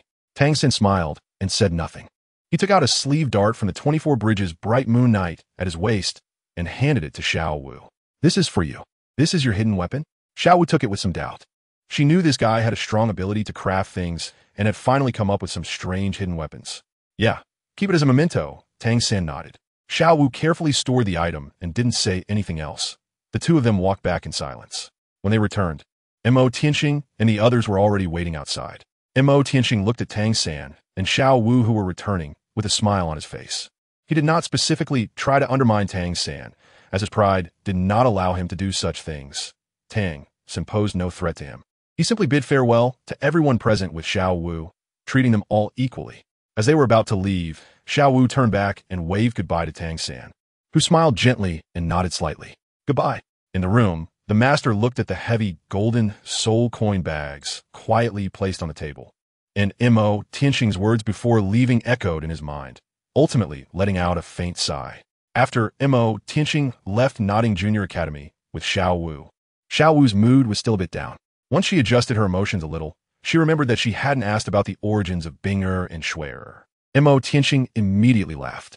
They came from the Arctic ice fields, and the Ice Emperor's true form is a 400,000 year old ice blue Emperor Scorpion. As for Xue'er, Tianxing's gentle gaze fell upon the Snow Emperor, the ruler of the ice fields, who is 690,000 years old. Xiao Wu was completely stunned. She never expected that these two beautiful big sisters were actually super soul beasts that surpassed 100,000 years. One was 400,000 years old, and the other was 690,000 years old. Her own foundation of 100,000 years of cultivation was completely insufficient in front of them. Tianxing, ice silkworm, chuckled. I am the one with the highest cultivation here. My age has surpassed 1,000,000 years. When Xiao Wu heard this age, she was dumbfounded. Are all the people around her brother freaks? 1,000,000-year soul beast. Doesn't that mean they become gods? What use is it to have a higher cultivation age if you might not even be able to defeat a small participant? The Ice Emperor snorted coldly. Tianxing Ice Silkworm was instantly embarrassed. Tianxing pulled out the 9th-grade Ginseng King, who was hiding behind the Heavenly Dream Ice Silkworm. He was a 10,000-year-old 9th-grade Ginseng King. Although he had only 10,000 years of cultivation, he could rival one with 100,000 years of cultivation. Tianxing smiled and said, "Hello, little sister Wu." The 9th-grade Ginseng King looked at the slightly shorter Xiao Wu and spoke a bit nervously. "So it's really you." Xiao Wu's face lit up, and she reached out to pinch his delicate face. "What did you just call me?" Xiao Wu squinted and smiled as she extended her claws towards him. "Sister Xiao Wu." "Sister Xiao Wu, I was wrong." The 9th-grade Ginseng King immediately begged for mercy. Xiao Wu pinched his face. "That's more like it. At such a young age, you still want to take advantage of me?" Xiao Wu snorted lightly. Everyone present had a longer cultivation time than her, so she naturally couldn't say much. But how dare a 10,000-year-old Ginseng, who was once chased around by her, call her sister? It seemed he hadn't learned his lesson. Xiao Wu and the 9th-grade Ginseng King were old acquaintances and quickly got along. The 9th-grade Ginseng King emphasized that he had a name now called him.Qian, and from now on, he was Laoda's loyal little brother, while Xiao Wu also gained a little brother. Xiao Wu pulled Tianxing aside and mysteriously asked him in his ear, "Brother, is Sister Xue'er my future sister-in-law?" This naturally couldn't escape the perception of the Snow Empress. Upon hearing Xiao Wu's words, she appeared calm on the surface, but her slightly flushed ears revealed her inner feelings. After getting a reply, Xiao Wu giggled and bounced over to the Snow Empress.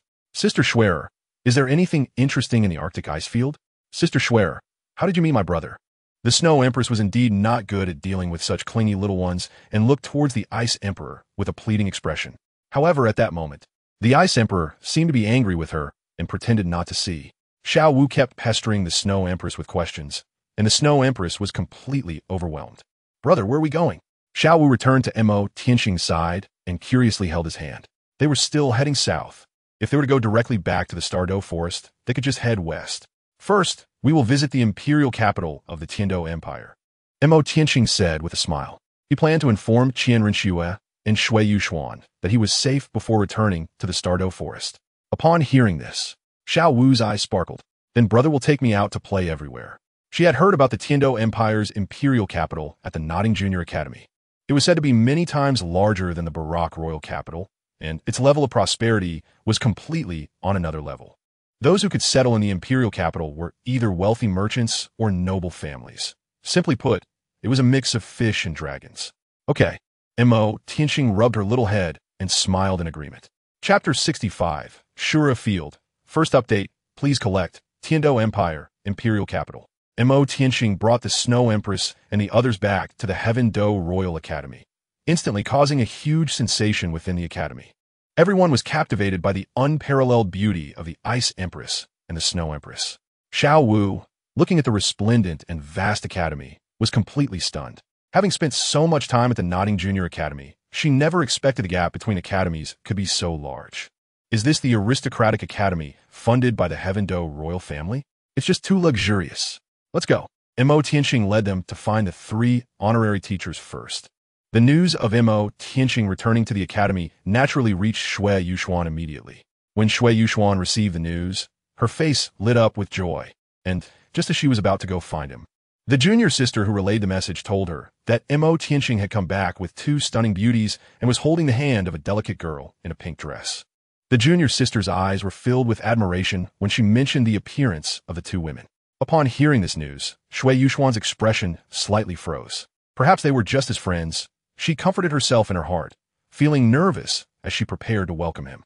Renxue also received the news. Inside the palace, she wore a smile, immediately shedding her disguise as Xue'er, changing into a long white palace gown, letting her golden hair cascade down, and wearing a radiant and confident smile on her exquisite face as she prepared to find him.Qian. She naturally knew that him.Qian had two exceptionally beautiful women by his side, but her mindset was not affected in the slightest. She understood the importance of fighting for her own happiness and would no longer retreat. him.Qian was holding Xiao Wu's hand, leading Xue'er and a few others as they pushed open the grand door of the hall where the teaching seat resided. At that moment, Dream Machine was drinking tea, Jeline was tending to the flowers and plants, and Bai Baoshan was enjoying some pastries. When they saw him.Qian at the entrance of the hall, with Xiao Wu in tow and several people behind him, they were all taken aback. "Good kid, you finally came back," Dream Machine exclaimed with surprise upon seeing him.Qian, and then noticed the Ice Emperor and Snow Emperor beside him. Even the three old men, who had seen through the mundane world, were shocked. How could there be such stunning beauty in the world? As for the nearby Tianxing Ice Silkworm and him.Qian, they were completely ignored. him.Qian had just sat down for a short while when Xue'er arrived with Yi Huangying. When Xue'er entered, her gaze immediately fell on him.Qian, and she seemed a bit distracted. After a month and a half apart, he was still the same as before. him.Qian gave them a slight smile. "It's been a long time." Yi Huangying looked at the smiling him.Qian, and although he was still the same, the distance between them had become insurmountable. She merely nodded at his greeting, her gaze dimming. Xue'er also nodded slightly, having already noticed the Ice Emperor and Snow Emperor, her eyes narrowing slightly. Though half of her face was covered by a light veil, it could not conceal her extraordinary beauty, exuding a unique charm. When the Ice Emperor looked at Xue'er, a hint of surprise flashed in his eyes, not expecting to find such a stunning woman among humans. The looks in the eyes of these two young girls toward him.Qian revealed deep feelings. It seemed he wasn't as honest as he appeared. After Xue'er greeted the three instructors, she took her seat directly opposite him.Qian. She had many questions she wanted to ask, but she didn't know how to start. "We three old men have something to attend to, so we'll take our leave." The Dream God Machine, having long since become wise with age, directly took Jeline and Bai Baoshan away, leaving this kind of intense situation for the younger ones to handle. After the three instructors left, Xue'er simply looked up quietly at him.Qian, her eyes filled with a hint of melancholy. "Have you been well lately?" him.Qian smiled slightly. Overall, he hadn't encountered any danger and the journey was smooth. "How have you been lately?" Xiao Wu immediately understood. This was her brother's confidant. Her brother really was a flirt. Xiao Wu pouted and looked up at the Snow Empress. She still felt that Sister Xue'er would be a better sister-in-law, since they were all family. "Sister Xue'er, how did you meet my brother?" Xiao Wu sweetly asked the Snow Empress. This question caught the usually indifferent Snow Empress off guard, her sky-blue eyes flickering with surprise. And even through the veil, one could see her astonished expression. him.Qian directly broke Xiao Wu's defense. This girl, when Xue'er heard this, it felt as if something shattered in her heart, and she stared blankly at him.Qian. him.Qian didn't refute anything, just smiled awkwardly, and inexplicably felt a sense of guilt rising in his heart, leaving him at a loss for words. The atmosphere in the room fell into a stalemate. At that moment, a stunning girl dressed in a white palace-style gown, with long golden hair cascading behind her, walked in radiating brilliance. Everyone's attention in the room was drawn to her appearance. "You didn't even notify me when you came back." The golden-haired girl in the white palace gown looked at him.Qian, her eyes shimmering with brilliant light. him.Qian looked in surprise at the stunning girl in a flowing white dress with golden hair, who was none other than Renxue. Xue'er was momentarily taken aback. The other person gave her an inexplicable sense of familiarity, but she was sure she had never seen her before. The Ice Emperor also looked at the radiant Renxue with some amazement. How could every girl him.Qian got involved with be so incredibly beautiful? Xiao Wu stared at the dashing Renxue, also somewhat dazed. This beautiful sister is so impressive. Tianxing Ice Silkworm and him.Qian were stunned. How could every girl connected to him.Lauda be so pretty? It's outrageous. The Snow Emperor looked at Renxue, sensing a strong presence of light attribute and the aura of a deity of light, indicating that the other party was not to be underestimated.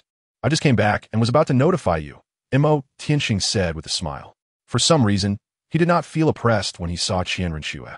He didn't feel the same pressure he felt with Xue'er. Is it really that difficult to find me at the Spirit Hall branch in the imperial capital? Renxue clearly did not believe Tianxing's words.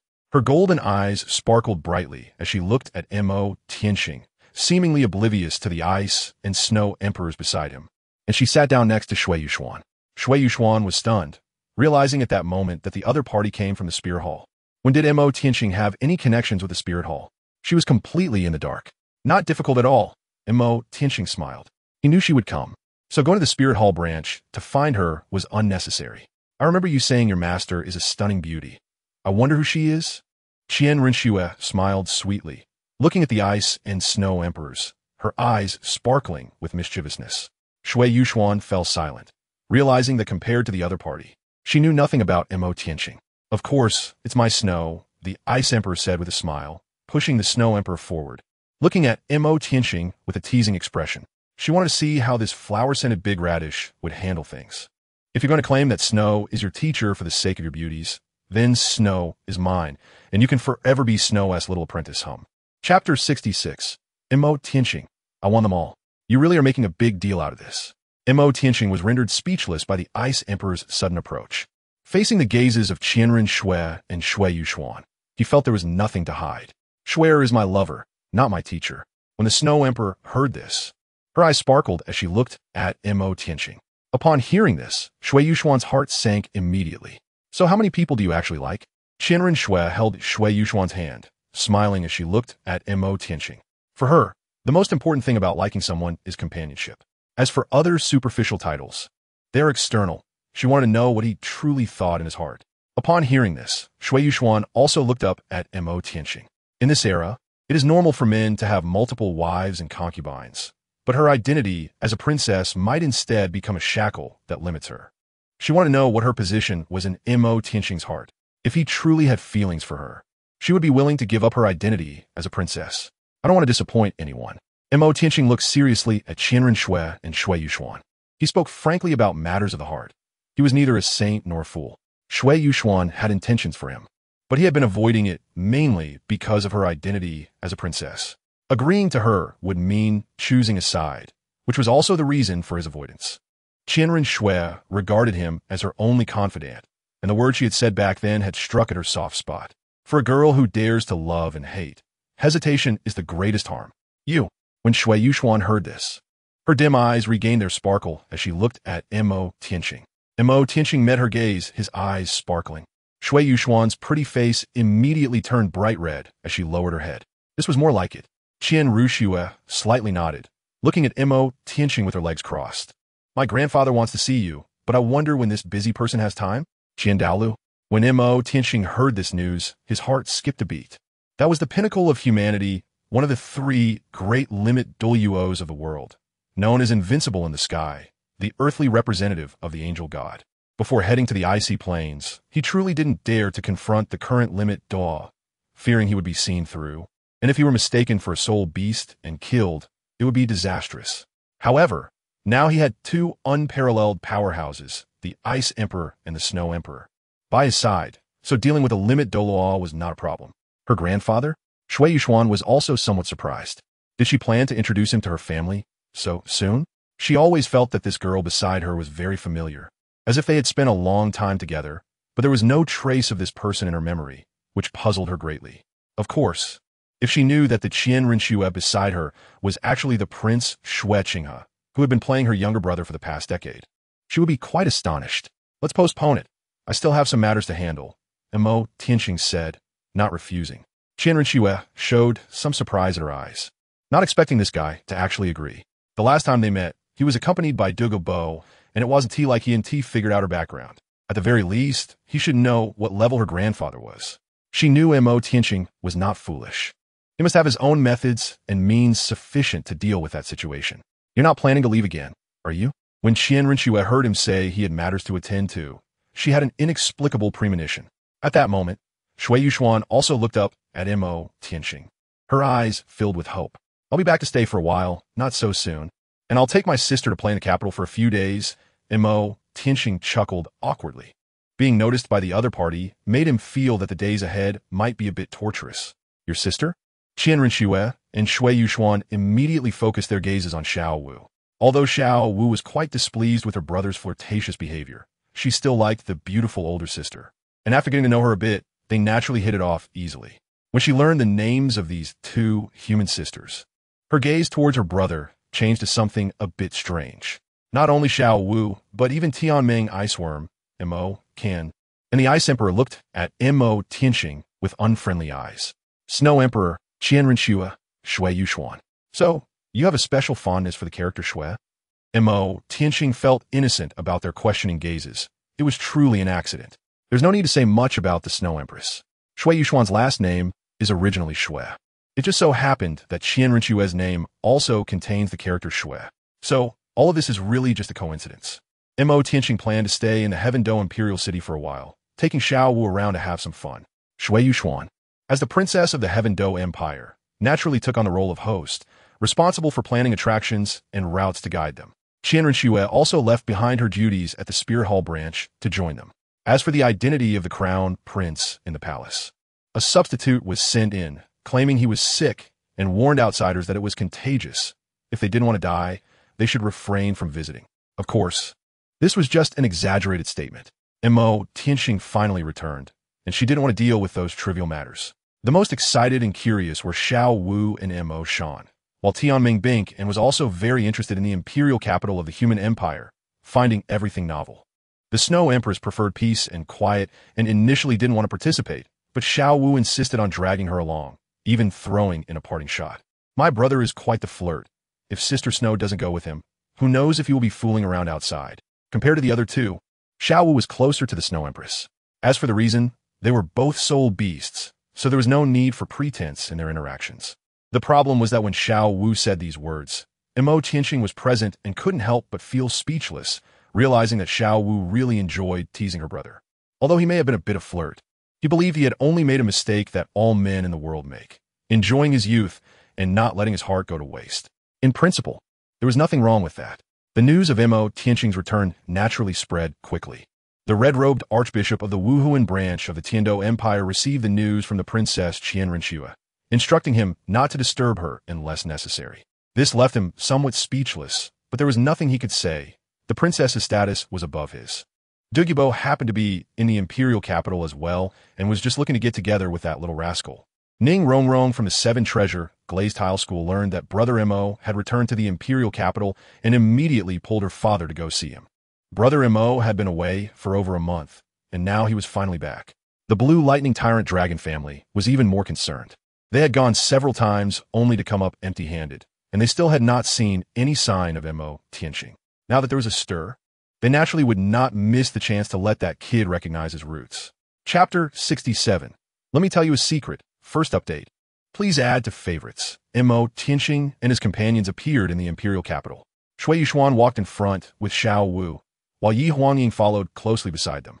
Xiao Wu was starry-eyed the entire time, captivated by the various strange and unique things in the imperial capital, unable to resist the local delicacies. And directly called Xue'er, Sister Qian.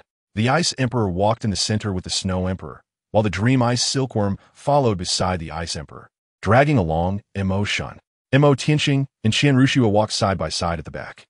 Their group appeared on the streets of the imperial capital, turning heads at a complete rate of 100%, leaving passers-by stunned. They could easily recognize the imperial princess, Her Highness Xue'er, walking ahead, who had recently become increasingly beautiful and ethereal to a breathtaking degree. The two veiled women exuded an aura of coldness from their very bones, drawing even more attention. The blonde girl in a white palace dress was strikingly beautiful. Each of them would be a stunning beauty in their own right. But today they all appeared together in one group. Among this gathering of stunning beauties, the young man was even more eye-catching than the beauties themselves. The onlookers looked at Tianxing and Tianming Qian with eyes filled with envy and jealousy, speculating about their backgrounds and what kind of influence they must have to cause such a scene. The people from the Spirit Hall were also astonished. The blonde girl in the white palace dress was none other than their princess. How could she be so close to a stranger? They recalled the message sent out by the red-clad archbishop yesterday. Behave yourselves recently. Anyone who dares to cause trouble will face serious consequences. Could this be what it referred to? Who exactly was this young man in the black robe? The people from the Spirit Hall immediately began to investigate. Why are you always running around? What are you up to? Renxue asked curiously. Mainly to improve my cultivation. Otherwise, I would like to be a bit more at ease. Tianxing could only lie and conceal the truth in response to Renxue's probing question. However, what he said was indeed a fact. He had gone to the ice field primarily to enhance his strength. It was a pleasant surprise that the Ice Emperor and Snow Emperor allowed him to leave the ice field, as this would be his strongest foundation. In contrast, Renxue was entangled with the Spirit Hall and the Douluo Hall, as well as her grandfather, the Limit Dou. He had too many secrets, and some things were temporarily inconvenient to share with her. Although he had known the Ice Emperor and Snow Emperor for the shortest time, he had fewer concerns and could be the most honest with them. Well, okay, how did you meet those two elder sisters? Renxue asked, looking at Tianxing with a radiant smile. Her smile was indeed bright, but Tianxing sensed a hint of intimidation from it. If he tried to fool her with his answer, she might play a trick on him at any moment. In fact, I met them a long time ago, and their cultivation is indeed very strong. Tianxing could only speak half-truths, trying to say as little as possible. Whether he had known them or not was debatable. He had known about the Ice Emperor and Snow Emperor's existence long ago, and it seemed they regarded him as the amnesiac beast god Emperor Qian. As for their strength, even your grandfather, the Limit Douluo, would find it a challenge. Upon hearing this, the Ice Emperor glanced back at him, but said nothing, tacitly acknowledging what he said.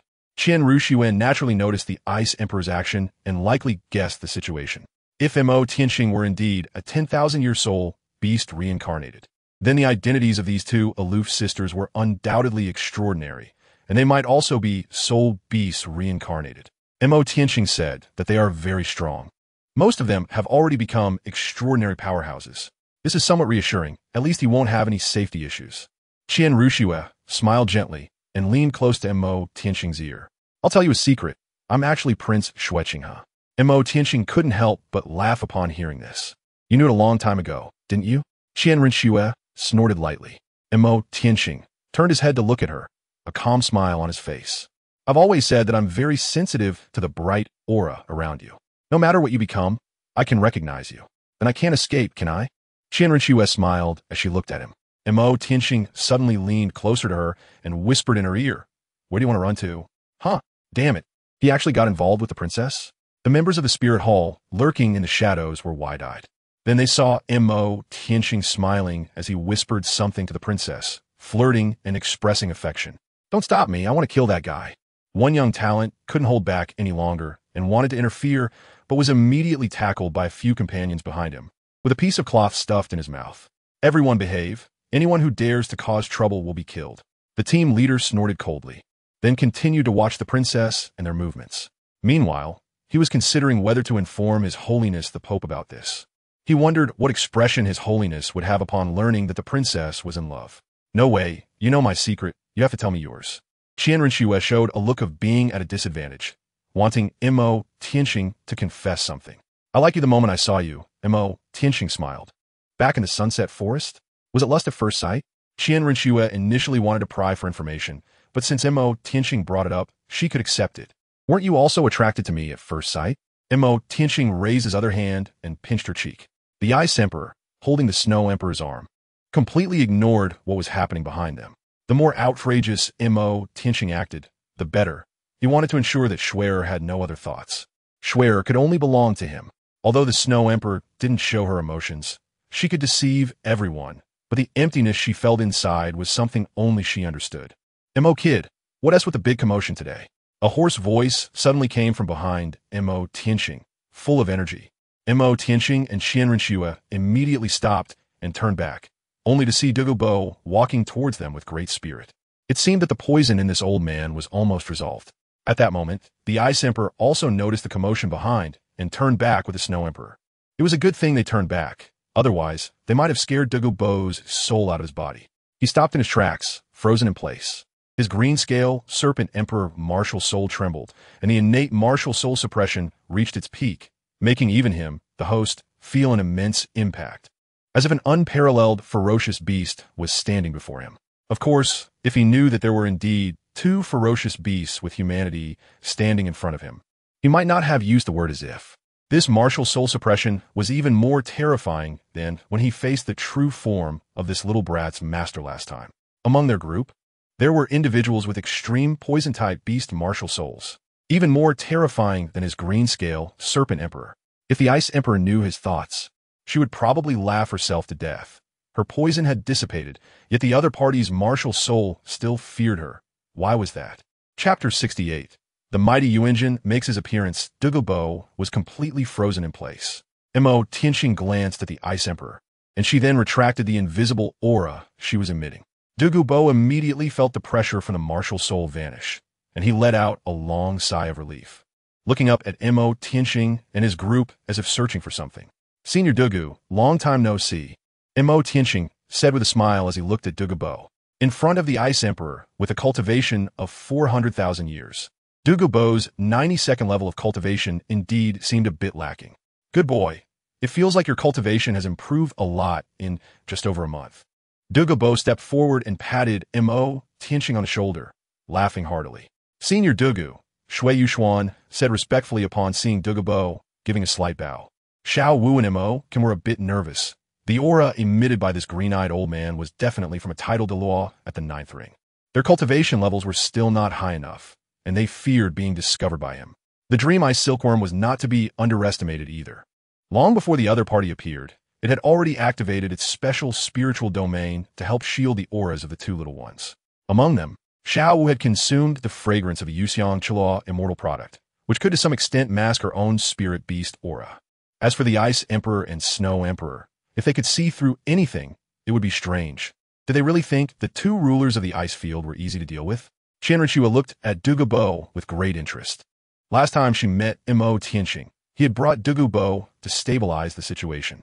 She was also curious about how Tianxing managed to hook up with Douluo.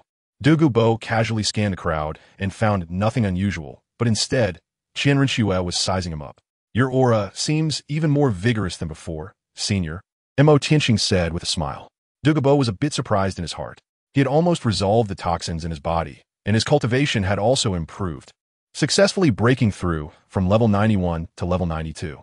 He didn't expect this little brat to notice. This kid had quite a few secrets. Douluo flipped his hand, and suddenly a small green bag appeared, which he handed to Tianxing. Inside are some things. Help me pass them to your brat of a master, Douluo said. His master? Tianming Ice Silkworm and Qian were both shocked. With such a powerful presence as Boss Missouri, does he still have a master? Xiao was also puzzled. When did her brother have a master? A hint of surprise flashed in the Ice Emperor's eyes. This little rascal has a master? That seems unrealistic. It's mostly just a bluff, and she saw through it at a glance. Tianxing naturally had no idea what they were thinking, but was looking at the small water-green pouch in Douluo's hand. Is it the Rui Hunter treasure bag? Tianxing took the water-green small bag from his hand and could naturally recognize that this was the treasure bag that Douluo had, capable of holding living creatures. Senior, what is this? Tianxing looked at the Rui Baibao bag in his hand, and then at Douluo, consider it a token of gratitude. Douluo waved his hand and said, according to the method given by that mysterious person, the green-scaled snake venom in his disciple Yin had been well controlled and had been completely eradicated recently, which resolved a lingering worry for him. He was not someone who would forget kindness, so he had specifically prepared some items. Then I will thank the senior on behalf of my master, Tianxing said with a gentle smile, also somewhat curious about what Douluo had stuffed inside. Senior, who exactly is your master? Can you reveal a bit? Renxue looked at Douluo with a smile. She sensed a hint of unusual discord in Douluo's words. Had Douluo met Tianxing's master? According to Tianxing, his master was an unparalleled beauty, so she must be a woman. However, Douluo referred to her as that bastard, which probably indicated some discrepancy in gender. Tianxing suddenly felt a bit overwhelmed. Why was Renxue's curiosity so strong? It felt like she had discovered some flaw. Tianxing inadvertently glanced at Douluo, and they both understood each other. Douluo was at a loss for words. To be honest, he had never seen what the other party's master looked like, and he was completely unaware of the other party's specific identity. He hadn't even seen the other party's martial soul. The only thing he knew was the red soul ring on the other party that represented 100,000 years. Tianxing was just about to say something when a large group of people came marching towards them. Look, it's the members of the blue electric Tyrannosaurus family. The sharp-eyed pedestrians on the street spotted the family emblem of the blue electric Tyrannosaurus on the clothes of those approaching. No way. Could it really be the head of the blue electric Tyrannosaurus family, Yuanjin? When those spirit masters saw the man in the black robe, almost everyone was stunned. The blue electric Tyrannosaurus family? Aren't they annoying as hell? Tianxing was completely stunned. The one leading was a man dressed in a black long robe, with skin as delicate as a baby's, long black hair cascading down like a waterfall behind him, wearing a dazzling V-shaped headpiece on his forehead, and clad in sparkling blue crystal armor, with a gentle smile at the corner of his mouth. Behind him were 4 middle-aged men. Tianxing, are you willing to come back with me? Xue'er looked at Tianxing, his voice steady and deep. He was striking and imposing. It was none other than a 96th level strong attack type titled Douluo. Xue'er. Oh my goodness. It's actually true. There had long been rumors that Tianxing was a lost bloodline of the Blue Lightning Tyrant Dragon family, and after some initial doubts, today Xue'er himself came to take him back. This explained everything. Those in the know were practically bursting with excitement. They never expected to witness such a family drama on the street. It was too thrilling. Tianxing felt numb all over as he looked at the man in the black robe not far away. You tell me this is the head of the Blue Lightning Tyrant Dragon family, Xue'er? May I ask, Senior, how old are you this year? Is your maintenance method learned from Qian of the neighboring Yunlin sect? To be honest, both are dressed in black robes, and they do resemble Tianxing's style to some extent.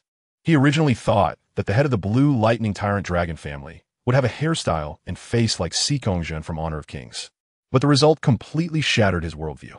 Douluo raised his eyebrows slightly as he looked at Xue'er across from him. Why has this old man come here?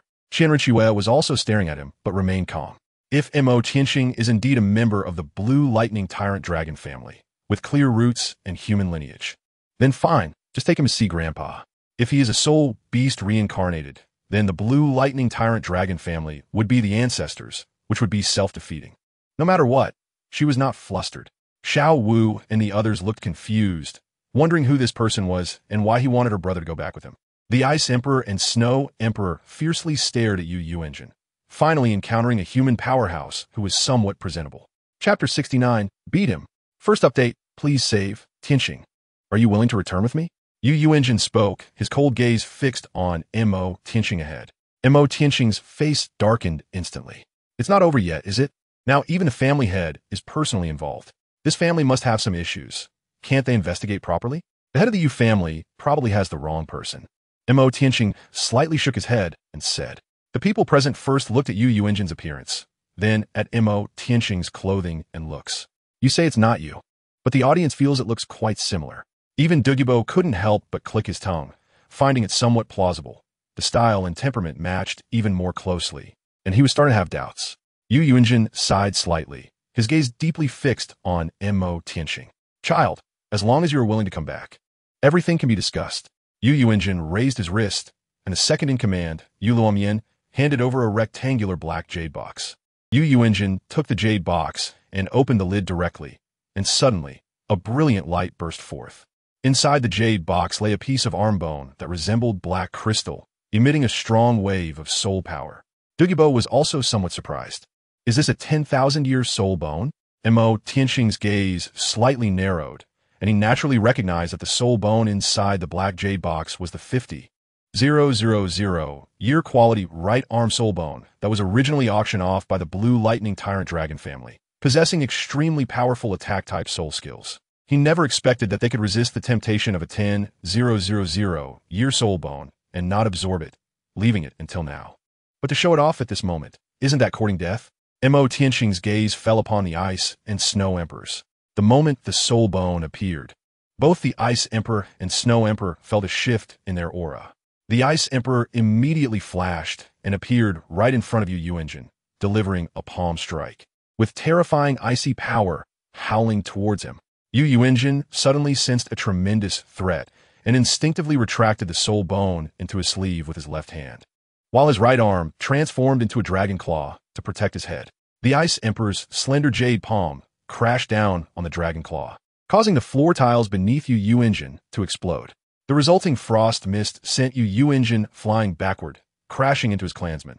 Together, they were blasted several meters away. The shattered tiles looked as if they had been ravaged by a flood, broken into pieces, with spiderweb cracks and frost forming, releasing waves of cold air. The Ice Emperor stood alone in place, her emerald eyes narrowed as she stared at Xue'er, who was over 10 meters away, her gaze revealing threads of killing intent. The Snow Emperor had appeared beside the Ice Emperor, her cold gaze fixed on the group in front of them. The Dream Ice Silkworm jumped out to shield the Ice Emperor. With the opportunity to protect Xue'er, he naturally wanted to make his presence felt. Although he was nothing in front of a 96th level title Daoliu, action was still necessary. Xue'er, who had been sent flying by the palm strike, was helped up by his 4 sons. His originally dragonized hand was frozen by the icy power, the entire arm encased in ice, the cold air seeping into his blood vessels. At this moment, Xue'er's heart was filled with shock. Ultimate ice. He never expected that a seemingly delicate young girl would possess the elemental martial soul of ultimate ice and be a peerless powerhouse who had cultivated it to perfection. Tianxing shook his head and sighed as he watched this scene. The soul bone itself is a relic left behind after a soul beast dies, showing off in front of the Ice Emperor and Snow Emperor. ISNT that asking for death. The emotional intelligence of this family seems quite low. Otherwise, how could they be so foolish in their actions? At this moment, Douluo felt numb. What the hell is this monster?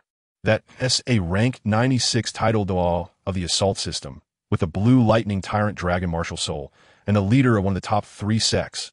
And yet he was repelled with just one glance? Renxue's beautiful eyes were filled with shock. To knock back a rank 96 title Daoliu with a single palm strike. There probably aren't too many in the Daoliu Palace who could accomplish that. Tianxing had previously said that the 2 of them were very strong. Originally, he thought the highest level would be that of a title Daoliu, but he didn't expect them to be this absurdly powerful. As for Xue'er and Yi Huangying, they were even more confused. What was going on? What happened? The blue electric arcs danced around the dragon claws that had been frozen, and the ice suddenly shattered. With cold air rising, Xue'er gathered the cold air within him and expelled it, accompanied by the rumble of thunder. A blue true dragon, over 10 meters long and surrounded by lightning, appeared behind Xue'er, its whiskers fluttering and its eyes illuminated by blue lightning, shining brilliantly. Soul rings began to appear beneath his feet. Yellow, yellow, purple, purple, black, black, black, black, black. At the moment the 9th soul ring appeared, wrapped in thick lightning. Xue'er's aura reached its peak, resembling a descending thunder god.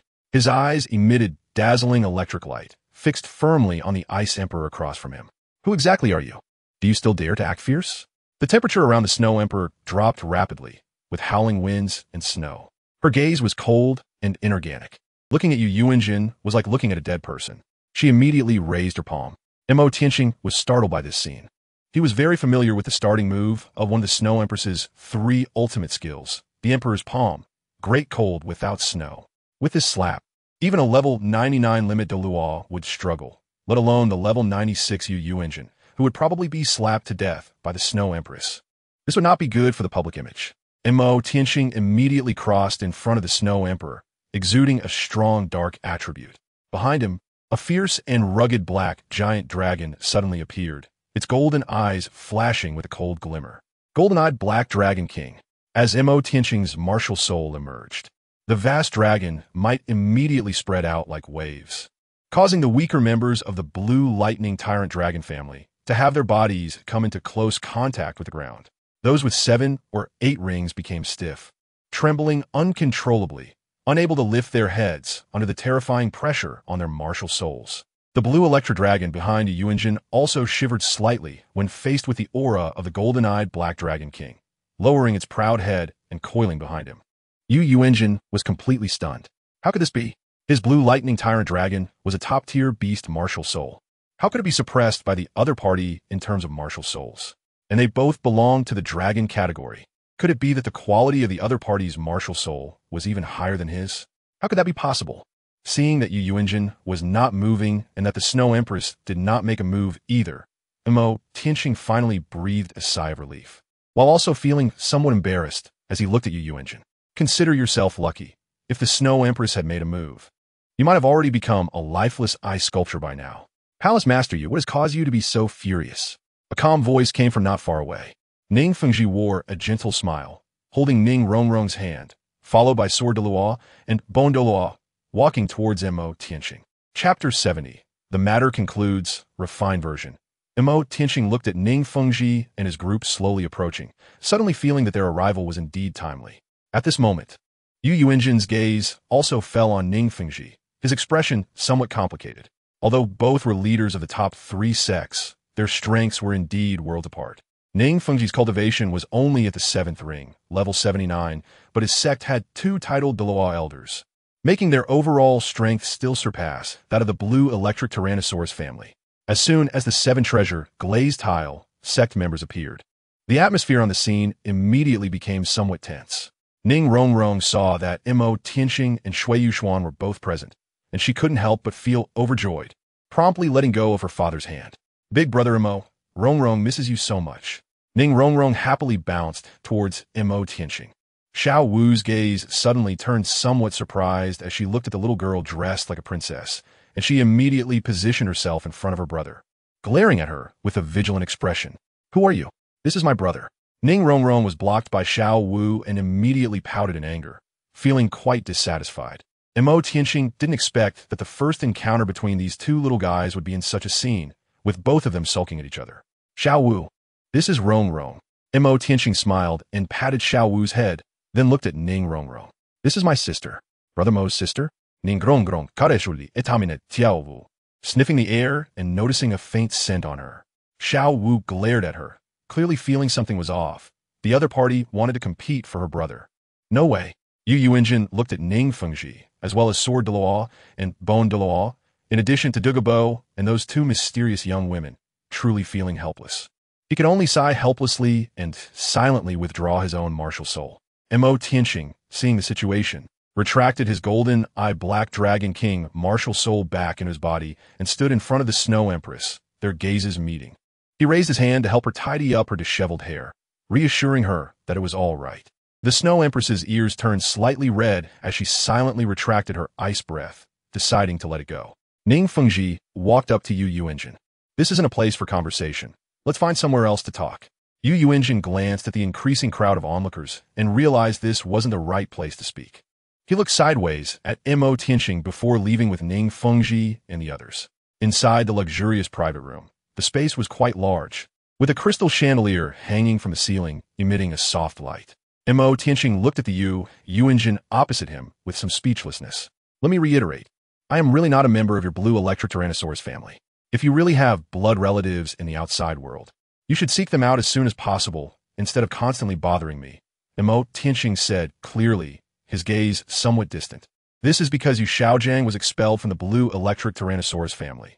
Not to mention now, even in 10 years, he had not seen anyone from the blue electric Tyrannosaurus family come to find him. Beside him, Xiao Wu looked at Xue'er with some curiosity. Brother, is the surname you common in the Heaven-Do Empire?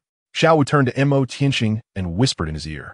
However, even though her voice was low, everyone present was powerful soul masters, so naturally, they all heard her question. Xue'er looked at Xiao Wu with some curiosity, wondering if the lost child had been found. Little girl, do you know other people with the surname Yu? Xue'er asked. Our teacher's surname is Yu, what's wrong? Xiao Wu also found it a bit strange, wondering if the surname Yu is unique to the Heaven-Do Empire. him.Qian reached out to pat Xiao Wu's head, smiling as he looked at Xue'er, with a hint of mockery on his face.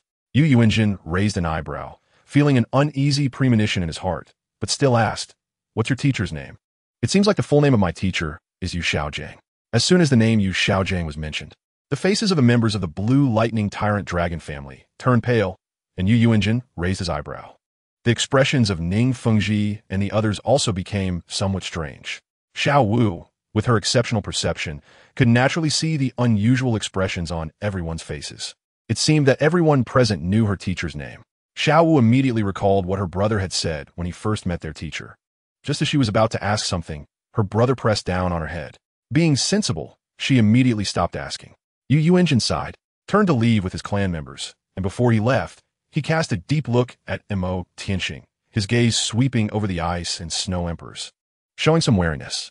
After they left, him.Qian finally let out a long sigh of relief. Finally, he had driven away the blue lightning tyrant dragon clan. It was really annoying when they kept trying to claim kinship.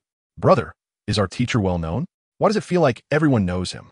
Were those just now our teacher's relatives? Xiao Wu was puzzled. If they were her teacher's relatives, they shouldn't have acted that way, right? Ning Fengji smiled slightly. Little girl, your teacher holds cutting-edge theories and knowledge in the Soul Master world. Many people respect his theories, and in the Soul Master world, they call him Master. Master? Xiao Wu understood only partially. It sounded impressive, but why did the master stay at the nodding Junior Soul Master Academy all the time? And his soul power was stuck at level 29, while those people just now had such high cultivation levels. Ning Fengji didn't delve too deeply into this, but instead shifted his attention to him.Qian. Young friend Mo, it's been a while, and your cultivation has improved quite a bit, Ning Fengji joked. In fact, they had sensed something when him.Qian encountered Yu Engine's obstruction. Uncle Jian mentioned sensing two mysterious powerful beings around him. However, he never expected that the two women beside him.Qian were so powerful that they could easily repel Yu Engine. After all, Yu Engine was a level 96 title Douluo, an absolute powerhouse in the Douluo Continent. Even Uncle Jian, without the support of the 7-treasure glazed tile pagoda, would not gain any advantage against Yu Engine. What level was the soul power of that woman in green? Where did she come from, compared to the green-clad woman? The white-clad woman who was about to make a move, but was stopped by him.Qian seemed even more terrifying. What kind of people were these? Ning Fengji was also a smart man and knew not to pry into this matter. He redirected the conversation to hidden weapons. Ning Fengji stated that the previous hidden weapons were very effective, and they wanted to customize another batch this time, mainly to deepen cooperation with him.Qian's teacher. For Dugabo, he looked down on hidden weapons, thinking they were just some trivial matters, a joke in the face of absolute power. However, this little brat-ass teacher could make hidden weapons? His attitude immediately took a 180-degree turn, and he asked him.Qian to show him some, considering getting a few for his granddaughter's self-defense, the kind he didn't intend to pay for. For him, it was just a way to recover some losses. At this time, Renxue was sitting next to him.Qian, listening obediently, with a gentle smile on her face. When Ning Fengji asked him.Qian if he was willing to join their 7-treasure glazed tile sect, Renxue smiled and said, Tianxing has already joined our spirit hall and has been granted the position of bishop. Renxue looked at Ning Fengji with a hint of apology in her tone. Ning Fengji was somewhat surprised. He had only asked casually, knowing that the possibility of him.Qian joining another force was low. What news had he just uncovered? Bishop? That was second only to the Pope's decree. It required at least the cultivation of an 8-ring soul Douluo and a person who made significant contributions to be granted, which held significant weight. Given him.Qian's current cultivation, he clearly hadn't reached that level, indicating that he was promoted through special means to win him over. Ning Fengji looked at Renxue, who was close to him.Qian, and couldn't help but feel a bit emotional. It seemed that the Spirit Hall had put in a lot of effort to win him over. Chapter 71, Rings and Farewells, revised in the following days. him.Qian's side was much calmer. During this time, Xiao Wu and Ning Rongrong also met for the first time, although there was some awkwardness. For the sake of her brother, they managed to become acquaintances, and it was good enough that they didn't fight. After Ning Rongrong joined the group, she always liked to follow behind Xue'er and the others. Speaking of which, kids are just kids, although they initially didn't get along after some simple interactions. Ning Rongrong quickly became friends with him.Qian, Xiao Wu, Tianming, and the others. Ning Fengji was also reassured about him.Qian, as at least there were no safety concerns. him.Qian looked at the Tianming ice silkworm surrounded by a group of children and felt a bit surprised. It seemed that this creature had quite a way with kids, able to get along with anyone. In the following days, him.Qian spent time with Xue'er and Renxue. He had mentioned to the two women that he would be leaving again soon, but he did not reveal where he was going. Back at the residence of the Tiando Royal Academy, the Ice and Snow Emperors were as inseparable as ever, being excessively affectionate. In the living room, Renxue waved her slender, empty jade finger in front of him.Qian, which could no longer be described as a mere hint. him.Qian understood her meaning. She obviously knew that the starry sky ring in Xue'er's hand was made by him. him.Qian glanced at the empty hands of the Snow Empress, not far away. The people present were not outsiders. He had also mentioned that he had a mysterious teacher who guided him in soul tools, and making a soul tool was naturally not a problem. He took out some valuable metal materials from his storage ring, raised his left hand, and a flicker of emerald light shone as a translucent 3-inch jade-colored carving knife fell into his palm. Life aura? The Snow Empress and the Ice Emperor turned back to look at the jade-green carving knife in him.Qian's hand, which radiated a strong life aura. Renxue and Xue'er also watched this scene, thinking that him.Qian had simply taken a tool from his spatial ring, not considering the second martial soul aspect, mainly because this blade of life had not yet attached any soul rings. Xiao Wu and the others had even fewer thoughts about it. It should be noted that the premise for soul beasts to be rebuilt is life activity, whether as plant-type soul beasts or ice sky snow maidens. In Xiao Wu's view, her brother was the transformed and rebuilt golden-eyed Black Dragon King. So how could he possess a weapon martial soul? Tianxing used his knife like a finger to cut the starry blue sapphire he had taken out, and then began to tinker with special metal materials. Xiao Wu and the others all came forward to join in the excitement, curiously watching the progress of the things in his hands. Tianxing tinkered for a while and finally perfectly carved 4 rose gold rings. The rings are engraved with hollow golden patterns and inlaid with a transparent, starry blue sapphire. Tianxing looked up, quietly gazing at the Snow Empress. He reached out to her with a gentle smile on his face, his eyes clear and pure, reflecting the figure of the Snow Empress. The attention of everyone present immediately focused on her. Even the Snow Empress, who had endured the winds and frost for 600,000 years, couldn't help but feel her ears turn a bit red at Tianxing's gesture. Raising her delicate white hand, Tianxing personally placed the rose gold ring on her ring finger. Seeing the envious gazes from the crowd, the Snow Empress's face flushed with a hint of crimson as she retracted her hand, covering it with her long sleeves. Tianxing looked at her shy appearance, feeling his heart melt. A serene smile appeared on his face as his gaze fell on Renxue and Xue'er. Tianxing once again placed the unity rings on the 2 girls. Among them, Xue'er still wore the silver ring he had given her back then, and he personally helped her take it off and kept it safe, replacing it with a new ring. In the end, he put a ring on his own ring finger. The 2 of them looked at the shining rose gold unity rings in their hands, genuinely filled with joy. Renxue immediately gave Tianxing a big hug and boldly kissed him on the cheek. With so many people watching, Tianxing felt a bit shy. Just when he wanted to retaliate, she had already quietly slipped out of his embrace and started examining the ring in her hand. Xue'er's pretty face turned slightly red as she took a small step forward, but she seemed a bit timid and hesitant, turning to run away. Tianxing would not let her escape so easily. He immediately reached out and wrapped his arm around her slender waist, pulling her into his embrace. Xue'er let out a soft moan, looking up at Tianxing with a flushed face and eyes full of tenderness. Xiao Wu pretended to cover her eyes with both hands, leaving a big gap, looking on in surprise with wide eyes. Beside them, Qian sighed. The eldest brother is indeed the eldest brother. The 3 future sisters-in-law are gathered together, and the backyard is not even on fire, unlike the second brother, who has pursued for so many years but is still just a moth to the flame. Xue'er has always been indifferent to the world, but her heart has gradually been assimilated by Renxue and the others, just not showing it.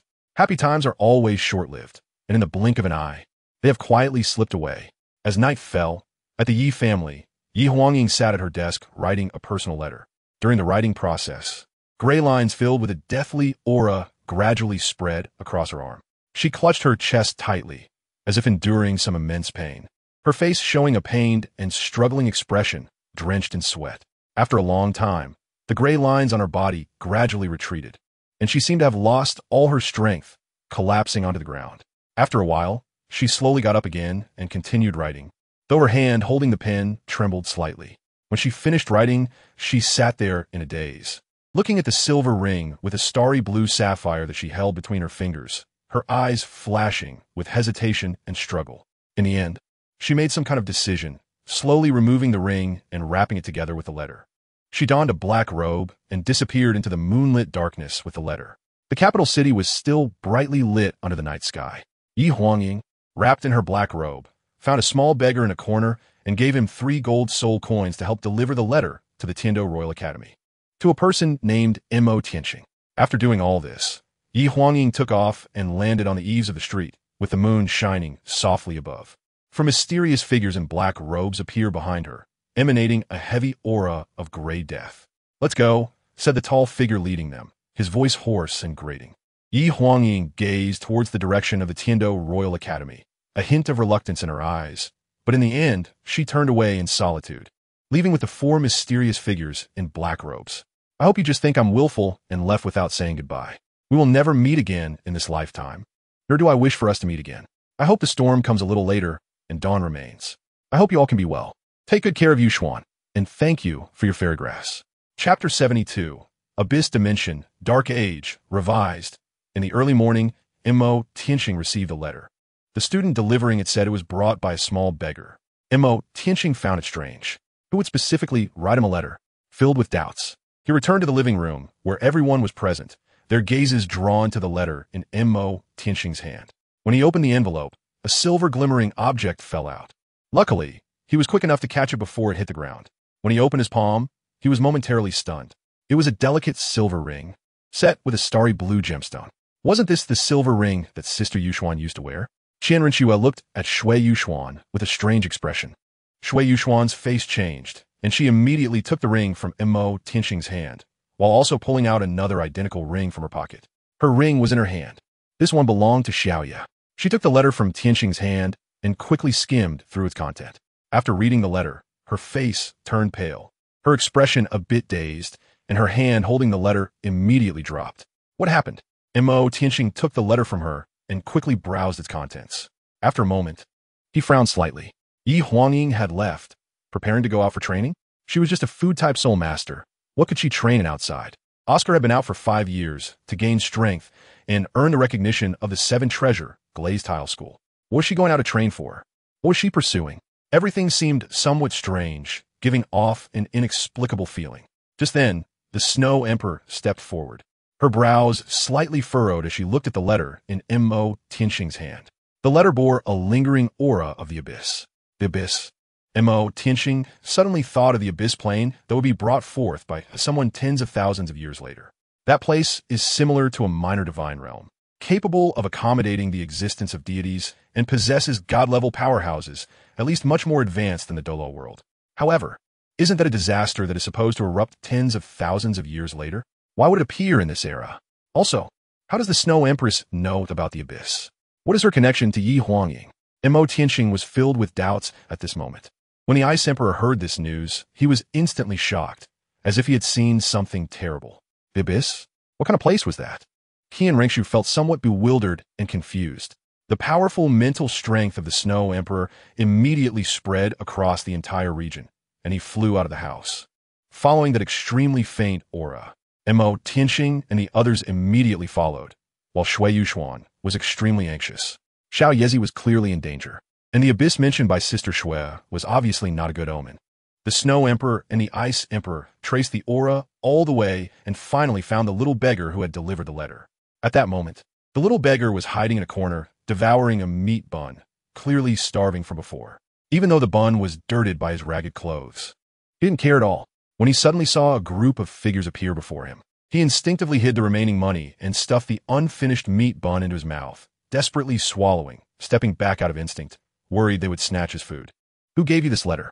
The Snow Emperor took out the letter, her expression somewhat serious. The little beggar trembled as he recounted his experience and the location. Of course, he didn't mention anything about the 3 gold soul coins, as he was afraid they would come to demand them. The Snow Emperor and a few people, including Him.Qian, instantly disappeared from the spot, leaving behind a few shiny gold soul coins. The little beggar immediately excitedly rushed over and tucked the coins into his clothes, a happy smile on his face. When the Snow Emperor and Him.Qian reappeared, they were already on the edge of a narrow street. But all clues had been cut off, and the aura had vanished here. The Snow Emperor's expression grew serious. The people present looked at her grave expression and couldn't help but feel worried about what had happened. Let's go back first, the Snow Emperor said. Him.Qian nodded and led everyone back to their residence in the academy. In the living room of the residence, the Snow Empress and the Ice Empress looked serious, while Him.Qian frowned tightly. What happened? Little Yezi, her face pale. The strength of these 2 sisters was evident. Even the elder Yu, a powerful figure from the older generation, could be easily knocked away by them. However, regarding little Yezi's situation, they showed such expressions, making it hard for her not to feel anxious. The Snow Empress glanced at Him.Qian and sighed softly. It must be from the abyss dimension. Something must have come out from there. A complex look flickered in the Snow Empress's eyes. When Him.Qian heard her words, his suspicions were confirmed. It really was the abyss plane. It seemed that those things did not just appear in the Douluo world tens of thousands of years later. Before that, the Douluo world had likely already suffered from the invasion of that plane.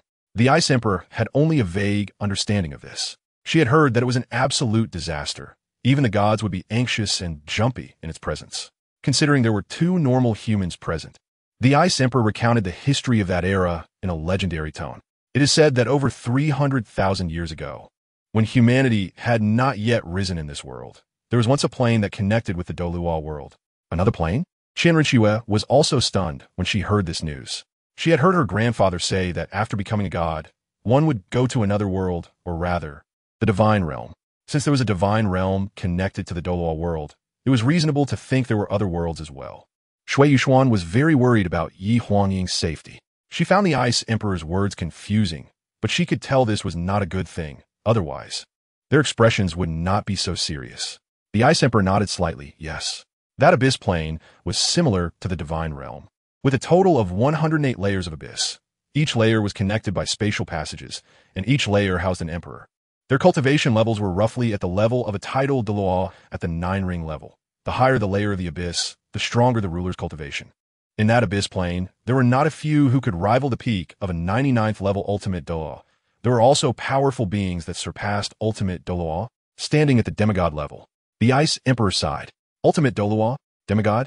This news sounded like thunder to everyone. Renxue's gaze slightly dazed. In a world with 108 layers, how many beings comparable to tidal Douluos could there be? Moreover, there were quite a few ultimate Douluos there. Ultimate Douluo? Could that not be compared to her grandfather? And what level was a demigod? Why had she never heard of it? According to her grandfather, in this world, aside from him, there were at least 2 other individuals whose soul power reached 99 levels. This meant that there were probably 3 ultimate Douluos in the Douluo world. The abyss plane the Ice Emperor spoke of had over 100 tidal Douluos alone, and the further you went, the stronger the power. With numerous 99th level ultimate Douluos and even demigods beyond ultimate Douluos, Tianxing sighed silently. He knew that the Snow Empress was not wrong, and it was even more than that. The truly terrifying part was still to come. Over 300,000 years ago, when the abyss plane connected with the Douluo world, the beings from the abyss plane had launched a large-scale invasion of the Douluo world, devouring the source power of this world. When the Snow Empress mentioned this, her eyes dimmed a little. That was an era she had personally experienced. An invasion from other planes where the original power system of the Douluo world could not be blocked at all. At that time, a large number of soul beasts were tragically killed, and they, the so-called soul beast rulers, could only hide and protect themselves. Was there really no other way to resist back then? Renxue asked with some difficulty. The connection of 2 worlds, the large-scale invasion of beings from other realms, and the devouring of the source power of this world sounded like a fairy tale. The Snow Empress shook her head. There was no way. The truly decisive factor was not those peak 9th-level beings and demigods, but that in that world, there were indeed deities present, and that they became the rulers of that world. Once the Snow Empress said this, everyone present, except for Tianxing, was stunned. Deities in the world? Wasn't it said that anyone who becomes a god must ascend to the divine realm? Why were they over there? It was a dark and disastrous era, where a large number of beings in the Douluo world were slaughtered and energy was devoured. Fortunately, the dark era did not last long, and a deity was born in the Douluo world. He swept away the invading abyss beings, drove them back to the abyss world, and forcibly severed the bridge between the 2 worlds, sending the abyss plane into the boundless deep space. The Snow Empress recalled calmly.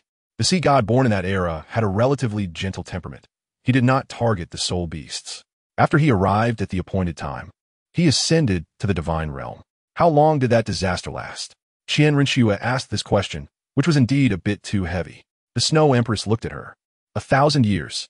Instantly, an overwhelming darkness enveloped the hearts of everyone present. A deity was born in that era, which ended that dark age.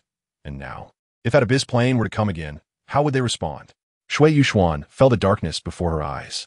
Little Yezi, Yi Huangying should be safe for now. She should have been taken away by someone. The previously silent Tianxing suddenly spoke, his golden eyes flashing with a cold, fierce light. Clearly, the person who came to take Yi Huangying did not come directly from the abyss plane, but was part of a group that had contact with the abyss plane. Just like the organization formed by evil soul masters, the Holy Spirit Church, 10,000 years later. Chapter 73. Tianxing's concerns, refined. Tianxing looked at Xue'er. Yuxuan, it would be best if you could mobilize the power of the Heaven Dou Empire to secretly investigate the remote urban and rural areas, to check if there have been any cases of people disappearing without a trace. We should start from this angle. Hearing Tianxing's words, Xue'er nodded slightly. Then, Tianxing's gaze fell on Renxue. Renxue, is it convenient for you to act with the Spirit Hall? You possess the bishop's order. which allows you to mobilize most of the Spirit Hall's forces. Renxue replied truthfully. The Black Bishop's Order can participate in the decision-making of the Spirit Hall, and naturally can also mobilize the power of the Spirit Hall. That might not be enough. Tianxing's gaze was somewhat distant. Renxue was taken aback. A group of people should have already come into contact with the Abyss Plane. Tianxing's eyes were cold and steady as he continued. They will, more or less, possess evil cultivation methods, practicing by hunting soul masters and even slaughtering ordinary people, while rapidly increasing their cultivation level. Their strength will also far exceed the limits of soul ring levels. They may inherently have a certain evil nature in their martial souls, which has been further triggered, or they may have been eroded by evil powers, allowing them to fight beyond their limits. They are no longer just simple soul masters. Calling them evil soul masters is more appropriate. This era already has evil soul masters. The City of Slaughter is one type, and there are many hidden in the world. However, those evil soul masters, constrained by the suppression of the Spirit Hall and the relentless pressure from the six-winged angels, cannot stir up too much trouble in this era and can only remain hidden in the dark. But with the connection between the Douluo world and the Abyss Plane, the evil soul masters will naturally develop rapidly, forming organizations and religions. Fighting beyond soul rings? Renxue and the others found this news hard to believe. Evil soul masters at the 7-ring soul sage level can generally fight against 8-ring soul Douluo, while 8-ring evil soul masters are strong enough to contend with title Douluo. Tianxing explained it. Xue'er and Xiao Wu were both stunned by this explanation. Killing across one ring? This conflicts greatly with their understanding at the time. Soul Douluo can contend with title Douluo? That sounds completely absurd. There are only about 30 title Douluo in this world, the top powerhouses in the soul master community, while the number of soul Douluo is much greater. If there were a group of soul Douluo with strength comparable to title Douluo, what would this world become? Although what Tianxing said sounded incredible in today's era, it would become a consensus among people over 10,000 years later. At this moment, Renxue seemed to be deep in thought. There is indeed a group in the soul master world that can fight across soul rings. However, 8-ring soul Douluo can possess the strength of title Douluo, Renxue said. She knew a lot about the secrets of the soul master world. Her 6-winged angel martial soul inherently restrains those evil soul masters, allowing her to fight across one ring against other soul masters. When they encounter her, everything will be turned upside down. 8-ring evil soul masters are even weaker than 7-ring soul sages in front of her. If these evil soul masters reappear in the soul master world, our Spirit Hall will certainly strike hard. I will return to the Spirit Hall to investigate thoroughly. Renxue said. I will also have my father initiate a search investigation as soon as possible, Xue'er replied. She was worried about Yi Huangying's safety, as she was her best friend since childhood. Now, that little Yi was taken away by such dangerous individuals. How could she rest easy?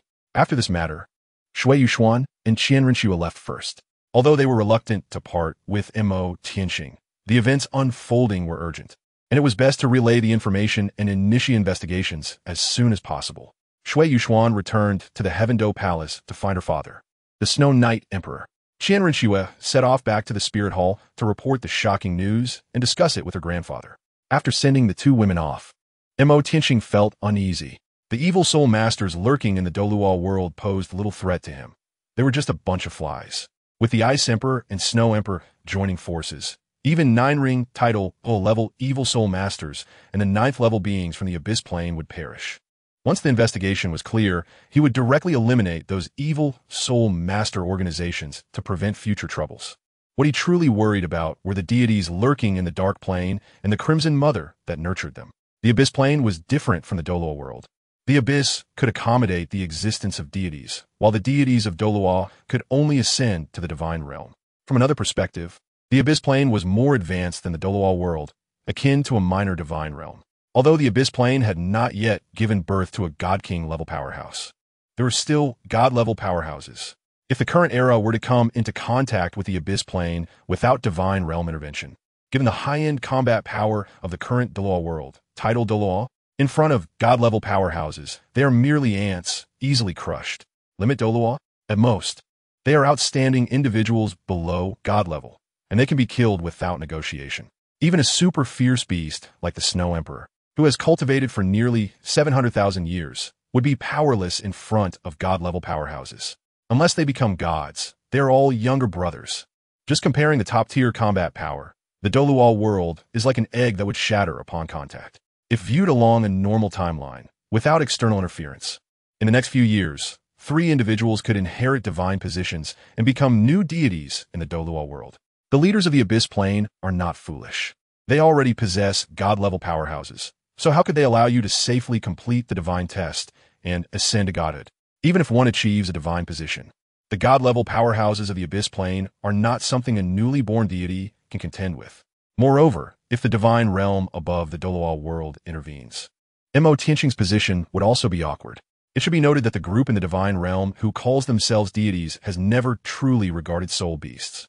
When Emperor Tian initially sought to become a god through belief, he was nearly betrayed by those from the divine realm just before reaching the finish line and has not been seen since. Even the dragon god, who was already in the divine realm and was a supreme god, was similarly killed by those god kings in the divine realm, his body cut in half, giving rise to the Golden Dragon King and the Silver Dragon King, with the Silver Dragon King barely escaping back to the Douluo Continent. He has been suspected of being a reincarnation of Emperor Tian, which has made him doubt his true identity.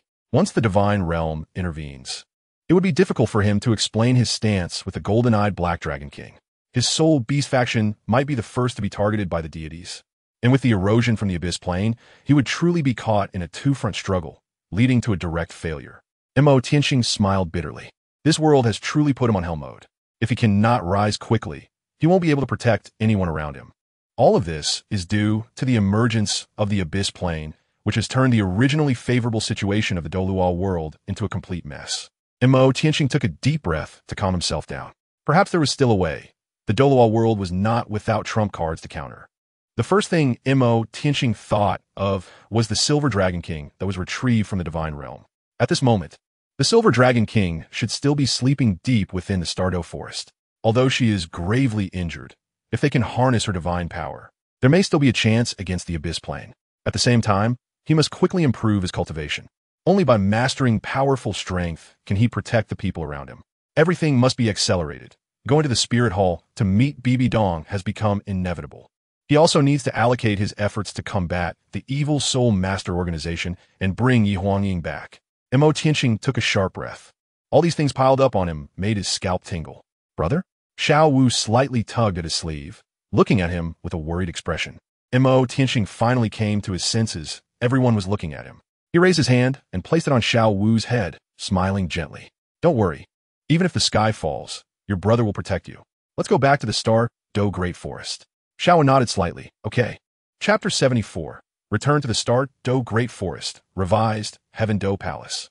Emperor Xue'er summoned Tianxing and held a grand banquet to entertain him in the palace. Xue'er followed closely beside Emperor Xue'er, like a brilliant pearl. After the banquet, Emperor Xue'er personally confirmed the matter of the evil Soul Master with him. As for the Abyss Plane matter, Tianxing had not yet mentioned it to him. Bringing it up now would only make people think it was a fantasy, and he indeed had no evidence, so it was better left unsaid. After Emperor Xue'er received Tianxing's affirmative answer, his brows furrowed tightly. He immediately ordered a covert investigation to be launched within the empire, but would inevitably take some time to yield results. This matter concerns the safety of the common people. If we limit ourselves to the boundaries of the Heaven Dou Empire, there will inevitably be oversights, said Emperor Xue'er. I will personally visit the Star Luo Empire when the time comes, Tianxing said. He had yet to set foot in the Star Luo Empire. But given the importance of the matter, he certainly could not overlook it. That is very good, Emperor Xue'er nodded. The two then discussed some other matters, and during the conversation, they touched upon Xue'er's lifelong affairs. Emperor Xue'er personally placed Xue'er's hand into Tianxing's, looking at him with a smile. I hope you can take good care of this girl in the future.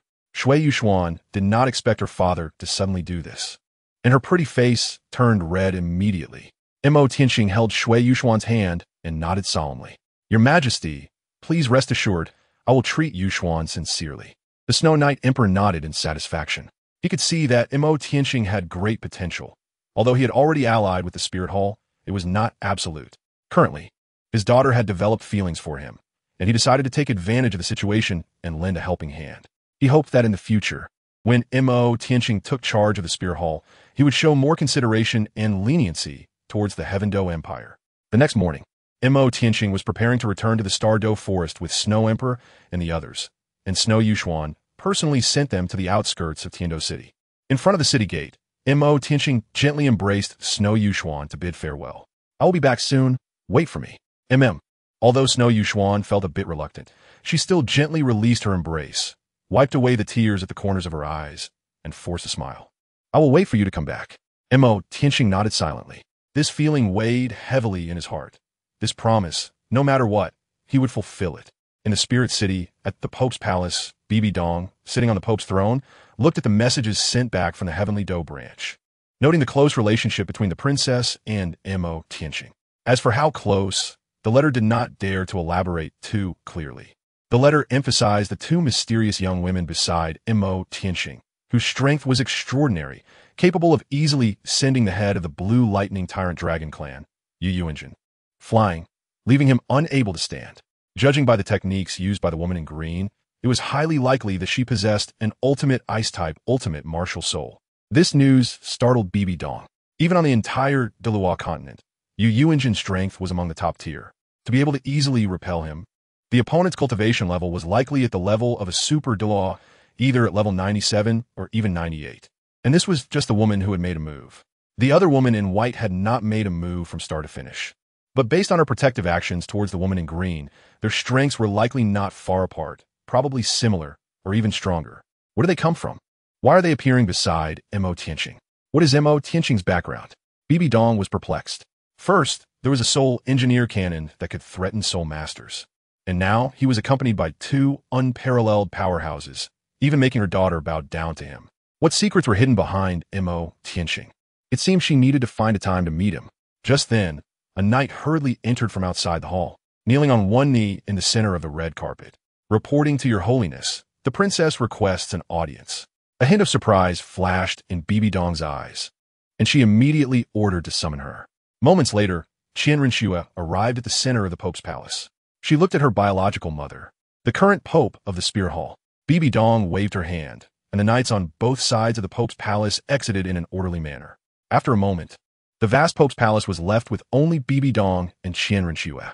"I need to mobilize the power of the Spirit Hall to investigate some matters," Renxue said coldly, even in front of her biological mother. She needed to rely on the power of the Spirit Hall. Such matters could not be resolved by her grandfather. The highest authority in the Spirit Hall was the Pope, and they did not interfere with the Douluo Hall. "What matter?" Bibi Dong asked, somewhat indifferent. "Evil soul masters have reappeared in the soul master world. I need to investigate this as soon as possible," Renxue said. "I don't want to say much more." Upon hearing the term evil soul masters, Bibi Dong's gaze suddenly sharpened.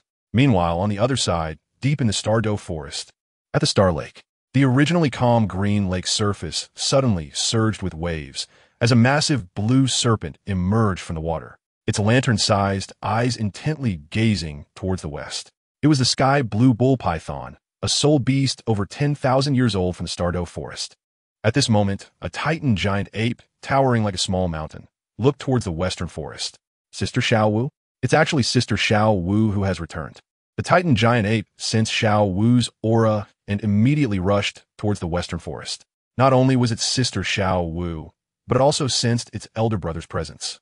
Tianxing and his group, who were about to arrive at Star Lake, vaguely saw a dark figure ahead, moving through the forest towards their direction. "It's Ming.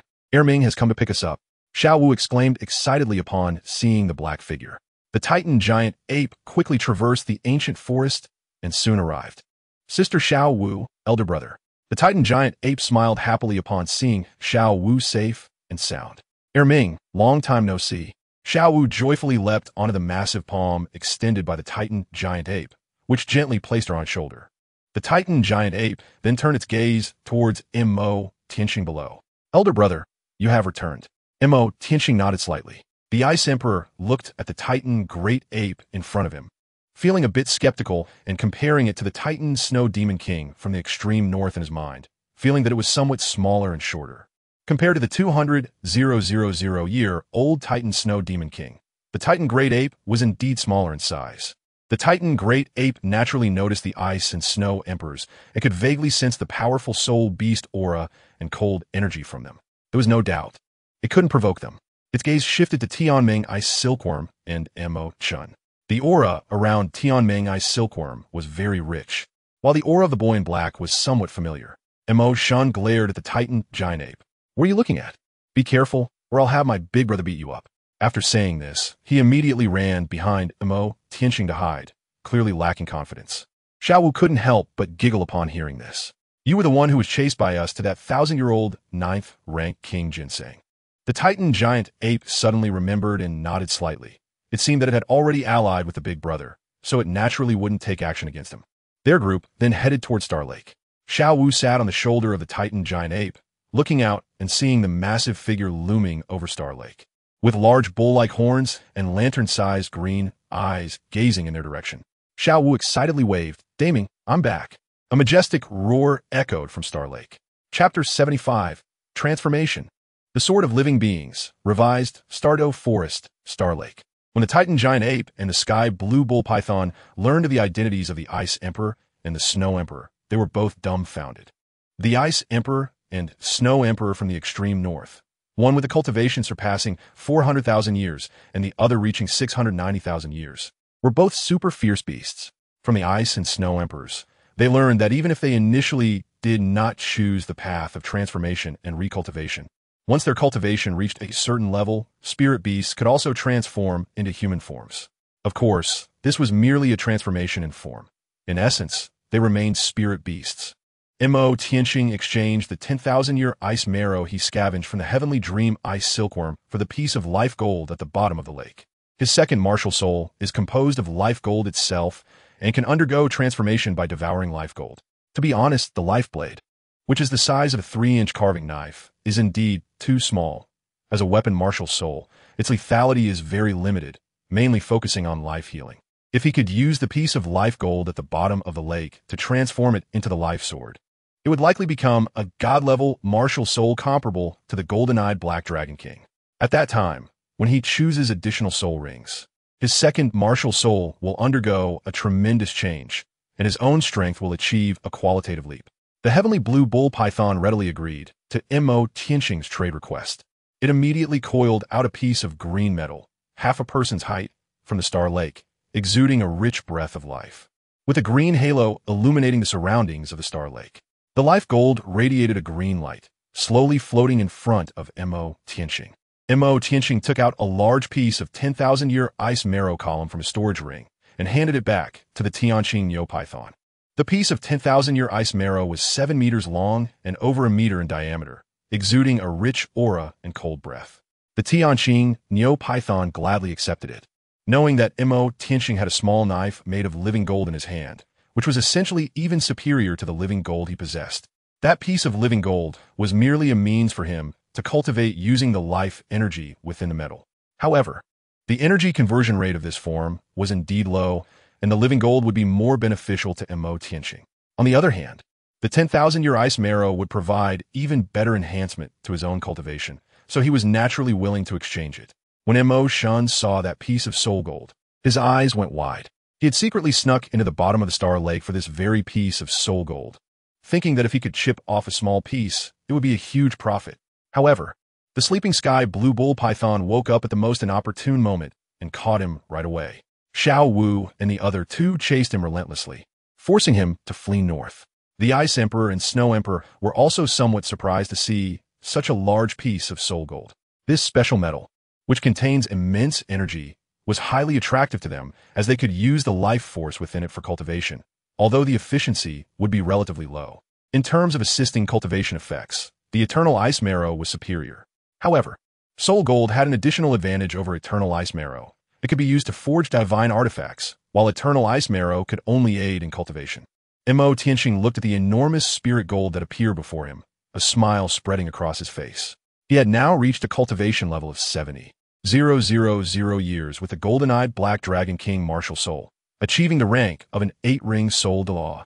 It wasn't too late to begin cultivating his second martial soul. He raised his hand and gently touched the surface of the spirit gold, and a layer of emerald light rippled out, illuminating the entire Star Lake. At the same time, a system prompt appeared before him.Tianxing once again. Ding! Spirit gold detected. Would you like to absorb it for the spirit blade? him.Tianxing immediately chose to confirm. and before him appeared a beautifully carved carving knife resembling green crystal, over 3 inches long, exuding a rich aura of life. When the blade of beings made contact with the gold of beings, a thick life energy enveloped him.Qian completely. He sat cross-legged on the ground, focusing his mind, while the blade of beings began to devour the vast energy of the gold of beings for its own transformation.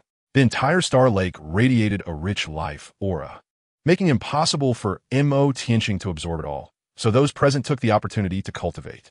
As time passed, him.Qian's process of absorbing the gold of beings lasted a full 3 days and 3 nights.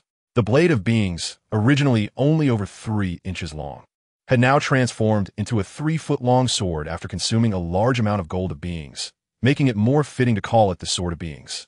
The sword body of the Sword of Beings was crystal clear, resembling jade, with a sharp blade as reflective as a mirror, clearly reflecting its surroundings. Mysterious runes were gradually emerging and carving themselves onto the sword body, as if they were naturally formed. Even the well-informed Ice Emperor and Snow Emperor couldn't help but be shocked at this sight. What exactly was the origin of the sword in his hand? When him.Qian engraved the last rune into the Sword of Beings, the entire long sword roared, erupting with an extremely rich might, as if divine power was descending. At this moment, the sky suddenly changed, fierce winds howled, ominous winds raged, and thunder rolled. him.Qian suddenly opened a pair of brilliant golden eyes, as if candle flames were flickering. He held the Sword of Living Beings, flying and standing firm, while the wind swept away the clouds. At that moment, his clothes and hair danced gracefully, radiant like a deity. Everyone present was stunned. Even the well-informed Ice Emperor and Snow Empress were somewhat taken aback. They could faintly sense the aura of a divine weapon from the 3-foot-long sword in him.Qian's hand. Although it could not yet compare to the divine weapons forged by gods, it already bore the initial form of a divine weapon. This Sword of Living Beings had the potential to become a divine artifact. According to legend, when deities forge divine weapons, they invoke the heavens and bring down terrifying tribulations of thunder.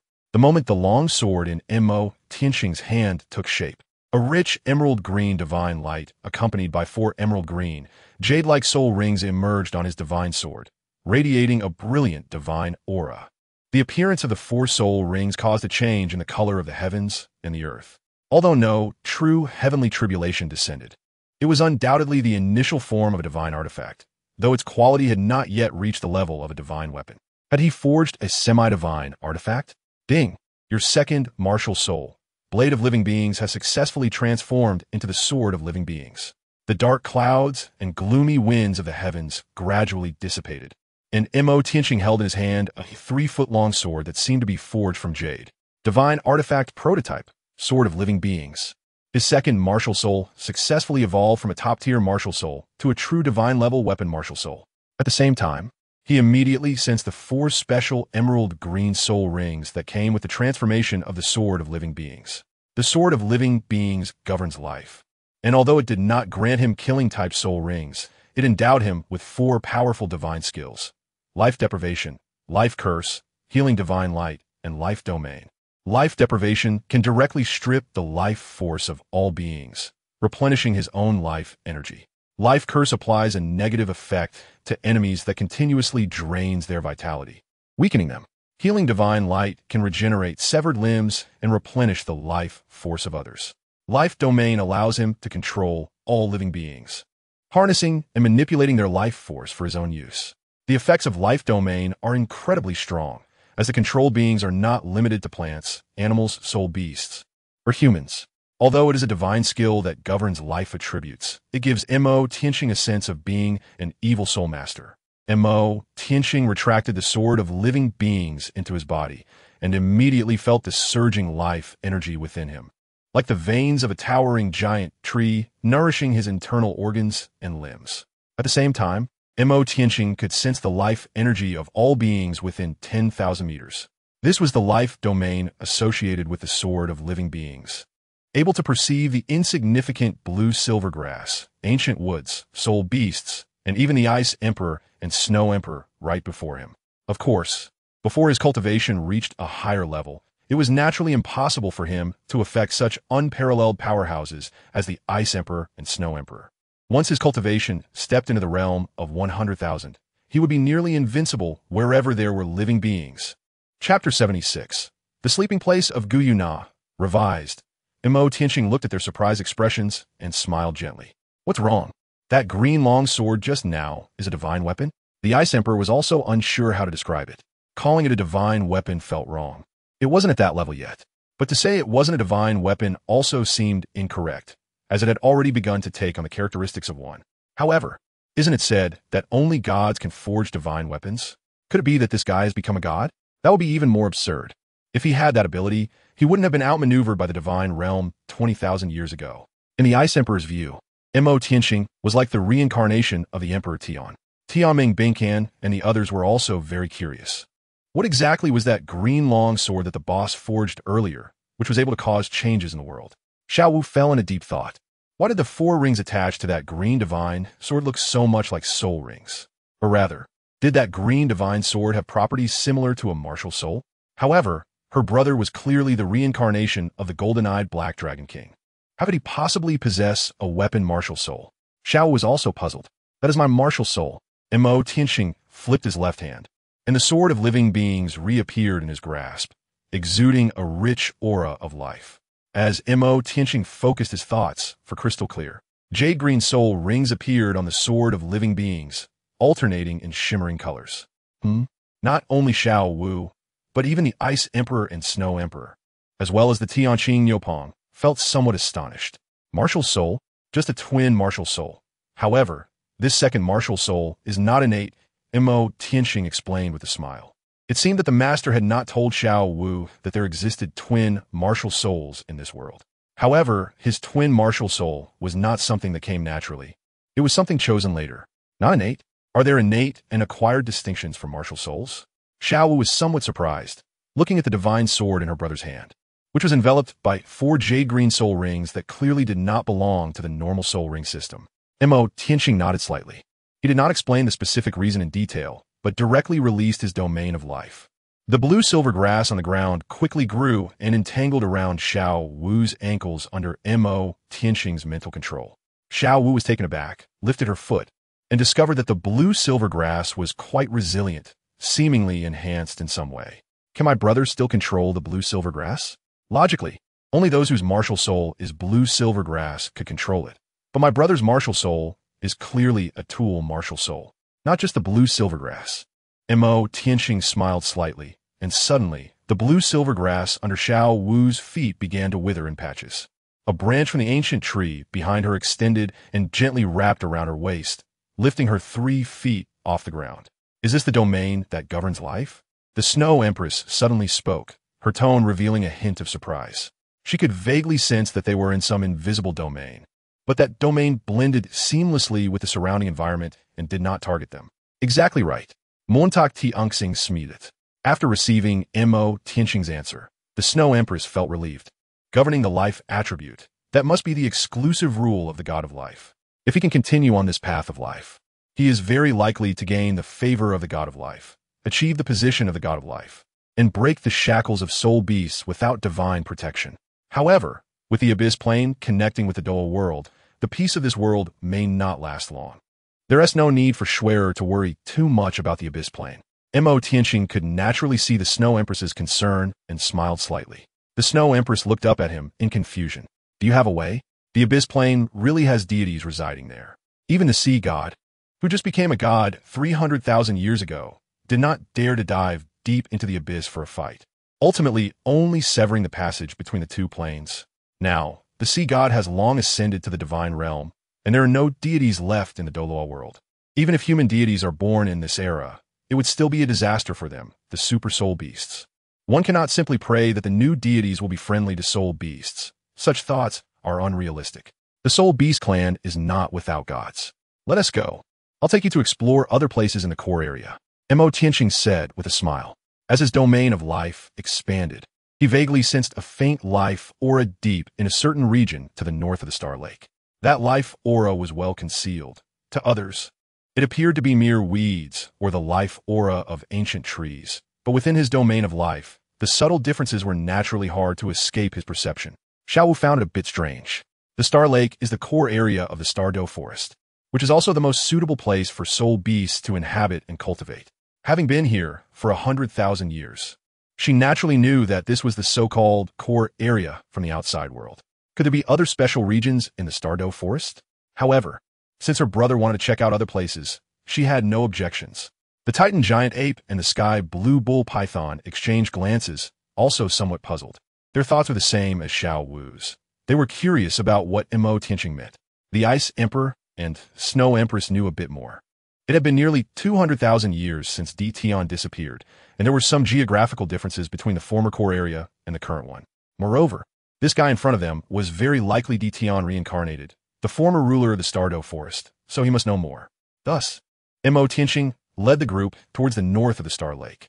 When high-level soul beasts deep in the Star Dou forest saw the Titan giant ape and the sky blue bull python, the two kings, they all retreated. Those soul beasts were surprised to see the two soul beast kings leaving the Star Lake and heading north.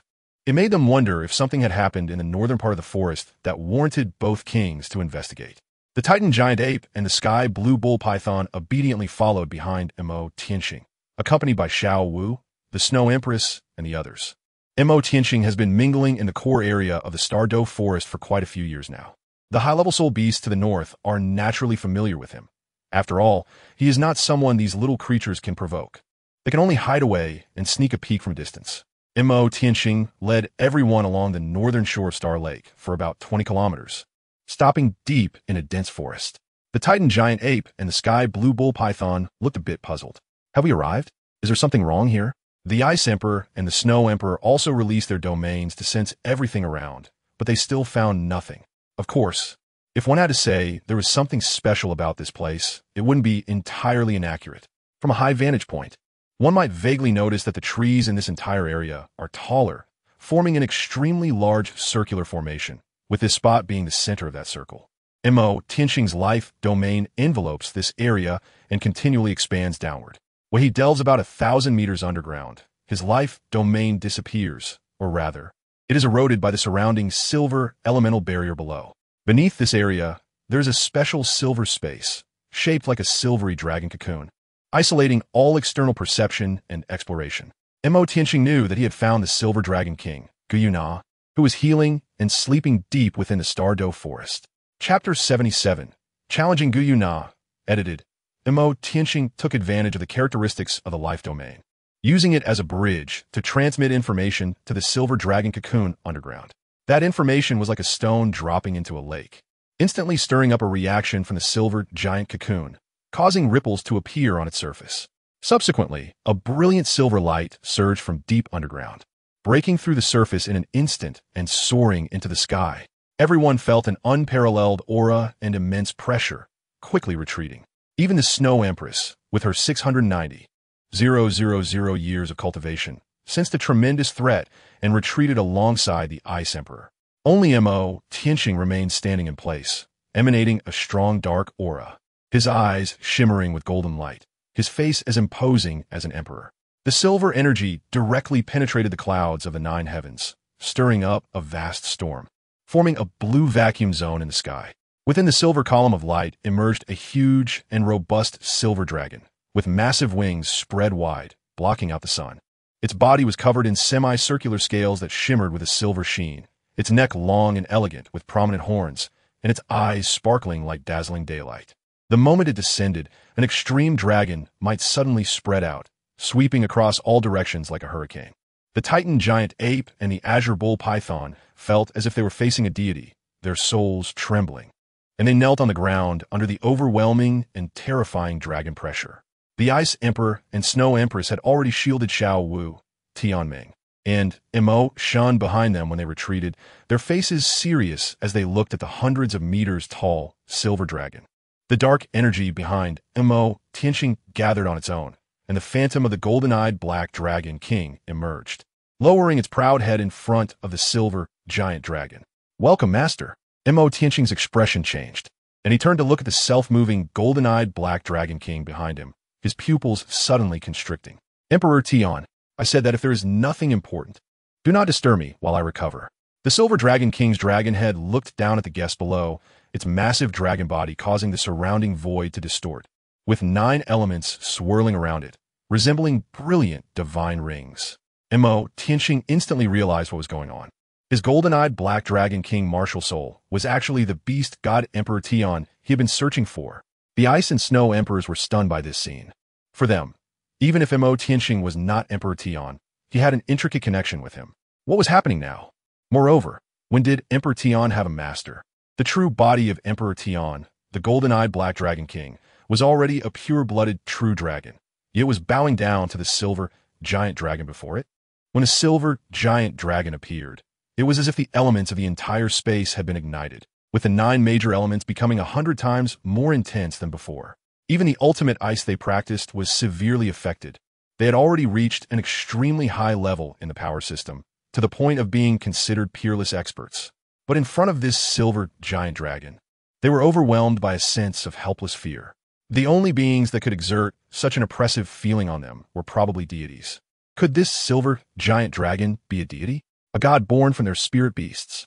The shock in the hearts of the ice and snow emperors was beyond measure. As soon as the silver dragon king finished questioning, its gaze was attracted by the heavenly dream ice silkworm, and its eyes immediately narrowed. The heavenly dream ice silkworm sensed that the situation was not good and wanted to flee, only to find that the void around it seemed to be frozen. The ice and snow emperors immediately reacted and moved to block it. Tianxing realized at this moment that the pure energy within Tianxing was like a tremendous tonic for the severely injured Silver Dragon King in the divine realm, and it could very likely help her restore her divine-level power. He was greatly shocked. 2 critical points emerged consecutively. His martial soul actually activated, and the beast god Emperor Qian revived because of this. Secondly, Tianxing was extremely tempting to Guiyuna at this moment. Tianxing flicked his left hand, and a green divine light suddenly emerged. A 3-foot-long green sword appeared in his hand, covered by 4 green soul rings, with the sword tip pointing directly at the Silver Dragon King. Silver Dragon King. Tianxing's gaze was cold and fierce, filled with murderous intent, especially since his own martial soul turned out to be strange. "You brat! How dare you?" Tian's expression changed. "Shut your mouth or I'll kill you." Tianxing Huawet. His eyes blood-red, exuding killing intent. As long as Tian made the slightest move, he would definitely destroy this martial soul, even if it would damage his own foundation. No one is allowed to touch Tianming. Tianxing's sword pointed straight at the Silver Dragon King, his eyes red as blood, soul power erupting from his body, causing his long black hair to fly. "You!" The golden-eyed black dragon king, Emperor Qian, was rendered speechless by his words, unable to express his anger.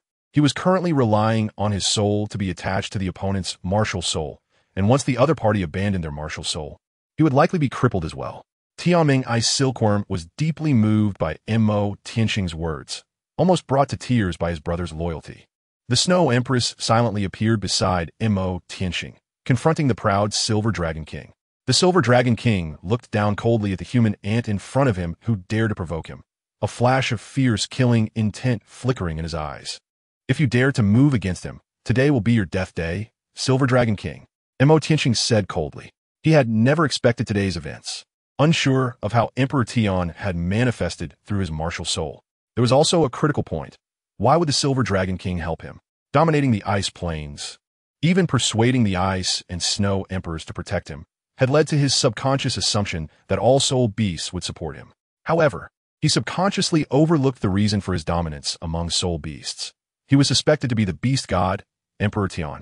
The Silver Dragon King was a first-level deity, a half-body of the dragon god, the ruler of Emperor Qian, the true master of all soul beasts in the world. How could he not see through Tianxing's essence? But given the current situation, he could only gamble that the Silver Dragon King could not truly grasp his details. He didn't believe the other party could even discern that he possessed a system. As long as she could not see his entire picture, he still had room to maneuver. The golden-eyed black dragon martial soul was one he had chosen from the system himself. Even Emperor Qian could not interfere. He should have had the golden-eyed black dragon martial soul first, and only when he arrived at the Star Dou forest was he targeted by Emperor Tian's soul. Under certain special circumstances, it fused with his own martial soul. His life sword was the best proof.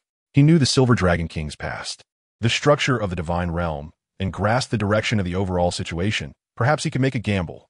The Silver Dragon King coldly stared at Tianxing. She truly could not see through this tiny human.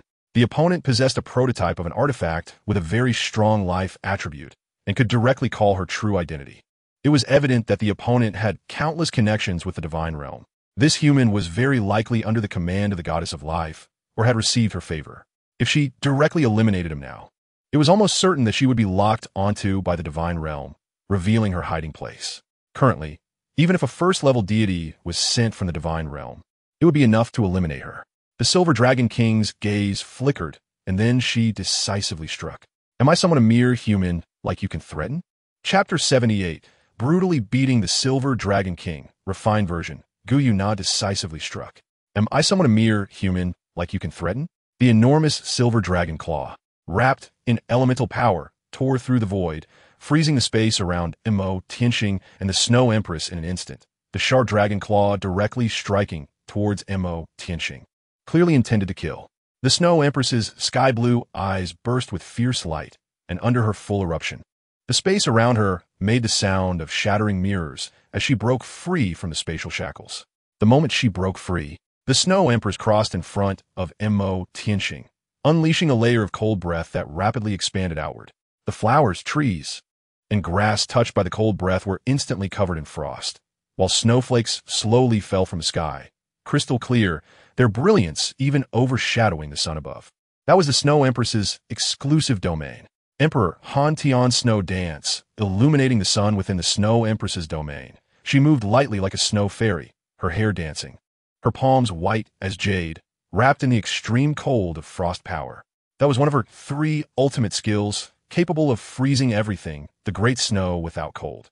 Even the 700,000-year-old Emperor Tian could hardly escape being frozen, and the great snow without cold palm struck directly towards the massive dragon claw. The Snow Empress's great cold without snow collided directly with the Silver Dragon King's dragon claw. In the instant of their collision, an extreme cold power directly eroded her claw, rapidly freezing it and spreading up her arm. The clash between the two erupted with terrifying energy, stirring up violent winds in the surrounding area, snowflakes flying like blades. And the spatial shackles around him.Qian shattered in an instant, freeing him from his confinement. him.Qian immediately mobilized the vast soul power within him to forcibly suppress the golden-eyed Black Dragon King's martial soul. The 4 teal soul rings on the life sword in his hand lit up simultaneously. A layer of teal ripples suddenly spread out from within him, which was the life domain inscribed on his life sword. The moment the life domain expanded, the plants that had been sealed by ice and snow instantly broke through the frost, their sizes multiplying.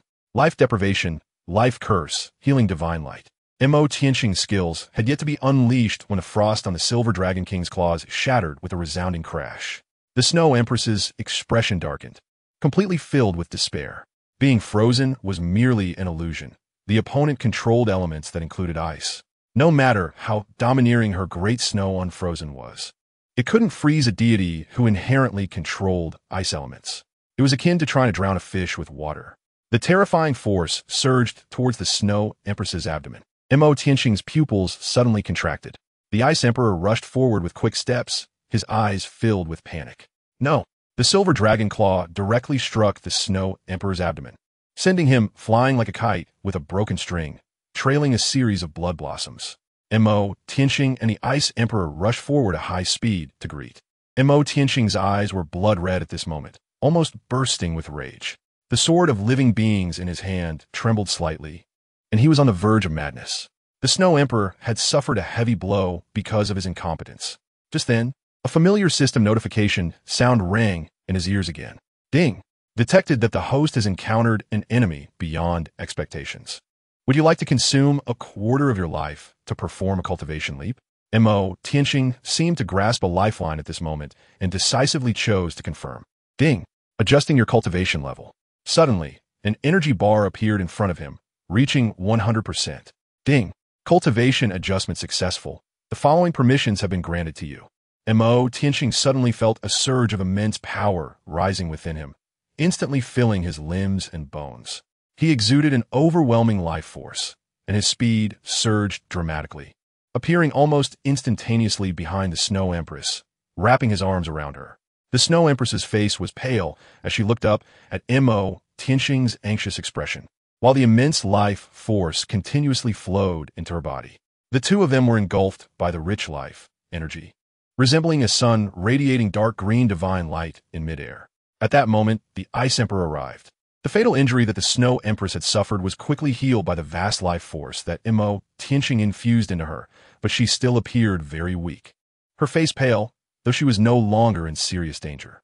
him.Qian handed the Snow Empress over to the Ice Emperor, and, at that moment, the life energy emanating from him was like the sun in the sky, constantly releasing enormous amounts of energy, almost swallowing him whole. His strength was also steadily increasing, having already surpassed the previous cultivation level of 690,000 years, gradually reaching demigod status, and this growth showed no signs of stopping. The sword of life in him.Qian's hand gradually expanded from 4 dark green soul rings to 9. Now, a layer of dark green energy band has appeared above the 9th soul ring, preparing to condense the 10th, a god-level soul ring. The Silver Dragon King naturally noticed this and recognized that the opponent was clearly related to the divine realm. In the face of this situation, she could only use her full strength. There was no other way but to quickly eliminate the opponent. With a flap of the dragon wings behind her, accompanied by sharp wind blades, dragging her agile dragon body, purple lightning flickered around her as she charged towards him.Qian at lightning speed. Countless ice spikes gathered in front of the Silver Dragon King, all aimed at attacking him.Qian. At this moment, him.Qian's eyes were completely engulfed by a greenish glow.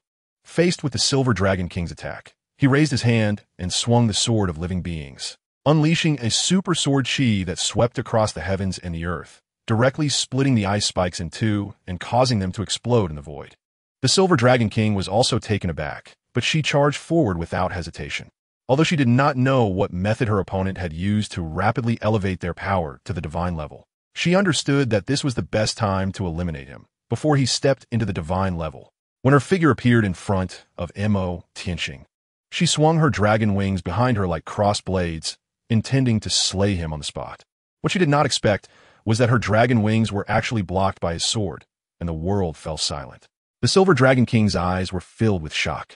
him.Qian raised his hand and swung his sword, unleashing a wave of sword energy wrapped in green lightning that directly swept the Silver Dragon King away, leaving a trail of bright red dragon blood.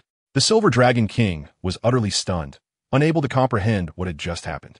After all, she was a giant dragon. Even if she only controlled part of the elements, her power was certainly not something that a demigod could withstand. "What are you surprised about?" him.Qian's cold voice suddenly came from behind her. The Silver Dragon King turned around in horror, only to be met by a dazzling beam of sword light. At the same time, a gigantic hand made of gray mist appeared above her head, directly descending to suppress her. The Silver Dragon King's wings immediately shielded her body, but her entire form was struck into the ground by the gray hand, stirring up clouds of dust. Meanwhile, countless trees extended their thick roots and branches to bind her dragon form, firmly pinning her to the earth. The Silver Dragon King was filled with rage. She could manipulate earth and wood and angrily broke free from these petty tricks. As she lifted her head again, she saw him.Qian standing in midair. His sword already vanished, replaced by countless emerald green leaves swirling around him, like a sea of green flowers. Chapter 79. The Battle of the Covenant. Revised. him.Qian was surrounded by countless emerald green leaves, emitting faint cold glimmers. As the Silver Dragon King looked up, him.Qian waved his arm, and the countless green leaves that had gathered around him instantly transformed into a surging torrent, rushing directly towards her. The Silver Dragon King also sensed the anomaly of these green leaves, her sharpness reining in, suspecting something strange. She immediately wrapped her body with her wings, manifesting a layer of dazzling silver energy shield around her, seemingly intending to withstand it head-on. Each leaf shooting through the void was like a blade's cold gleam. Under the assault of such a massive torrent of green leaves, the silver energy shield conjured by the Silver Dragon King was instantly shattered. The originally gigantic Silver Dragon King vanished from sight, but a streak of silver light burst forth from the side, avoiding the green leaves that were sharp as knives. Inside the silver streak was a silver-haired girl dressed in white, with a pair of silver dragon wings behind her, her purple eyes flashing with sharpness, revealing the human form of the Silver Dragon King. him.Qian locked onto her the moment she appeared, instantly transforming into a green long rainbow to intercept her head-on. Gu Yuna was also furious. Who was afraid of whom in a direct confrontation? She immediately charged forward. The result proved that she was still reckless. The moment Tianxing collided with her, his body transformed into a flurry of green leaves, causing Gu Yuna to miss her target as he reformed behind her. Gu Yuna turned back in shock, only to have a strong arm grip her throat, and with a turn, he slammed her down to the ground, causing an explosion below. At the bottom of the deep pit in the earth, Gu Yuna coughed up a streak of blood, her throat clutched tightly by Tianxing's right hand, suppressing her fiercely. At the same time, a green sword of life reappeared in Tianxing's left hand, pointed directly at her forehead, his golden eyes cold and emotionless.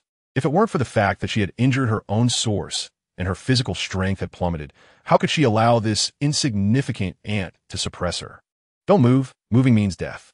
Gu Yuna's face turned red, gritting her teeth as she glared fiercely at Tianxing. Get away from me. Tianxing's oppressive force advanced further, his cold gaze overlooking her. Silver Dragon King, if you think this time was just luck, then next time I will make you wish you were dead. Tianxing slowly relaxed his grip on her throat, seemingly intending to let her go. This is your own death wish.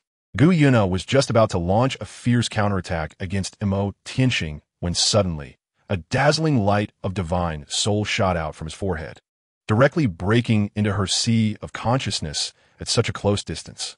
The terrifying mental power directly invaded. Sea of Consciousness world. Tianxing descended with a dominant force wrapped in dark green, directly targeting Gu Yuna at the center of the world, flying forward to attack. No matter how tyrannical his power was in the outside world, it was only temporary. Once his power receded, just the presence of Emperor Tian attached to his golden-eyed Black Dragon King martial soul would be enough to make him take a hit. If the Silver Dragon King were to take notice, not to mention the Abyss and the Divine Realm, even the pursuit of the Silver Dragon King alone could directly ruin his good days. The opponent was the true master of soul beasts. If he were to let the Silver Dragon King go, he, as a false king, would face a backlash from the Soul Beast camp. Even if the ice fields still listened to the Snow Emperor, it wouldn't be able to stop it.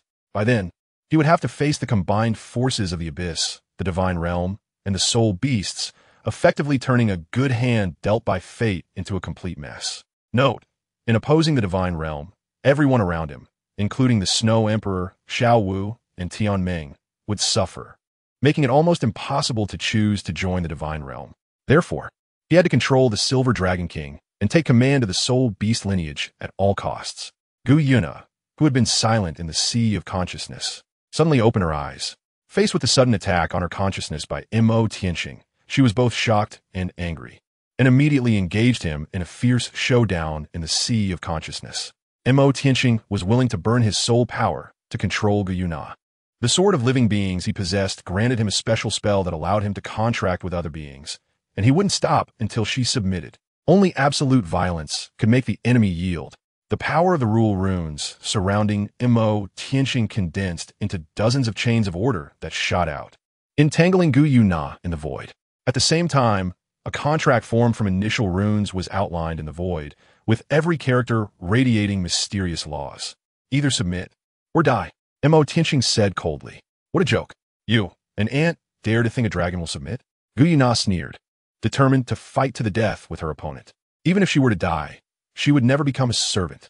That is not for you to decide. Tianxing's eyes seemed to ignite, and the main body of Tianxing outside made some outrageous moves.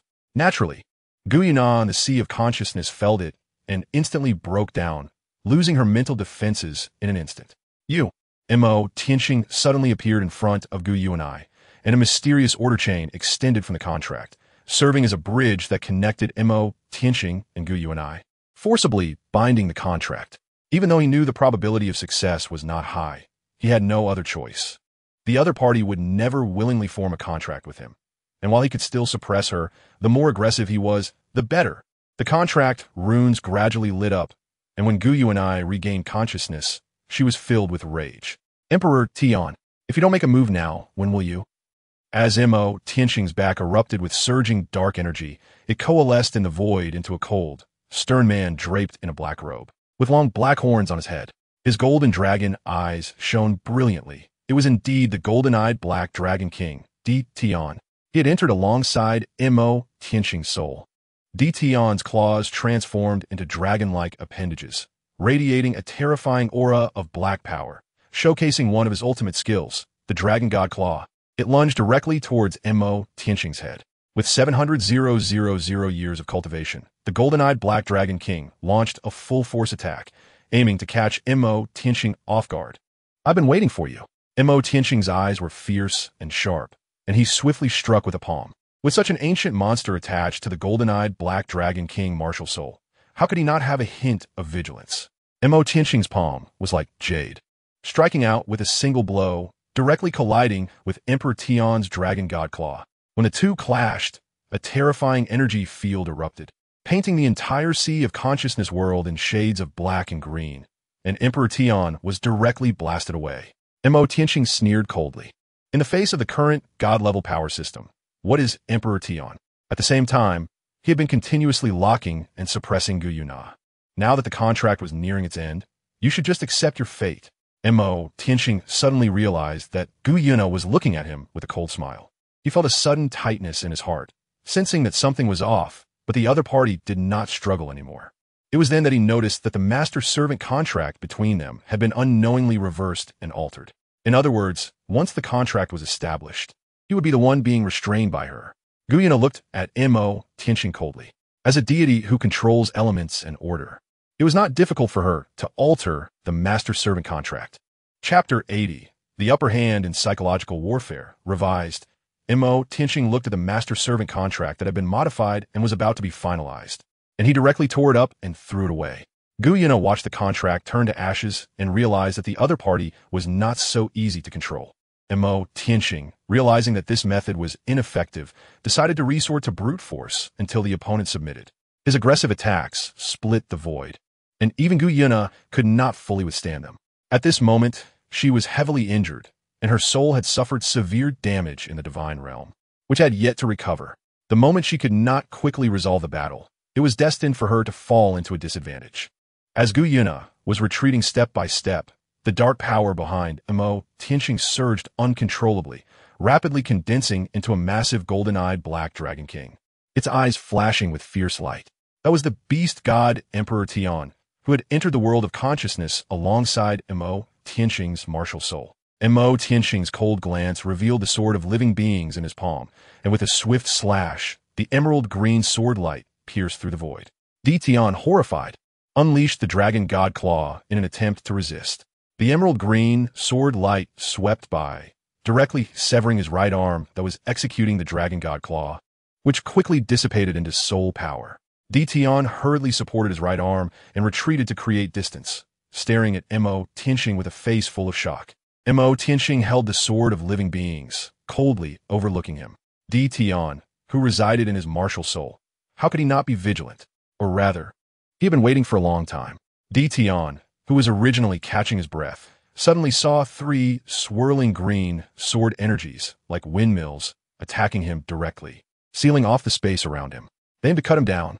Guiyuna immediately utilized the power of space, appearing behind Tian to pull him back, while simultaneously creating an elemental storm to clash with Tianxing's sword flowers.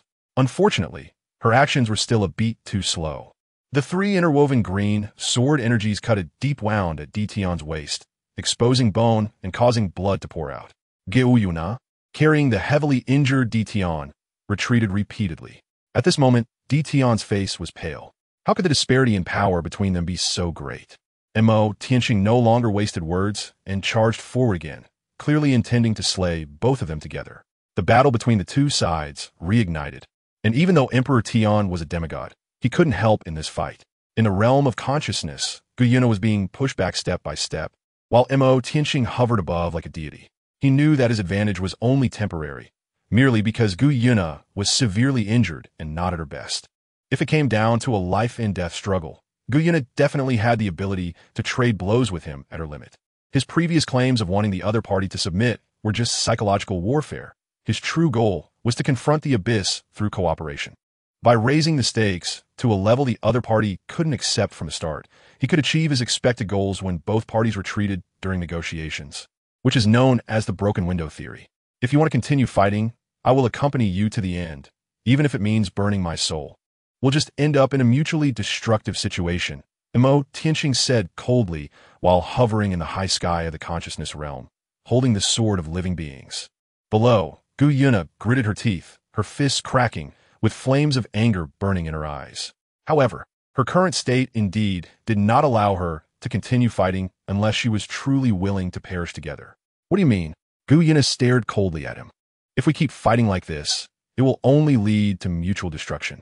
The divine realm would applaud, as they would have to intervene to eliminate two threats. him.Qian said with a sneer. Xue'er's heart stirred. Two threats? Could it be that he was also targeted by the divine realm? Moreover, why did he know her true identity, that she was the Silver Dragon King, and that she was hiding here? These were all very critical doubts. The other party knew about the divine realm, but knowing her hiding place was indeed a contradiction. If the divine realm knew her whereabouts, they would have long sent deities to descend. How could they let a mere human face her alone? This was clearly illogical. There must be a link that she had not seen clearly. Xue'er's eyes were filled with uncertainty. him.Qian knew that the other party had almost filled in the gaps. The conflict between us probably hasn't reached the point of life and death, right? If you hadn't attacked Tianming from the very beginning, and if Tian hadn't been relying on my martial soul, him.Qian said coldly, casting a cold glance at Tian behind her. If you want to continue fighting, feel free to try and see if you can replace me, him.Qian sneered. A glimmer of cold light flashed in Xue'er's eyes. Chapter 81. Tian and him.Qian revised in the real world at the bottom of the deep pit. him.Qian's soul, which had been suppressing Xue'er, returned. He immediately flashed towards the direction of the Snow Empress, creating distance between himself and Xue'er. Holding the Sword of Life, standing in midair to protect Xiao, the Snow Empress, and the others behind him. Just as he retreated, a brilliant silver light pillar surged up from the bottom of the deep pit. The human-formed Silver Dragon King, Xue'er, stood in the light pillar, her clothes and hair fluttering, her gaze coldly fixed on him.Qian on the other side of the sky. However, this time, she did not launch another attack. Do you think there is still a need to talk at this point? Xue'er said coldly. If you hadn't attacked my friend first, would things have come to this? I was merely retaliating in self-defense. him.Qian coldly stared at Xue'er across the void and said. Xue'er snorted coldly, not responding. Tian, come out, him.Qian said coldly. As his voice fell, a thick darkness surged behind him, quickly gathering and finally transforming into a middle-aged man clad in black armor, his face stern, with a pair of pitch-black dragon horns growing from his forehead. At this moment, his right hand still hung limply. His soul state had been severed by him.Qian, and it would take at least several months to recover in reality. You've been plotting against me from the very beginning. You really have a good plan? him.Qian said coldly, looking at Tian with an extremely cold tone. He had always found it strange why his golden-eyed black dragon martial soul would emit an extreme dragon might by itself, allowing him to thrive in the soul beast world, where powerful soul beasts revered him and he commanded respect without fighting. The Ice and Snow Emperors had also mistakenly believed that Tian had been reformed but had lost his original memory. Only him.Qian knew in his heart that he was human. Tian had disappeared without a trace in the world, yet he appeared in the form of replacing the other. He always felt it was strange and had never stopped investigating. For this reason, he had spent a period of time following the footsteps of the Emerald Swan, Bai Ji, wanting to know more about Tian. Now the truth had revealed a tip of the iceberg. Tian was Tian, and he was he. They were two independent individuals, not the same person. Although this news was shocking to the Snow Empress, Xiao, and the others, their thoughts were surprisingly consistent. The one who had actual contact with them was him.Qian, not Tian. Clarifying this point was enough. The Snow Empress looked up quietly at him.Qian in the void, her eyes filled with some worry. In the void, Tian looked at the emaciated young man in black clothing in front of him. Although his golden eyes were calm, his heart was already surging.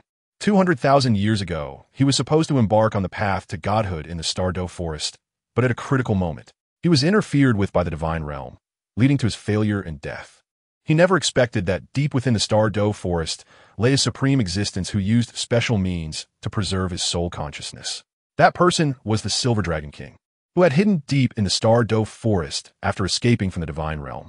It was then that he realized that soul beasts had always had their own deities.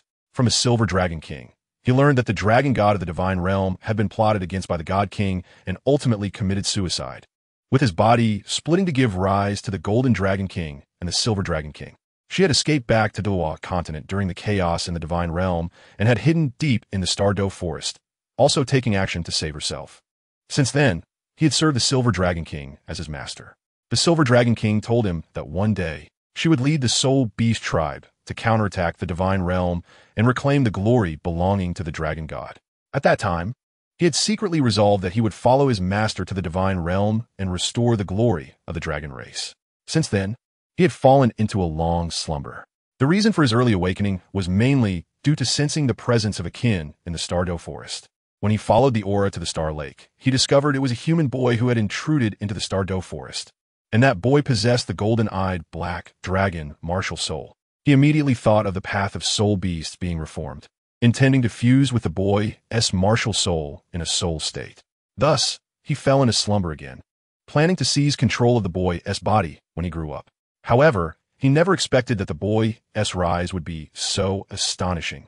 And even in the extreme north, his 70,000 years of cultivation and ability would be unconsciously activated, awakening him with that bizarre phenomenon. This human boy was full of secrets. Without understanding them clearly, he truly did not dare to rashly take action to seize control. With the thought that the boy also needed to return to the Star Dou forest, he decided that when the time came, he would have his master help suppress him, and he would fall into slumber once more. What he never expected was that this boy was completely like a devil, his cultivation akin to being on a cheat, his strength escalating at will, and in an instant, he erupted with god-level power, fighting fiercely with his master, rendering his demigod-level power utterly useless. Since everyone has past grievances, let us lay everything out clearly. The reason I'm looking for you is simple, him.Qian said calmly. The Abyss Plane has already begun to connect with the Douluo world. him.Qian looked at Guyuna across from him. Guyuna raised her eyebrows, completely at a loss. Upon hearing this, Tian's expression suddenly changed drastically. The master descended from the Divine Realm and was unaware of the Abyss Plane, but he, as a native, was all too clear.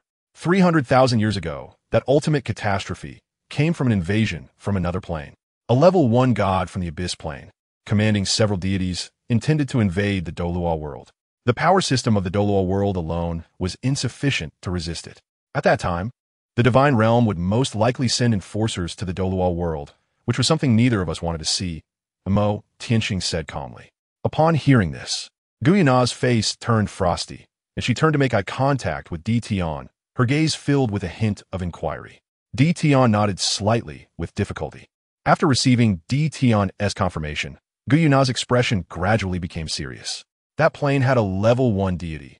If the Divine Realm intervened, they would most likely send a level 1 deity to handle the matter.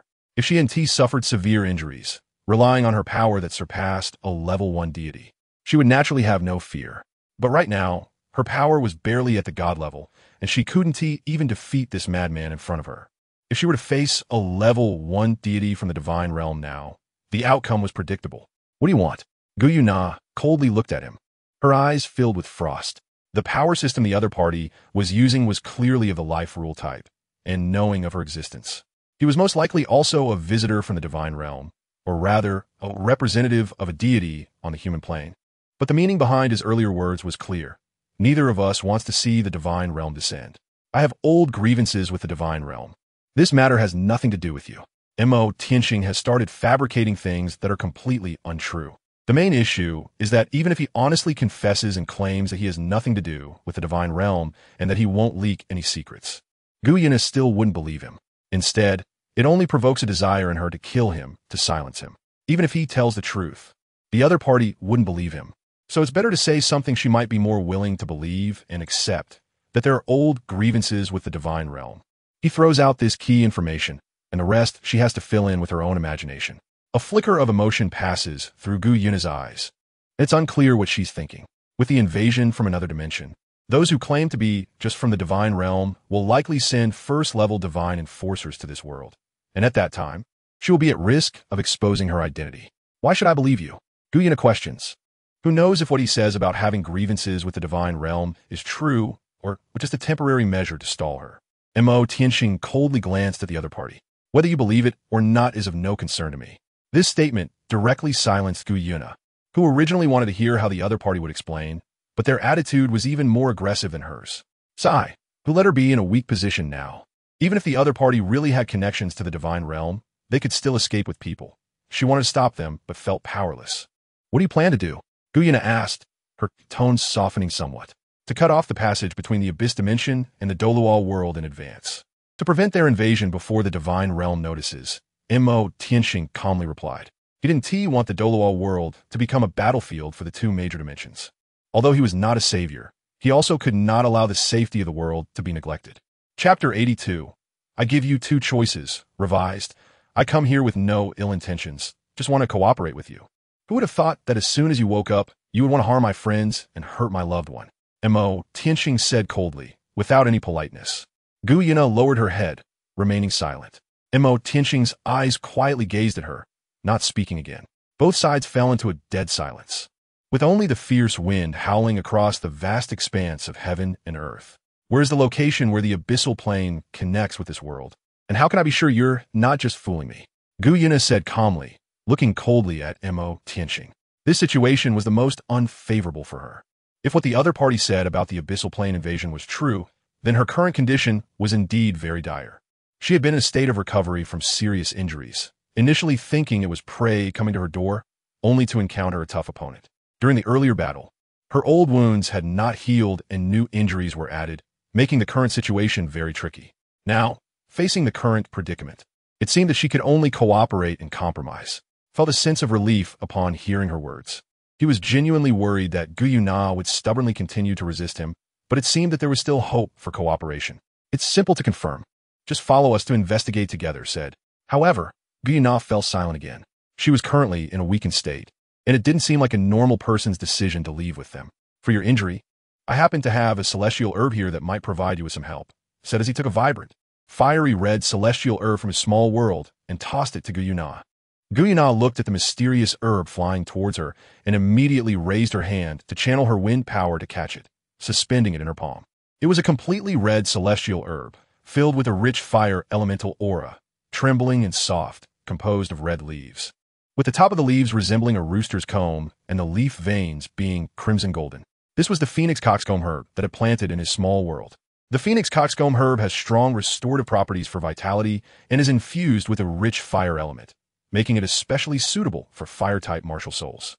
Guyuna had mastered the 9 elements since her birth, which naturally included the fire element. At this moment, in her weakened state, this phoenix coxcomb herb was just what she needed. Had selected this herb for her from the very beginning to help her heal, but he hadn't expected them to start fighting as soon as they met.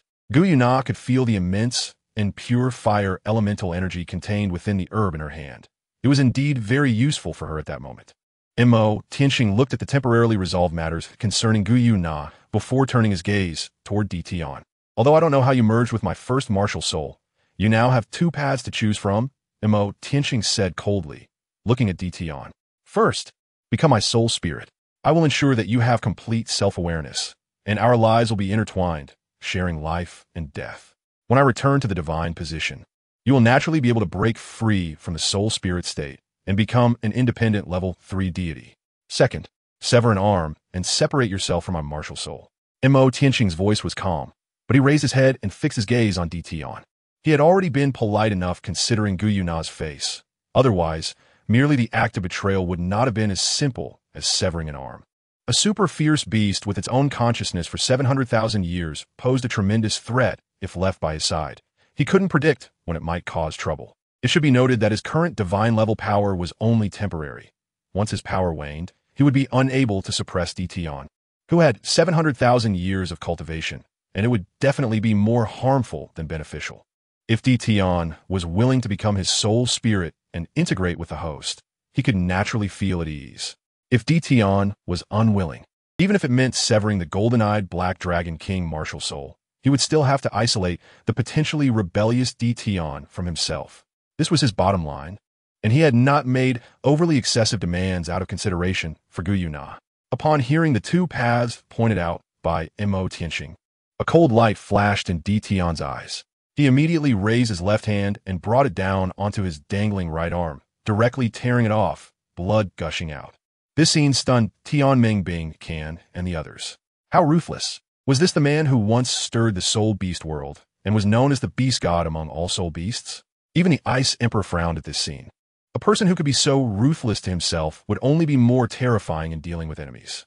At the same time, Qian transformed into a towering one-armed golden-eyed black dragon king, with jagged black scales, a robust body, and a long neck extending upward. A pair of pitch-black horns grew from his head, and his eyes shone with golden pupils like candle flames, while his dragon wings spread out to cover the sky. At that moment, strands of dark energy swirled around the golden-eyed black dragon king, representing an exceptionally unique soul power.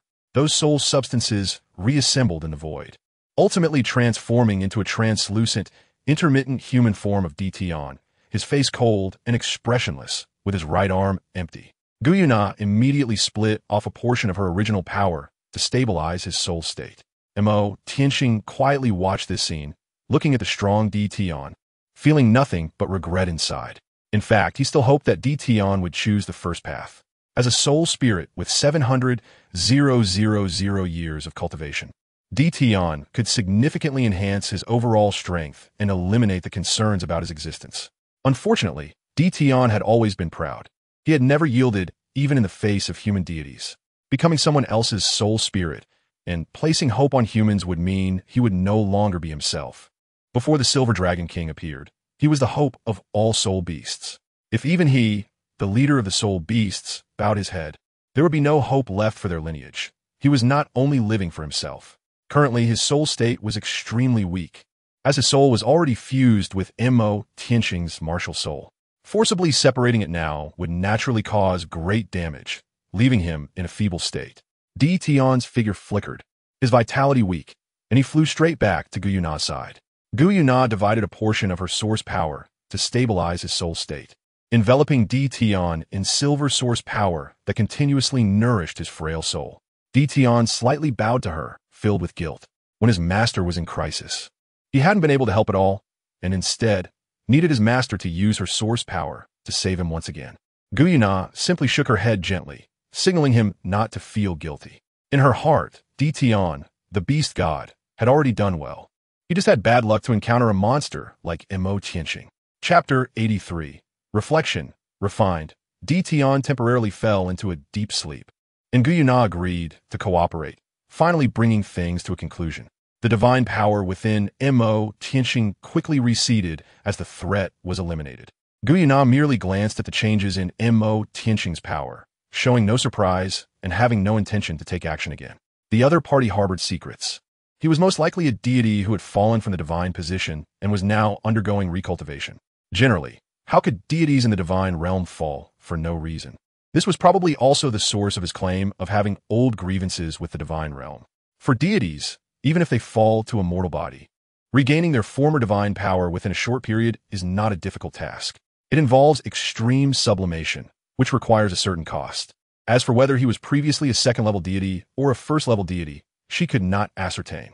Tianxing felt the power within him rapidly depleting, and he couldn't help but sigh. After all, this was not the power he had cultivated. It would disappear when the time came. To obtain this power that could rival Guiyuna, he had sacrificed a quarter of his life. Although he did not feel any abnormalities besides weakness, the system seemed to be worried that he would forget the price he paid for this power, and it specifically popped up a notification. It was a round, dark green jade plate, which was now missing a quarter, indicating that he still had 3/4 of his life remaining. He had initially wondered if the system meant taking away a quarter of his life force. If that were the case, he could use the pure life energy contained in the Sword of Beings as a supplement, allowing him to continuously drain health and refresh his god-level power at will. However, the system calculated based on the overall total and had no intention of letting him exploit loopholes. Once the 4 opportunities were used up, his life would most likely be directly taken by the system, or he would be sent away from the Douluo world, leaving only this shell behind. At that point, whether another soul would cross over to take over this body was unknown. Therefore, he absolutely could not die. If he died, everything would be in vain. He wondered if there would ever be a way to regain that missing quarter of life. Lacking a part always felt uncomfortable. The system offered such a choice, likely as a means for the host to evade certain death, serving as a sort of life-saving charm. Once the 4th opportunity was used, it would truly be a one-for-one exchange, solving the crisis while also resolving his own existence. He could not rely too much on the system's power, nor should he allow such a situation to happen again. His strength would continue to improve over time, and his power would only grow stronger, making it impossible for him to need the system to resolve every situation. Although he had consumed one life-saving opportunity today, the remaining two were still sufficient. As for the situation on Gu Yuna's side, Tianxing made an appointment with her, saying that he would come to the Starry Forest to find her after he figured out the specific situation of the Abyssal Plain invasion. Gu Yuna naturally had no objections to this. Tianxing nodded in agreement, returning to the Snow Empress's side and holding her hand. "How's the injury?" Tianxing felt her pulse, his brows slightly furrowed. He was still very worried about the Snow Empress's safety. The Snow Empress shook her head slightly. "I'm fine. I'm almost healed. From now on, I'll protect you," Tianxing said gently. The Snow Empress hesitated for a moment, but ultimately nodded slightly. Tianxing left the area with the Snow Empress and Xue'er. During this time, the Titan giant ape occasionally glanced back at Gu Yuna with a hint of fear in its eyes. It turned out that there was a soul beast deity hidden in the Star Dou forest, as well as a terrifying 700,000-year-old golden-eyed black dragon king, DTian. The Titan giant ape awkwardly withdrew its gaze and exchanged a look with the sky blue bull python. Those two were the true masters of the Star Dou forest. They should move out of the Star Lake as soon as possible to avoid being targeted by the other party. Gu Yuna watched the figures of Tianxing and the Snow Empress leaving side by side, a strange glint flashing in her eyes. Tianxing took everyone back to Xinghu. The Titan giant ape and the sky blue bull python were a bit restless, and even the originally cheerful Xue'er suddenly lost her mood. Xue'er never expected that after living in the Star Dou forest since childhood, she was completely unaware that two powerful soul beasts had been lurking in the forest. They had appeared just now and were quite unfriendly, directly trying to capture brother Tianming.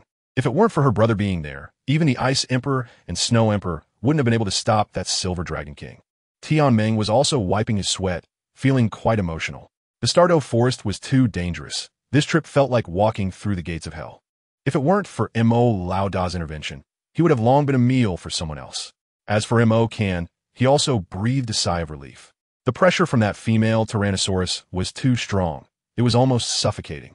If it weren't for being in the crowd in front of brother Tianming, a mere 9th-rank spirit king would not have attracted her attention. Otherwise, in front of the recovering female Tyrannosaurus, he probably wouldn't have been able to escape. He decided to stay obediently in the boss's little world in the future and not wander around too much, or he would likely get into trouble. The boss had mentioned earlier that there were abyss plains and such, and his little body really couldn't withstand that kind of turmoil. Tianming, Qian, Xue'er, you guys should stay in my little world from now on, Tianxing said. Tianming and Qian nodded obediently, naturally having no objections. Previously, they both didn't want to be lonely, thinking that with the Ice Emperor and Snow Emperor around, they could stroll out without any issues. But reality gave them a harsh blow. There truly exist terrifying beings in this world that even the Ice Emperor and Snow Emperor cannot contend with. Xue'er also nodded silently. She knew her strength was too low and needed to improve her cultivation as soon as possible. Tianxing noticed that Xue'er seemed a bit downcast, so he reached out and ruffled her hair. He had originally planned to leave Xue'er in the Star Dou forest for a while, as he needed to investigate the situation regarding the Abyss Plain. The Star Dou forest was safe with the Ming and Erming around. However, the appearance of Gu Yuna and DTian made him change his decision. It was better to keep Xue'er by his side, as long as she stayed obediently in the small world. This time, he had been too careless. Previously, he had been sailing smoothly in the spirit beast realm, which lowered his guard to a foolish extent. When he went there, he actually thought he could easily recruit the Silver Dragon King to his side with just a few words, completely overlooking the immense allure of the rich spiritual energy emanating from the Sky Dream Ice Silkworm for the severely injured Gu Yuna, which led to the conflict. The outbreak of the entire incident was due to his excessive carelessness. Subconsciously, he treated cooperation with spirit beasts as a given. If he continued to think and judge with this fixed mindset, he would be close to true death. One must never take frequently occurring events for granted. Just like when you eliminate all possibilities, the one remaining possibility, however improbable, could also be the breakthrough point. Nothing should be definitively categorized. Each situation needs to be reassessed and judged anew. Tianxing rubbed his temples, feeling a slight throbbing pain in his head. Having learned a lesson the hard way, he decided to treat it as an experience. The matters in the Star Dou forest had come to a close, but he wondered how the investigation into the Evil Soul Master Organization by the Tiandou Empire and the Wuhuan Temple was progressing. What about Yi Huangying? Where is she now? And was she in danger? When had she caught the attention of the evil soul masters, managing to evade everyone unnoticed? Chapter 84. Investigation Results. Revised. Tiandou Empire. Imperial Palace. Emperor Xue'er looked at the recent investigation reports with a frown. Many residents of remote villages had disappeared within a short time, yet their houses remained untouched. The ground still clean, and not a whisper of news had emerged. Upon deeper investigation, a large number of corpses were found buried in the back mountains of each deserted village. The expressions of those who were killed were filled with terror, their vitality drained, as if they had suffered immense pain before death, their essence completely absorbed. The locations of the massacred villages were remote and scattered, but there was a general concentration in a few areas. After dispatching a significant number of personnel for covert investigations, a group of mysterious individuals was tentatively identified, likely the evil soul masters mentioned by Qian. If Qian hadn't brought up the evil soul masters and specifically investigated the remote villages, this matter of disappearing villagers scattered across different regions might not have drawn the attention of the empire's higher-ups. Meanwhile, the Wuhuan Temple also received similar investigation reports. Pope Bibi Dong looked at the investigation report in her hands, with the branches of the Wuhuan Temple spread across the Douluo Continent. It was quite convenient to investigate such matters, covering the Tiandou and Xingluo empires. What the evil soul masters were, she, as the Pope of the Wuhuan Temple, understood better than anyone. When a person's martial soul mutated, there were both pros and cons. Some people's martial souls became useless, while others became stronger, and a very small number experienced unique mutations. In simple terms, it was about harming others for one's own benefit. The harm generally involved the lives, blood, and bones of others, rapidly enhancing one's own strength. However, this also produced a kind of evil nature, which would intensify with further cultivation. In terms of strength, they were generally much stronger than ordinary soul masters, almost maintaining a span of being a strong one-ring soul master. If one traced the lineage of the Wuhuan Temple back to the ancient times when the goddess of light ascended to godhood, it was initially known as the Temple of Light, tasked with eradicating evil and heretical forces, with the six-winged angel martial soul being particularly effective against evil soul masters. Given the large number of villages that had been massacred, the investigation results quickly identified several batches of mysterious figures in black robes and roughly pinpointed their current activity range and specific gathering locations.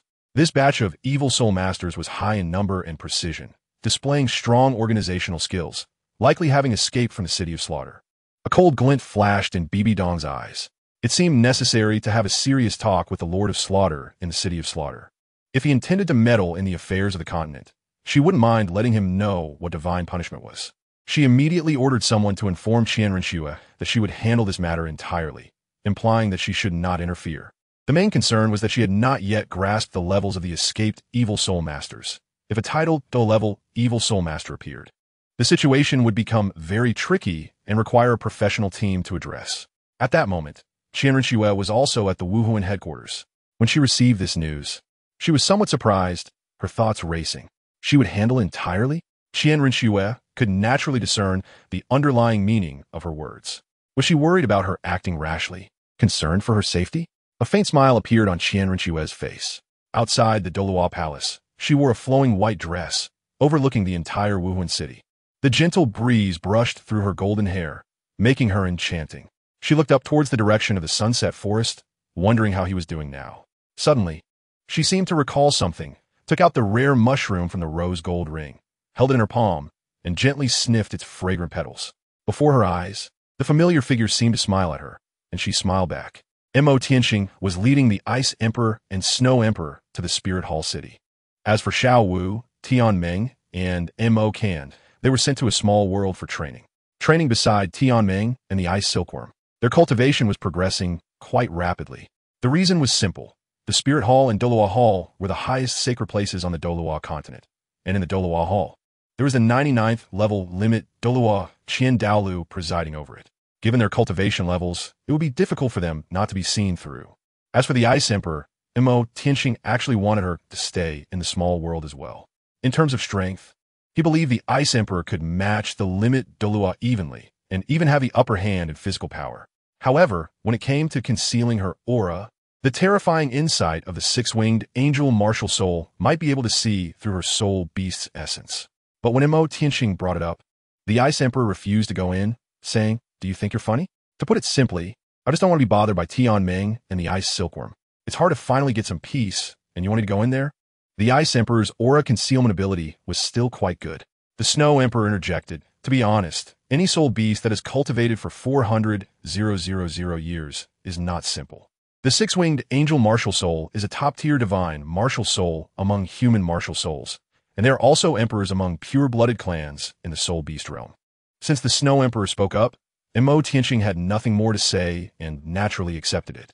Compared to the heavily injured Silver Dragon King, a first-level deity, Daoliu, the 99th level limit Douluo was clearly much weaker. If they were really seen through, they could just beat him up. The Snow Emperor possessed strength surpassing that of a limit Douluo, and the Ice Emperor's strength was also close to that of a limit Douluo, ensuring a solid lower limit. In fact, it was mainly because the Ice Emperor felt wronged in the Star Dou Great Forest. If that so-called human limit Douluo dared to chatter at her, she wouldn't mind letting him experience what it was like to have 1,000 miles of ice sealed and 10,000 miles of snow drifting. After several days of trekking, him.Qian and his group finally arrived at the Spirit Hall City. him.Qian held the Black Bishop's order given by Renxue, showing it to the Knights of the Spirit Hall and telling them he was looking for Renxue. The entire Knight regiment collectively knelt on one knee, uniformly shouting to welcome the bishop. The Ice Emperor was somewhat surprised, just a token, and it made such a large group of people kneel for someone of unknown origin. In her eyes, these things were nothing more than chicken feathers and tokens. However, if someone waved the black scales of the Emperor Tian in their extreme northern territory, the soul beasts that knew the origin of those black dragon scales would probably also kneel in droves. The Knight Regiment immediately dispatched 2 knights, who released flying-type martial souls and rushed to the Spirit Hall to report that someone holding the bishop's order was looking for the princess. When Xue'er received this news, she was overjoyed. Immediately, 6 golden wings spread from her back, soaring into the air and flying towards Spirit City. The young man in a black robe, holding the Black Bishop's order, accompanied by 2 stunning young women, was undoubtedly Tianxing. She just wanted to see him as soon as possible. She remembered the promise made back then and knew he had come to the Spirit Hall to find her.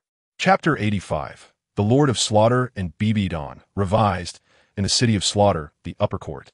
In a magnificent hall, a cold man with white hair and red eyes sat on a blood-bone, forged crimson throne.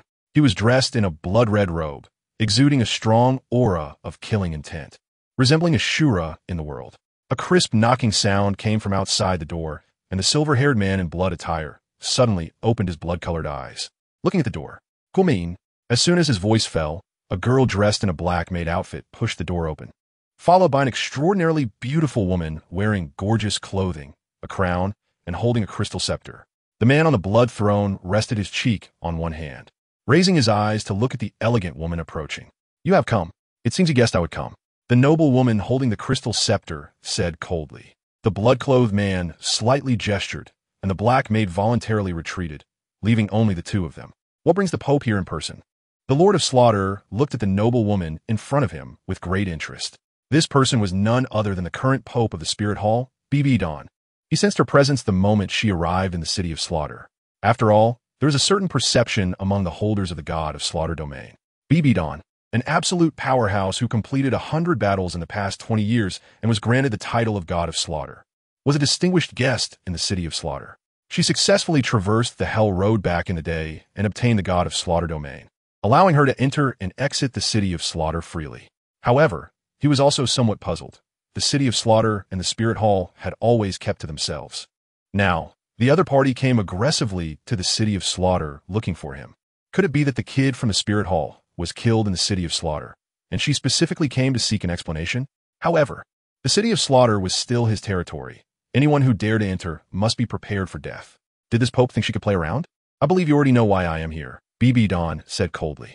The Lord of Slaughter looked at Bibi Dong's changeable expression and found her questioning demeanor somewhat annoying. "Is it really necessary?" This remark pierced Bibi Dong's ears, making her grip the crystal scepter tightly, a glint of ferocity flashing in her eyes.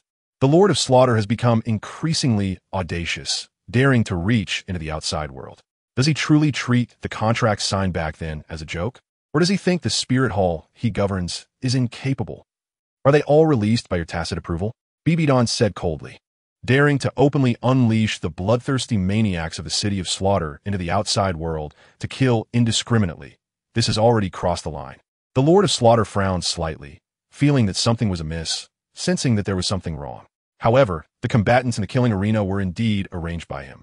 As the master of the city of slaughter, he naturally did not want another god of slaughter to appear. Thus, during the 100 battles, he had specially arranged higher-level powerhouses to suppress them. The kid from a spirit hall was not strong enough, could not hold on, and died. If he calculated it, it was indeed his deliberate scheme. It was I who arranged it. Are you provoking the authority of my city of slaughter? The Lord of Slaughter said coldly, his blood-red eyes locking onto Bibi Dong. The aura of the god of slaughter quietly released, his momentum steadily rising. This is the city of slaughter. It is not for an outsider to point fingers at. Do you not take me, the Lord of Slaughter, seriously? Do you really think the Spirit Hall is easy to bully? Bibi Dong slammed her scepter down, and a terrifying wave of energy instantly radiated from it. Her eyes were tinged with blood, and the same blood-red god of slaughter domain spread around her. The momentum of both sides rose steadily, tension mounting, and a clash between the Pope of the Spirit Hall and the Master of the City of Slaughter was imminent. Both sides felt that the other had crossed the line, and neither showed any signs of retreat. Then there is nothing to talk about. We will directly engage in combat.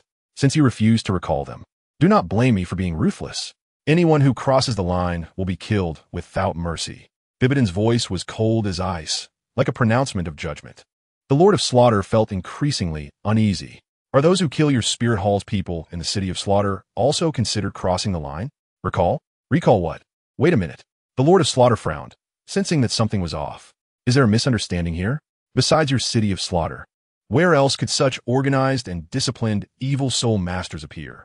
Only your authority could allow those desperate people to come out and wreak havoc on the world. Bibi Dong coldly stared at him, speaking in a chilling tone. Evil soul masters? The Lord of Slaughter was also confused, not knowing what she was talking about. Do you still need to quibble? Either you call them back yourself, or I will bring the title Douluo from the Elder Hall to take action and kill them all. Bibi Dong said coldly. She had figured out the headquarters of that group of evil soul masters, but had not acted for a long time, mainly because evil soul masters were special, and an 8-ring soul Douluo could fight against the title Douluo. If she could deter them directly from the source, it would be best to avoid chaotic battles and prevent damage to the Spirit Hall's strength. The few title Douluo in the Elder Hall were the core strength of her Spirit Hall, and naturally, she did not want any accidents. The Lord of Slaughter seemed to understand. You came here because a group of evil soul masters appeared in the outside world? Not because of that kid from your Spirit Hall? The Lord of Slaughter asked her in surprise for confirmation. Bibi Dong, upon hearing this, also felt something was off and nodded slightly. A group of evil soul masters appeared outside. Do you think I released them? The Lord of Slaughter asked again. Bibi Dong seemed to acknowledge this. Besides the City of Slaughter, she really could not think of anywhere else with such capability. The Lord of Slaughter shrugged, leaning back against the throne. According to the rules, anyone who enters my City of Slaughter must achieve 100 consecutive victories in battles and successfully pass the Hell Road to be able to leave. Of course, I do have certain powers to send people out without going through the Hell Road, but they must also be people who have achieved 100 consecutive victories and obtained the title of God of Slaughter. After all, this City of Slaughter is also a place of divine inheritance, and I dare not overstep the rules under the watchful eyes of the gods. The Lord of Slaughter said lightly. Bibi Dong also came from the City of Slaughter, so she couldn't possibly be unaware of the rules. Perhaps it was because he had previously told her that she could leave without taking the Hell route, which led her to mistakenly believe that the Lord of Slaughter had such authority. If it weren't for the inherent restrictions of the City of Slaughter, where entry is allowed but exit is not, how could the Spirit Hall tolerate the existence of such a place? Of course, there's another main reason. This is a place of inheritance left by a powerful god, and then the Spirit Hall would not dare to go too far. Chapter 86. Limit Douluo Qian Revised Spirit City. Tianxing and Renxue met again. Renxue happily rushed into his arms, leaving the members of the Wuhuan Temple dumbfounded. The imperial princess, who was once considered unattainable, had now voluntarily thrown herself into the arms of a mysterious man. What's more important is that the man was already accompanied by 2 stunning women wearing veils. He was truly enjoying the blessings of multiple beauties. How could all the wonderful things in the world be monopolized by this kid? The nights were filled with envy, jealousy, and hatred, wishing they could directly tie up Tianxing and burn him alive. Tianxing directly ignored the envious and jealous gazes. holding Renxue's hand as they chatted and laughed their way to the spirit hall. The main hall of the spirit hall covered a vast area, showcasing extreme luxury. Here, a large number of high-ranking soul masters resided, divided into several major areas. Some specialized in researching spirit theory, others in combat techniques, and others in soul bones and soul beasts. The core of it all was the three halls: the Hall of the Pope, the Hall of Elders, and the Douluo Hall, which stood above the other two. The existence of the Douluo Hall established the Spirit Hall's unshakable foundation in the Douluo Continent. Just the previous Spirit City was as prosperous as the imperial capital of the Tianxing Empire. No wonder Bibi Dong was thinking about establishing a country. She truly had both strength and prestige, but lacked a ruler with ambition and an iron-fisted approach. Today's Bibi Dong just happened to meet these conditions. Renxue informed him that the headquarters of the evil soul masters had been thoroughly investigated and was located at Xue'er in the Xingluo Empire. From the defensive forces observed there, it was found that there were more than 3/8 ring soul Daoliu. According to the calculations of the evil soul masters, they likely possessed terrifying strength comparable to that of a titled Daoliu. 3 evil soul masters comparable to titled Daoliu guarding at the same time meant that even the so-called number 1 sect, the Qian sect, wouldn't dare to clash directly with them. In a short time, a terrifying organization had emerged that surpassed the number 1 sect in the world. It was unknown whether any of them had reached the titled Daoliu level. If so, their overall strength would increase exponentially. Nearly all sects in the world lacked the ability to eradicate them, and even high-ranking soul masters from the 2 great empires could not contend with them. The only ones capable of exterminating them, looking at the entire Douluo Continent, were probably the Spirit Hall. The Pope was not present. Montag Tianxing was Zulmavatzel. He did not expect to encounter Bibi Dong being out at this time. Renxue nodded slightly, leading the way ahead of him. She said she would handle the matters concerning the evil soul masters entirely, likely because she was out for this reason. After all, if the Spirit Hall acted forcefully without any other reinforcements, even if they eventually eradicated those evil soul master strongholds, the Spirit Hall would likely suffer heavy losses as a result. She led him.Qian directly to the Douluo Hall, while the Ice Emperor and Snow Emperor followed behind him.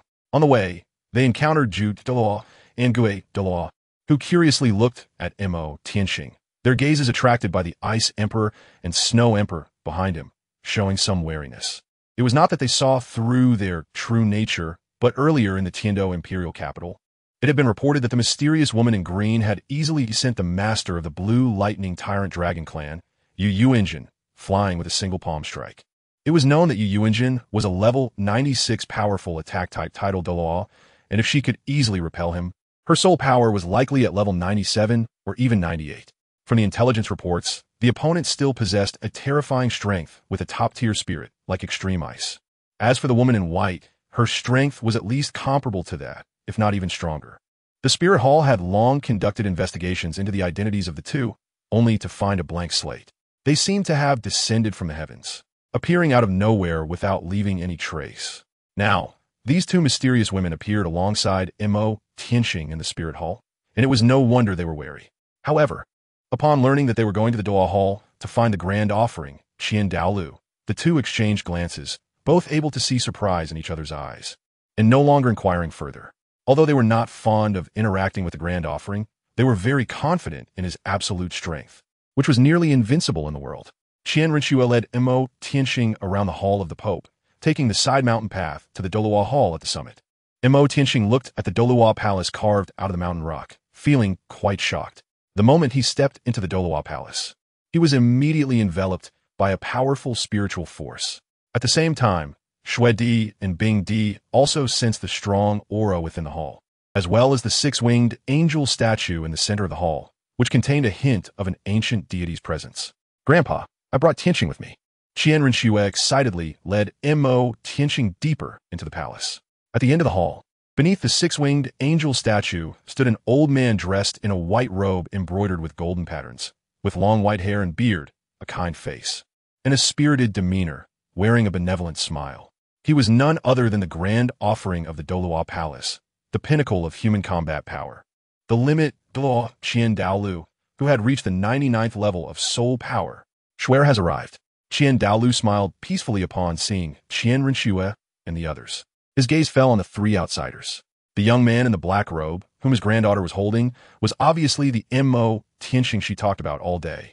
As for the two mysterious women following behind him, their auras were evidently remarkable, reaching at least the 98th level, or perhaps even like him, the 99th level limit Daoliu.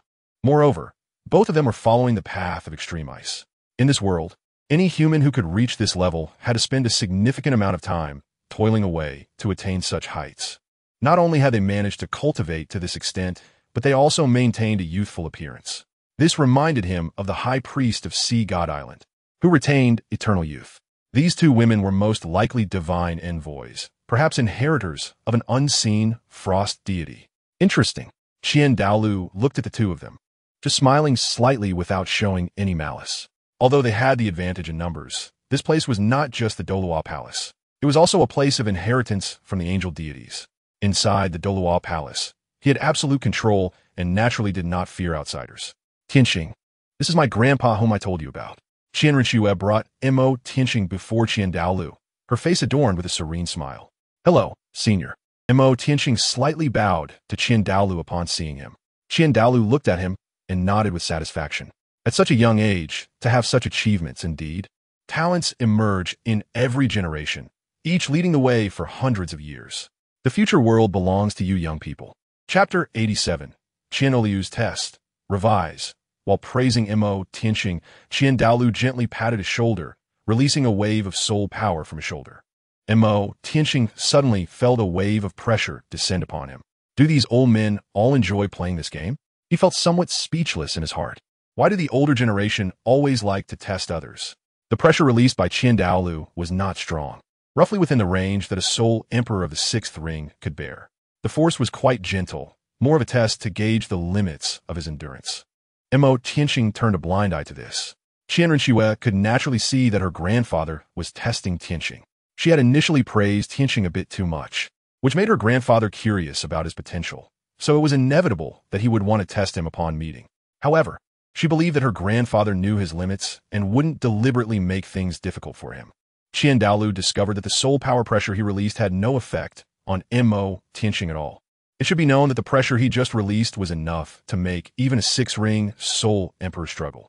He remembered that Xue'er said this kid was only a five-ring soul king, and for him to withstand such pressure, it seemed he had underestimated this kid a bit. Which was interesting. He quickly raised his power to the limit that a soul emperor could bear, but him.Qian remained calm and indifferent. Not to mention the soul rings and martial souls. Even the fluctuations of soul power were unperturbed. Good kid. Daoliu suddenly increased the pressure to the level of a seven-ring soul sage. Under such force, even a soul sage would find it difficult to maintain control. Their body would naturally be forced to release their martial soul and soul rings due to the pressure. However, him.Qian still remained unaffected, as if the pressure was nothing to him. Daoliu was a bit surprised. What kind of background did this kid have? To withstand the pressure of a seven-ring soul sage as a five-ring soul king? That shouldn't be possible. He was curious to know where this kid's limit lay and how strong the golden-eyed black dragon martial soul, which even the blue electric Tyrannosaurus Rex feared and submitted to, truly was. Had it really reached the level of a divine martial soul? Of course. If Daoliu knew that him.Qian's actual cultivation had already reached the level of an 8-ring soul Daoliu, his pressure of a 7-ring soul sage would feel like childish play. Daoliu, feeling a bit stubborn, immediately increased the pressure to the level of an 8-ring soul Daoliu. Although this level of power felt like a mere tickle to him.Qian, it completely lacked any sense of oppression. However, he felt that the effect was about right, and his brows furrowed slightly, as if he began to feel this pressure was becoming difficult to bear. Daoliu finally breathed a sigh of relief. Even he, the main tester, found it a bit outrageous that it was only at the level of an 8-ring soul Daoliu that signs of physical exhaustion began to appear. This kid had trained his physique well. No wonder he could surpass limits that ordinary people couldn't and absorb a 10,000-year soul ring at the 4th ring. Moreover, this kid likely possessed more than one soul bone. To acquire soul bones, his mysterious master's identity was evidently not simple. He further increased the pressure, but this time it was relatively milder compared to before. He thought that lowering his power to the limit of a soul Daoliu should force this kid's hidden cards out. However, even when he pushed his power to the limit of a soul Daoliu, although him.Qian's face was somewhat pale and the dark soul power emanated around him, his clothes and hair danced, and his brows were tightly furrowed, he still showed no sign of his martial soul or soul rings. Did it really require the pressure from a title Daoliu to force out his martial soul? Daoliu cautiously adjusted the soul power pressure to the level of a 9-ring title Daoliu. Tianxing also felt that it was about time, so he pretended to be unable to hold on any longer, with thick dark energy continuously surging around him, rapidly condensing behind him. Under Tianxing's feet, 2 yellow, 1 purple, and 3 black soul rings gradually emerged, and his eyes sparkled with divine light. 6-ringed Soul Emperor. Daoliu suddenly understood. No wonder. It turned out that this kid had broken through from a 5-ringed Soul King to a 6-ringed Soul Emperor. This made it somewhat reasonable. His gaze was fixed on the dense dark energy surging behind Tianxing. Gradually, pitch-black dragon scales and a powerful dragon body appeared within the dark energy. And suddenly a pair of brilliant golden dragon eyes opened amidst the black mist, radiating dazzling golden light. Golden-eyed Black Dragon King. As soon as Tianxing's martial soul emerged, a powerful dragon might spread out, countering the soul power pressure of the title Daoliu level. Which family's young man has advanced to title Daoliu? An elderly voice came from deep within the hall, filled with surprise. 2 elderly men dressed in embroidered golden-white robes walked over. Tianxing's gaze fell on the 2 old men. The 2 old men looked very similar, seemingly a pair of twins. They wore white robes embroidered with golden threads depicting long staffs, which were adorned with coiling dragons. The coiling dragon staff. The golden embroidery on their white robes represented their respective martial souls, and both of theirs were the coiling dragon staff. They were the Demon Suppression Daoliu and the 1000 Gene Daoliu, 296th level offerings of the Daoliu Palace.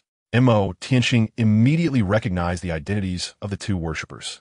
Among the worshippers in the Daoliu Palace, the characteristics of being biological brothers and the Panlong stick naturally allowed him to easily identify them. He remembered that the original work described the Panlong stick as being associated with the evil-slaying dragon in their martial souls. This was a very special type of dragon, even not under the control of the dragon god, making it an anomaly among dragons. The evil-slaying dragon is naturally born and nurtured, formed from the essence of heaven and earth. It can be considered a dragon, but not in the purest sense. It possesses the ability to eliminate certain evils, allowing the owner of the Panlong stick to exert strength beyond their own. These 2 worshippers must have sensed the powerful dragon might emanating from the golden-eyed Black Dragon King behind him, which is why they stepped forward. Grandpa Qiangu, Renxue, smiled warmly upon seeing the 2 worshippers. She had grown up in the Douluo Palace and was naturally familiar with the worshippers there. Shui girl has arrived. The demon-slaying Daoliu smiled at Renxue.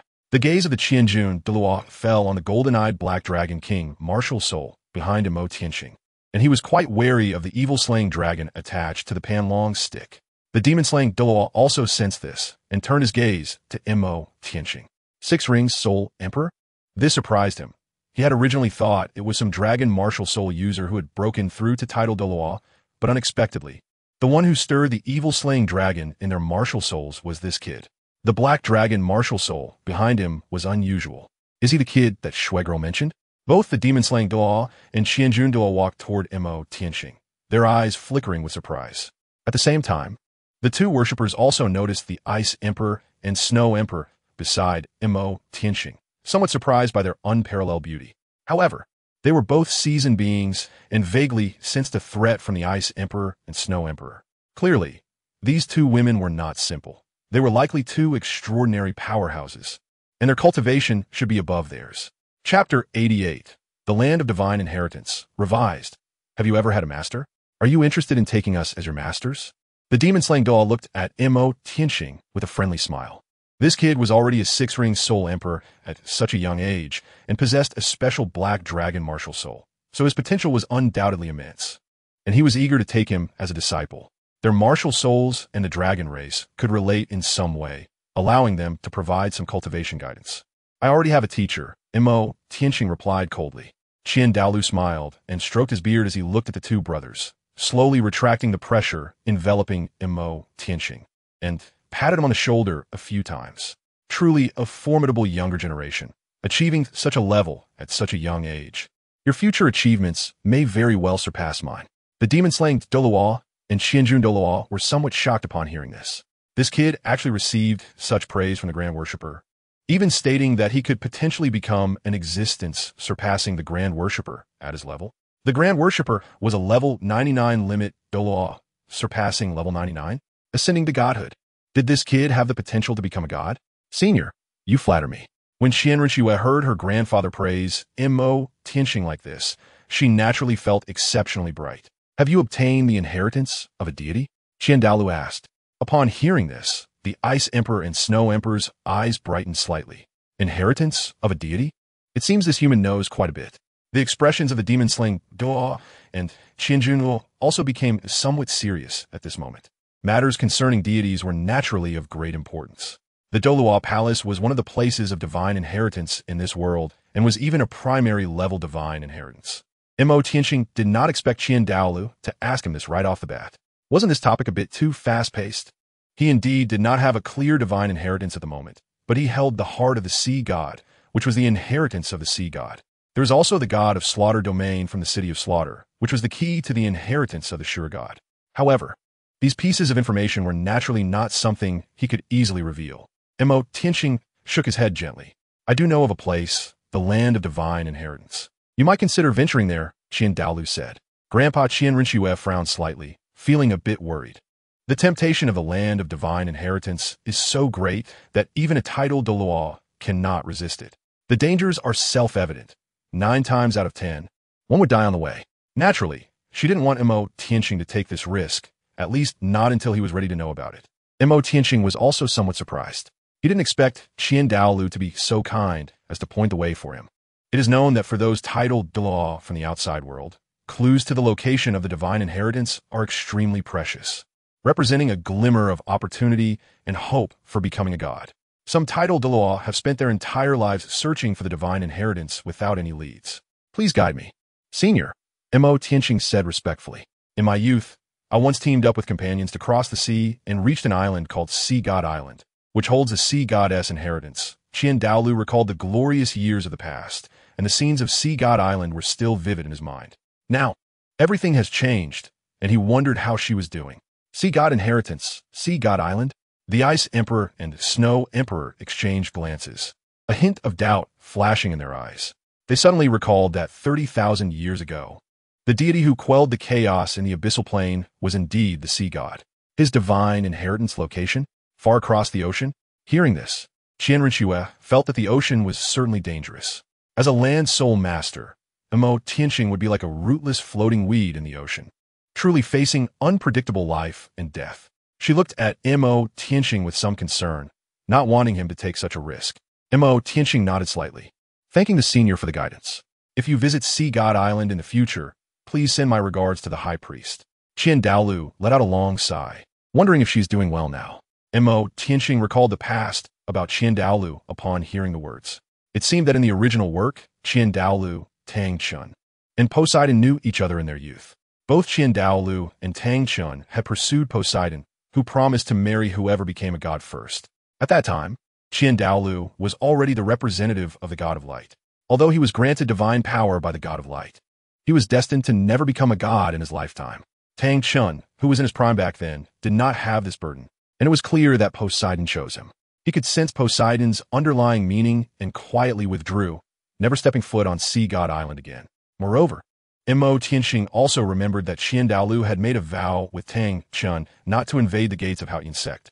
This was also one of the reasons why, after his only son Xue'er was severely injured and died at the hands of Tang Hao, and the him.Qian sect went into seclusion, Daoliu did not personally take action to destroy the him.Qian sect. If one day I reach Sea God Island, I will definitely convey this to my senior. Tianxing said, nodding. Daoliu slightly nodded. I already know about the evil soul masters. You should not act rashly for the time being. These 2 offerings will work together to assist. The demon suppression Douluo and the 1,000 gene Douluo. Tianxing looked at Daoliu and didn't expect him to send 2 offerings. It seems that he indeed takes this seriously. Then I'll trouble the seniors to make arrangements. When they came out of the Douluo palace, Renxue frowned slightly, worried that Tianxing would travel across the ocean to look for Sea God Island. Tianxing naturally noticed her concerns and simply raised his hand to touch the top of her head. Don't worry, I won't do anything without confidence. And I won't leave without saying goodbye. Renxue nodded somewhat reluctantly. If you really have to go, you must take me along. Tianxing was slightly taken aback. She should have already received the recognition of the six-winged angel god and wondered if she could pass the sea goddess trial. However, he remembered that Tianxing had also undergone the sea goddess trial after receiving the acknowledgement of the Xue'er god. Note, those who possess the killing god domain are qualified to obtain the inheritance of the Xue'er god. Alright, if we're to go to Sea God Island in the future, I will take you with me, Tianxing replied. Renxue then breathed a sigh of relief. That is more like it. Her mood improved a bit. Just then, a knight came to report that the Pope had returned. A smile immediately appeared on Renxue's face as she took Tianxing's hand and headed towards the Pope's palace. She had been staying in the spirit hall for these days, and the relationship between her and her mother had somewhat eased, although it wasn't too obvious. She could vaguely feel it. Now, that Tianxing happened to be at the spirit hall, she naturally wanted to take him to meet her biological mother. Tianxing was also taken aback when he heard the news. He didn't expect that after a trip to the Douluo palace, the Pope would have already returned. As of now, he still hadn't met the Pope in person. The Ice Emperor and Snow Emperor accompanied him throughout.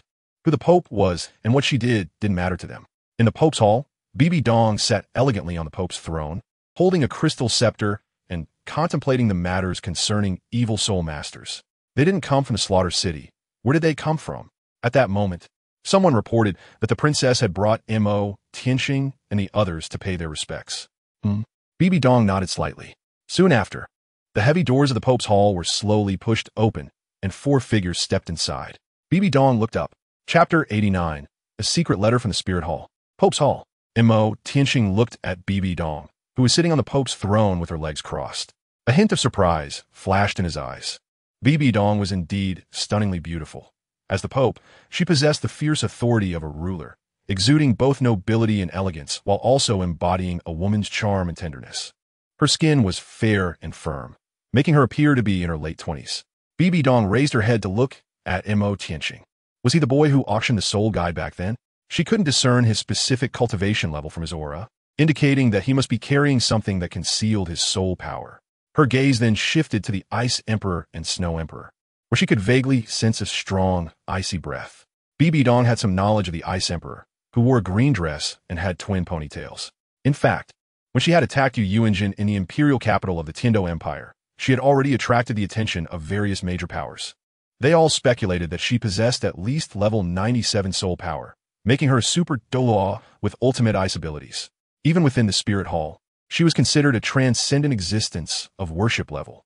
The white-clothed woman beside her likely had comparable cultivation. This meant that Tianxing was accompanied by 2 super strong individuals above level 97. Therefore, the background of Tianxing became quite intriguing. She had once investigated Tianxing's identity, but apart from knowing that he possessed a special black dragon martial soul with dark attributes, she knew nothing else. Could it be a hidden family? Having seen His Holiness the Pope, Tianxing spoke up, while the Ice Emperor and Snow Emperor behind him remained silent. Tianxing negotiated with Bibi Dong regarding how to handle the headquarters of the Evil Soul Masters in the Star Dou Empire and several other strongholds. The Evil Soul Masters' strongholds are not limited to one location. There are 4 within the Tiando Empire alone, while the Star Dou Empire occupies 3 major strongholds.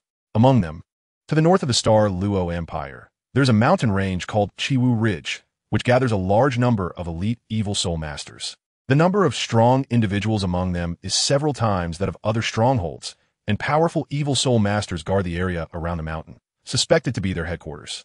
Currently, it is known that there are 3 Tidal Daoliu with 8 rings at Qiwu Ridge. An 8-ring Tidal Daoliu among the Evil Soul Masters is enough to contend with a 9-ring Tidal Daoliu. Based on the strength already known from the investigation, it has reached the level of the top 3 sects, and it is unknown whether they have produced Evil Soul Masters at the Tidal Daoliu level. If they're given some time to develop, even the Spirit Hall may not be able to suppress them.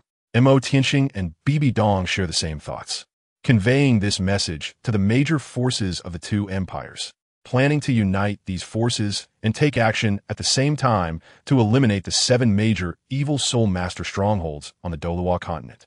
The Spirit Hall quickly transmitted this news to the 2 empires and the upper 3 sects.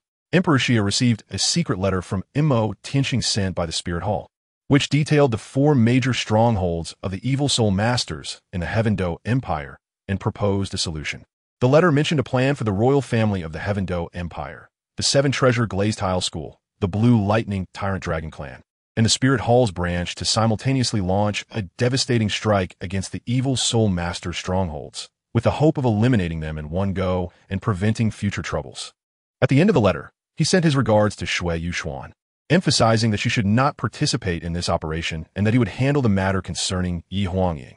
After reading this secret letter, Emperor Xue'er felt some emotion about the Spirit Hall's control over the continent. The Spirit Hall's infiltration into the two empires is indeed terrifying. In a short period, they have thoroughly identified the evil Soul Master strongholds within the Heaven Dou Empire, which is no different from their own investigations. The matter of the evil Soul Masters is basically a done deal, although they are wary of the existence of the Spirit Hall. The emergence of the 4 evil Soul Master strongholds within the Heaven Dou Empire is a significant threat to internal stability, and they cannot act rashly. A proper plan must be arranged first. If they rely solely on the power of the Heaven Dou royal family to eliminate the evil Soul Master strongholds simultaneously, they may find themselves unable to do so, and it could even backfire, which is a great taboo for the imperial family. Emperor Xia had heard earlier that the crown prince was suffering from serious illness and that it was not appropriate to visit him. So he immediately summoned Xue'er to discuss the matter. Xue'er naturally chose to trust him.Qian and suggested that her father accept this proposal, as there was no other way.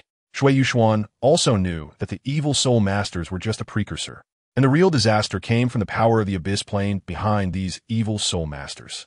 Once the existence of the Abyss Plane is confirmed, the internal conflicts of the Douluo Continent will most likely be suppressed, uniting against external threats. This would be a good thing for the Heaven Dou Empire, as the Spirit Hall would naturally not be able to make any overstepping moves against the two empires at such a critical time. Emperor Xia sighed slightly, not opposing this cooperation with the Spirit Hall, but simply feeling that the royal family's power was becoming weaker. This incident regarding the evil Soul Masters had thoroughly revealed the gap between the Empire and the Spirit Hall, and that sense of disparity was indeed difficult for him to accept. Meanwhile, at the Seven Treasure Glazed Tile School, Renxue also received a secret letter from the Spirit Hall. Star Dou and Daoliu happened to be nearby, looking surprised. The secret letter sent to the Seven Treasure Glazed Tile School by the Spirit Hall felt like a weasel wishing a chicken a happy new year. What ulterior motives might they have? Renxue was somewhat suspicious as he opened the letter in front of the two elders, only to find that it was written by him.Qian. Although he was a bit surprised, he knew that him.Qian had a good relationship with the Spirit Hall and was closely connected with their princess, so it wasn't impossible. He was just curious about what had happened for the Spirit Hall to send a letter from him.Qian. Renxue sat upright, while Star Dou and Daoliu leaned in to listen. They naturally remembered him.Qian especially well, as he was the one who had developed the soul-guided cannon at the auction and provided the herb that helped Renxue's martial soul evolve.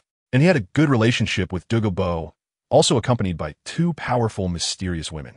That kid was full of mysteries, and now he was involved with the Spirit Hall, making the situation even more complicated. In the letter, him.Qian detailed the existence of the evil Soul Masters within the Heaven Dou Empire and the 4 strongholds they had gathered. The more they read, the more tightly they frowned. Although he had heard of the existence of evil Soul Masters, some individuals had transformed into evil Soul Masters due to the peculiarities of their martial souls, but those were extremely rare. How could so many strongholds be established in such a short time? There must be some hidden agenda. Master, how credible is what this kid said in the letter? Is it possible that this is a conspiracy to trap us upper 3 sects? Daoliu frowned and spoke, clearly worried. After all, human hearts are hard to read. Who could say what his true intentions were? Chapter 90, Undercurrents Rising, Master. How credible is what this kid said in the letter? Is it possible that this is a conspiracy to trap us upper 3 sects? Daoliu asked again. He had his concerns. Star Dou echoed his sentiments. It was indeed too strange and abrupt. Could an 8-ring soul Daoliu compete with a 9-ring title Daoliu? This news was a huge shock to him, and he was deeply skeptical. It is well known that there are no more than 20 title Daoliuos on the surface of the Douluo Continent, and none who reach the title Daoliu level are weak. They all stand at the peak of the Soul Master world. The reason why the Seven Treasure Glazed Tile School is regarded as one of the top forces on the continent is mainly because the sect possesses 2 title Daoliuos at the same time, which shows how significant the influence of title Daoliu level experts is. Now to be told that someone could reach 8-ring soul Daoliu and compete with you? Isn't that too absurd? While he could barely believe that evil soul masters could fight across one rank in the early stages, he absolutely did not believe that an 8-ring soul Douluo could contend against a 9-ring title Douluo. Ningfengji put down the secret letter in his hand and fell into deep thought. He certainly could not be swayed by Tianxing's few words. Even if the other party had helped the 7-treasure glazed tile school, Ning Rongrong's 7-treasure glazed tower evolved into the 9-treasure glazed tower. He could not be so brainless. The letter specifies exact locations.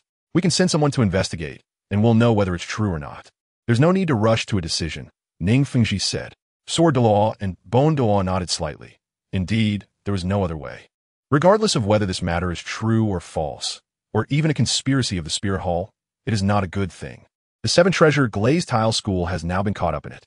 At the Blue Lightning Tyrant Dragon Clan, when Yuanjin received the secret letter from the Spirit Hall, he was also somewhat puzzled. What kind of tricks did the Spirit Hall want to play this time? When he opened the secret letter, he saw that it was signed by Tianxing. Why was that kid sending him a secret letter from the Spirit Hall? As he gradually read through it, his expression became increasingly strange. Evil soul masters? For strongholds? United to eliminate them. He immediately convened an elder meeting, and the elders present started a heated discussion, with their core idea being, the Spirit Hall is not trustworthy. The him.Qian sect is a cautionary tale. This is definitely a trap, and that kid Tianxing is in cahoots with the Spirit Hall, so they're even less trustworthy. They were somewhat aware of the evil soul masters from ancient texts, and if they really became a force to be reckoned with, the upper 3 sects would have long since replaced them. Not to mention them, even the Spirit Hall would be overturned. Now the Spirit Hall was using such an absurd excuse.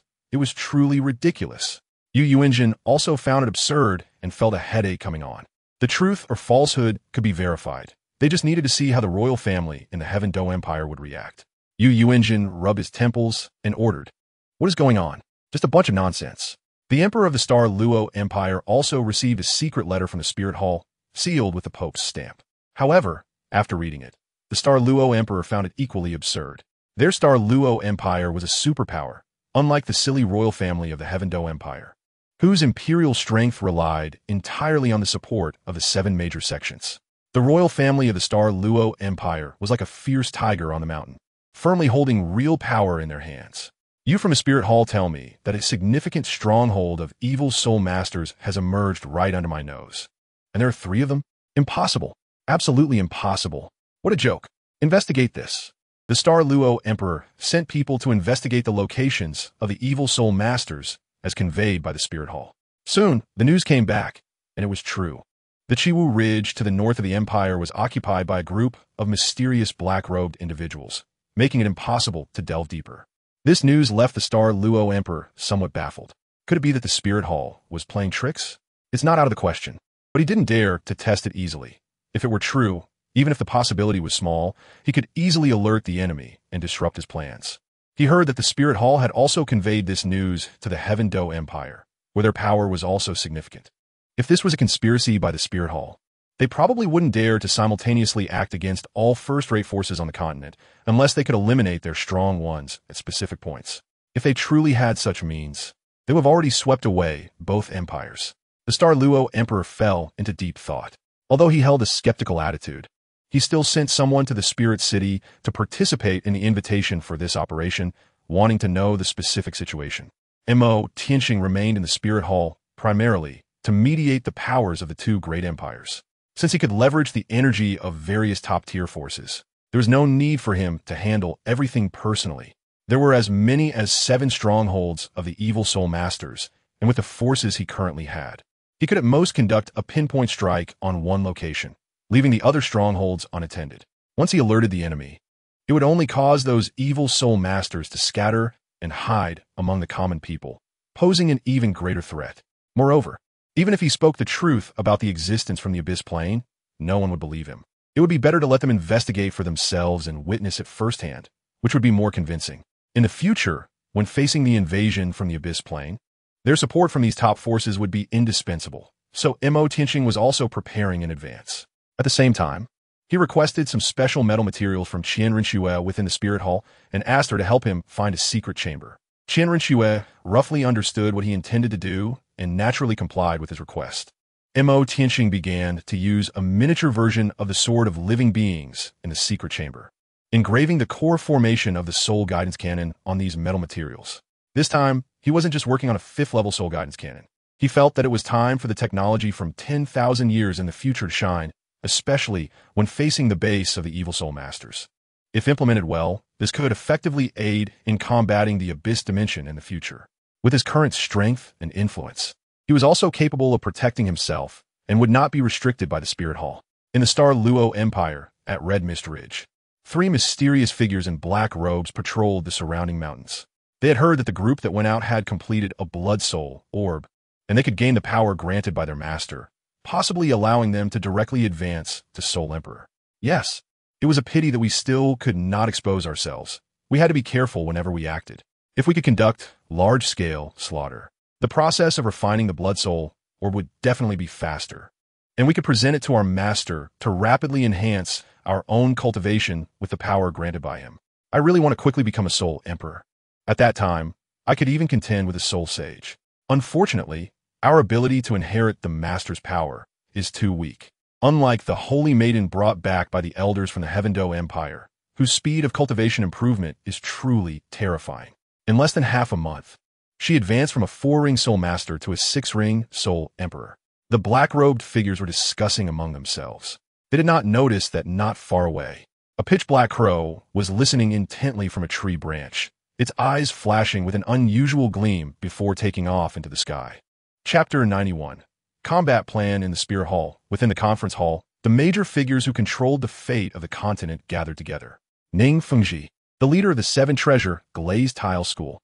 Sor Douluo was protecting him closely. Yu Yuanjin, head of the Blue Electric Tyrannosaurus family. The red-clad Archbishop of the him.Dou Empire's Spear Hall. Prince Xue'er, representing the him.Dou royal family. Duke Baihu, representing the Star Dou royal family. These were all supergiants on the Douluo Continent, whose slightest movement could shake the spirit master world. They had gathered here due to a confidential letter. Their expressions were somewhat serious. In the past, they were usually called together to participate in formulating world rules. But today, it was due to a group of mysterious black-robed individuals who had formed a base on the Douluo Continent. When they received the confidential letter from the Spear Hall, they were skeptical about its authenticity, but they had the means to investigate. The results of their investigation were indeed shocking. The things stated by the Spirit Hall were true. Just as they were waiting, the heavy armored knights pushed open the door of the conference hall, and 7 figures appeared, drawing the attention of everyone present. Bibi Dong was elegant and noble, holding a crystal scepter, with Renxue on her left and the Snow Emperor on her right, followed closely by the Ice Emperor. There were also 2 elderly men dressed in embroidered golden-white robes beside them. They were the 6th Elder, the Demon Suppression Duo, and the 7th Elder, the Thousand June Duo from the Douluo Hall. They were appointed by the Grand Elder, Daoliu, to assist the Pope in eliminating the evil soul masters. Their martial soul, the Dragon Suppression Staff, possessed a demon-slaying attribute, making their actions against the evil soul masters virtually guaranteed to succeed. As soon as the 7 of them appeared, they immediately attracted the attention of everyone present. We greet your Holiness the Pope and the 2 elders. The red-clad Archbishop stood up to pay his respects when he saw Bibi Dong appear. Everyone present held a high status, representing either sects or empires, and even when meeting the Pope and elders, they did not need to make special greetings. Their gazes fell upon the Demon Suppression Douluo and the Thousand June Douluo, and they were somewhat shocked.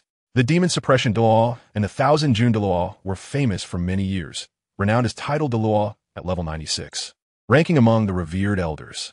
They did not expect that the Spear Hall's actions would receive such strong support from the Douluo Hall, especially mobilizing 2 elders to assist. Tianxing greeted several seniors.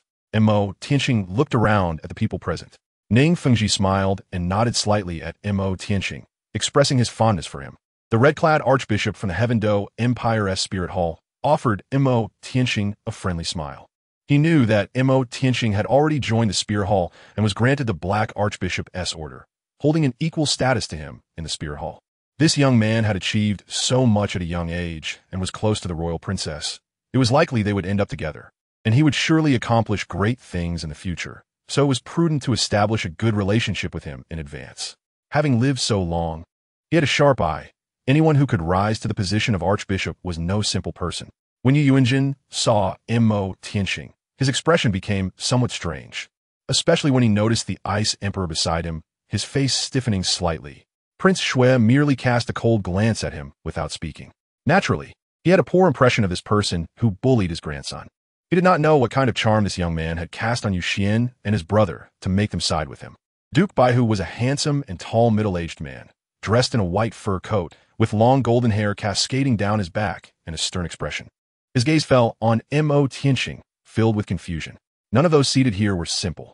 The members of the Heaven Dou Empire camp seemed to pay a lot of attention to this young man named Tianxing, who appeared with the Pope. Was he a new disciple of the Pope? Duke Baihu had also heard that a remarkable genius had recently emerged in the Heaven Dou Empire, whose name seemed to be Tianxing. The Star Dou Empire had of course investigated this, and he had seen the information about him, vaguely remembering that this young man's fourth ring seemed to be at the 10,000-year level. It was said to be a bloodline from the blue electric Tyrannosaurus family that had been lost in the outside world, which had attracted the attention of several major forces. How did he suddenly get involved with the Spirit Hall? Of course, if Tianxing knew what he was thinking, he might just want to give him a volley from a soul guidance cannon. Although the intelligence network of the Star Dou Empire was strong, it primarily focused on information within its own territory and had some insights into the Heaven Dou Empire. However, due to the vast distances separating them, the transmission of information was relatively closed, and compared to the top forces within the Heaven Dou Empire, their knowledge of the Empire's secret information was still somewhat lagging. After everyone present took their seats, they began discussing the plan regarding the Evil Soul Master's base. The bases of the Evil Soul Masters had to be eliminated simultaneously, and arrangements had to be made for personnel regarding the Evil Soul Master's headquarters at Red Mist Ridge. The emergence of the Evil Soul Master organization had actually prompted major forces on the Douluo Continent to join forces to respond, which was a rare occurrence in 100 years. The 4 major bases of the Heaven Dou Empire were assigned to the 7 treasure glazed tile school, the Blue Electric Tyrannosaurus family, the Heaven Dou Royal family, and the Heaven Dou Spirit Hall, with Soul Masters mobilized to form a siege before the action commenced. Members entering to hunt the Evil Soul Masters must possess a cultivation level of Soul Emperor or above to ensure their safety. The 7 treasure glazed tile school had 2 title de law, and they were expected to eliminate the base first and then assist the Blue Electric Tyrannosaurus family at a relatively nearby base. The 3 major factions naturally cooperate more with each other, although the Heaven Dou Spirit Hall is presided over by the Cardinal in red. Bibi Dong can simultaneously mobilize the title Daoliuos, Juteluo, and Ghost Law to quickly resolve the strongholds and assist the Heaven Dou royal family on the battlefield.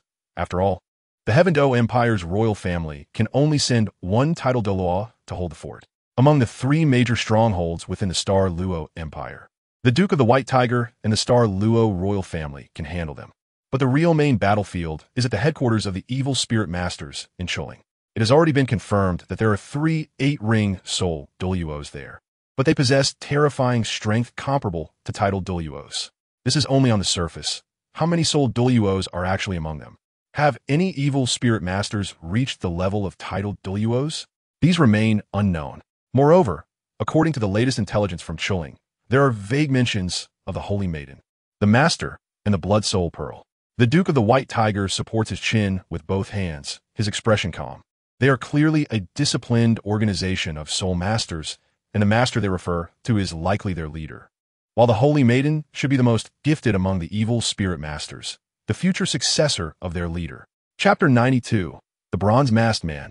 The Holy Maiden of the Evil Spirit Master Organization. Tianxing immediately thought of the kidnapped Yi Huangying. According to the inertia and tropes of the original works world, the saintess most likely referred to her. She had absorbed the celestial grass, and although she was a food-type soul master, her cultivation speed was undoubtedly the fastest among many soul masters. However, Tianxing couldn't understand how Yi Huangying's orange martial soul, no matter how mutated, should not be related to the mutated martial souls of evil soul masters. What changes had occurred to her orange martial soul that prompted that group of evil soul masters to personally come and take her away from the Tiandou Empire? In this operation, not only would they bring Yi Huangying back, but they also aimed to completely eradicate the evil soul master organization in this world. This operation would likely attract beings from the Abyss Plane, but it was still uncertain whether the connection point between the Douluo world and the Abyss Plane was at the Xue'er. In the operation targeting Xue'er, Pope Bibi Dong would personally lead the team, accompanied by Demon Douluo and Qianjun Douluo. And in addition, the Star Luo Empire indicated that they could also dispatch another titled Douluo for assistance. Tianxing naturally had to go to Chuling as well. With his own cultivation of 70,000 years and being an 8-ring soul Dou under the eruption of the golden-eyed Black Dragon King's martial soul, he could easily contend with titled Douluos.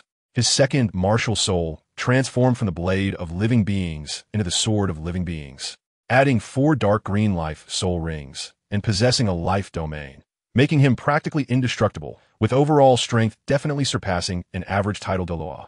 This was only Tianxing's own means, combined with the 2 peak powers of the Ice and Snow Emperors by his side. This operation against Chuling was basically assured as long as the opponent didn't have divine level power. Of course, after the incident with the Silver Dragon King in the Star Dou forest, he couldn't afford to be careless. He had prepared some things earlier, intending to expose their trump cards before taking action, of course, in a physical sense. In the Star Luo Empire, Chuling, the rocks within the mountains were chiseled through, creating a long stone corridor, with guards stationed outside.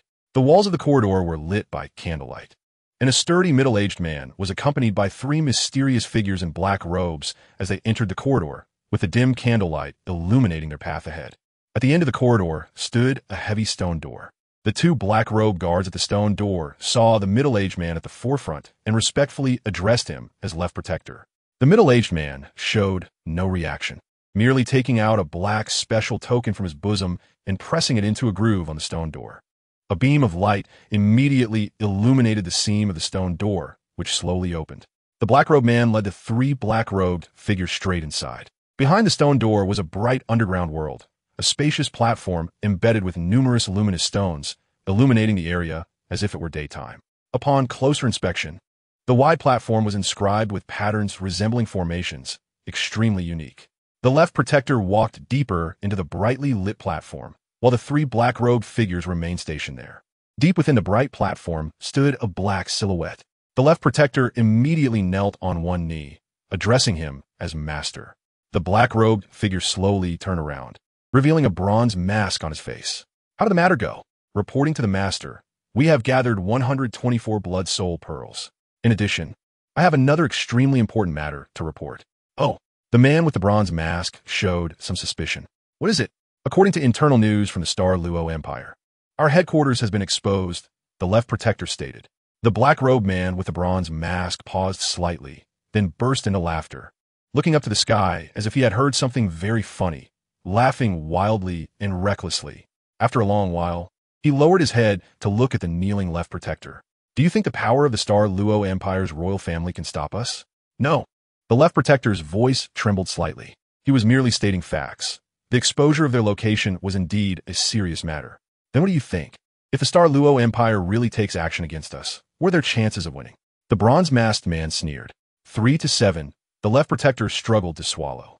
The bronze-masked man bent down and gently patted the Left Protector's shoulder. Then you underestimate our own power too much. Remember, our strength is not just ourselves. The bronze-masked man smiled meaningfully beneath his mask. The Left Protector felt somewhat fearful of the Master before him.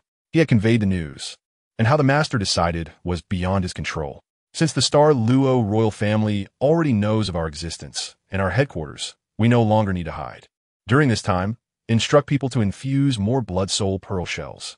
Tell them that any team that can collect 5 Blood Soul Pearls will receive special rewards from the Master, the bronze-masked man ordered. Understood.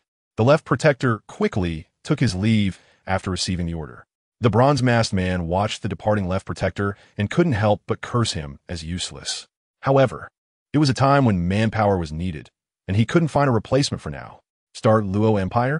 As long as you dare to come, I will devour as many as you send. The corpses of titled Douluos. He wondered what they would taste like. The bronze-masked man sneered, even feeling somewhat expectant. Once they stood at Chuling, they had already secured an invincible position. With their current strength, it was not just a small Star Luo Empire they could conquer. In the future, the entire Douluo world would belong to them. He would act on the Master's will and dominate this world. Even with the addition of the Heaven Dou Empire, he wouldn't blink an eye unless the 7 offerings of the Douluo Hall came out in full force. But could that be possible? Could the Star Luo Empire possess such capability?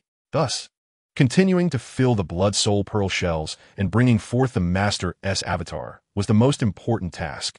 The bronze-masked man immediately walked toward a hidden chamber, where a black-haired girl sat cross-legged, gray magic patterns floating on her body, enveloped in dense black mist. She seemed to sense something and opened her gray, desolate eyes. What is the master command? If him.Qian were present, he would immediately recognize that this was the missing Yi Huangying, now appearing in the depths of Chuling among the evil soul masters.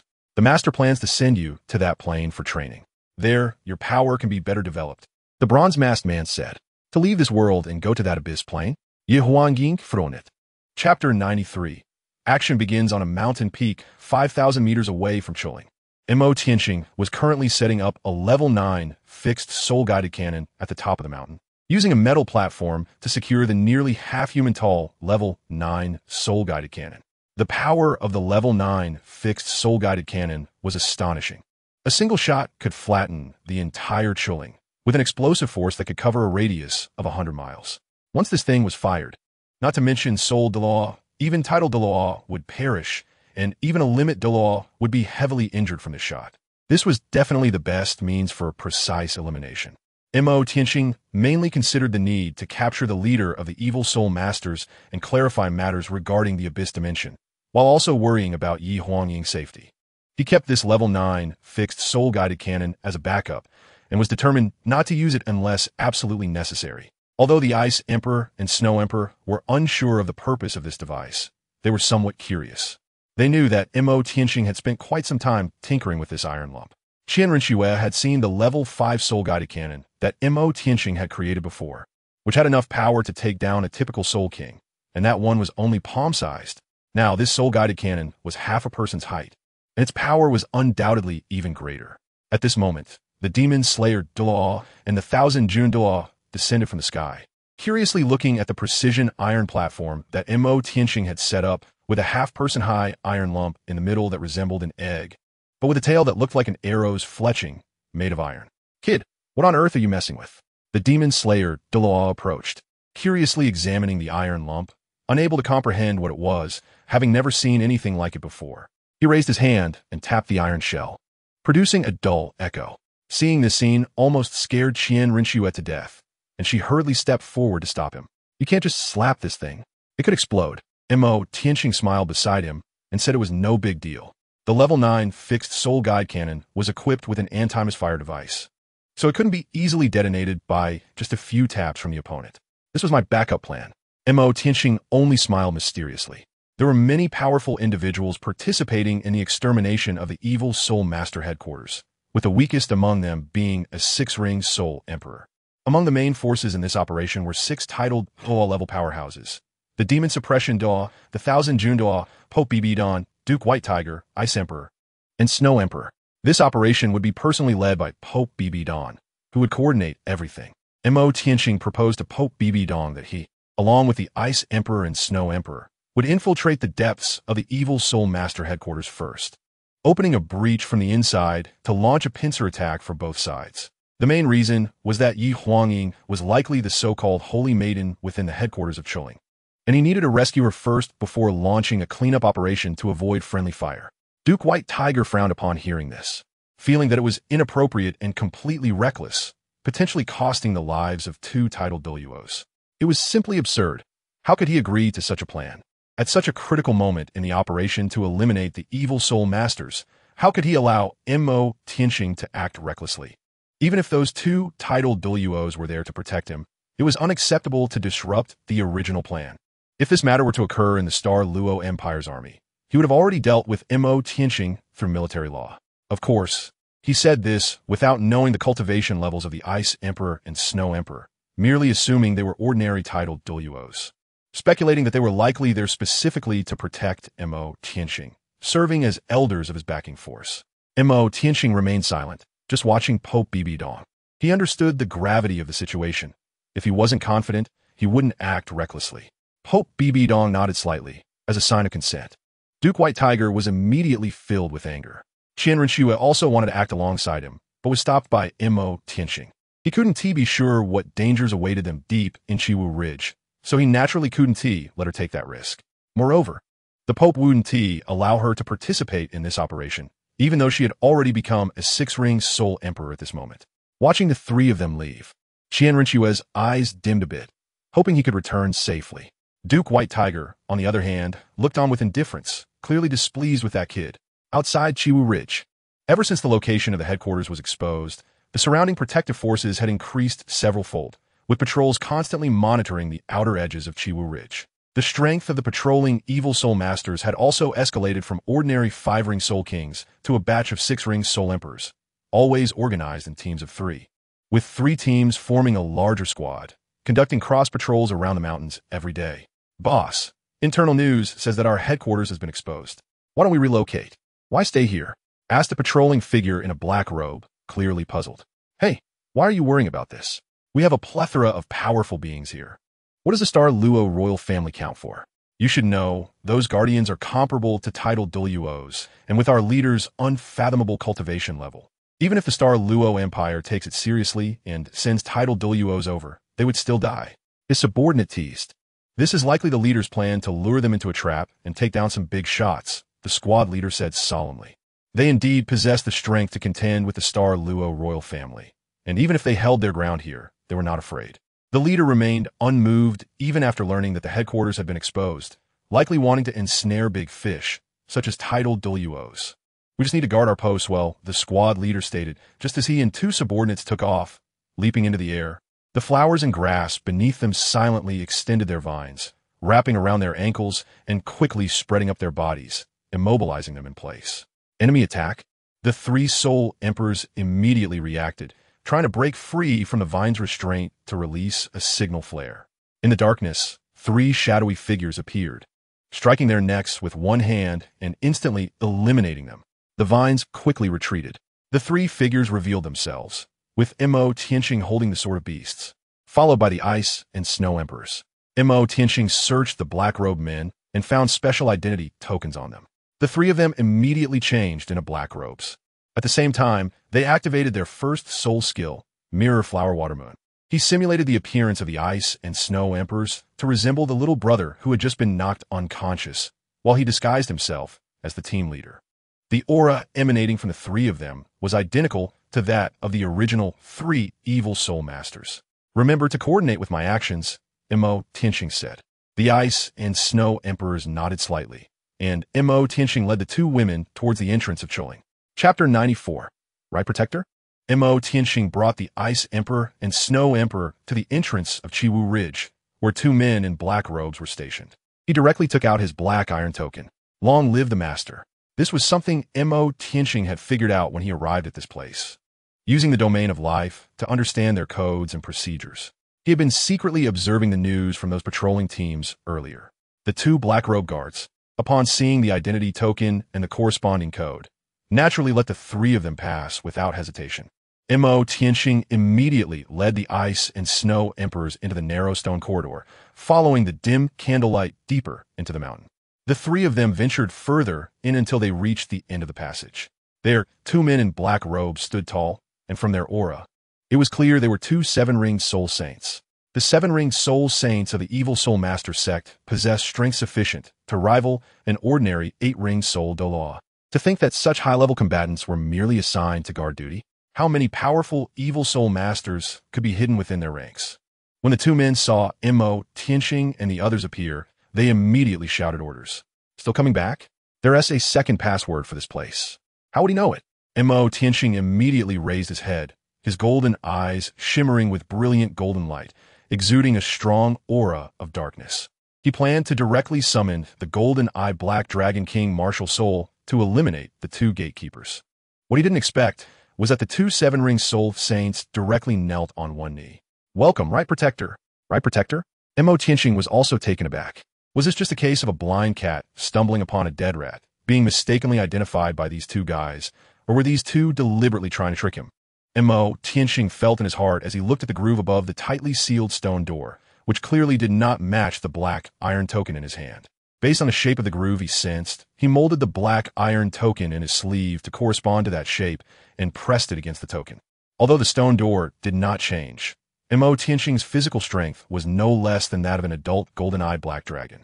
As he exerted a bit of force with his palm pressing the black iron token, the terrifying power caused the token in his palm to deform slightly, and a faint light appeared in the originally tightly sealed heavy stone door, which began to open gradually. Tianxing increased his strength once again, and the 2 stone doors were immediately opened, revealing a bright underground platform inside. He casually tucked the black iron token, which was embedded in the groove of the stone door, back into his palm and nonchalantly stepped onto the bright platform with the Ice Emperor and Snow Emperor, leaving behind the 2 soul saints who were kneeling on one knee, looking bewildered. Wasn't the right protector just able to open the door using sheer physical strength? Did the token malfunction? Watching the large doors close behind him, Tianxing looked at the spacious platform beneath him and naturally noticed the numerous runes engraved below. Ding! Blood Soul Grand Formation detected. Tianxing frowned slightly. The Blood Soul Great Array. The system immediately began to explain. The so-called Blood Soul Great Array can absorb a massive amount of Blood Soul power, continuously infusing strength into the main array user. It is equivalent to carrying a large amount of energy power before the Blood Soul energy collected by this array is exhausted. The main array user's soul power will experience almost no consumption.